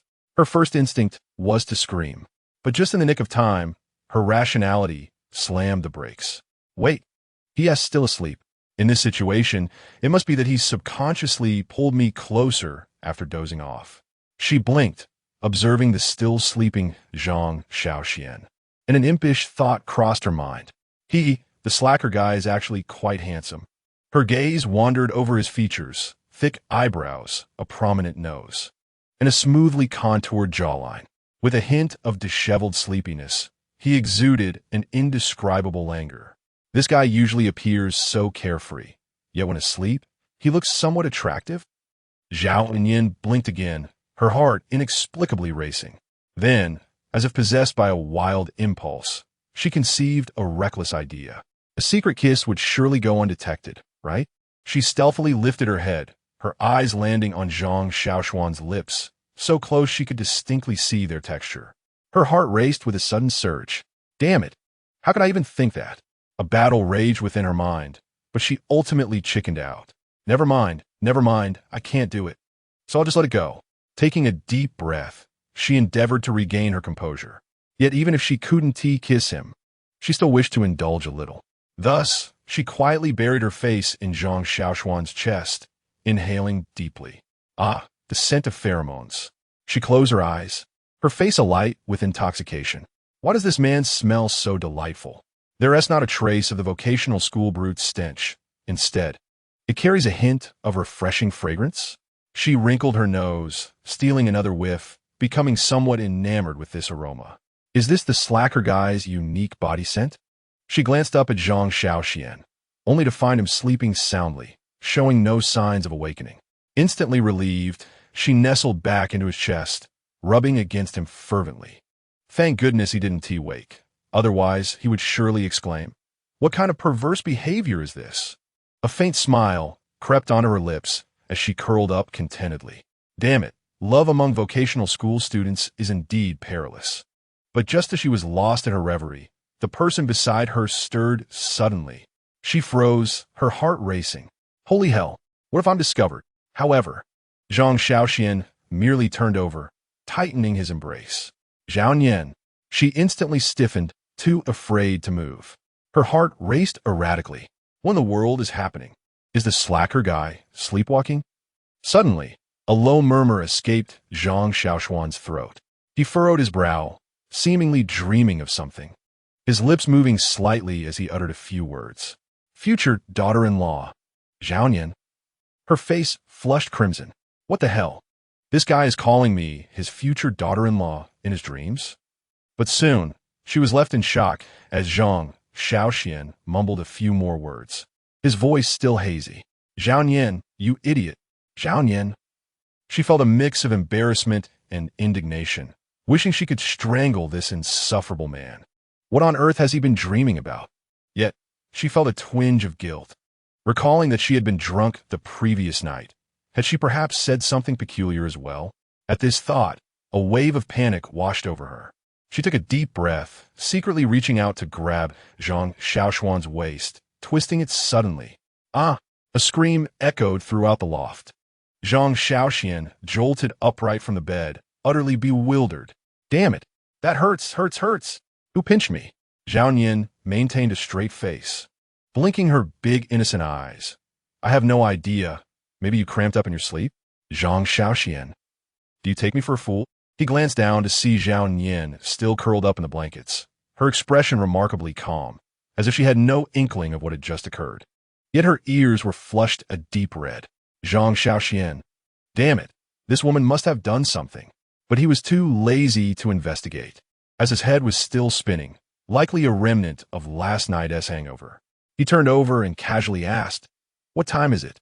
Zhao Yin glanced at the clock on the wall. 6:40. So early? Then let us sleep a bit longer. Zhang Shaoxuan stretched lazily and settled back down. Zhao Yin stole a glance at him, a smile creeping onto her lips. Slacker guy, you're mine now. Chapter 55. Embezzlement should be punished. At noon, 1200, on the bus returning to the vocational school, Zhang Shaoxuan sat in the back seat, resting his head against the window, while Zhao Yin had unknowingly fallen asleep, her head leaning against his shoulder. The vehicle moved steadily, and a faint scent of leather mingled with the fragrance of Zhao Yin's shower gel, bringing an inexplicable sense of comfort. In the front passenger seat, Ms. Chun and Zhang Hua were engaged in light conversation, seizing the moment at a red light. Zhang Hua pulled out a stack of bills from his bag. 6 crisp 100-yuan notes gleamed brightly in the sunlight. Zhang Shaoxuan's eyes immediately sparkled. Anyone who wouldn't seize the opportunity to take money is a fool. He immediately reached out. Oh, Aunt Hua, you. But just as his fingertips were about to graze the banknotes, Zhang Hua deftly flicked her wrist and snatched the money back with a sharp clap. Zhang Shaoxuan. Aunt Hua, what do you mean by this? Are you teasing me? Zhang Hua rolled her eyes, her tone laced with disdain. You little rascal. Do you even know why I'm giving you this money? Zhang Shaoxuan replied with an air of certainty. It must be that you're too sympathetic towards my plight and wish to offer me assistance. After all, I am but a diligent vocational school student, relying on the kindness of others for meals. If you don't help me, I might have to resort to scavenging for food tomorrow. Zhang Hua. Ms. Chun. Get lost. Zhang Hua, exasperated, slapped him lightly and retorted. This money is for you to take Zhao Yin out for some fun. If it weren't for your new girlfriend, I wouldn't even care if you were eating garbage by the roadside. Zhang Shaoxuan's mouth twitched. Aunt Hua, do you really have to be so blunt? Damn, why is everyone assuming that Zhao Yin and I are a couple? However, he was certainly not one to turn down money, so he held his tongue. At that moment, Ms. Chun spoke up, her tone casual. Hua Zhen, have you seen the news lately? Zhang Hua was taken aback, her curiosity piqued. What about it? Ms. Chun glanced at Zhang Shaoxuan, a knowing smile playing on her lips. They've caught more corrupt officials again. They claim their always money. It never reaches the grassroots level. You know, these corrupt officials truly deserve their fate. Zhang Shaoxuan. What the hell? This is clearly a jab at me, isn't it? He sat up straight, raising 3 fingers in a solemn vow. I swear, I will not embezzle. Truly, I will ensure that it reaches the grassroots. 100%. Zhang Hua couldn't help but burst into laughter at his flustered expression. Eventually, she nodded in satisfaction and handed over the 600 yuan. All right, take it. Zhang Shaoxuan finally breathed a sigh of relief, swiftly pocketing the money. Damn, he nearly lost the cash that was almost in his grasp. Just as he was about to hide the money, Ms. Chin suddenly smiled widely, her tone lighthearted. Aunt Hua, you're over 40 and still unmarried. You must enjoy watching young couples like you two fall in love. Just be careful not to stir up her romantic dreams. Zhang Shaoxuan. Zhang Hua shot him a sidelong glance, a smirk tugging at her lips, her laughter laden with implication. Indeed, I'm growing increasingly bored each day. Driving my Lamborghini to work without a hint of excitement makes life rather dull. Zhang Shaoxuan, damn. Are you not indulging in a bit of pretentiousness here? You drive a Lamborghini to work and complain about life's monotony? He was utterly speechless, rolling his eyes just as Zhao Yin stirred awake beside him, sleep still clinging to her. She leaned her head against Zhang Shaoxuan's shoulder, rubbed her eyes, and murmured, Are we there yet? Ms. Chun, observing her dazed state, couldn't help but smirk, teasingly saying, "Oh, look who's awake, my little future daughter-in-law, Zhao Yan." In an instant, she was taken aback. The next moment, her face flushed crimson. She bolted upright, frantically fixing her hair, glaring at Zhang Shaoxuan in a fit of frustration. "You slacker. Why didn't you wake me up? What if I drooled all over myself?" Zhang Shaoxuan. "So that's what you were worried about?" He rolled his eyes, casually replying, "You were sleeping so soundly. Waking you at VE just made me seem cruel." Zhao Yan. Her face grew even redder as she lowered her head in silence. Zhang Hua and Miss Chun exchanged knowing glances, their eyes sparkling with mischief. The vehicle cruised smoothly along the highway. Sunlight streamed through the windows, casting a warm glow inside the car. Meanwhile, Zhang Shaoxuan found himself deep in thought, contemplating how to spend the 600 yuan in a way that would delight Zhao Yan while also leaving him some personal funds. At 12:30 p.m., outside the vocational school, after dropping the two off, Zhang Hua casually waved her hand. "All right, go on in." The Lamborghini S engine let out a deep rumble before speeding away. Zhang Shaoxuan stood at the entrance of the vocational school, just stretching when Zhao Yan suddenly leaped towards him, wrapping her arms around his neck. "Slacker, listen to me." Her face lit up with excitement as she brandished 400 yuan in her hand, exclaiming, "Ha! Your mom and Aunt Zhang are incredibly generous. I received 400 last night. Let us go. Today, I'm treating you to a meal." Zhang Shaoxuan. He awkwardly grinned, his gaze unwittingly drawn to the 400 yuan in Zhao Yan's hand. "Damn, it's just 400. Why are you so thrilled? If only you knew I had embezzled 600, you'd probably float away." He hesitated, two options flashing through his mind. 1. Tell Zhao Yan that he also received 600. 2. Keep it to himself, opting for a low-profile approach while secretly observing. Zhang Shaoxuan remained silent for 3 seconds before ultimately choosing the latter. He couldn't say it. Absolutely not. Why would he tell her? Such matters were best kept under wraps, to surprise her at the right moment for maximum benefit. Furthermore, if she found out, she would surely take advantage of it, demanding that he treat her every day.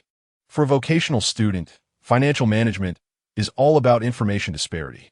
With that thought, Zhang Shaoxuan took a deep breath, successfully hypnotizing himself and convincing himself to keep the matter quiet. He cleared his throat, quickly adjusting his expression, feigning ignorance. "Oh dear, Miss Zhao is surprisingly generous?" Zhao Yan chuckled, patting his shoulder with pride. "Of course. My servant, onward." Seizing the opportunity, she hopped onto Zhang Shaoxuan's back, raising the 400 yuan high above her head, shouting, "Giddy up, giddy up, I'm off to feast." Zhang Shaoxuan. Is this person insane? The corners of his mouth twitched as he contemplated tossing her off. Then, in the next moment, the thought of the 600 yuan flashed through his mind. "Fine. I just embezzled 600. I do feel a hint of guilt. I'll consider this a way to make it up to her." Taking a deep breath, he resigned himself to the situation, supporting Zhao Yan's legs, and spoke with feigned reluctance. "Your servant obeys. Wherever the princess points, I shall not hesitate to face death." Upon hearing this, Zhao Yan burst into laughter, nearly toppling off his back. "Ha ha ha ha! Slacker, you've finally submitted to my royal authority. Let us go. I want the most expensive buffet at the vocational school." Zhang Shaoxuan. The most expensive buffet at the vocational school? Damn.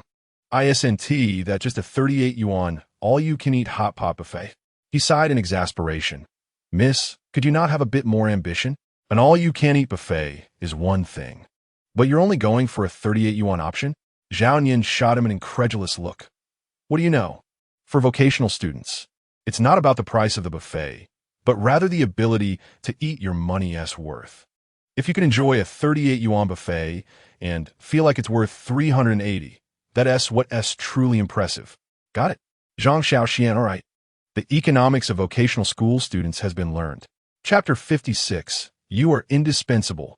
At 8:30 p.m., during evening study hours, Zhang Shaoxuan was just about to lay his head down on the desk for a quick nap when the homeroom teacher, Zhang Mei, suddenly entered the classroom with a serious expression.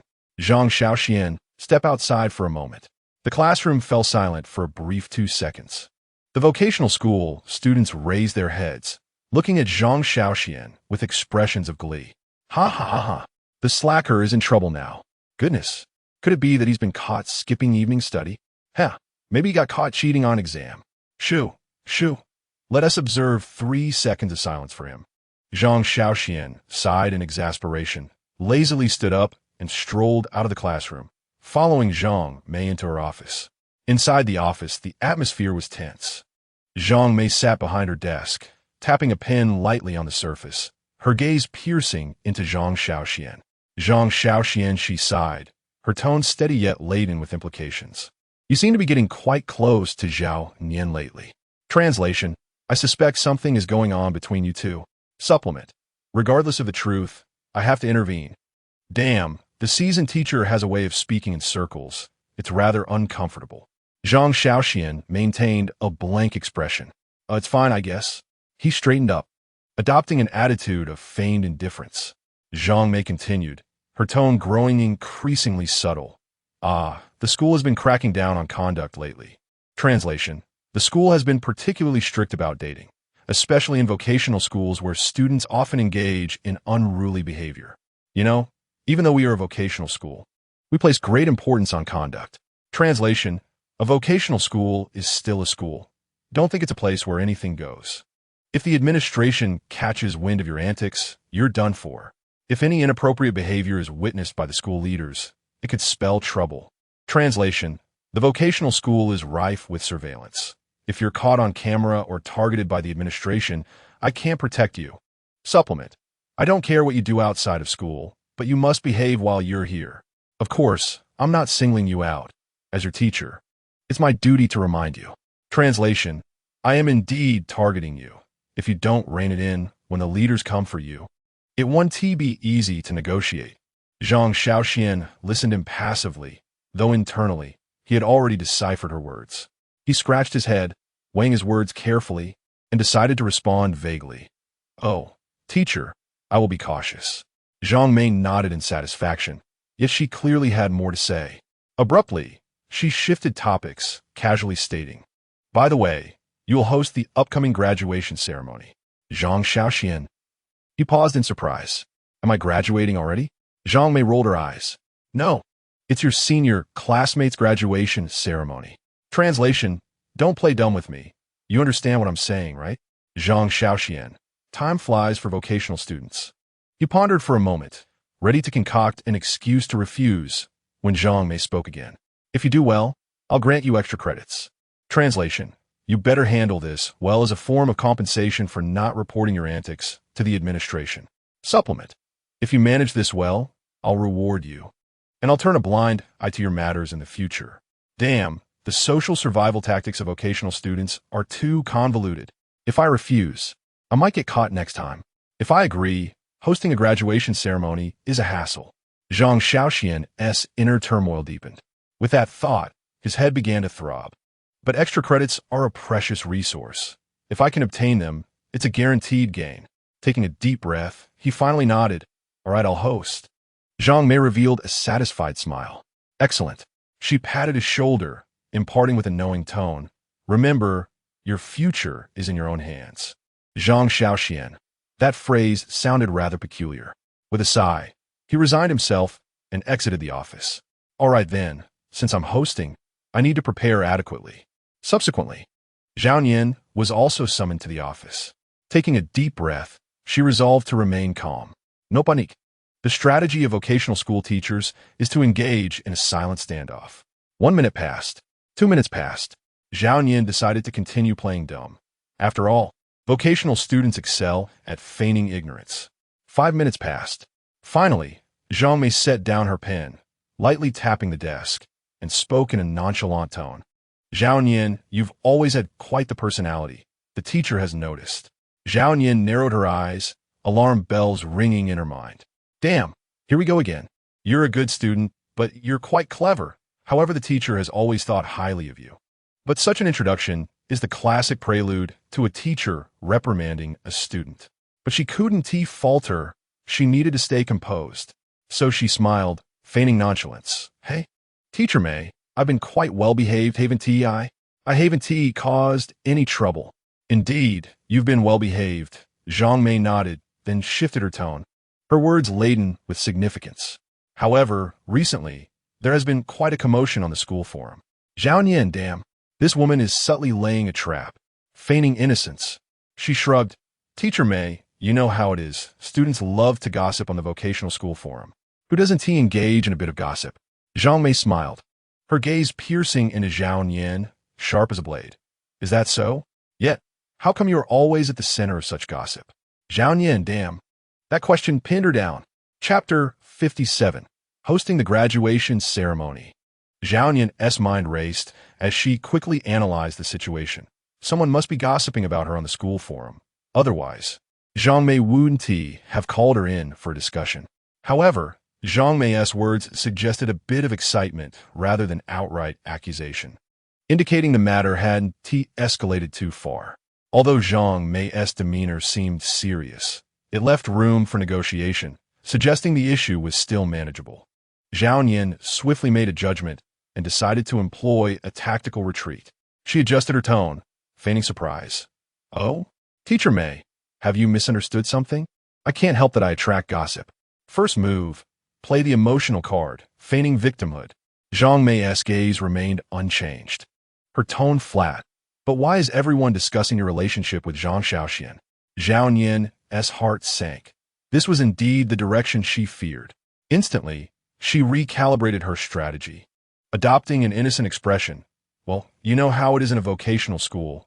When boys and girls get close, the rumors just fly. Second move, blur the focus, shifting the blame onto the culture of gossip in vocational schools. Zhang Mei let out a light chuckle, her gaze sharp. Yet, the forum mentions that you monopolized Zhang Shaoxuan in front of the entire class, and even forced a seat change? Zhao Nian, damn. How did this rumor spiral out of control? At that moment, it was indeed true that she was overtly snatching someone away. But was it really necessary to exaggerate to the point of forcibly occupying? Zhao Nian's gaze shifted, and she promptly changed her tactic. Maisie Ma, you understand how boys from vocational schools are. They tend to embellish their stories. If you believe those comments on the forums, then I would be most unjustly wronged. Besides, my relationship with Zhang Shaoxuan is merely that of ordinary friends. Is that not a typical social interaction among vocational school students? With her third move, she resorted to playing Tai Chi, deftly obscuring the issue by redirecting it towards the broader culture of vocational students. Zhang Mei narrowed her eyes, seemingly contemplating the veracity of Zhao Nian's words. Seizing the opportunity, Zhao Nian delivered another blow. Moreover, the vocational school forums are rife with rumors. This person's a couple today, and tomorrow, it's a love triangle. Do you really think teachers buy into such gossip? That would be exceedingly unprofessional, wouldn't it? After all, it takes but a mouth to spread rumors, yet it requires a great deal of effort to dispel them. Maisie Ma. Her fourth tactic involved countering with a suggestion that Zhang Mei, as a mature teacher, should not be swayed by such trivial gossip. Zhang Mei. She fixed her gaze on Zhao Nian for a few seconds, a slight smile tugging at her lips. Damn, I've been seen through. Zhao Nian's heart sank. Indeed, Zhang Mei spoke in a calm tone. You still have that sharp tone. Zhao Nian smiled lightly, her tone casual. Teacher, I am merely presenting reasoned arguments. With a soft sigh, Zhang Mei chose not to pursue the matter further and instead spoke earnestly. In any case, Zhao Nian, the vocational school is a place fraught with disputes. You must be cautious. Do not allow yourself to become entangled in unnecessary troubles. Translation, don't cause trouble. I don't want to get involved, but if the leadership finds out, I cannot protect you. Zhao Nian immediately donned an obedient expression. Rest assured, teacher, I shall maintain exemplary conduct. Zhang Mei. Ultimately, she shook her head and waved her hand. All right, return to your class. Zhao Nian felt as if she had been granted a reprieve, quickly rising to leave the office in a flurry. Just as she exited, Zhang Shaoxuan awaited her outside, his face alight with curiosity. What happened? How did she reprimand you? Zhao Nian sighed deeply, leaning against the wall with a grave expression. The survival rule for vocational students. One must know how to play Tai Chi with the teachers. Zhang Shaoxuan, you're impressive. Zhao Nian raised an eyebrow in pride. Of course. As Zhang Shaoxuan returned to the classroom, and settled into his seat, Wang Qian approached him. Her eyes sparkled with curiosity as she asked, "What did the teacher call you for?" Zhang Shaoxuan yawned lazily, responding nonchalantly, "She asked me to host the graduation ceremony." Wang Qian paused for a moment, her surprise evident. "Wow, you have some skills." Her tone conveyed admiration, and a faint smile graced her face, as if she wished to prolong the conversation. Zhang Shaoxuan nearly laughed aloud. "Skills? I just happened to find a pig. That's real skill, okay? Selling myself for 8,000 is a far better judgment than me hosting a graduation ceremony." Internally mocking, he maintained a calm demeanor, nodding slightly. "Indeed, I, Zhang Shaoxuan, am exceptionally gifted and talented." Just as Wang Qian prepared to continue the conversation, Zhang Shaoxuan abruptly interjected, "If there's nothing else, please don't disturb me. I want to sleep." Wang Qian, propping her head on her hand, she gently swayed her pen, her tone carrying an implicit meaning. "You've changed quite a bit lately." Hearing this, Zhang Shaoxuan scoffed internally. "Changed? Of course. Living a second life. Would I wish to court you again? That would be utterly revolting. Who would enjoy cream puffs made by a pig?" He couldn't be bothered to respond, rising and striding toward Zhao Yan. Under the watchful gaze of the entire class, he seized Wang Chong, declaring, "Change seats." "Wang Chong, dude, could you show me some respect?" But Zhang Shaoxuan offered no opportunity for protest, yanking him up and relocating him to his own seat. Wang Qian observed this scene, her expression shifting to one of intrigue.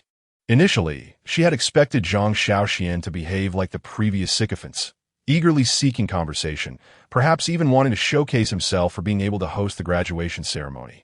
However, reality delivered a sharp slap. Zhang Shaoxuan had switched seats? Zhao Yan cast him a sidelong glance, a smirk playing at her lips. "Oh, so you're seeking refuge in my embrace?" Zhang Shaoxuan turned away lazily, retorting, "I'm merely avoiding a blow to my intelligence." Zhao Yan chuckled, playfully slapping his back. "Well done, slacker. You finally used your brain." Zhang Shaoxuan, could you refrain from slapping so hard? I nearly choked on my food. Zhao Yan laughed heartily, continuing to poke his arm. "Hey, you're hosting the graduation ceremony? Is that for real?" Zhang Shaoxuan lazily nodded. "Yeah, Zhang Mei arranged it. She said I'd earn credits if I did it well." Zhao Yan blinked, her curiosity piqued.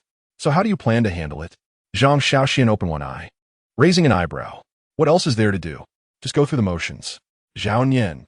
Zhang Shaoxuan took a deep breath, propping his arm beneath his head, closing his eyes, and drifting into slumber. However, while he found tranquility, Wang Qian was evidently dissatisfied. Watching Zhang Shaoxuan's unapologetic departure, her eyes flickered. "Is he being somewhat distant with me?" She furrowed her brow slightly, contemplating as she chewed on the cap of her pen. Chapter 58. Shall we watch a movie? After evening study, the vocational school students busily packed their bags, preparing to dive into their night lives. At that moment, Zhang Shaoxuan yawned lazily, turning to Zhao Yan and casually inquiring, "Hey, the study session is over. Want to catch a movie?" Zhao Yan narrowed her eyes, scrutinizing him with suspicion. "When did you become so generous?" Zhang Shaoxuan chuckled mischievously. "What is it to you? Will you go or not? Choose the movie yourself. If you don't come, I'll invite Li Chao instead," he provocatively challenged. Zhao Yan. Alarm bells rang in her mind. Damn it. How could I let Li Chao take advantage of this? Does he even deserve it? Yet, she couldn't shake the feeling that something was off, this slacker, who was usually so stingy. Why the sudden generosity? She squinted, tentatively asking, "Who is paying for the tickets?" Without hesitation, Zhang Shaoxuan patted his pocket. "I'll treat." Zhao Yan. "You're treating?" She was taken aback, her mouth twitching in disbelief. "Did you win the lottery?" Zhang Shaoxuan. "Of course." I would reveal that this is actually a date task assigned by Zhang Hua. When Zhang Hua handed him the money, he had earnestly instructed, "Take Zhao Yan out for fun. Spend money. Dating requires expenditure. It's only right for a man to treat a woman to a movie." Recalling this, Zhang Shaoxuan donned an expression that suggested he willingly treated her to a movie, as if she were the one at fault for not being grateful. Zhao Yan. She exploded. "Screw it. You and Li Chao can forget about watching any movie. Don't even think about going out for late-night snacks. That would be my loss." She snatched Zhang Shaoxuan's phone, swiftly opening the ticketing app and hastily selecting a horror film. Zhang Shaoxuan. He cast a fleeting glance at the movie title. The Ring, rebooted. Are you seriously watching this at such a late hour? Zhao Yin retorted with unabashed confidence. What's wrong with that? I simply relish the thrill. Honestly, if one doesn't indulge in horror films, how can one create opportunities? The moment a frightening scene appears, I'll promptly dive into Zhang Shaoxuan's embrace. At that point, how could he possibly push me away? This is a vocational school style of romance, you see? A horror movie is the perfect catalyst for emotional escalation. By the time Zhang Shaoxuan finishes watching this film, he will undoubtedly realize that he has already become mine. Zhao Yin mused gleefully, her smile stretching from ear to ear.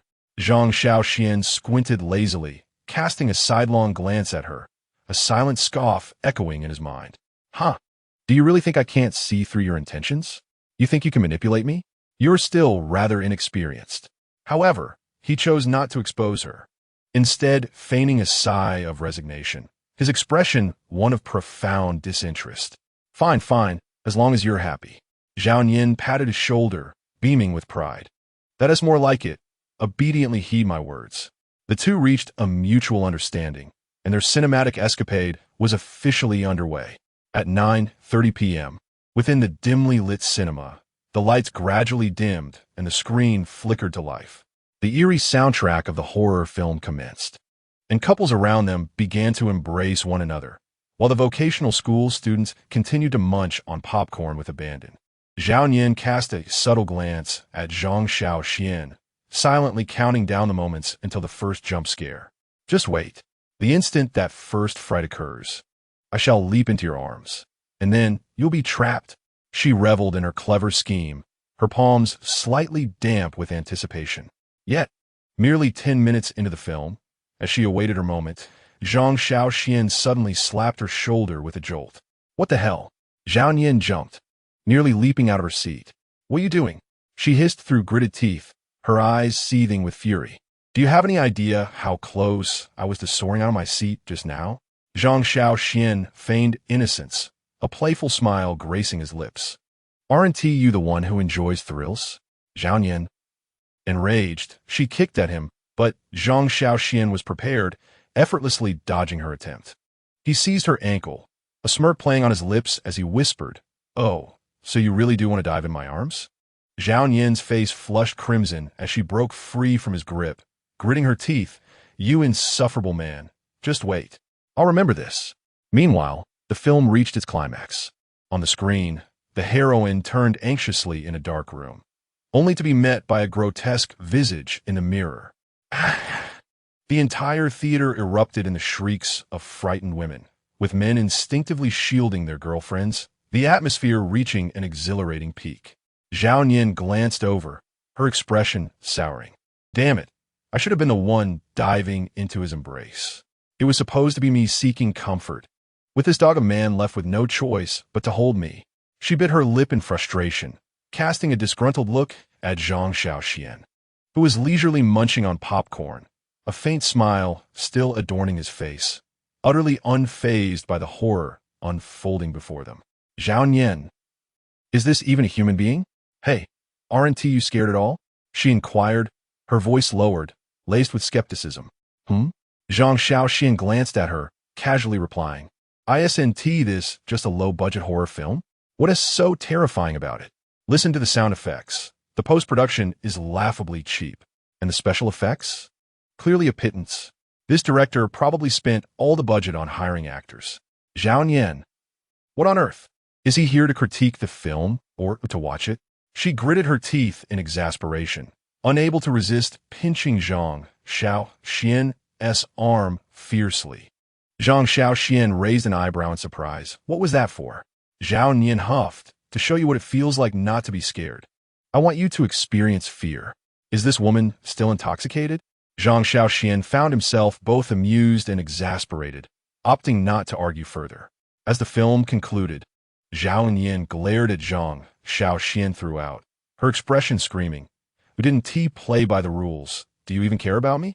The theater lights brightened, and the vocational school students stretched and yawned.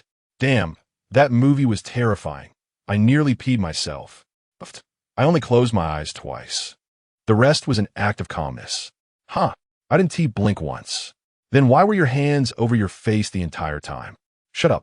In the cinema, couples continued to cling to one another, while Zhang Shaoxuan and Zhao Yin shared a mutual look of disbelief. Zhang Shaoxuan remarked, "Next time, no more horror films."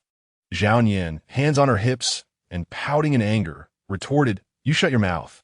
This was just a miscalculation. Next time, I'll have you wrapped around my finger." Zhang Shaoxuan chuckled lightly. "All right then, I'll be waiting." Zhao Yin. Damn it. She couldn't shake the feeling that this man had outsmarted her. Chapter 59. Zhang Shaoxuan is manipulated. In the pouring rain outside the cinema, vocational school students huddled together beneath the eaves, while others dashed into the downpour, laughing wildly. Amid the chaotic rain, couples nestled under umbrellas, sweetly cuddling, creating an atmosphere of romance that was almost palpable. Zhao Yin squinted her eyes, a wicked smile creeping across her lips. "Ha ha ha, fortune favors me." She swiftly turned to Zhang Shaoxuan, feigning innocence and a touch of fragility. "Oh dear, it's raining. Did you bring an umbrella?" Zhang Shaoxuan lazily glanced at her. "Of course not. Where would I fit such a large umbrella? In my pants?" Zhao Yin. Damn it, this man truly has no sense of romance whatsoever. She inhaled deeply, suppressing her anger, and continued to lure him in. "There's a self-service umbrella for sale over there." Zhang Shaoxuan raised an eyebrow, his gaze indifferent. "Oh." Zhao Yin looked at him expectantly. Zhang Shaoxuan. "So what?" Zhao Yin. She took a deep breath, clenched her fists, feeling as if she might strangle this dog of a man at any moment. "Let us go." Zhao Yin gritted her teeth. Zhang Shaoxuan, hands in his pockets, replied nonchalantly, "It's a thunderstorm. It might stop soon. Buying an umbrella now would just be a waste of money." Zhao Yin. Damn it, this dog of a man is truly the epitome of stinginess. She felt an overwhelming urge to flip the cinema upside down and beat him senseless. Yet, being a woman of composure, she ultimately restrained her fury. Taking a deep breath, she whipped out her phone and scanned the payment code for the umbrella, declaring, "Fine, I'll buy it." Honestly, she thrust the umbrella into Zhang Shaoxuan's hands, standing beside him with an air of, "You're lucky today." Zhang Shaoxuan shrugged in resignation. "All right then." Zhao Yin smirked inwardly. "Humph, I possess a broader vision. Buying an umbrella isn't the main point. The important thing is that one umbrella creates a shared atmosphere for two." As the umbrella opened, the sound of rain pattered against its surface, and the two walked side by side along the vocational school road. The streetlights cast a warm, golden glow against the backdrop of the rain, transforming the downpour into a shimmering mist. Raindrops cascaded from the edges of the umbrella, splattering onto the ground. As Zhao Yin ambled along, she noticed her shoulders becoming increasingly damp. Turning her head, she realized that the rain was cascading from the slant of the umbrella directly onto her side. Looking up, she confirmed her suspicion. Zhang Shaoxuan, that scoundrel, had tilted the umbrella toward her, leaving her to sway helplessly in the storm. Could he not exhibit a modicum of chivalry? Fury ignited within Zhao Yin. Zhang Shaoxuan blinked innocently. "Oh." Then with a mere token gesture, he shifted the umbrella slightly in her direction. But only just. Zhao Yin. Damn it, was this scoundrel toying with her? She inhaled deeply and kicked a nearby puddle with all her might. Splash. A deluge of water splattered onto Zhang Shaoxuan's pant leg. Zhang Shaoxuan. He glanced down at his drenched trousers, his expression shifting to one of incredulity. This woman was truly unhinged. Zhao Yin, damn you. Without hesitation, Zhang Shaoxuan stepped into the puddle, splashing a torrent of water that struck Zhao Yin's pants with precision. Holy cow! Zhao Yin yelped, jumping back in shock. "You're playing dirty." "What does playing dirty mean?" Zhang Shaoxuan's lips curled into a smirk, his eyes sparkling with mischief. This was a tactical counterattack. Zhao Yin shouted furiously, "Fine, scoundrel. Just you wait. Watch how I deal with you." The battle of water-soaked warriors, society sister versus slacker brother, had officially commenced. They splashed each other relentlessly, rainwater mingling with puddles to drench them both in a delightful chaos. Zhao Nian screamed in exasperation. Slacker, brother. Stop right there. Zhang Shaoxuan laughed heartily. Come and catch me, silly girl. Zhao Nian kicked water frantically, while Zhang Shaoxuan dodged her attacks with glee. Seizing the opportunity to counterattack, he darted and weaved as she tried to evade him. On the road of the technical school, they dashed after one another like two mad children, splashing water everywhere. Their laughter blending with the sound of rain, transforming the world around them. Suddenly, a deafening thunderclap pierced the sky. A brilliant flash illuminated the night, followed by an ear-splitting roar of thunder. Zhao Nian's laughter was abruptly silenced. Her body froze, trembling slightly. In an instant, she dove into Zhang Shaoxuan's embrace. Damn, that was loud. Slacker, brother. I'm terrified of thunder. She clung tightly to his waist, burying her face in his chest, curling up like a frightened creature. Zhang Shaoxuan. Damn, this woman really throws herself at me without a second thought. Yet, seeing Zhao Nian's quivering shoulders, he paused for a moment, unable to suppress a chuckle, his voice softening. All right, don't be afraid. He gently patted her back, soothingly saying, Let us head back. It won't tea due to catch a cold. Zhao Nian mumbled, but it's so scary. Her voice was muffled, as her face was buried in his shirt. Zhang Shaoxuan chuckled softly, instinctively stroking her hair. It's not scary anymore. With me here, there is no need to fear. Zhao Nian. Suddenly, her trembling ceased. She blinked in surprise, feeling as if Slacker brother had taken the reins of the situation. What the heck? Why do I feel like I'm the one being flirted with? Her cheeks flushed slightly, yet she was reluctant to pull away from his embrace. Instead, she nestled closer to him, seeking warmth like a little creature. Well then, hold me tighter. Zhang Shaoxuan. He glanced down at Zhao Nian, who was unashamedly seeking comfort, and found himself speechless. This woman truly knew no bounds. All right, that's enough. Zhang Shaoxuan sighed in exasperation. Holding the umbrella with one hand and wrapping his other arm around her waist as they continued toward the dormitory through the heavy rain. Under the streetlights of the technical school, as rain fell softly, the scene appeared as a heartwarming silhouette from a distance. Onlookers sheltered beneath eaves gaped in astonishment. Holy cow! A technical student can create such an idle drama atmosphere in the rain? This dude is too good at this. My goodness, this is a technical school romance. Meanwhile, nestled in his arms, Zhao Nian couldn't help but smile slyly. Hee, I've got him right where I want him. Chapter 60. I'm going for it. The night was dark, and the air was cool after the rain, with occasional drops falling on the windowsill. In the dormitory, Zhang Shaoxuan lay tossing and turning, unable to find sleep. He stared at the ceiling, his brow furrowed, his thoughts a chaotic jumble. Society's sister seems rather appealing. He recalled the scene from earlier in the rain, that wild woman rolling about. In the instant the thunder roared, she had unhesitatingly leaped into his arms. The warmth of her body, her slightly trembling shoulders, her head nestled against his chest. He lifted his hand to touch his chest, as if he could still feel the soft impact. Suddenly, he felt a twinge of a headache. Damn it, why am I even thinking about this? Yet, his thoughts were like wild dogs, unleashed, racing uncontrollably. Should I consider dating? The thought sprang to mind, startling him. The daily life of a technical student is all about slacking off, gaming, and coasting through classes, right? Dating? Why does that sound so unlike me? Compared to my previous life, marrying society's sister doesn't seem too bad? He squinted slightly, fragments of memories surfacing from the depths of his mind. In his past life, he had lived a mundane existence, devoid of passion or grand romance. It was like a pot of lukewarm water, lacking flavor or surprises. In contrast, Zhao Nian appeared to be quite intriguing. Not only was she attractive, but her personality was wild, and most importantly, she liked him. He was fully aware of this fact. Why not take her as a wife? The moment this thought crossed his mind, he jolted upright, shaking his head vigorously. No, calm down. Technical students don't need love. Relationships cost money. I don't even have a stable income right now. What the hell am I thinking about the future for? He quickly regained his composure. The daily grind of technical school was already enough of a headache. How could he possibly have the energy to manage a relationship? Moreover, he had no money. Dating not only drained finances, but also consumed energy, and most importantly, if he got carried away with love. Wouldn't that mean losing the core competitive edge of being a technical student? The philosophy of slacking off taught him that love breeds insecurity, and he had never been insecure. When faced with challenges, slacking off was the way to go. Time would eventually smooth over everything. Damn it, I'm done thinking about this.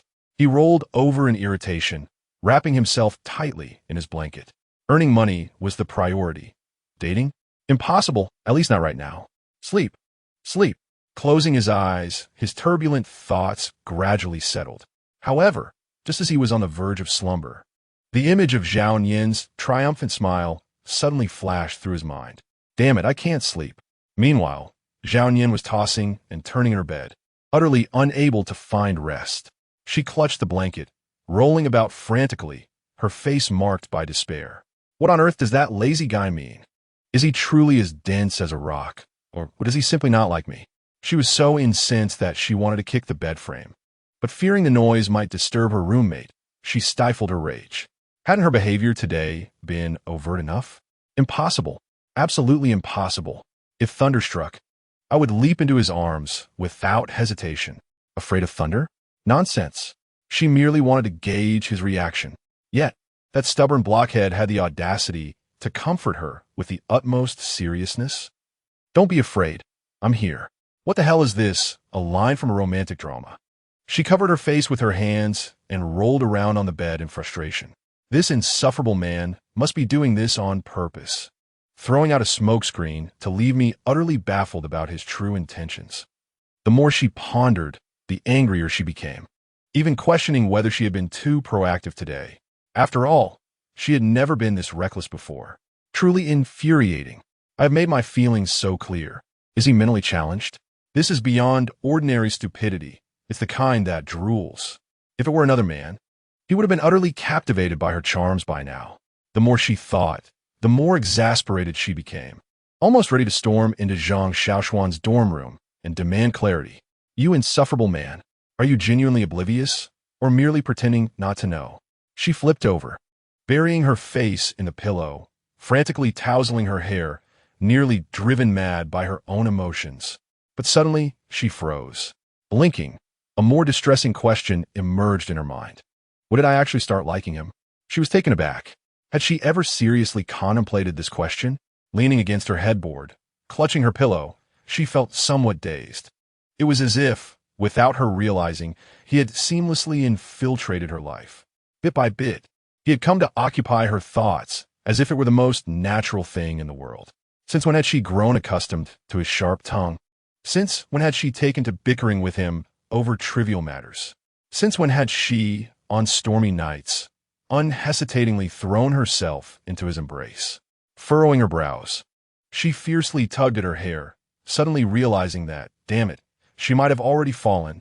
Zhao Yin's mind was a chaotic whirlpool, with her left and right brains engaged in a fierce debate. Left brain, Zhao Yin, you've been given a second chance at life. Don't let love cloud your judgment. Right brain, what nonsense. In this new life, it must be passionate and grand. Left brain, men will only hinder your financial pursuits. Right brain, but love is exhilarating, isn't it? Besides, did you have Zhang Shaoxuan in your past life? Left brain, that insufferable man lacks romantic sensibility. Not worth it. Right brain, but he is handsome. Left brain, right brain, Zhao Yin. Clutching her pillow, she buried her face into it and rolled about once more. So frustrating. Lazy guy, you truly deserve to be cursed. Damn it, you've made it impossible for me to sleep. She seized her pillow and hurled it against the wall. It bounced back, and she caught it again, continuing her inner turmoil. Just when she was on the brink of despair, the vivid memory of that rainy night resurfaced in her mind. The hand that held the umbrella, the arm that encircled her waist, the gentle palm resting atop her head. And that phrase, don't be afraid, I'm here. Zhao Yin, she was momentarily stunned, raising her head, her fingers unconsciously brushing against her ear. Damn, why is it a bit warm? She abruptly clutched her pillow tightly, burying her face in it, biting her lip, her ears burning fiercely. A few seconds later, she discreetly peeked out, resting her chin on her hand, gazing longingly at the ceiling. Damn it, lazy guy. What do you truly mean? If you continue to dangle me like this, I might just act on it. Meanwhile, in another dormitory, Zhang Shaoxuan continued to stare at the ceiling, tossing and turning, his mind preoccupied with, damn it, money is still the most important thing. The next afternoon, in political class, the gloomy weather cast a sleepy pall over the classroom, yet Zhao Nian, seated by the window, found her thoughts entirely absent from the textbook. She glanced sideways at Zhang Shaoxuan, fixating on his profile, her heart racing uncontrollably. Her mind replayed the events of the previous night. Heavy rain, thunder, embrace, comfort. And that last phrase, don't be afraid, I'm here. She bit her lip, feeling increasingly agitated. What does this insufferable man mean? Does he like me or not? If he does, why doesn't he take the initiative to say so? If he doesn't, then why the ambiguity? The more she pondered, the more vexed she became, instinctively poking Zhang Shaoxuan's arm with her pen. Lazy guy Zhang Shaoxuan, idly twirling a pen, lazily turned his head at her call. Huh? Zhao Nian stared at him, her heartbeat quickening, her mind momentarily blank, and impulsively blurted out, do you know I like you? The moment the words left her mouth, Zhao Nian was instantly struck dumb. What the hell? What did I just say? Her rationality screamed in alarm, but it was already too late. Even more absurdly, Zhang Shaoxuan, sitting beside her, reflexively replied, I know. Zhao Nian. The entire class? What the hell? The classroom erupted into chaos. Zhao Nian's pupils widened in shock. Her blood seemed to freeze in her veins. She whipped her head to glare at Zhang Shaoxuan, who slowly turned to meet her gaze. Their eyes locked. Both were utterly bewildered. It's over. This is the end of my social life. Zhao Nian's eyes trembled slightly. Her heartbeat lost its rhythm in that instant, and she felt as if her entire being had frozen. Damn it! Her inner self screamed. What is this insufferable man doing? In her plan, she was supposed to test the waters. He would deny it, and she would play it off with a laugh. Instead, this lazy guy had outright admitted it. What the hell, She fiercely balled her fist and punched Zhang Shaoxuan's shoulder. Do you not like me? You know I like you, yet you don't respond. She was so furious she was on the verge of tears. Zhang Shaoxuan was momentarily taken aback by her punch, then chuckled, shaking his head as he reached out to ruffle her hair. Didn't I take you to the movies? The parents have met. Isn't that enough proof? His tone was casual, laced with a sense of endearing indulgence. Zhao Nian, a wave of exasperation and grievance surged within her. Does this lazy guy truly not understand that relationships require declarations of affection? She pouted, sighing as she laid her head on the table, her voice muffled. But I want to hear you say that you like me. Zhang Shaoxuan was momentarily taken aback. He tilted his head, observing Zhao Nian's sullen expression, his gaze flickering slightly. He pressed his lips together, lowered his head, and leaned closer to her ear, whispering softly, I like you. Zhao Nian's body jolted suddenly. Her eyes sparkled instantly. She whipped her head around to face Zhang Shaoxuan, her gaze radiant, akin to a well-fed kitten whose tail was perked up. Really? Her voice was laced with uncontainable excitement and joy. In the next moment, she lunged forward, wrapping her arms around Zhang Shaoxuan. I like you too. She was so exhilarated that she seemed ready to leap into the air, her tone brimming with unrestrained happiness, her entire being hanging onto Zhang Shaoxuan. Zhang Shaoxuan. He was a bit dazed, not expecting this woman to be so enthusiastic. The entire class. Holy cow, these two just officially announced their relationship in politics class. Incredible. What the hell? I'm stunned. The atmosphere in the classroom exploded. The front row spun around wildly, while students in the back stood up to applaud, the excitement rivaling that of a variety show. Several girls could no longer contain their giggles, while a few boys looked utterly shocked, with expressions that screamed, is this really happening? Cough, cough. A not-so-gentle cough resonated. Thwack. A political textbook came down unceremoniously on the heads of the two. Zhao Nian. Zhang Shaoxuan. Both of them stiffened, simultaneously turning their heads to look at the political teacher standing beside them. Teacher Zhu, in her 40s or 50s, was kind-hearted and now held a book in her hand. She looked at the two of them with a mix of exasperation and amusement, witnessing their blatant display of affection during class. She cleared her throat and cast them a meaningful glance. Then, lightly tapping Zhang Shaoxuan's shoulder with the book, her tone laced with jest, she said, "Do your best, young man. Don't keep the girl waiting too long." The entire class, holy crap. Is that really something a teacher would say? Meanwhile, Zhao Yan was utterly mortified. A flush of crimson spread across her face in an instant. She quickly lowered her head, biting her lip tightly, her ears reddening to the point of almost bleeding. Her head rubbed frantically against the desk as she muttered softly, "Damn it, I'm mortified, mortified, mortified." Yet, Zhang Shaoxuan actually laughed. This shameless man not only showed no embarrassment, but wore a radiant smile, his lips curling in a teasing arc. "All right, Teacher Zhu, I'll definitely make an effort. I promise not to keep her waiting too long." The entire class? Holy crap, incredible. This guy has some serious guts. How dare he flirt in front of the whole class? Teacher Zhu couldn't help but chuckle, shaking her head before casually reopening her book, stating nonchalantly, "All right, let us continue with the lesson." Zhao Yan tightly covered her face, wishing she could find a crack in the ground to hide in. What had she just done? Now everyone knew. Meanwhile, a certain laid-back guy remained unfazed, leisurely picking up his pen and twirling it as if nothing had happened. Zhao Yan. Damn it, laid-back guy, just wait. However, she failed to notice that while she was secretly hiding her face, Zhang Shaoxuan beside her was unable to contain the widening smile on his lips. This crazy woman was becoming increasingly amusing. Chapter 62. Their Kiss. After class. On a quiet path in the campus, the sky dimmed slightly, the sun casting its final golden rays on the horizon. Streetlights flickered on, emitting a soft, yellow glow, as a gentle breeze rustled, carrying the scent of fresh grass. Zhang Shaoxuan draped an arm over Zhao Yan's shoulder, a mischievous grin playing on his lips as he teasingly remarked, "Hey, little girl, since we confessed our feelings, how about letting me steal a kiss?" Her face flushed visibly. From her ears to her neck, she was entirely crimson. How could he be so direct? Yet, she did not retort, nor did she unleash a furious punch, as usual.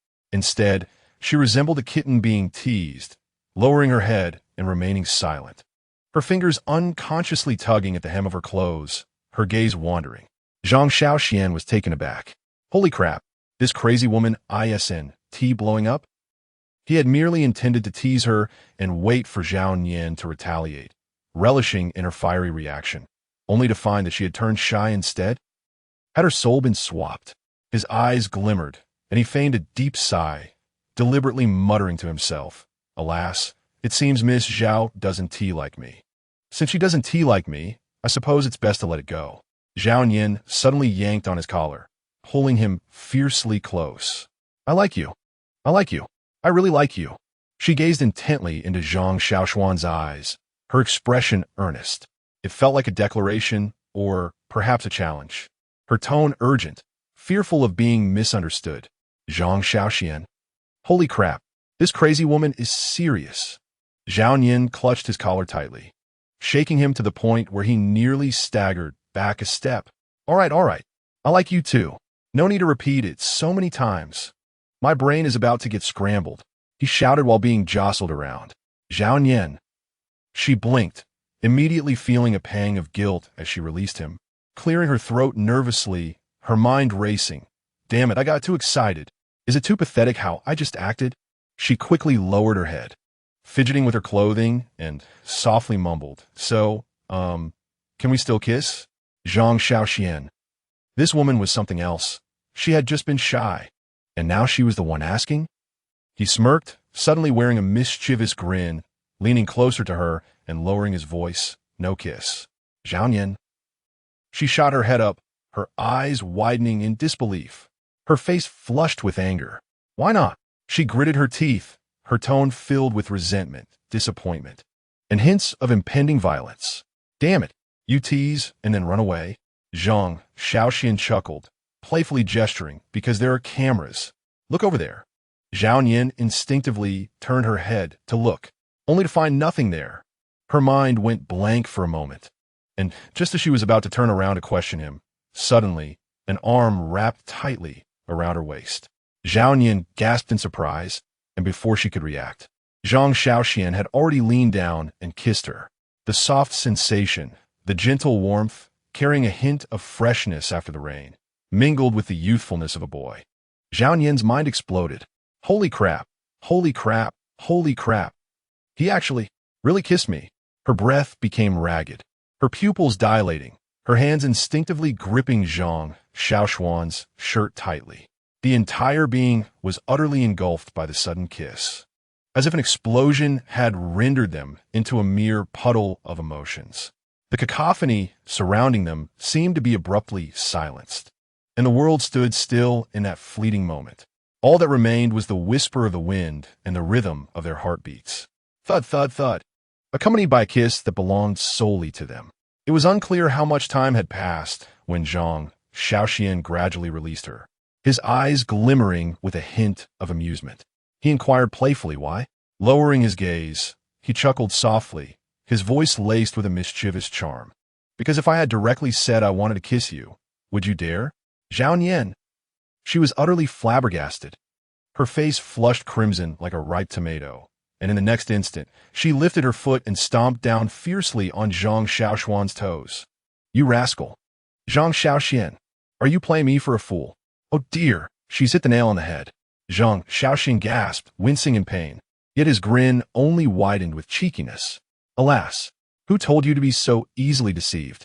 He shrugged, adopting a playful pose that seemed to challenge her. Zhao Nian. Damn it. Suddenly, realization dawned upon her. Clenching her fists, she glared at Zhang Shaoxuan, gritting her teeth as she shouted, You scoundrel! How dare you trick me? Zhang Shaoxuan. Oh dear, this woman is about to explode. Sensing impending doom, he immediately took off running. You better stop, you scoundrel. Stopping was out of the question. On the narrow path of the vocational school dormitory, a comical chase commenced. Ahead, a certain scoundrel sprinted away with a devilish grin, while behind, an infuriated young woman pursued him relentlessly, vowing to exact her revenge on this scoundrel.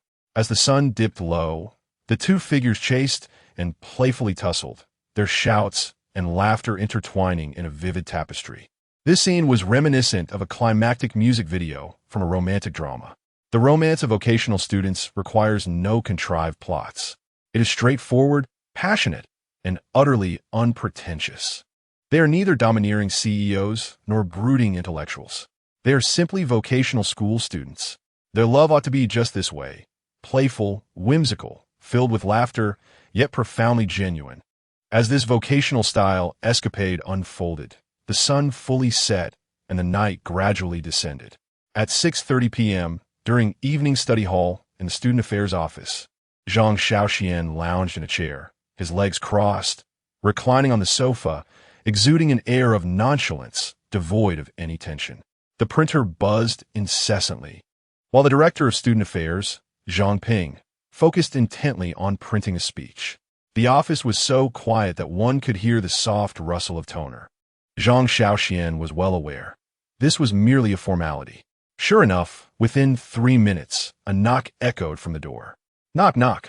3 female students stood at the entrance, their expressions a mix of nervous anticipation, stealing glances in his direction. Zhang Shaoxuan flashed a grin. It was just as it had been in his previous life. The host required 1 male and 1 female, and he was guaranteed a spot. Even if he did nothing, that position was secure. After reading a small portion of the script for show, Zhang Shaoxuan calmly returned to the sofa, leisurely toying with his fingers, his demeanor entirely unfazed. Zhang Ping rubbed his temples, appearing lost in deep contemplation. Yet Zhang Shaoxuan understood that this was merely for show. Indeed, in less than 3 minutes, Zhang Ping had selected the female candidate. All right, you're the one. The chosen girl's eyes sparkled, and she nodded eagerly. Thank you, director. The remaining 2 girls, though somewhat disappointed, maintained polite smiles. Zhang Ping donned a kindly expression and gently addressed the 2 who had not been chosen. You need not withdraw from the group. There will be other activities, and I will consider you first. Zhang Shaoxuan sighed internally, rolling his eyes. Here it was, the familiar phrase. There was no prioritization at all.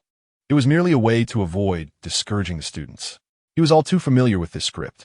In his previous life, he had sat right here, listening to the same dialogue, witnessing the identical unfolding of events. He recalled that he had participated in several speeches and activities afterward.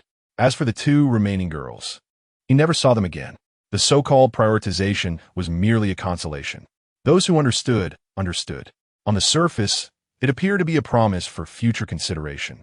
But in reality, it was nothing more than a symbolic gesture of comfort. Given enough time, they would naturally forget about it and not feel too disheartened. This phrase was akin to what some companies say after interviews. We will be in touch. There was never any follow-up, merely waiting at home for the inevitable. Chapter 63. Excavators seek Blue Xiang. Within the Student Affairs office, the familiar routine continued. Zhang Ping handed the printed script to Zhang Shaoxuan and the other girl, casually instructing. You both should review the script and familiarize yourselves with the process. With that, he took his thermos and exited the office. The selection process had concluded. Only the formalities remained. Zhang Shaoxuan glanced at the script in his hand, lazily flipping it open, and yawned. What's your name? The girl beside him was taken aback, clearly not expecting Zhang Shaoxuan to initiate a conversation. She collected herself and replied, her voice tinged with nervousness. My name is Sunmin. Huh? Zhang Shaoxuan nodded and casually inquired. I'm in my second year. Which year are you in? Sunmin smiled shyly. I'm in my third year. In the nursing class. Nursing class, huh? Zhang Shaoxuan blinked. No wonder you're so gentle. Sunmin paused for a moment, then smiled softly, her cheeks slightly flushed. Oh, it's nothing. As they reviewed the script, they engaged in light conversation. Sunmin appeared genuinely excited, almost incredulous. Clutching her speech script, she expressed her surprise.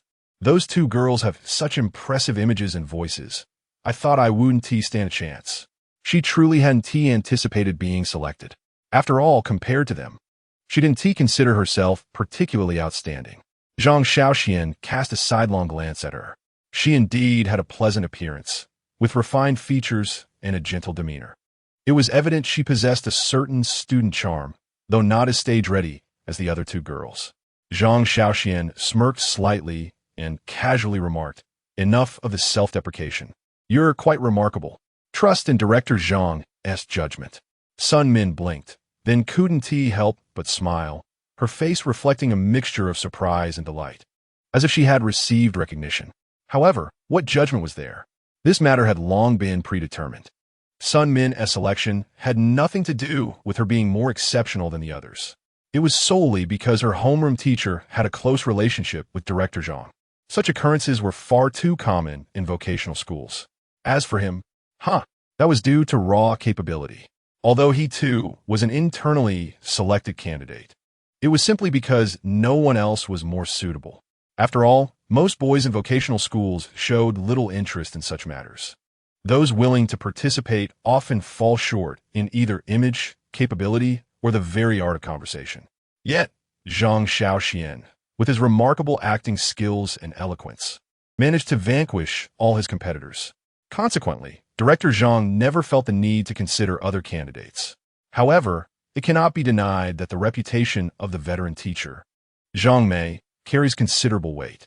Thus, Director Zhang would refrain from bringing in subpar contenders to compete with him.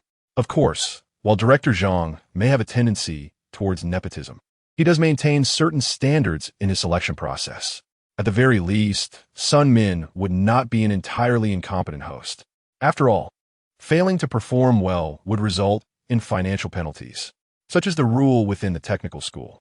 Connections may grant entry, but a modicum of skill is essential. Otherwise, one simply cannot succeed. 10 minutes passed. Sunmin remained engrossed in meticulously analyzing the script, making annotations with her pen while softly reciting the lines. Meanwhile, Zhang Shaoxuan had already perused the script, casually striking out awkward phrases, before pulling out his phone to scroll through videos. Bilibili. Which institution excels in excavation technology? Look no further than Shandong, China, at Lanxiang. Sunmin. She was utterly bewildered, blinking in confusion, completely unable to keep pace. Weren't we supposed to be rehearsing the script? She stared at Zhang Shaoxuan, a strong sense of dissonance swelling within her, while she was striving to memorize her lines. He had already begun scrolling through short videos. Zhang Shaoxuan nonchalantly nodded, his gaze fixed on the phone screen. Once you finish reading, we can start the rehearsal. Sun Min. Her lips twitched slightly as she glanced at the script in her hands, internally screaming, "No way. You're done already? You yawned through the entire script, and now you're finished? Are you even human?" Unable to restrain herself, she asked again, "Have you really finished reading?" "Yes." Zhang Shaoxian confirmed. "Can you remember it?" Sun Min scrutinized him skeptically.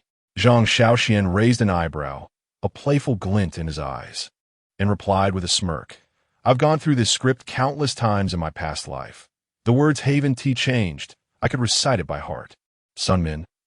"Dude, that makes me quite anxious," she said, her brow furrowing slightly, feeling as though she had overheard something she shouldn't have. Zhang Shaoxian calmly continued scrolling through videos, as if that previous statement held no significance. Still reeling from the shock, she asked, "Are you serious?" "I'm only halfway through indeed," Zhang Shaoxian replied with an air of indifference. Sun Min. "Is that for real?" She felt on the verge of a breakdown. She had read the entire script, made annotations, and highlighted difficult points, while he had merely scribbled a few notes and then moved on to short videos. "Did you really finish reading it?" "Yes." "Aren't you worried about making mistakes?" "No." "Aren't you nervous?" Zhang Shaoxian finally lifted his eyelids, lazily glancing at her, as if he had heard the most ludicrous joke, the corners of his mouth curving upwards. "What is there to be nervous about?" Sun Min. She felt as if she had been struck by an overwhelming force. There were so many people. Even school leaders would be present. Sun Min's lips twitched. "You're a deity, so you call the shots. Fine, I'll review it on my own." 5 minutes later, Sun Min finally turned the last page of the script, cleared her throat, and declared, "Let us rehearse." Zhang Shaoxian finally set his phone down, casually pinching the bridge of his nose, and in the next moment, he seamlessly transitioned into the role. Sun Min cleared her throat and formally began, "Respected leaders and teachers." Zhang Shaoxian interjected, "Dear students, good afternoon." Instantly, Sun Min was jolted, her pupils wide with shock. "What the heck? Dude, your voice is amazing." She was completely flabbergasted. Zhang Shaoxian's voice was rich and magnetic, deep yet compelling. Each word was articulated with clarity and strength, making it impossible for anyone to resist listening. "Have you practiced?" She stood there, stunned, gaping at Zhang Shaoxian. This voice was far too impressive to belong to an ordinary student. It was already at a professional level. She could easily envision him on stage, where his voice would likely leave the girls in the audience weak at the knees. Zhang Shaoxian shrugged casually, exuding a sense of arrogance. It's a natural talent. Sun Min. Well then, is this the suppression of talent? She had trained extensively for this hosting opportunity, focusing on voice projection, posture, and intonation. Yet, this guy casually opened his mouth, and the impact was immediately superior to hers. Is this world truly fair? She suddenly felt the urge to cry. Chapter 64. Let us eat first. During the break of the evening study session in the student affairs office, Zhang Shaoxian abruptly slammed the script shut and stood up to leave. Sun Min, still processing, looked up in confusion. "What are you doing?" "I'm hungry." "No big deal. I'll go grab something to eat." Sun Min blinked, sensing something amiss. "Wait, ISN T Zhang Ping coming to check on us soon." "You're just going to sneak out?" Zhang Shaoxian replied confidently. "So when Zhang Ping arrives, remember to tell him I went to the restroom." Sun Min. Before she could protest, Zhang Shaoxian had already exited, leaving her alone in the office in disarray. She sat there, staring at the empty seat, her mind racing with 1,000 thoughts. Was he truly here to audition for the hosting role? His attitude seemed rather excessive. Yet, his earlier performance with the script was undeniably impressive. Whatever, let him be. Sun Min sighed in exasperation. As soon as Zhang Shaoxian reached the ground floor, he spotted a familiar figure, Zhao Yan. She was panting heavily under the streetlight, one hand on her knee and the other against the wall, clearly having run over. Surely, she and T come all this way just to find him? Their building, Block 1, was notably better in terms of the environment, as it was the domain of the new students, far superior to the other teaching buildings. However, room 702 was in Block 4. Block 4, the ultimate exile for the older students. After all, the upperclassmen had been stripped of their rights and were deemed unworthy of enjoying a good environment. Block 4 was at least 400 to 500 meters away from here. Damn, she had specifically run over? He glanced around to ensure no other students were following her, then smirked slightly. With decisive strides, he approached and effortlessly tossed Zhao Nian over his shoulder. Zhao Nian was caught off guard, suddenly feeling herself lifted off the ground. What the heck? She was hoisted onto his shoulder, her perspective spinning wildly. The next moment, she felt a playful slap on her backside. Hey girl, can't wait to see me, huh? Zhang Shaoxuan teased, his tone laced with mischief, unable to hide the grin on his face. Zhao Nian, damn it, how can that be so easily misunderstood? She struggled fiercely, ultimately jumping down with a thud. Without a moment's hesitation, he swung his fist and landed a punch on Zhang Shaoxuan's shoulder. You shouldn't say things that could easily lead to misunderstandings. Zhang Shaoxuan exclaimed, what the hell? He staggered back a step, clutching his shoulder and inhaling sharply. Zhao Nian, hands on her hips, glared at him fiercely, her face flushed like a ripe tomato. Zhang Shaoxuan gazed at her, a subtle smirk playing on his lips, a flicker of amusement in his eyes. He then reached out to pat her head, lazily declaring, never mind, I won't hold it against you. Observing her slightly breathless demeanor, his smile broadened. Considering you went out of your way to see me during the break. He deliberately paused. Zhao Nian blinked, her heart skipping a beat. What is it? Her eyes sparkled with sudden anticipation. Let me treat you to some meat skewers. Zhao Nian. What? Just that? I traveled all this way for you to treat me to meat skewers? Before she could fully process it, her eyes suddenly lit up.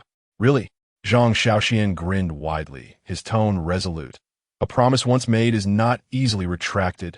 He gestured with his hand. Let us go. In an instant, Zhao Nian adjusted her expression, a surge of vitality returning. Hurry, hurry, hurry. Let us go. I'm dying to eat meat skewers.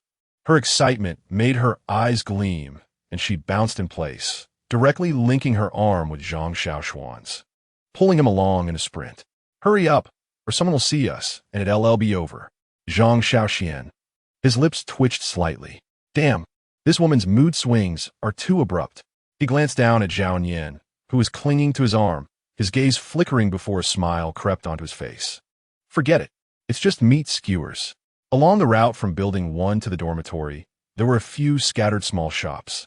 Though they were few, they offered great value, especially the meat skewers, the midnight source of joy for vocational school students. Before a small barbecue stall, enticing aromas wafted through the air, with the meat skewers sizzling and oozing grease over the charcoal.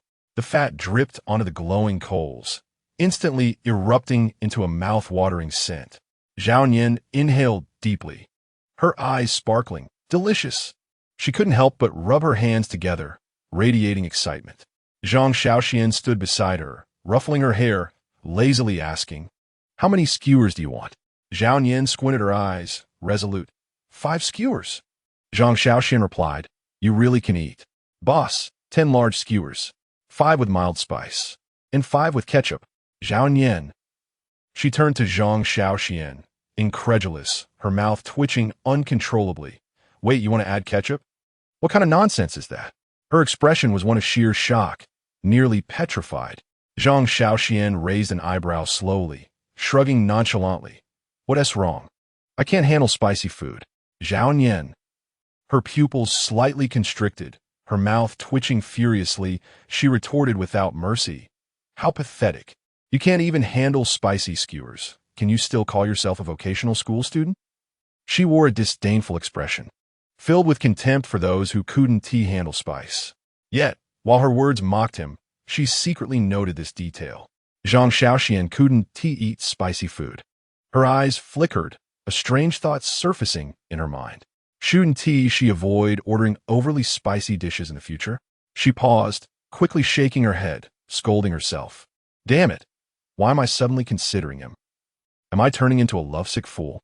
She sneakily glanced at Zhang Shaoxuan standing nearby, leaning lazily against the barbecue stall, her heart inexplicably racing.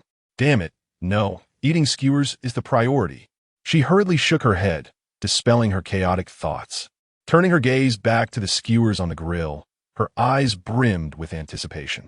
Forget it, let us eat meat first. First the meat.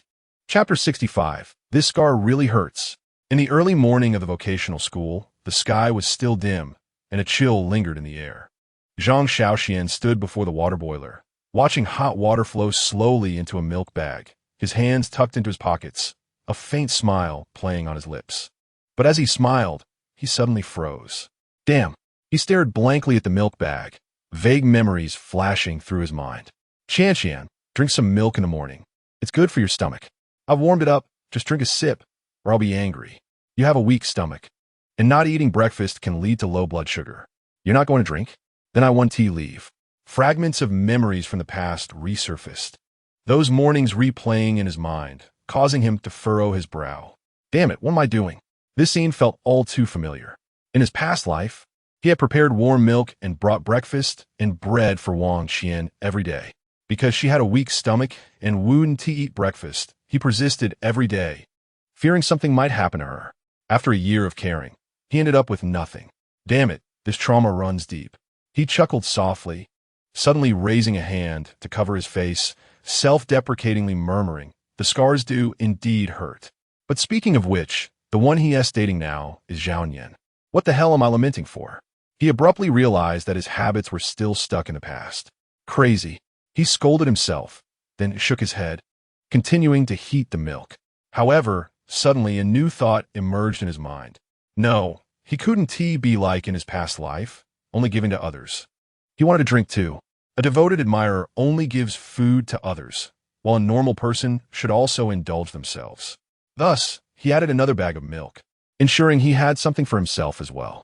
The difference between an admirer and someone who cares is the equality of the relationship.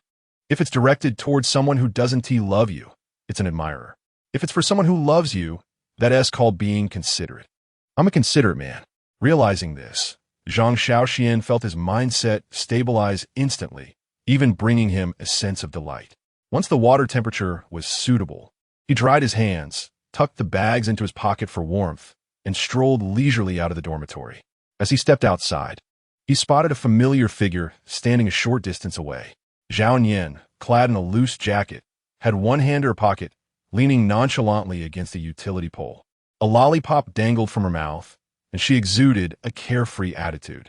Upon seeing him, her eyes instantly brightened. The next moment, she dashed over and wrapped her arms around his neck. Hey, lazy guy, did you miss me as soon as you woke up? She grinned, a mischievous glint in her eyes. Zhang Shaoxuan lazily glanced at her, casually handing her a bag of warm milk. It's quite cold this morning. Drink some milk to warm up. Zhao Nian. She looked down at the milk in her hand, blinking in surprise. You warm it up for me? Her heart inexplicably raced, and her lips couldn't help but curl into a slight smile. But she quickly adjusted her expression, raising an eyebrow with a mischievous grin. You're going to support me, aren't you, Mr. Slacker? Zhang Shaoxuan's lips twitched, and he couldn't help but flick her forehead. Can't I just be concerned about you? Zhao Nian let out a light snort, unapologetically tearing open the milk bag to take a sip. The warm milk flowed down her throat, and she couldn't help but squint her eyes in pleasure, letting out a contented sigh. So warm. She stole a glance at Zhang Shaoxuan, a wave of warmth inexplicably washing over her. Damn, Mr. Slacker is quite considerate. She couldn't resist breaking into a smile and suddenly leaned in, planting a quick kiss on Zhang Shaoxuan's cheek. Hee, thank you, Mr. Slacker. Zhang Shaoxuan's pupils widened in shock. This crazy woman, attacking him in broad daylight. He instinctively touched the spot where she had kissed him, feeling his ears heat up. A thought flashing through his mind. When care is shown towards someone who does not love you, it is mere flattery. When shown towards someone you love, it is genuine concern. Suddenly, it all clicked for him. In his previous life, warming milk for Wang Qian was flattery, leading him to end up with nothing. In this life, warming milk for Zhao Nian, however, earned him a sweet good morning kiss. Indeed, What flattery could not attain, a woman of substance could easily grasp. Just as he was lost in thought, Zhao Yin generously held the remaining half of the milk bag to his lips. Here, have the rest. Zhang Shaoxuan. Are you thanking me? Am I so destitute that I need to drink your leftover milk? This woman is utterly unembarrassed. He took out another bag of warm milk from his pocket, opened it, took a sip, and grinned. I wouldn't drink it. Who knows if your mouth is clean? You might even have bad breath. Zhao Yin. What the hell? Zhao Yin instantly erupted with rage, transforming into a furious gorilla. What the hell did you just say? She glared fiercely at Zhang Shaoxuan, gulping down the milk, and, with her mouth full, swung a punch at him. Dog man, just watch me not spray you death. Zhang Shaoxuan, what the hell? He quickly turned and ran, but in the next moment, the milk in Zhao Yin's mouth spewed out. Piafich. Milk splattered everywhere, and Zhang Shaoxuan got hit squarely on one shoulder. The two stood frozen, the scene plunging into an eerie silence for 3 seconds. Zhao Yin. Zhang Shaoxuan. Then, they exchanged glances and burst into laughter. Ha ha ha ha ha. Zhao Yin laughed so hard, she doubled over, unable to straighten up. Ha ha. Mr. Slacker, you've turned into a little milk cat. Ha ha ha. Meow meow meow. Zhang Shaoxuan. He glared at Zhao Yin through gritted teeth. Taking a deep breath. Zhao Yin, you're done for. Come on, Mr. Slacker. If you dare, spray me back. Zhao Yin, hands on her hips, wore a challenging grin, laughing like a madwoman. Zhang Shaoxuan. He shook his head helplessly, watching Zhao Yin laugh uncontrollably, unable to resist the smile tugging at his lips. In the early morning at the technical school, as dawn broke, street lights illuminated the figures of the two. One stood exasperated, the other swayed with laughter. The romance of technical school students never possessed the overly sweet and polished atmosphere of idle dramas. Yet, it was imbued with the most genuine warmth. Sometimes, care is hidden within a bag of milk. Sometimes, sweetness lies within a morning prank. Sometimes, happiness is concealed in playful banter. This morning, the milk was slightly sweet, but her kiss was even sweeter. Chapter 66. All right, I'll wait for you. The morning air at the technical school was a bit chilly. Sunlight bathed the grounds warmly, filtering through the branches of the oak trees, casting dappled shadows on the ground. The first major class had just ended, and the second was an etiquette class unique to the urban rail program. Everyone needed to return to their dorms to change into uniforms. On the school path, students strolled in groups, laughing and joking, creating a relaxed and lively atmosphere across the campus. Amidst this cheerful ambience, Zhang Shaoxuan held Zhao Yin's hand, strolling slowly along the oak tree-lined path. His gaze lost in the drifting leaves, lost in thought. He suddenly spoke, his voice low, tinged with an indescribable emotion. Zhao Yin, do you like me? Zhao Yin looked at him, puzzled, blinking. Why are you asking this all of a sudden? Zhang Shaoxuan did not respond, but repeated, do you like me? Zhao Yin paused for a moment, but quickly smiled, answering without hesitation, yes. Zhang Shaoxuan did not stop. He continued to gaze at the leaves falling from above, asking again, do you like me?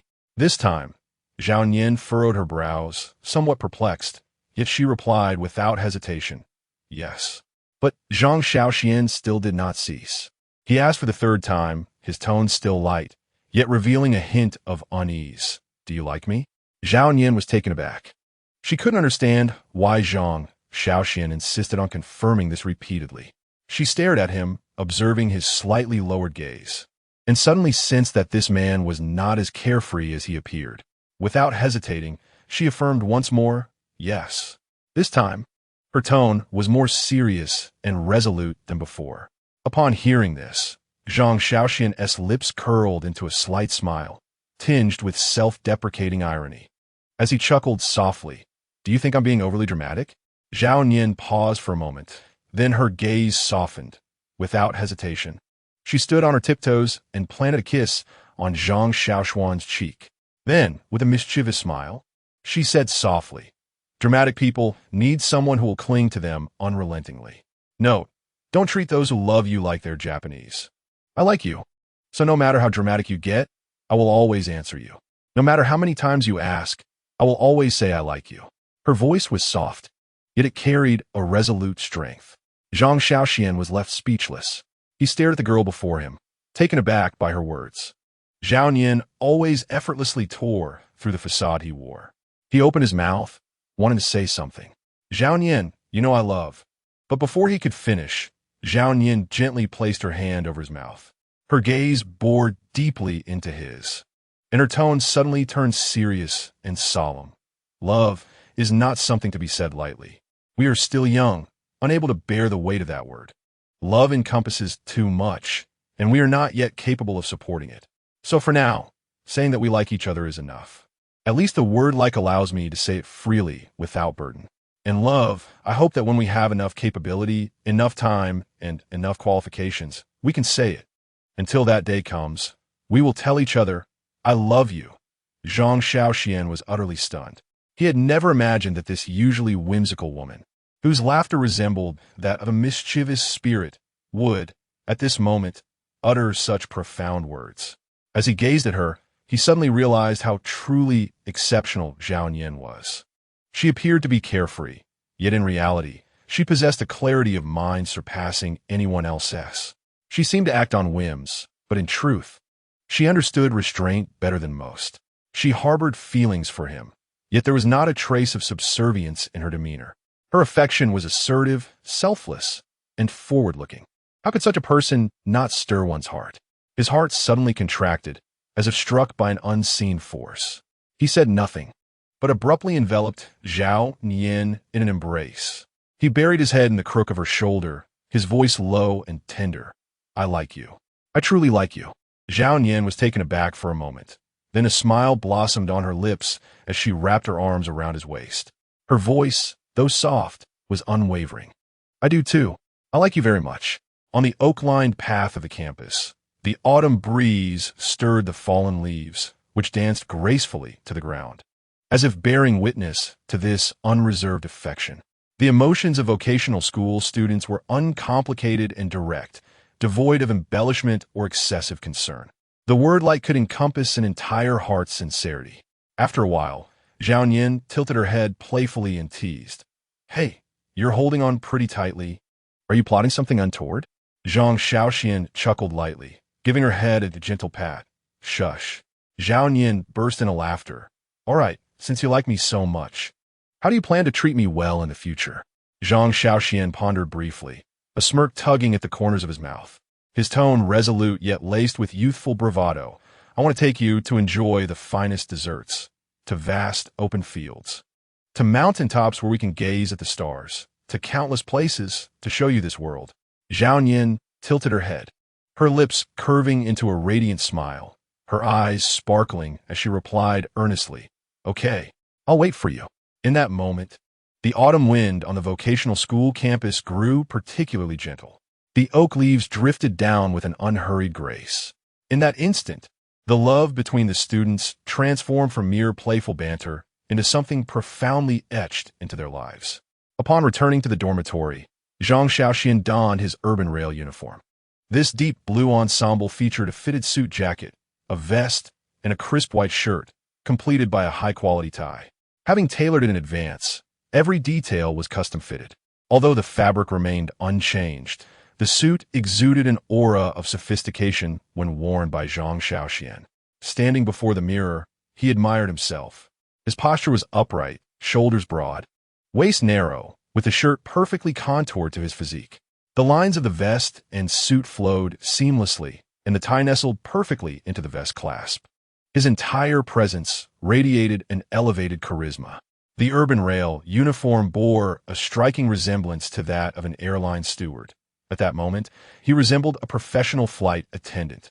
Zhang Shaoxuan adjusted his cuffs, and the reflection in the mirror exuded an air of refined elegance, akin to a distinguished elite.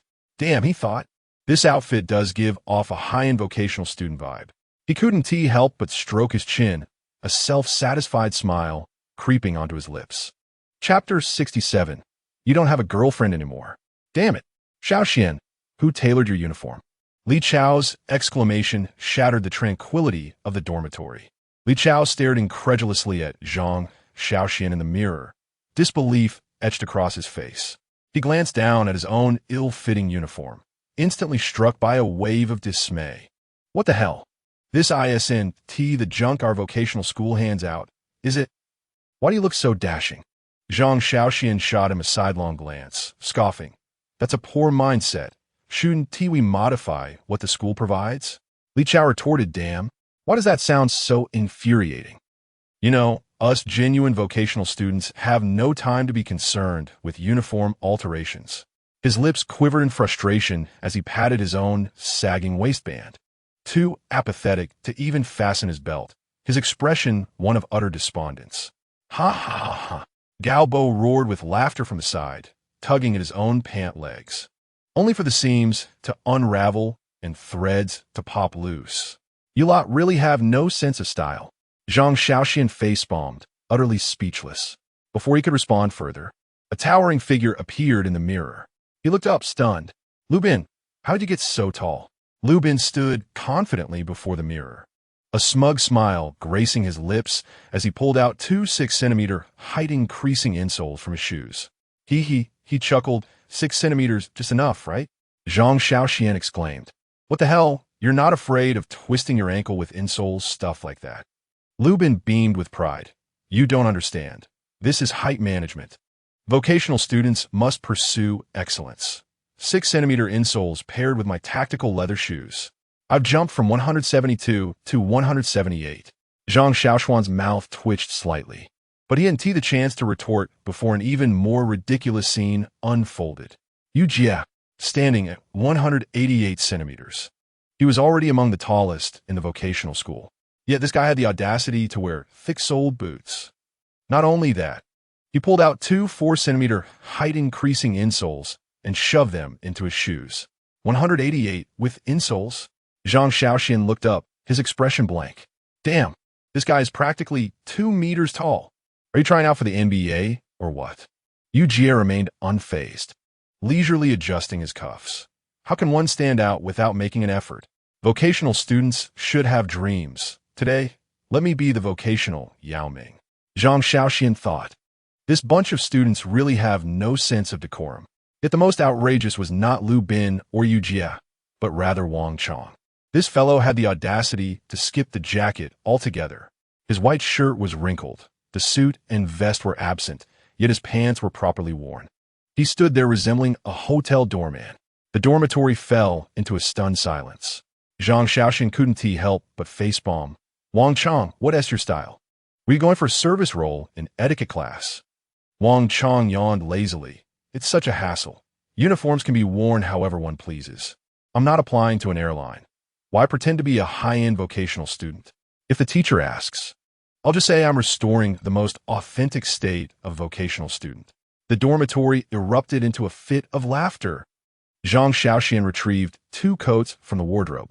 Although the urban rail uniform appeared to be formal attire, the fabric was lightweight, providing no protection against the wind. In this weather, without extra layers, a cold breeze would leave one shivering. A reasonable person would wear a coat.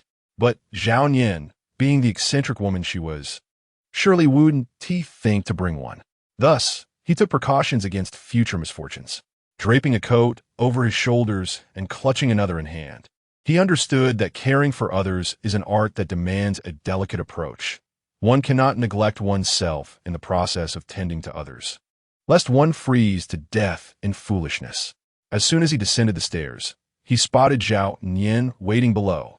Yet, upon a fleeting glance, he was momentarily taken aback. The girl's urban rail uniform, a rich burgundy, fitted her form beautifully, complemented by nude stockings and a silk scarf, exuding an aura of both professionalism and allure. An enchanting sight indeed. Goodness, the urban rail uniform holds a certain charm after all, Zhang Shaoxuan mused, suppressing a chuckle. However, the pivotal detail was that this woman was trembling from the cold. He scoffed lightly and casually draped the coat he had prepared around her shoulders. I knew you wouldn't bring a jacket, you reckless woman. Zhao Nian beamed, rubbing her slightly chilled hands together, her eyes sparkling. Oh, my slacker brother. You look rather dashing today. I'm practically swooning. She clutched Zhang Shaoxuan's coat tighter, unable to conceal the smile tugging at her lips. Zhang Shaoxuan chuckled. playfully flicking her forehead. Don't act so foolish. Aren't you cold? Zhao Yin stuck out her tongue, her face alight with mischief. Isn't this just giving you a chance to shine? Hee hee.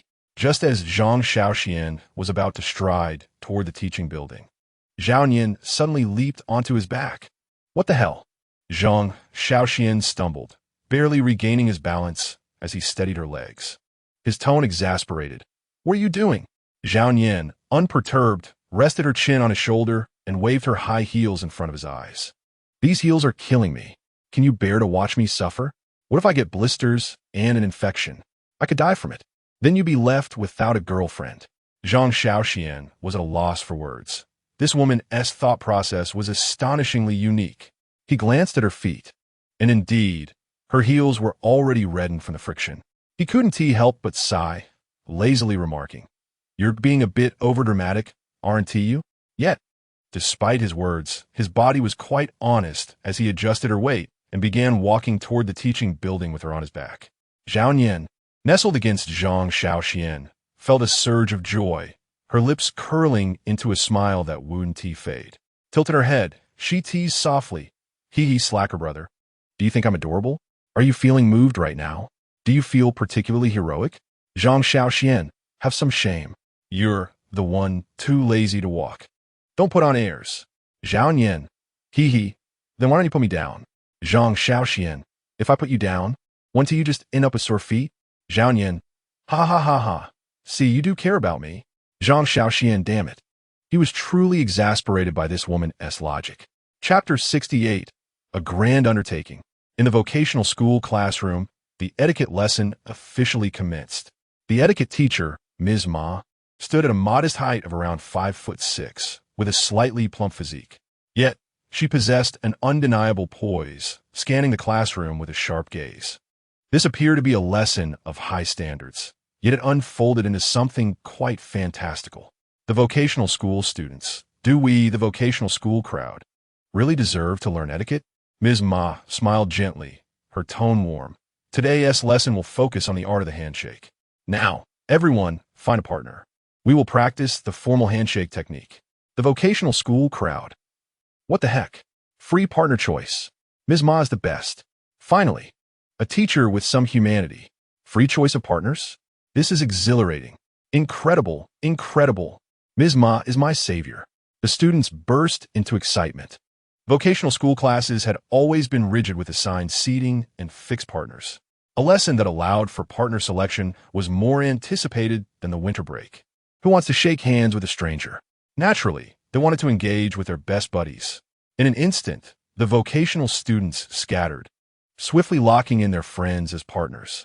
3 seconds later, everyone stood still, ready to commence their handshake training.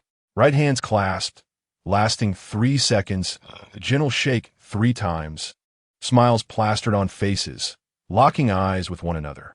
As the students lifted their heads to meet the gaze of their friends, the classroom erupted in laughter.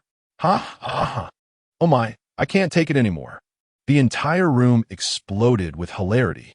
The students couldn't contain themselves. They had all chosen their close friends, and upon making eye contact during the handshake, their ridiculous faces collided. They were utterly defenseless. Ha ha ha ha. Your face is just begging to be slapped. Get lost. You're laughing even harder than I am. Damn it. Just looking at your silly face makes me want to laugh. Stop laughing, buddy. I'm about to lose it. And the most absurd of all were the students from dorm 201. This peculiar group was shaking hands while wildly flailing their arms. The intensity was such that their bodies seemed to convulse. Oh dear, ha.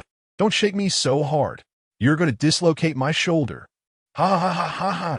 Dorm 201 resembled a gathering of individuals with epilepsy. Ha ha ha. Oh my, Lou, how? Have you developed Parkinson's? Who shakes hands like they've been electrocuted? This peculiar scene left Ms. Ma utterly bewildered. Ms. Ma. She was genuinely exhausted. The atmosphere of this lesson was nothing like the elegant etiquette training she had envisioned. She had hoped to guide the vocational students in practicing the demeanor of workplace elites. Instead, what unfolded was pure madness. Enough, stop it. I beg you. This is merely a handshake lesson, not a rabid dog hand-grabbing ceremony. The vocational students. Everyone struggled to suppress their laughter, attempting to hold it in. But upon locking eyes with one another, they erupted once more in uncontrollable laughter. In stark contrast, the scene in Dorm 202 was remarkably subdued. Zhang Shaoxuan and Zhao Nian had long since established themselves as partners, requiring no change of positions. Zhang Shaoxuan had already claimed Wang Chang's seat as his own. Even under Zhang Shaoxuan's authoritative presence, Zhang may turn a blind eye. Socialite sister versus slacker brother. Let's shake hands. Everything proceeded normally, the handshake impeccable. Zhao Nian grinned. Slacker brother, we're quite formal, aren't we? Zhang Shaoxuan raised an eyebrow, a slight smile gracing his lips. Of course, even vocational school students must exhibit a semblance of poise. The two exchanged polite handshakes, 3 seconds of gentle shaking, flawlessly executed. This stood in stark contrast to the chaotic handshakes of their classmates. Ultimately, under the relentless coughing, furious shouts, and death stares from Ms. Ma, the vocational students finally settled down a bit. Yet the students from Dorm 201 continued to shake hands in secret. Yujia couldn't help but poke Zhang Shaoxuan. Hey, master of lethargy, is the etiquette of handshakes truly applicable to us vocational school students? Zhang Shaoxuan cast him a sidelong glance, scoffing, of course. Yeah. Zhang Shaoxuan, you'll understand when you go for an interview in the future. In the professional realm, a handshake constitutes the first impression. However, Zhang Shaoxuan glanced at the group from Dormitory 201, who were fervently flailing their hands, a smirk playing on his lips. If you all behave like this, the interviewer will think you've escaped from a mental institution. Yujia. Damn, that sounds remarkably plausible. Yujia stood there momentarily stunned, silently retracting his devilish handshakes. As time progressed, the frenzy of handshake etiquette gradually subsided, and the vocational school students finally returned to their normal selves.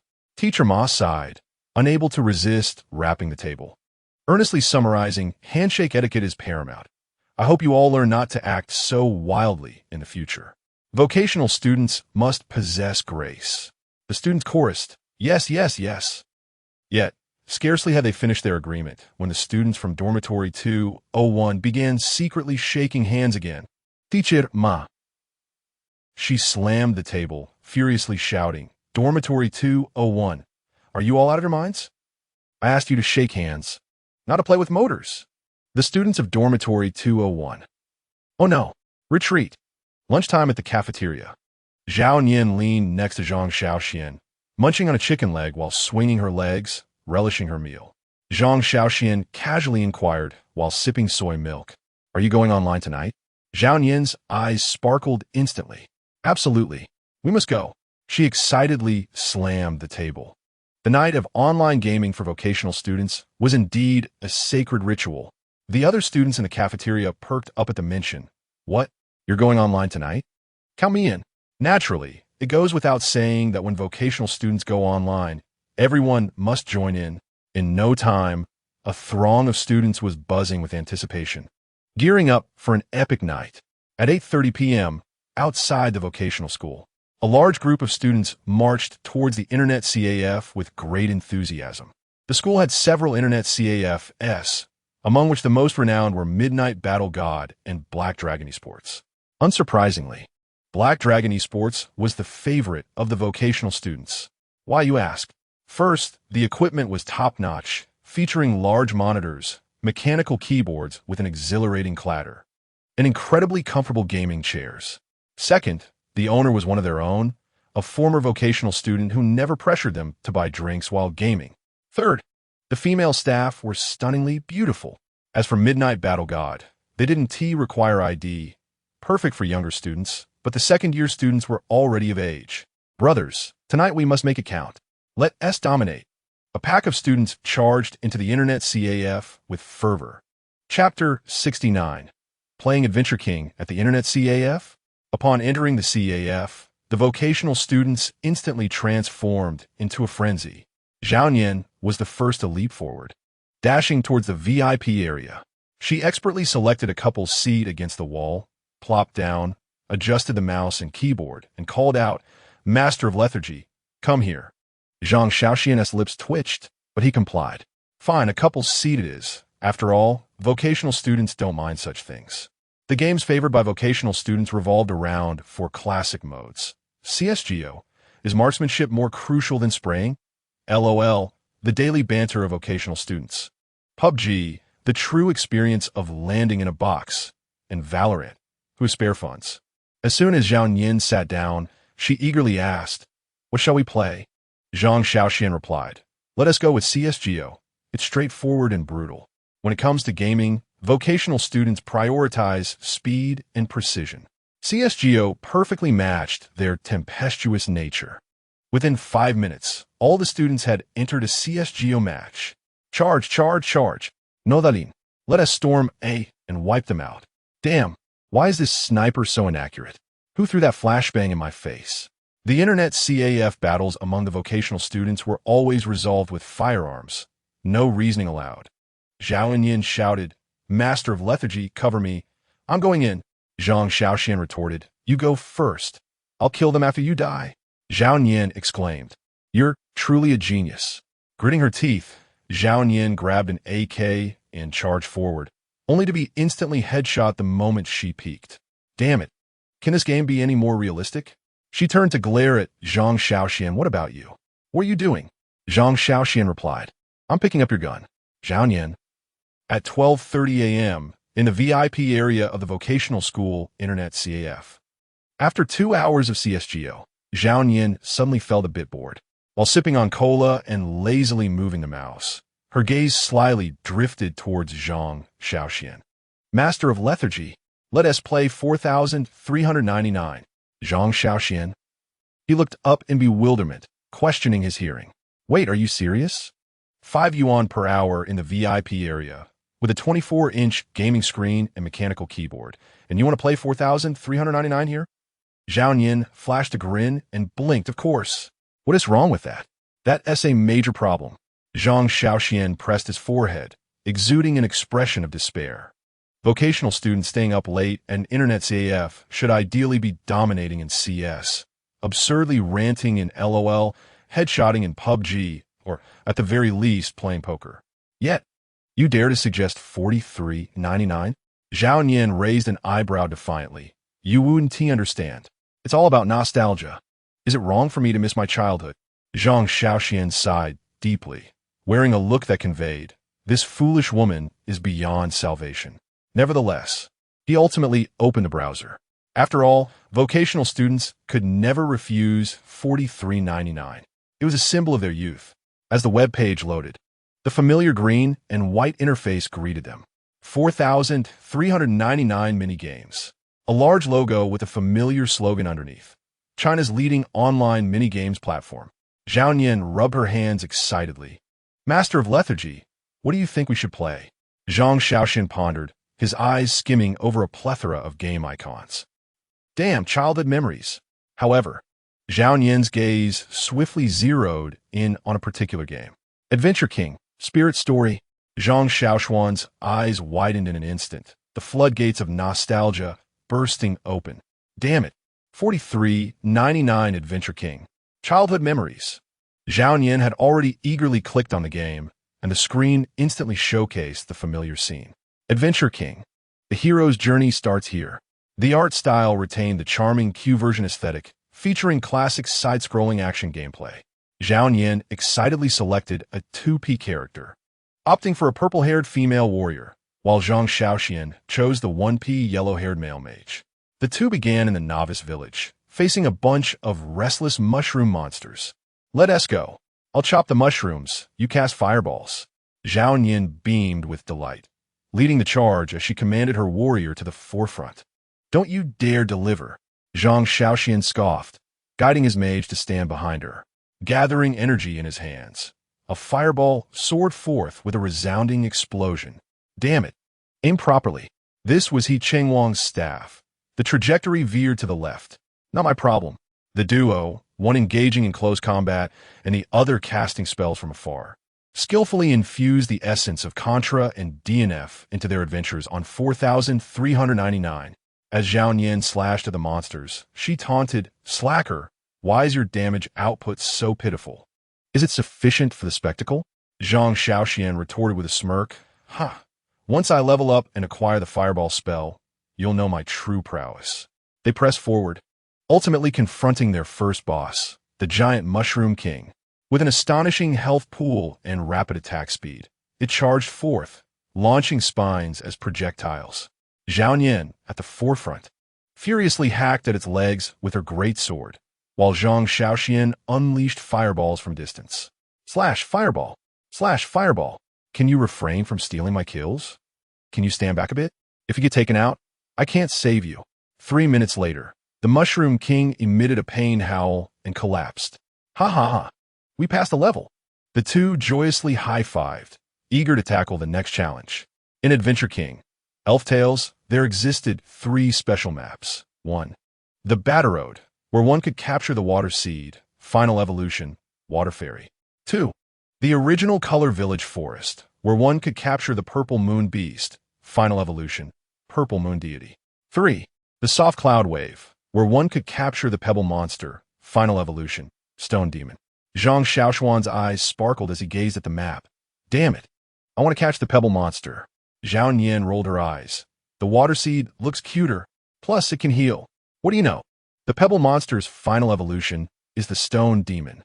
Its health, attack, and defense are all top tier, but the Water Fairy can heal, no matter how fierce your attacks. You still need me to restore health, right? Go on. Who needs your healing? The two bickered as they entered the pet catching map. In the first round, Zhang Shaoxian versus Stone Demon. The Stone Demon was a formidable opponent with high attack and defense, boasting immense health. Ordinary attacks barely scratched its surface. Zhang Shaoxian bombarded it with fireballs while maintaining his distance, gradually depleting its health. Hurry up and die. Is it really that tough? Finally, after 3 minutes, bang, the Pebble Monster fell, and a capture prompt appeared on the screen. Yes, yes, yes, I got it, Zhang Shaoxian exclaimed, pumping his fist in triumph as he successfully tamed the strongest pet, the Pebble Monster. In the second round, Zhao Nian versus Water Fairy. The Water Fairy was a support-type pet with low attack, but substantial health and speed, requiring a bit of finesse to capture. Zhao Nian swung her greatsword, unleashing furious attacks while grumbling, "Damn, why is this guy running so fast? Can you stop firing fireballs? Be careful not to kill it. Why is catching pets more challenging than fighting bosses?" After 5 minutes of struggle, she finally defeated the Water Fairy, and the screen flashed with a successful capture message. Yes, I got it too. Zhao Nian joyfully raised her hand and high-fived Zhang Shaoxian. Chapter 70. Why are you so stingy? After completing Adventure King, Zhao Nian angrily exited the game. I'm done with this. I won't play with a greedy experience thief like you. Pouting, she scrolled through her game list and ultimately selected a more absurd game. Ubi Island. Zhang Shaoxian. Zhao Nian, with a face full of certainty, declared, "Slacker. Let us go be residents of Ubi." Zhang Shaoxian, he buried his face in his hands, feeling his intelligence insulted. You're suggesting we play Ubi Island at a technical school internet CAF? But there was no way to back down, so 10 minutes later, the slacker from the technical school was furiously chopping trees in Ubi Island. Meanwhile, the socialite from the technical school was diligently planting crops. Zhao Nian, can you be normal for once? What's wrong with planting crops? At a technical school internet CAF, you're playing a farming game? So what?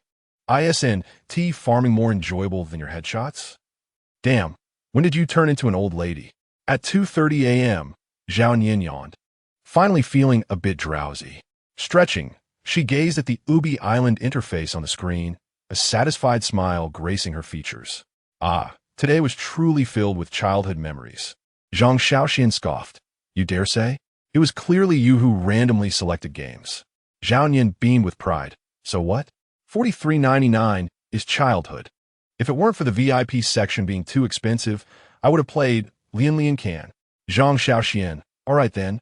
The childhood of a technical school slacker indeed cannot be separated from $43.99. He lazily stood up, casually remarking, all right, let us head back. If we continue playing, we'll probably sleep through the morning. Zhao Nian rubbed her eyes, nodded, and then grabbed Zhang Shaoxuan's arm. Slacker, let us go watch the sunrise. Zhang Shaoxian was momentarily taken aback, raising an eyebrow. Watch the sunrise? You're quite romantic, aren't you? Zhao Yin grinned, her eyes glimmering with anticipation. Let us go. Since we've stayed up all night, we might as well watch the sunrise and then grab breakfast. Zhang Shaoxuan gazed into her eyes, a slight smile curling at the corners of his mouth. All right, let us go. Thus, the students from the technical school returned to their respective homes, while Zhang Shaoxian and Zhao Yin embarked on their sunrise adventure. At 3 a.m., outside the technical school internet CF, the biting winter wind sliced through the air, chilling them to the bone. Zhang Shaoxian held on to Zhao Yin as they stood by the roadside, their eyes fixed intently on the shared electric bike app on their phones. Whoa, finally, a bike is available. He quickly scanned the QR code to ride, and a white and green shared electric bike chimed with a successful unlock notification. Zhao Yin plopped down on the back seat, still grumbling, "Damn it, can't we just take a taxi?" Zhang Shaoxian shrugged, twisting the handlebars as the bike slowly lurched forward. Take a taxi? Where's the money for that? We technical school slackers prioritize economical transportation. It's either spend money on a taxi or bundle up in more clothes. You pick. Zhao Yin clung tightly to his waist, burying her face in his back, shivering as she complained, "Damn it, slacker, why are you so stingy?" The cold wind howled as the electric bike sped down the empty road. Whoosh, the streetlights blurred past, and occasionally they caught glimpses of the taillights from night shift taxis. The winter night was bone-chillingly cold, and Zhao Yin curled up tightly on the back seat, pressing herself against Zhang Shaoxian. "Whoa, it's freezing. Slacker, I'm so cold." Her tone shifted from mere complaint to a half-pout as she clung to him like an octopus. Zhang Shaoxian, he glanced helplessly at Zhao Yin in the rearview mirror, unable to suppress a chuckle. "Didn't you say you wanted to see the sunrise? Now you're complaining of the cold?" Zhao Yin gritted her teeth in frustration. "Can't we just take a taxi?" "A taxi?" Zhang Shaoxian replied matter-of-factly. "That's expensive. The poor must be self-aware. We technical school slackers must practice frugality and resourcefulness." Zhao Yin, "Damn, you really are something. Your dilapidated electric scooter rides like a frigid air conditioner. I feel as though I'm about to turn into a popsicle. Slow down, oh master sloth. For heaven's sake, I'm freezing to death." Her complaints, mingled with the howling cold wind, echoed through the night. Zhang Shaoxian gripped the handlebars tightly, his gaze fixed on the road ahead, yet his mind wandered. How wonderful it would be to possess a car. What a comfort it would provide. A man of substance would surely feel a pang of inadequacy in this moment. I lack a vehicle. I lack wealth. Am I not exceptional enough? If only I could buy a car, I could take her to enjoy the air conditioning. But Zhang Shaoxian was different. I'm only 18. If I had a car at this age, I would either be a rich heir or a con artist. I'm no rich heir. How could I possibly own a car? A slight smile crept upon his lips, devoid of any self-doubt, instead brimming with confidence. However, Zhao Yin seemed never to have uttered the words, "If only I had a car." Throughout the journey, she had been lamenting the cold weather, even clutching herself tightly for warmth, yet she never voiced that specific thought. Zhang Shaoxian couldn't help but smirk inwardly. Well, this little one is rather considerate. At 3:30 a.m., at Julong Lake, this body of water was a favored rendezvous spot for the vocational school students, particularly in the early hours and late at night, where couples frequently roamed. But now, in the winter, Julong Lake was painfully cold, with hardly anyone around. The electric scooter came to a halt beside a bench by the lakeside, and Zhao Yin leapt off the vehicle in an instant, frantically rubbing her hands together for warmth. "Goodness, I'm freezing to death. How could you bring me here, oh master sloth? Are you some sort of devil?" Zhang Shaoxian sighed. "You said you wanted to see the sunrise." Zhao Yin retorted, "Damn it, I regret it." She stamped her feet, glaring at Zhang Shaoxian with a face full of indignation, her lips protruding in discontent. "Think of something quickly. I'm about to freeze to death." Zhang Shaoxian looked at her nose, red from the cold wind, and couldn't he help but chuckle. He then reached into his pocket and pulled out a bag of warm milk. Zhao Yin's eyes brightened instantly. "What? You actually brought milk?" Without hesitation, she snatched it from him, clutching it to her chest for warmth before taking a hearty sip. It's warm, sweet, so comforting." Zhao Yin squinted her eyes in contentment, resembling a well-fed kitten. Goodness, Master Sloth, you do have a bit of conscience. Zhang Shaoxuan scoffed, casually remarking, of course. After all, you're my girlfriend. As Zhao Nian drank the milk, her ears turned crimson. She opened her mouth as if to say something, but ultimately resumed, gulping down the milk. Chapter 71. She's My White Moonlight. At 6 a.m., by Julong Lake. The horizon glimmered with the first light of dawn, as night was finally torn asunder by daybreak, casting a warm orange glow across the surface of the lake. Morning mist floated above the water, with golden ripples gently undulating. The air carried the unique dampness of morning, urging one to take a deep breath. Ah! Zhao Nian suddenly spread her arms wide, facing the dawn, letting out an exuberant shout as she danced and laughed like a madwoman.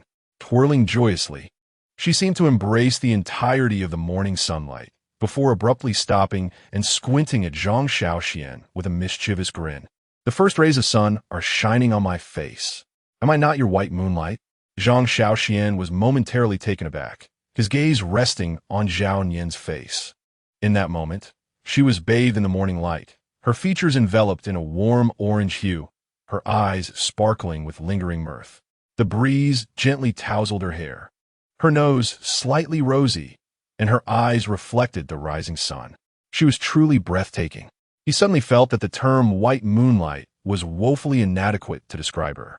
At that moment, Zhao Nian resembled a girl born to belong to this morning, radiant, uninhibited, captivating to the point of being utterly mesmerizing. So beautiful that only the word beauty could suffice. So beautiful that any additional words felt utterly powerless. He stared at Zhao Nian, his mouth opening and closing, rendered speechless. This crazy woman is simply too stunning. Hey, Zhao Nian called out, noticing his silence, raising an eyebrow. Master Sloth, are you mute? Zhang Shaoxuan snapped back to reality, grinning widely, and suddenly raised his hand, shouting back, indeed, but you are my white moonlight. Ha ha!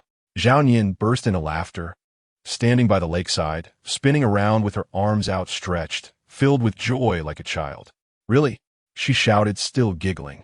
Absolutely. Zhang Shaoxuan affirmed without hesitation. How long will you like me? Zhao Nian tilted her head, a sly smile gracing her lips, her eyes shimmering with anticipation. Zhang Shaoxuan paused, then smirked, mustering all his strength to shout across the lake. 3 days. Zhao Nian's expression shifted to one of disbelief, her eyes widening as her smile froze. What? Zhang Shaoxuan, you scoundrel. You only like me for 3 days. Enraged, she rolled up her sleeves, ready to confront him. Zhang Shaoxuan raised his voice again. Yesterday. Today. Tomorrow. Tomorrow's little guy. Likes you even more than today's. Zhao Nian was momentarily stunned.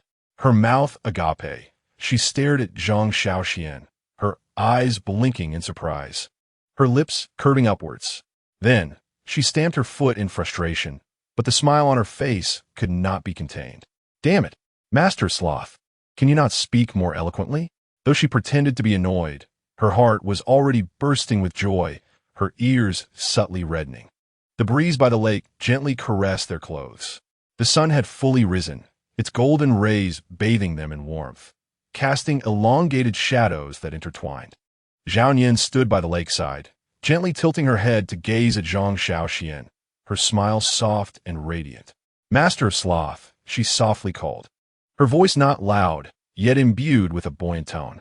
Zhang Shaoxuan lazily replied, Zhao Nian laughed, suddenly rising on her toes and quickly pecking him on the cheek. Then, she dashed away, leaving behind a trail of joyous laughter. Hee hee. Thank you, Master Sloth. Zhang Shaoxuan stood rooted in place, touching his cheek where she had just kissed him, momentarily dazed, before breaking into a gentle smile. This crazy woman. He chuckled softly, his eyes brimming with undisguised affection. At 7:30 a.m., at a small restaurant beside the school, the bustling breakfast shop was filled with steam. The sound of fried dough sticks and candy sizzling in the oil. Rice noodles boiled in large pots, the air thick with the rich aroma of meat broth, mingling with the calls of the shop owner and the rhythmic clanking of construction workers. This is what life is all about. Zhang Shaoxuan lifted a spoon, leisurely scooping a mouthful of preserved egg and meat pie soup, gently blowing on it before savoring the taste. Gulp. TSK, TSK, TSK, he exclaimed exaggeratedly, his expression reminiscent of someone tasting a rare delicacy, his tone filled with awe. True locals of Nanchang. Breakfast must consist of a bowl of 3-yuan mixed noodles and a bowl of clay pot soup. The rhythmic sound of construction outside resonates with the essence of life itself. Thud, thud, thud. The din of excavators reverberates in the morning breeze as Zhao Yin bows her head to savor her noodles, unable to suppress a roll of her eyes. Is it really necessary? Is this wretched noodle truly that delectable? She scoffs, yet can't help but slurp another mouthful. Goodness, the flavor is surprisingly delightful. Her eyes brighten, and with the noodles in her mouth, she exclaims, I must admit, the seasoning here is indeed quite fragrant. The tangy and spicy notes are just right. Zhang Shaoxuan nods, lifting his spoon to scoop another bite of meat pie soup, a smug smile playing on his lips. The place I brought you to could hardly be lacking in quality. Zhao Yin muses to herself, though the carefree guy does have a bit of a foul mouth, as she continues to indulge in her noodles. As they leisurely relish their breakfast, a thought suddenly strikes Zhao Yin. She looks up and asks, hey, aren't we supposed to attend morning classes? Isn't Maisie going to chew us out? She adds, you know how much she despises slackers in technical school. Zhang Shaoxuan nonchalantly slurps his noodles, replying leisurely, no worries, I took a leave. Zhao Yin, taken aback, exclaims, huh? Took a leave? She puts her chopsticks down, gazing at him with skepticism. When did you become so responsible? Actually requesting a leave?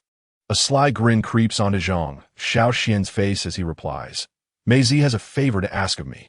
Isn't it only natural that she approves my leave? Zhao Yin pauses. What could she possibly want from you? To host the graduation ceremony, Zhang Shaoxian answers casually, scooping up another spoonful of soup, exuding an air of confidence. Zhao Yin finally comprehends, her mouth twitching in realization. Fine, you're the host, it's your call. However, in the next moment, her expression shifts to one of complexity, her brow furrowing slightly. She slowly sets down her chopsticks, fixing her gaze on Zhang Shaoxian, her tone taking on a subtle nuance. But don't you think it's rather absurd to state that Zhao Yin and I caught a cold directly in the message? Zhang Shaoxian looks up, meeting her eyes. Then, with righteous indignation, he shrugs, what's the problem? Isn't it customary for couples to synchronize their ailments? He continues, Maisie is aware of our relationship. As long as we don't kiss at the podium in class, there's no issue. Zhao Yin's mouth twitches as she grinds her teeth. How can you be so thick-skinned? Can a cold really be synchronized? Do you think this is some ridiculous couple's binding attribute? Just as she prepares to launch into another tirade, Zhang Shaoxian suddenly grins mischievously, his eyes glinting with mischief. What if we really caught a cold? Before she can react, he reaches out, grasping her hand, leaning down to blow gently on it, his expression teasing. Come on, let us share the virus? Zhao Yin's mind erupts with chaos. Her ears flush crimson as she instinctively recoils, glaring at Zhang Shaoxian, exclaiming in exasperation, Get lost. Don't try any of your ridiculous antics on me. As she scolds him, she reflexively pulls her hand back, only to find Zhang Shaoxian gripping it tighter. Hey, are you feeling shy? He teases with a wicked grin. Zhao Yin takes a deep breath, letting out a cold laugh. Smack! Without hesitation, she delivers a sharp slap to Zhang Shaoxian's forehead. That's what you get for being cheeky, she declares fiercely. Zhang Shaoxian, bewildered, exclaims, What was the need for violence? He clutches his head, utterly speechless, thinking this crazy woman can really pack a punch. Zhao Yin, hand on her hips, glares at him, a smirk playing on her lips, her eyes glinting with a sense of victory. She raises her hand to take one last sip of soup before placing her empty bowl on the table, cheerfully stating, All right, I'm full. It's time for us to make our escape. If Maisie catches us, it won't just be a cold. We'd be dead on the spot. Zhang Shaoxian, rubbing his forehead, stands up with a look of exasperation and grabs his wallet to settle the bill. As they step out of the small eatery, the construction workers outside continue their rhythmic pounding, dust swirling gently in the morning light. Zhao Yin stretches lazily, glancing up at the sky, feeling an inexplicable sense of joy. Suddenly, she turns to Zhang Shaoxuan, her eyes glinting mischievously, a playful smirk on her lips. Slacker bro, do you think you're quite clever? Zhang Shaoxuan narrows his eyes warily. Why? With a grin, Zhao Yin snatches the wallet from his hand and takes off running. Ha ha, the wallet is mine now. Zhang Shaoxuan stands there, momentarily stunned, before he quickly reacts, shouting in frustration, damn it, Zhao Yin. The morning run of the technical school students officially begins. Chapter 72, A Day in My Ordinary Life. Ordinary days often pass in a flash, yet those who love you will always conjure surprises amidst the mundane. Life at the technical school unfolds systematically, attending classes, slacking off, playing games, eating, and lounging around. However, today, Zhang Shaoxuan feels somewhat different. Lying on his bed, he scrolls through short videos out of sheer boredom, twirling a tiny flower in his hand. The flower is exquisitely charming, simply packaged, and bears a touch of design elegance. Not overly expensive, it costs around 20 yuan. Fine, perhaps it is a bit pricey. For 20 yuan, wouldn't a few real flowers be more delightful? He grimaces, internally critiquing his decision. Yet, once intertwined with love, everything transforms into something worthwhile. Thus, he still makes the purchase. Oh well, let us consider it a small surprise. He clutches the flower, grappling with how best to present it. After all, a formal declaration accompanied by flowers could feel rather awkward. Should he hide in his pocket and wait for the right moment to present it? Or perhaps simply tap her on the head and demand a nice gift? Alternatively, he could wait until she looks down and slip it into her embrace. The entire day is spent contemplating the most fitting way to deliver this inconsequential flower. As the sun sets, leaves on the technical school path twirl gently in the breeze. Zhao Yin and Zhang Shaoxuan walk side by side, occasionally exchanging playful banter and shoving one another, reminiscent of a pair of flirtatious, whimsical lovers. Suddenly, Zhao Yin halts, bending down to tie her shoelaces. The opportunity arises. Zhang Shaoxuan's heart races as he swiftly reaches into his pocket to retrieve the tiny flower. But when he looks back, a small bear suddenly appears before him, palm-sized, soft, and fluffy, adorned with a tiny heart on its chest. Zhang Shaoxuan is momentarily taken aback. Zhao Yin is equally stunned, her gaze fixed on the miniature rose in his hand. The two of them share a moment of astonished silence, each holding their respective trinkets, a blend of surprise, incredulity, and a hint of absurdity dancing in the air.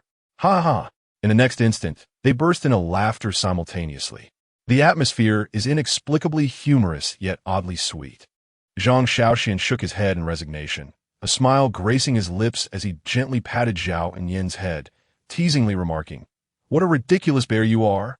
Zhao Yin shot him a defiant glare, retorting, "And what a ludicrous flower you are!" The two exchanged glances for a fleeting second before, in a spontaneous moment, they both extended their hands and thrust their gifts into each other's embrace. This was swiftly followed by a warm hug, unforced, unpremeditated, and utterly natural. They simply smiled at one another and embraced, with Zhao Yin burying her face in his chest, her voice muffled as she murmured, "You are too good to me." Slacker brother. Zhang Shaoxuan paused for a moment, then chuckled softly, running his fingers gently through her hair. "And how is it that you are so wonderful as well? You even thought to give me a gift?" Zhao Yin lifted her head, her gaze unwavering and resolute. "Because you deserve it." Her eyes sparkled with joy, her lips curving into a playful smile, revealing a hint of her little canine tooth, as she cheerfully added, "It's because I like you. I want to give you something, no matter how trivial. Just to let you know that you are not alone in this relationship, that you are not the only one making an effort. If you treat me well, I will treat you well in return." She pointed a finger playfully at Zhang Shaoxuan's chest, her tone a tad smug. "You didn't think you were the only one capable of crafting little surprises, did you?" Zhang Shaoxuan was momentarily taken aback. He gazed at the mischievous woman before him, feeling as if his heart had been struck by an invisible force. She was not merely waiting to be cherished. She was actively giving love.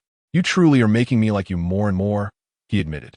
Zhao Yin blinked in surprise, then broke into a radiant smile. She held him tightly, her grin blossoming even more brilliantly. A 20-yuan miniature rose, a 20-yuan teddy bear. These would hardly suffice as anniversary gifts, likely to be ridiculed. Yet on this ordinary day, they were just right. The romance did not lie within the bouquet, but rather in the person willing to create small surprises amidst the mundane. Zhang Shaoxuan was not a master of romance, nor did he possess flowery words. Romance was never about the accumulation of wealth, but was hidden within the small surprises of daily life. Gifting flowers was not due to a holiday or any special significance. It was simply a pure desire to give. While it was certainly delightful to purchase extravagant gifts, what mattered more was that even the tiniest moment could convey the heartfelt sentiment of being remembered. At that moment, the leaves along the vocational school's path danced with the wind. The evening glow painted the horizon in hues of crimson, enveloping the two in warmth. They exchanged smiles, hand in hand, continuing their stroll forward. Life remained as unremarkable as ever, yet the presence of someone they cherished rendered the ordinary days far more delightful. Chapter 73. Graduation Rehearsal. Time flew by, and soon the day for the graduation ceremony rehearsal arrived. The grand hall of the vocational school buzzed with activity, filled with students and a multitude of teachers. However, since it was merely a rehearsal, the leaders had yet to arrive, alleviating some of the pressure. Zhang Shaoxuan stood on stage, surveying the crowd from his elevated position, when suddenly his gaze caught a familiar figure out of the corner of his eye. Zhao Nian, what on earth was she doing here? Clad in the vocational school's uniform, she stood amidst the throng, blissfully munching on a grilled sausage, completely unbothered by her surroundings. Zhang Shaoxuan thought to himself, this crazy woman has the audacity to skip evening study sessions so blatantly. He glanced down at the audience and noticed Mei Zi, Zhang Mei, was also present. She was engaged in conversation with several teachers from the program committee, likely about to turn her attention towards the audience. If she spotted Zhao Nian, there would be no escape for her tonight. Zhang Shaoxuan squinted, rapidly devising a rescue plan in his mind. It was time to showcase the survival instincts of vocational school students. Seizing the moment while Sun Min was engrossed in her script and Zhang Ping was adjusting the microphone, he slipped away from backstage. Unbeknownst to Zhao Nian, he approached and tapped her shoulder. Smack! Zhao Nian jumped in surprise, nearly dropping her sausage. What? When did you get here? She spun around, instinctively throwing a punch. Zhang Shaoxuan expertly sidestepped, his lips twitching in bemusement. This madwoman-esque reflex was to throw a punch. What brings you here? He whispered, casting a disapproving look at her. Zhao Nian grinned cheekily, patting his shoulder and batting her eyelashes. Just came to see how you were doing. She elongated her tone, brimming with self-justification. Don't give me that. Zhang Shaoxuan shot her a sidelong glance, smirking as he exposed her. You just want an early peek at the program, didn't you? Hee hee, you guessed it. Zhao Nian replied, unabashedly grinning. Damn it, you're the best at skipping classes at the vocational school. He rubbed his temples, scanning the area before lowering his voice. Find a corner and hide. If Mei Zi sees you, you'll be in for a night of existential questioning. Zhao Nian pouted, reluctantly responding, if she asks, I'll just say I'm here on behalf of the student council. Zhang Shaoxuan raised an eyebrow. You're a vocational school student. What connection do you have with the student council? If you could join, the Yellow River would have to flow backward. Seriously, can you not be so brutally honest? Zhao Nian glared at him, sausage in her mouth, as she looked up at the stage with eager anticipation. So, what programs are being rehearsed today? Are you here to watch the performances or to see me? He quipped, raising an eyebrow.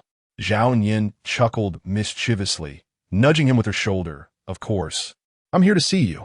Zhang Shaoxuan sighed, rolling his eyes. Can you not say such embarrassing things so casually? Despite his irritation, a smile tugged at the corners of his mouth. All right, I'll head up. Just keep a low profile. As he spoke, he ruffled Zhao Nian's hair. She paused, then rolled her eyes. TSK, you seem quite practiced at this. Zhang Shaoxuan shrugged, raising an eyebrow. Of course, after all, opportunities to mess with your hair are rare for someone like you. Just you wait. As he turned back to the stage with a casual flair, Zhao Nian couldn't help but mutter under her breath, TSK, slacker brother looks pretty handsome in uniform. Stealing a glance at Mei Zi's position, She noticed her turning to look over, prompting her to shrink back and stealthily move to a corner, all while nibbling on her sausage, eagerly anticipating the evening's performances. The opening segment went smoothly, and after 2 rehearsals, Sunmin gradually found her rhythm. Although still a tad nervous, at least she wasn't stuttering anymore. Zhang Shaoxuan stood on stage, occasionally sneaking glances at the audience. Zhao Yin was nestled in a corner, munching her sausage, watching the show, and secretly gesturing something with a smile that radiated pure joy. The performances flowed one after another, with a lengthy program list, but only 3 truly left a lasting impression. The first performance, a martial arts demonstration by the aviation class. A student from the aviation class stood at the center of the stage, clad in a sleek black training outfit, which instantly hushed the audience. Then, lo and behold, what was that in his hands? Nunchaku? Was he here for the graduation ceremony or to challenge someone?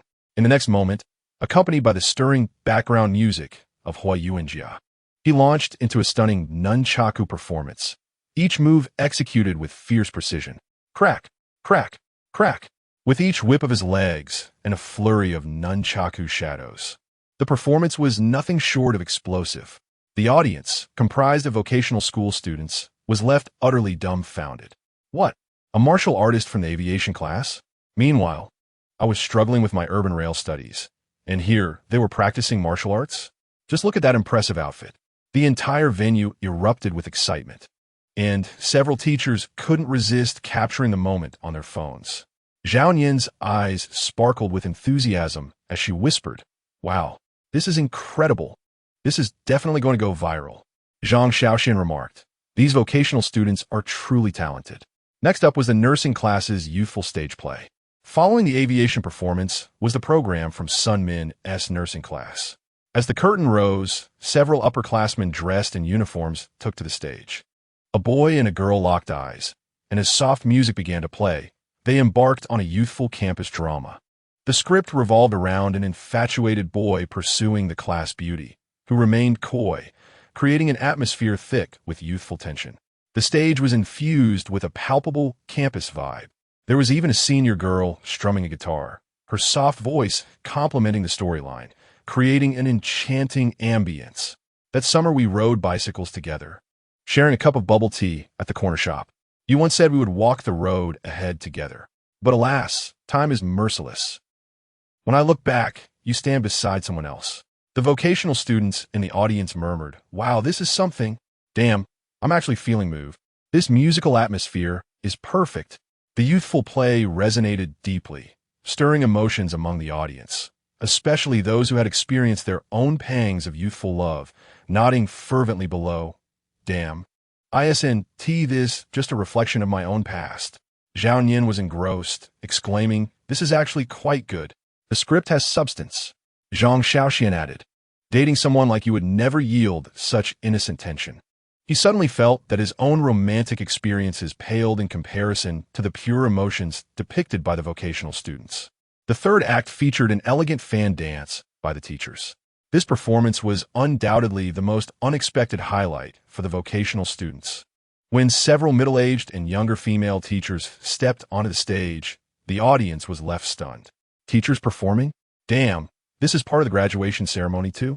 However, the next moment, as the music began, everyone was astonished. Whoa! The teachers began to dance. With fans in hand, the teachers swayed gracefully to the rhythm, their movements both elegant and composed. The lead teacher guided the younger teachers in a classical fan dance. The vocational students thought to themselves, "This scene is quite peculiar. It's amusing yet not awkward." And Zhang Mei is among them. Zhao Yin's eyes widened. "What? Mei is performing?" Zhang Shaoxian mused, "Damn. Our memories from vocational school just gain an unexpected scene." However, objectively speaking, Zhang Mei's demeanor was indeed impressive. Among the teachers, she exuded a certain grace and poise. The vocational students were momentarily taken aback. Why did Mei seem to possess a commanding presence? Her aura was far more dignified than when she scolded us in class. Damn, how am I supposed to endure her reprimands in class now, with the image of her dancing in my mind? Zhang Shaoxian nudged Zhao Yin, who was struggling to contain her laughter. "Don't laugh too obviously. If Mei sees you, You're done for." Tears of laughter almost spilled from Zhao Nian's eyes as she nodded. All right, I'll hold it in. Damn, witnessing this performance is truly overwhelming. Chapter 74. The graduation ceremony commences. The graduation ceremony officially began. The leaders took their seats, and the venue was packed with students. The air thick with anticipation as the vocational students buzzed with excitement. Zhang Shaoxuan stood at the center of the stage, donned in his uniform, alongside Sun Min, ready to host the opening. However, at that moment, he felt as if he were about to melt from the heat. On this sweltering day of 37 degrees, it felt like summer had invaded winter. The notorious heat of Nanchang was truly outrageous. Sweat dripped down his forehead and into his eyes, a painfully stinging sensation. Why couldn't they set up a shade? This heat was akin to being in a sauna. He intended to wipe his brow, but, recalling that he was on stage with cameras rolling, he restrained himself. Sun Min, standing beside him, was equally drenched in sweat, her anxiety palpable. Despite being well-versed in her script, the moment she stood before 1,000 pairs of eyes, her legs began to tremble. Zhang Shaoxuan glanced at her, internally sighing. Well, I can't cool down now. If she gets too nervous and messes up, the opening of the graduation ceremony will be a disaster. So, he gently kicked the back of Sun Min's foot and whispered, "Don't be nervous. Relax, just imagine they're all fools." Sun Min. She widened her eyes in shock. Huh? Zhang Shaoxuan said earnestly, "Yes, if you picture the audience as fools, you won't feel nervous." Sun Min. She paused, surprisingly finding some merit in his words, her mind vividly painting the scene. Then, in the next moment, she indeed felt a wave of calm wash over her. Wow, this method actually works. She took a deep breath, feeling steadied. The opening segment of the graduation ceremony proceeded smoothly, with Zhang Shaoxuan as hosting remarkably fluid, maintaining a steady atmosphere. Until Principal Luo approached the stage to speak, everything began to take an unexpected turn. Principal Luo, a robust man in his 50s, donned gold-rimmed glasses, speaking slowly yet with a steady tone. Dear students, remember that each day spent here is nourishment for your life. I hope you carry the honor of our vocational school as you venture into broader horizons. The vocational students in the audience clearly lacked patience and were already restless. Some began to surreptitiously check their phones, others picked at their nails, and some even started to play cards discreetly. On stage, Zhang Shaoxuan knew from experience that, as per tradition, the principal would surely engage in small talk with the hosts. And indeed, once the principal finished speaking, he turned to the two on stage and casually inquired, "Are you second-year students?" Sun Min instinctively replied, "No, I'm in the 3rd grade." A moment of silence enveloped the room. Principal Luo's expression darkened instantly. Zhang Shaoxuan exclaimed, "What the hell, Sun Min? What are you doing? You just dismantled the ladder." Clearly, Principal Luo's words were intended as a comforting step. Had both individuals been in 2nd grade, he could have effortlessly offered solace. "You are newcomers. Do not be disheartened, for more opportunities await you in the future," thereby smoothly concluding the conversation. Instead, Sun Min's declaration of being in the 3rd grade left Principal Luo utterly speechless. Damn it, if you're already in the 3rd grade and still hosting like this, does that not imply a complete absence of hope for advancement? Furthermore, I explicitly asked if you were in the 2nd grade, and even if you weren't, you ought to have claimed to be. The audience was on the verge of laughter. Principal Luo's face froze, clearly at a loss for how to respond. Observing this, Zhang Shaoxuan rolled his eyes dramatically and swiftly intervened, stating, "I'm in the 2nd grade." Indeed, Principal Luo's demeanor softened considerably. He nodded and began to console the young ones. Indeed, very good. The 2nd graders have performed admirably. I hope you will continue to strive and not abandon your dreams." Subsequently, Principal Luo delivered an additional 5 minutes of motivational platitudes. Zhang Shaoxuan thought, "Damn, isn't this just a bunch of insipid drivel? It's evident that leaders have a single playbook." Special edition. Zhao Nian, I like you. As the graduation ceremony concluded, the vocational school's students began to exit in droves. While the leaders departed early, Zhao Nian stood amidst the crowd, gazing at the dashing young man on stage adorned in his uniform, a subtle smile gracing her lips. She pulled out her phone and captured the moment with a click. In the photograph, Zhang Shaoxuan stood beneath the spotlight, surveying the audience from his elevated position. Coincidentally, he turned his gaze toward the camera, locking eyes with her. In that fleeting moment, her heart skipped a beat, and her smile broadened uncontrollably as she quickly composed a post for her social media. He stands on the stage looking at me, while I stand in the crowd looking at him. After posting, she inhaled deeply, seized a bouquet of flowers, and dashed onto the stage. Zhang Shaoxian was still adjusting the microphone, just about to descend, when he noticed Zhao Yin excitedly rushing towards him, bouquet in hand. She held the flowers aloft and shouted at him, "You did amazing, buddy. You're so handsome." The audience erupted into a frenzy. What the hell? What kind of dog food scene is this? Is Zhao Yin completely out of her mind? Zhang Shaoxian paused for a second before bursting into laughter. Of course, your boyfriend is unparalleled in the world. He laughed heartily while casually accepting the flowers from Zhao Yin, his smile broadening with a touch of pride. Scanning the audience, he realized the leaders had departed, and an idea struck him. He picked up the microphone, cleared his throat, and smiled slightly.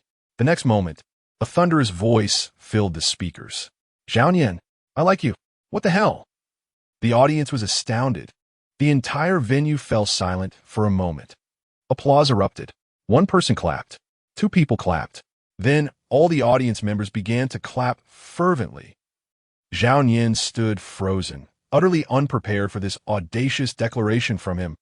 Her heart raced, her cheeks flushed, and she found herself rooted to the spot. She looked at Zhang Shaoxian on stage, his gaze focused and resolute. A confident smile adorned his face, illuminated by the stage lights, rendering him extraordinarily handsome. Her mind went blank as the cheers of the vocational school students filled her ears. "Get together! Get together! Get together!" The audience was in a frenzy, turning the entire venue into a cacophony. By the windows of the teaching building, Zhang Mei quietly observed the two figures on stage, a faint smile emerging on her lips. She sighed and shook her head. "Ah," she murmured softly, "they're still so young. It's easy for them to be carried away." Yet, she did not intervene. After all, she too had been wild in her youth. On stage, Zhang Shaoxian and Zhao Yin stood together, basking in the audience's adulation. Zhao Yin's face was beet red. Her mouth moved, but she ultimately couldn't resist covering her face before suddenly rushing forward to embrace Zhang Shaoxian.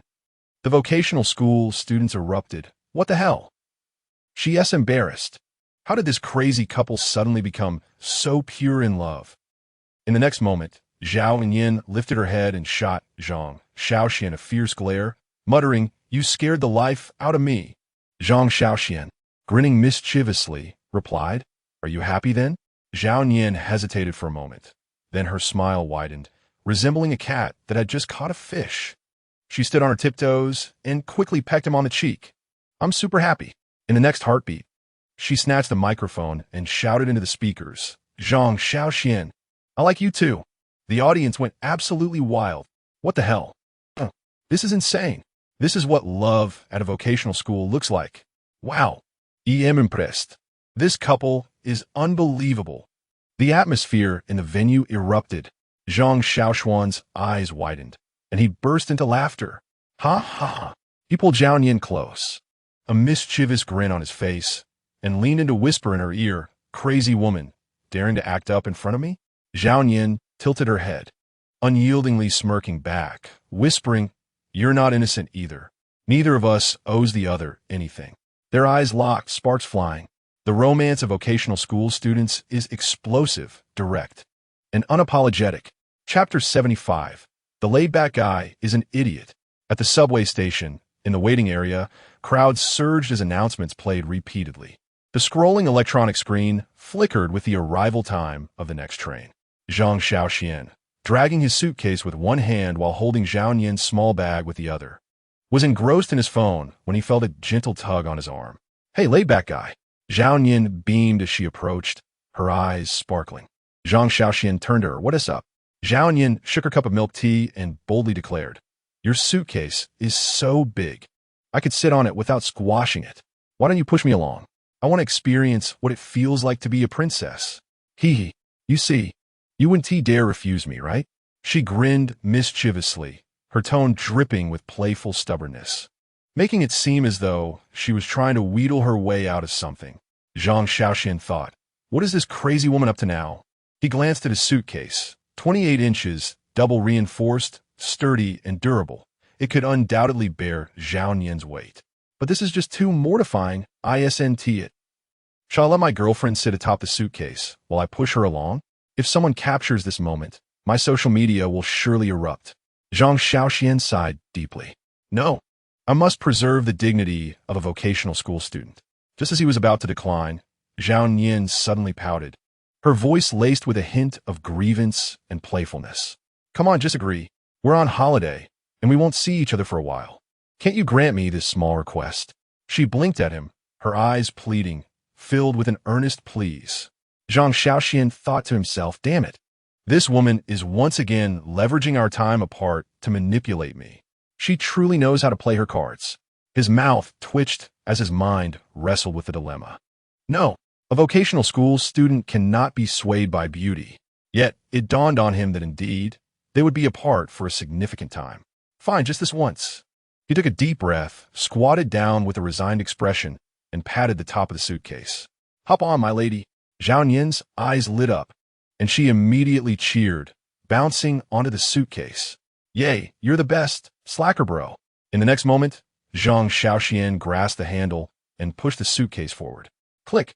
The suitcase glided smoothly, with Zhao Nian perched atop it, her hands clutching a cup of milk tea, leisurely swinging her legs like a little princess. Zhang Shaoxuan thought, damn it, let us indulge her. At that moment, the subway station buzzed with travelers dragging their suitcases through the hall. However, amidst the crowd, an absurd scene stood out distinctly. A vocational school student was pushing a suitcase, with a girl seated atop it. The girl appeared carefree, swinging her legs while sipping her milk tea, while the boy wore a look of resignation, silently pushing the case. This spectacle instantly attracted the attention of surrounding passengers. A couple nearby caught sight of them, and the girl immediately turned to her boyfriend, speaking in a tone laced with envy. Look at them, and then look at you. Why don't you push me too? The boyfriend replied, are you kidding? You weigh 180 pounds. Do you want me to collapse from exhaustion? Zhao Nian, sitting atop the suitcase, was absolutely thrilled. She blew a stray lock of hair from her forehead and triumphantly declared, hey, slacker bro, don't you think of me as your little princess now? Zhang Shaoxuan sighed deeply, his mouth twitching slightly, and replied in a low voice. A vocational student has no little princesses, only ancestors. Zhao Nian's eyes widened in disbelief, ready to retort, when suddenly, beep, the subway arrived. Seizing the moment, Zhang Shaoxuan gave a forceful push, sending Zhao Nian and the suitcase sliding directly into the subway entrance. Whoa! Zhao Nian exclaimed as she was propelled forward. She quickly bounced onto the suitcase, nearly losing her balance, but managed to steady herself, gripping the handrail tightly, and shot an angry glare at Zhang Shaoxuan. You scoundrel Zhang Shaoxuan, you actually treated me like luggage. Zhang Shaoxuan stood on the platform, grinning mischievously, and waved at her. Safe travels, my lady. Zhao Nian ground her teeth in fury, unable to restrain herself from shaking her fists at Zhang Shaoxuan. The next moment, the subway doors slowly closed, leaving her to watch his figure fade from sight. Clenching her fist tightly, she seethed, Zhang Shaoxuan, just you wait until I return. At the subway station, on the platform, Zhang Shaoxuan gazed at the direction in which Zhao Nian had been taken, feeling an inexplicable emptiness settle within him. Although they were merely parting for a brief holiday, it felt as if something essential was missing. He sighed, preparing to turn away, only to glance down and discover he was holding a pink suitcase. Huh, when did I acquire a pink suitcase? Zhang Shaoxuan blinked, his mind momentarily stalling. 3 seconds later, his eyes widened in shock. Wait a minute. This is Zhao Nian's suitcase. He glanced down at his own black suitcase, then back at the train departing in the distance, and finally at the pink suitcase in his hand. Damn it, I sent my own suitcase away. His mind was in turmoil. On the electronic screen at the subway station, the next train's arrival was noted as 4 minutes away. Zhang Shaoxuan's mouth twitched uncontrollably, his mental state on the verge of collapse. Zhao Yin, you scheming trickster. It's all your fault for insisting I push you. Meanwhile, on the train, Zhao Yin placed her suitcase forcefully on the overhead rack. Rubbing her sore wrists, she thought, ugh, Slacker Bro was always the one to help me with this. She patted the suitcase, her gaze inadvertently revealing a hint of melancholy. Sigh. It'll be a while before I see him again. This silly Slacker Bro, despite his sharp tongue, was quite thoughtful. Would she feel a bit bored after returning? She propped her chin on her hand, staring out the window at the swiftly retreating landscape, feeling a touch of nostalgia. Just then, her peripheral vision caught sight of the luggage tag on the suitcase. Zhang Shaoxuan. Zhao Yin's pupils constricted, her blood seemingly freezing. Wait, did that Slacker Bro just get mentioned? She sprang up from her seat as if struck by lightning, quickly looking at the suitcase. The black suitcase, with its worn corners, the familiar keychain. And there, half peeled off, was a sticker on the side reading, "The Slacker King of Vocational School." Zhao Yin's eyes widened in disbelief, her mouth slightly agape as her brain short-circuited. She swiftly unzipped the suitcase, and the first thing she saw was a men's sweatshirt, a pair of AJ sneakers, and a pack of old Nanchang mixed powder seasoning. What the hell? This is Slacker Bro's suitcase. Where's mine? Her pupils dilated in shock as she turned to look out the window, only to see the scenery racing past. One thought consumed her mind. Oh my God. I boarded the train and left my suitcase at the subway station. On the other side, at the subway station, Zhang Shaoxuan took a deep breath, touched Zhao Yin's pink suitcase, and felt his mouth twitch slightly. Well, I suppose we'll just keep each other's belongings for a while. He silently pulled Zhao Yin's suitcase and prepared to head home. However, at that moment, his phone buzzed furiously. He picked it up to see a message from Zhao Yin. Zhao Yin, you idiot. Zhao Yin, Slacker Bro. Zhao Yin, you took my suitcase away, Zhao Yin, are you out of your mind? Zhang Shaoxuan. Zhang Shaoxuan. Zhang Shaoxuan.